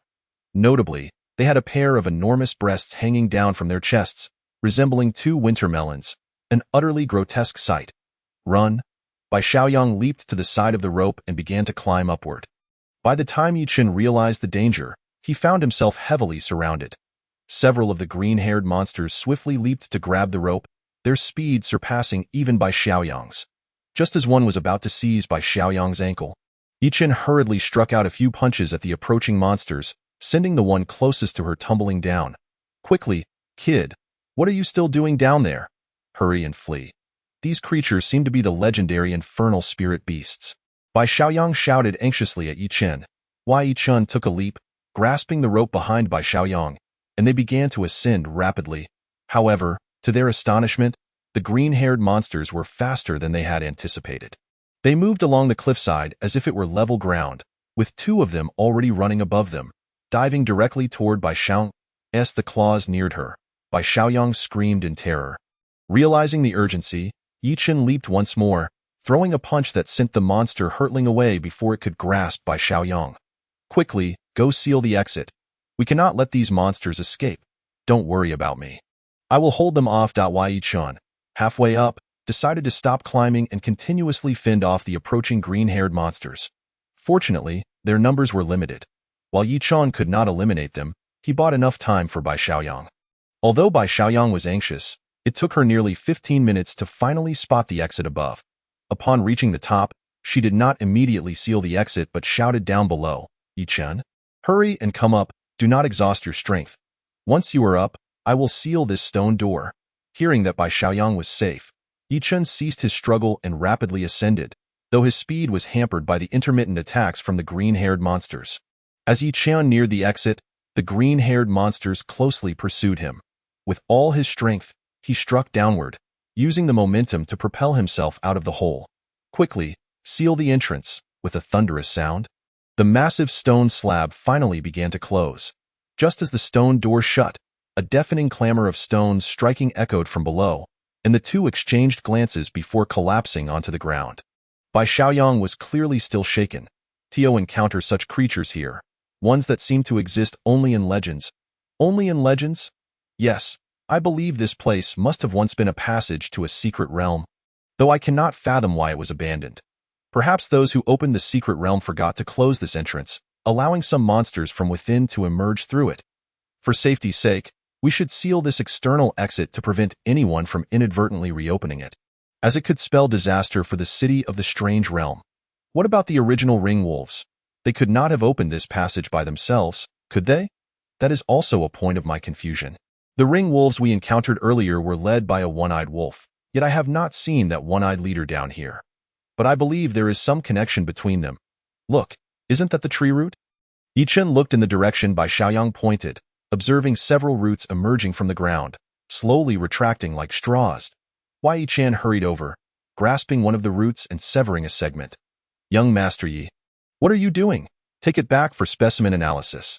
I sense this matter is becoming increasingly intricate. Bai Xiaoyang nodded, for Yichen's situation differed from his own. The Lord of Emoji awaited news from Yichen. If they relied solely on verbal accounts, their experiences today would be utterly unbelievable. Let us return to the city, he suggested. We still lack clarity regarding the whereabouts of the wolf wardens. Are we simply departing like this? We've made such a commotion. Do you truly believe they remain here? It seems so. These wolf wardens appeared inexplicably, and now they have vanished just as mysteriously. I suspect it is due to the teleportation array on this stone slab. Furthermore, if these wolf wardens were still present, how could they have delivered so many corpses back to Emoji City? Unless, of course, they seek to instigate a war against humanity in revenge. Let us leave. Staying here serves no purpose. It is a pity we could not obtain more wolf warden inner cores. Do not dwell on the inner cores. These wolf wardens will likely not reappear anytime soon. Upon exiting the cave, both were perplexed. If they were to seal the entrance, the noise would be considerable, yet they could not conceive a better method to secure the cave. Ultimately, Bai Xiaoyang remarked, if we cannot seal the entrance, let us cover that stone platform instead. They returned inside, where they saw numerous stone pillars. Together, they struck a few blows, using the fallen columns to obscure the platform. However, this action nearly trapped them inside as well. Although they felt something was amiss, they could not devise a superior plan and reluctantly made their way back to Emoji City. Upon returning, the two exchanged farewells, and Yichen hurriedly headed to the Li residence. Upon arriving and meeting Li Yun, Yichen recounted everything in detail, omitting only the part about Bai Xiaoyang. Li Yun frowned upon hearing the account. He had not anticipated that such a small Emoji City concealed an entrance to a secret realm. Nevertheless, upon hearing that Yichen had temporarily sealed the entrance, he refrained from further comment. Young Master Yi, you have worked hard. The crisis in Emoji City is temporarily resolved. I shall take care of the subsequent matters. Yichen presented the roots of the legendary Bulokongang tree to Li Yun. The mythical Bulokongang tree is of the same family as the Buddhist King Kong Bodhi tree, differing only in that one grows in the Buddhist realm while the other thrives in hell. Is the Li family head familiar with this tree? I have only heard of it, never seen it.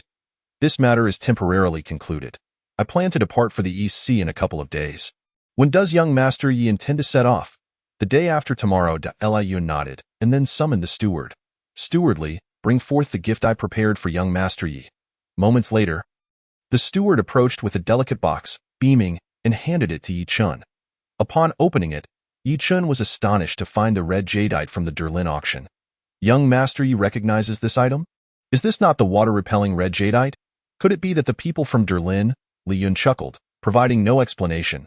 He had not attended the Derlin auction that day. He simply heard that a piece of water-repelling red jadeite was available and had issued a strict order to acquire it as a gift for Yichen. This red jadeite will undoubtedly prove invaluable for your journey to the East Sea. I specifically sought it out for you. Yichen, overjoyed, accepted it without reservation, placing it in his spatial ring, and then bowed deeply to Li Yun. You are most considerate, Li family head. With this item, I shall undoubtedly fulfill my mission. You have just returned and have yet to go home, correct? I will not keep you for dinner today. Go home and prepare. I shall dispatch a team to accompany you the day after tomorrow. Yi Chun did not linger further. After leaving the Li residence, he hurried back to the Yuanshang ship. There, he candidly shared his experiences with Fenggu. Upon hearing the tale, Fenggu sighed. It seems this world is on the brink of turmoil, brother. Focus on managing the Yuanshang ship. Perhaps upon my return from the East Sea, everything will be made clear. By the way, Tao Yuanming and others from Kunlun Mountain came to bid you farewell. They arrived just after you left. Have they already departed? Yes, they have returned to Kunlun Mountain and left a letter, which I shall fetch for you. Chapter 47. Wolf Warden Inner Core's Yi Chun opened the letter, which contained expressions of gratitude and a wooden token. The letter mentioned that this token was a keepsake of the Tao family from Kunlun Mountain, inviting Yi Chun to visit when he has the opportunity. After storing the token, he informed Fenggu, brother, having concluded matters here, we shall return to Peach Blossom Source tonight. I must bid farewell to Sister Fenghuang as well. Upon their return to Peach Blossom Source, they observed villagers bustling in and out of the courtyard. Upon seeing Fenggu's return, the villagers greeted him with smiles. The teacher is back. Your sister's medical skills are remarkable. After a few needles, my chronic back pain has improved significantly. Oh, the teacher has returned. I will bring over some wild rabbits later. My long-standing rheumatism has been alleviated by your sister. Fenggu reciprocated their greetings, only to find the old village chief assisting Fenghuang with maintaining order among the crowd. Upon noticing Fenggu's arrival, the old village chief waved his hands, saying, that will be all for today. Everyone, please return home. Fenggu has returned. You may come back tomorrow. With the old village chief's command, the lined-up villagers gradually dispersed. The old village chief approached. Fenggu, it has been a few days since you've returned. Look at the chaos here. It is of no consequence. How have you been lately, old chief? Thanks to your sister, I am in good spirits. I must take my leave now. Will you join me for a drink later? No. I have not returned for several days. Why not come to my place for a drink? I shall ask old Wang to prepare some snacks. That is too generous. I should be the one treating you. Your sister has helped the villagers immensely. Just then, Fenghuang finished treating her last patient, stretched, and, upon seeing Fenggu and Yi Chun return, joyfully stood up. Elder brother, Chenggu, you are back. We are back. You have worked hard these past few days. At that moment, the old village chief wisely exited the small courtyard, prompting Fenggu to call out from afar, Old chief, don't forget to come for a drink later. Of course. I'll bring some game with me. Seeing how quickly Fenghuang had integrated with the villagers, Yi Chun's face broke into a smile of satisfaction. Fenghuang, please tidy up. Come to the tea pavilion afterward. I have something to discuss with you. Yi Chun said with concern. All right, Chenggu, I will gather my things and wash my hands before coming over. In the tea pavilion, Yi Chun sat alone, sipping tea. He pondered when he would return from the East Sea. He had brought the little cat along for convenience. What troubled him most was Fenghuang. After all, he had promised the grandmother from Hu village that he would take good care of her. Thankfully, his brother Fenggu could look after Fenghuang in his absence. However, Fenggu had to manage the tea shop during the day, sometimes resulting in him being too busy to return to the Peach Blossom Source courtyard. As he thought about Bai Xiaoyang's changes after consuming the Wolf Warden Inner Core, he resolved to instruct Fenggu to teach some martial skills to Fenghuang before he departed. Simultaneously, he considered having Fenghuang consume a Wolf Warden Inner Core. After all, this item was given to him by the grandmother from Hu village, and using it on Fenghuang would provide her with an additional layer of protection. Chenggu, what are you thinking about? Lost in his thoughts, Yi Chun did not notice Fenghuang approaching until she spoke. So, you're here? Sit down. You must be tired. Please have some tea. After Fenghuang took her seat, Yi Chun poured her a cup of tea and said, Fenghuang, I will be leaving Emoji City for a while. Given the distance, I can only ask you to remain here for now. Chenggu, you just returned and are leaving again? How long will you be gone this time? This trip will take some time. It could be as quick as a month or extend to several months. Fenghuang's eyes widened in surprise. Will you be gone for so long? Did something happen? Yi Chun gazed at the innocent girl, further solidifying his determination to have her consume the Wolf Warden Inner Core before leaving, ensuring she possessed the ability to protect herself. No. I merely made a promise to the Li family to attend to some matters in a distant place. Oh, is it dangerous? Is elder brother going with you? There is no danger. Elder brother will remain here. If you need anything, just find him. Yi Chun said this to alleviate Fenghuang's worries. He himself was uncertain about the risks he would face on his journey to the East Sea. All right, Chenggu, please return as soon as you can. Yichen nodded, then produced a brocade box, saying to Feng Huang, "This was given to me by your grandmother. You should consume it shortly, and I will be right here to watch over you." "What is this?" Originally, Yichen intended to inform her that this was the inner core of the wolf-repelling pill. However, based on his understanding of the young girl, he knew that if he revealed this to her, she would certainly refuse to take it. Thus, he resorted to a little deception, saying, "This is a gift from your grandmother, who asked me to assist you in entering the martial arts at an appropriate time. For there are many unknown dangers in this world." Upon hearing the word grandmother, tears welled up in the phoenix's eyes as memories of her time in Hu village flooded her mind. "One day, I shall meet you, grandmother," she thought, "but before that, I must grow stronger." Grow stronger? The phoenix gazed at Yichen with a look of confusion, recalling that the recent closure of Hu village was due to an encounter with an unknown formidable opponent. "I understand now. I am prepared." Why Yichen took out a piece of the wolf-repelling inner core, glancing at the red substance with a hint of concern. Yet, remembering that Bai Xiaoyang had experienced no side effects after taking it, he dismissed his worries. "Open your mouth and swallow it down," he instructed, and she complied. The phoenix obediently nodded, and Yichen promptly placed the inner core into her mouth, having never consumed such a large pill before. She struggled significantly to swallow it. Not long after ingesting the inner core, the phoenix felt her abdomen ablaze, and beads of sweat the size of soybeans began to pour forth from her face. Simultaneously, her complexion flushed a deep red. What had begun as a warm sensation in her stomach quickly escalated into a full-body sweat. Yichen, having learned from Bai Xiaoyang that the inner core would first open up the body's meridians and then directly affect the skin for purification, felt no apprehension about the process. "Brother, I feel so hot, unbearably hot. It feels like my entire body is on fire." The phoenix exclaimed, "Don't panic, it will pass soon." Yichen reassured her, "Brother, I really can't take it anymore. I am burning up." Chapter 48. Drunken eyes gazing at the moon in her distress, the phoenix had already shed half of her clothing, revealing sweat-drenched shoulder blades, her skin a vivid crimson. Yichen quickly grasped her hand to prevent her from further disrobing. He regretted not allowing her to return to her room before taking the inner cord. At that moment, the phoenix's eyes were glazed, as if she were on the verge of losing her sanity. Upon feeling Yichen's grip, she suddenly threw her arms around him, murmuring incoherently. Yichen could distinctly feel the heat radiating from her breath. The phoenix pressed her face against his, rubbing against him repeatedly. "Brother, I am so hot. I need..." Yichen found himself in an exceedingly awkward position, astonished at the potency of the wolf-repelling inner core. He quickly seized the phoenix's hands, using his spiritual sense to mobilize the crystalline snow within his body to aid in dispersing the energy coursing through her. However, he soon realized that the energy transformed from the wolf-repelling inner core was akin to a wild stallion, its force far exceeding his own.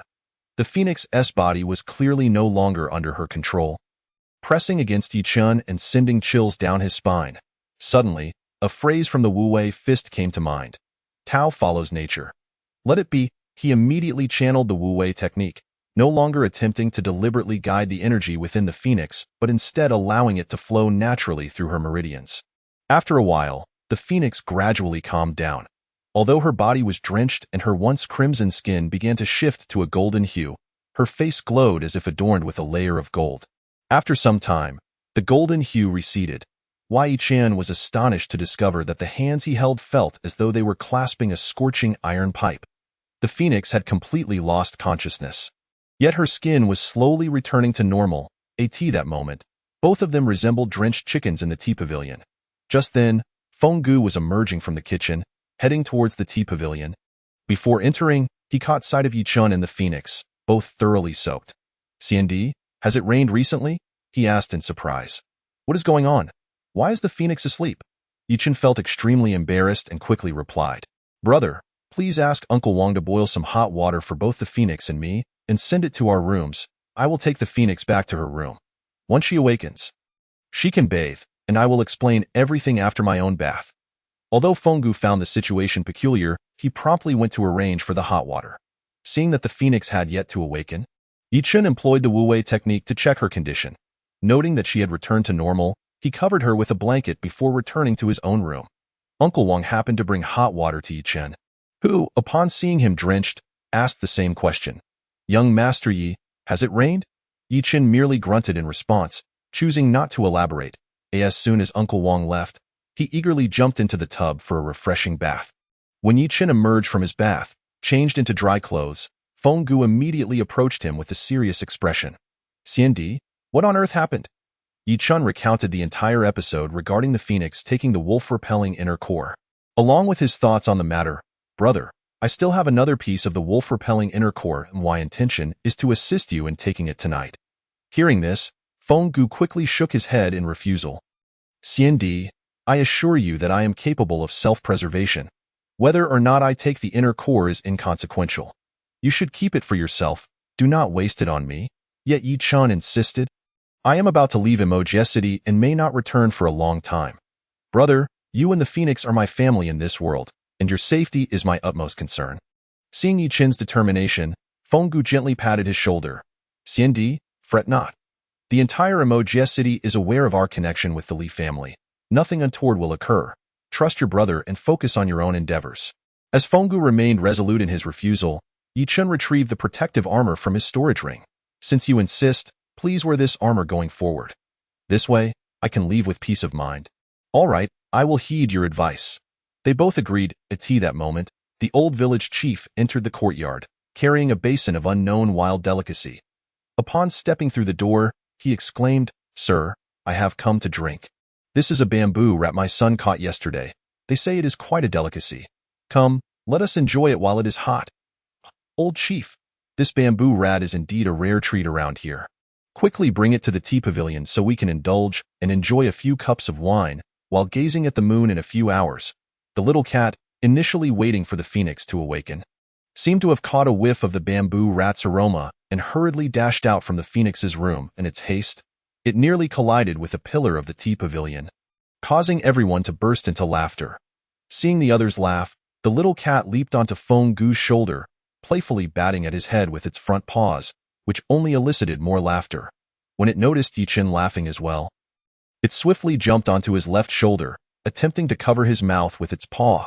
However, it failed to realize that its tiny paw was far too small to cover Yi Chen's mouth. Instead, it inadvertently thrust its entire paw into Yi Chen's mouth. Feigning a bite, Yi Chen pretended to chomp down, causing the little cat to panic and retract its paw, replacing it with a paw over Yi Chen's nose. Feng Gu and the old village chief found the scene even more amusing. At that moment, the phoenix emerged from her room, now clad in a snow-white dress, radiating a completely different aura. Upon witnessing the little cat in its antics, she feigned a pout, saying, Are you brothers bullying my little me? Upon noticing the old village chief, she immediately bowed to him. Old chief, I did not realize you were here. Thank you for your hard work today. Seeing the phoenix, the old village chief's expression softened even further. Since you arrived, the peach blossom spring has become lively. Those rascally boys who used to cause trouble every day seem to have settled down lately. Indeed, the people of Peach Blossom Spring are quite delightful. You must not leave us, all right? I will not leave. Sir, the Zhang family has sent someone. What? At this late hour, what business does the Zhang family have? Chapter 49. This is merely a dream. The representatives of the Zhang family, led by the family head, arrived at the courtyard. Young Master Yi, Zhang Yuanda seeks an audience. Yi Chen, who was dining with Feng Gu and the village chief, felt the atmosphere shift uncomfortably at the arrival of the Zhang family. Setting down his wine cup, he stepped outside alone. Zhang family head, what brings you here at such a late hour? Zhang Yuanda discerned that Yi Chen appeared somewhat displeased by his abrupt visit, and promptly elucidated, I have heard that young Master Yi intends to journey to the East Sea, and I wondered if it might be possible for my unambitious son to accompany you. To broaden his horizons, Lu Chun recalled the lanky youth and immediately declined. No, it is ill-fated to venture to the East Sea this time. I fear it may spell the end of your Zhang family's lineage. Observing Yi Chen's unwavering refusal, Zhang Yuanda felt a wave of embarrassment wash over him. With a flourish of his hand, he signaled for the attendants to bring forth 2 large chests filled with precious gifts. Since young Master Yi finds it inconvenient, I implore you to accept these gifts and take them back. Yi Chen, with a smile, replied, Master Zhang, I have no need for such items. It would be best for the Zhang family to retain these treasures for a future resurgence. Seeing Yi Qin's persistent refusal, the expression on Zhang Yuanda's face darkened considerably. Master Zhang, it is best you return now. I have matters to attend to. With that, Yi Qin turned and entered his courtyard. Leaving Zhang Yuanda and his entourage standing outside, a sigh escaped Zhang Yuanda's lips as he departed the peach blossom source with his family. Feng Gu, upon Yi Qin's return, inquired, "What business did the Zhang family have with you?" "Boredom," Yi Qin replied. "Boredom? Did they wish for you to take their son along for training?" Feng Gu asked anxiously. "Why?" Yi Qin chuckled, "Brother, I have no desire to carry a burden. Indeed, it is wise not to have agreed. Encountering trouble would only complicate matters." Before dawn the next day, Yi Qin and Feng Gu departed the peach blossom source. Upon reaching the city, Yi Qin handed over all his valuables, including the Wolf King's inner core. To Feng Gu, "Brother, as we venture to the East Sea, where life and death hang in the balance, please safeguard these for me. Brother, do not speak such ominous words. You will surely return safely." At that moment, members of the Li family arrived to escort Yi Qin. "Take care, brother. You too, brother." They embraced for a moment before Yi Qin turned and boarded the carriage bound for the Li residence. Feng Gu watched Yi Qin depart, releasing a long sigh. "Brother, I await your return." Yi Qin set out with only the little cat and the guards dispatched by the Li family. This marked his first long journey since traversing into the world of Emoji City. As they exited the city, Bai Xiaoyang awaited them at a crossroads 10 miles outside. "Not even a word to your sister before you leave, Miss Bai. I shall be away for a while. But I will return." Bai Xiaoyang shot him a sidelong glance. "Are all men like this, forgetting their acquaintances as soon as they pull up their pants?" Yi Qin replied with a frown. "Have I pulled up my pants? That metaphor seems rather. I hear you are heading to the East Sea. I fear you may be lonely on the journey, so I shall accompany you." Just as Yi Qin was about to decline, the little cat darted from the storage ring, perched on Yi Qin's shoulder, nuzzling his face. "It appears, in your heart, that a person is less significant than a cat." Upon hearing this, the little cat, initially poised to sneeze, raised its tiny paws and proudly waved at Bai Xiaoyang, as if to say, "Ugly creature, I am my brother's cherished companion. How can you compare?" Bai Xiaoyang, observing the cat's antics, felt amusement rather than anger. "Oh, this little thing is rather adorable. It appears to be beckoning to me. Very well, I shall reluctantly agree. The cat's agreement is merely a show of defiance toward you," Yi Qin muttered, shaking his head.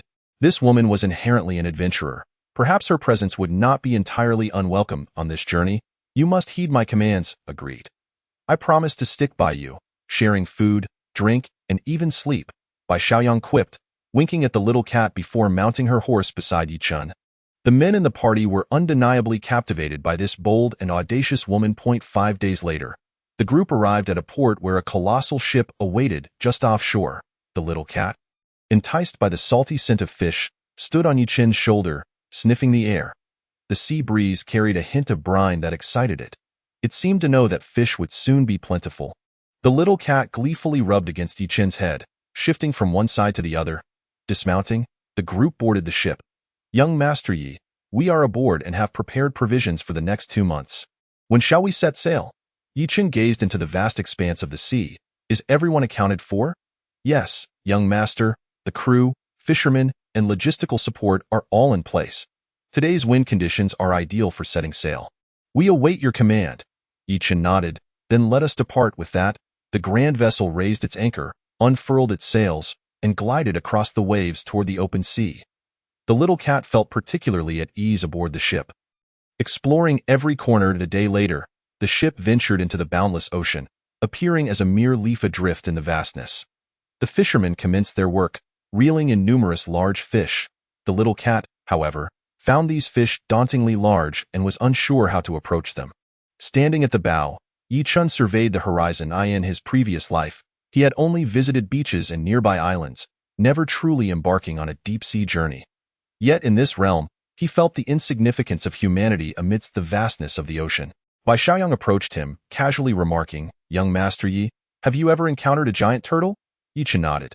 "I once saw a sea turtle as large as a dining table. Is that what you consider large?"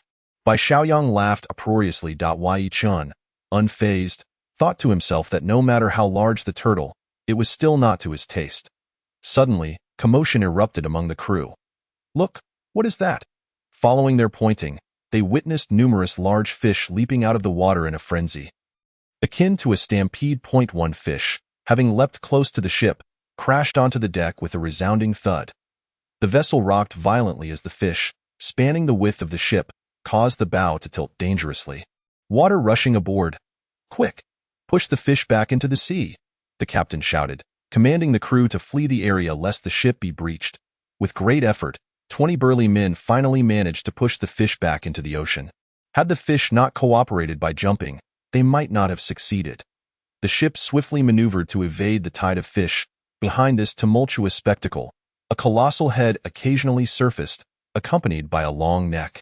Upon closer inspection, one might mistake it for a long-necked dinosaur from the Cretaceous period, yet it dwarfed any such creature. The head alone was several times larger than the ship Yi-chan occupied. What is that? A sea monster. Quickly, we must leave this area. Full speed ahead. The monstrous figure suddenly vanished beneath the waves. The crew collectively exhaled in relief. By the heavens! After a decade at sea, this is the first time I have encountered such a creature.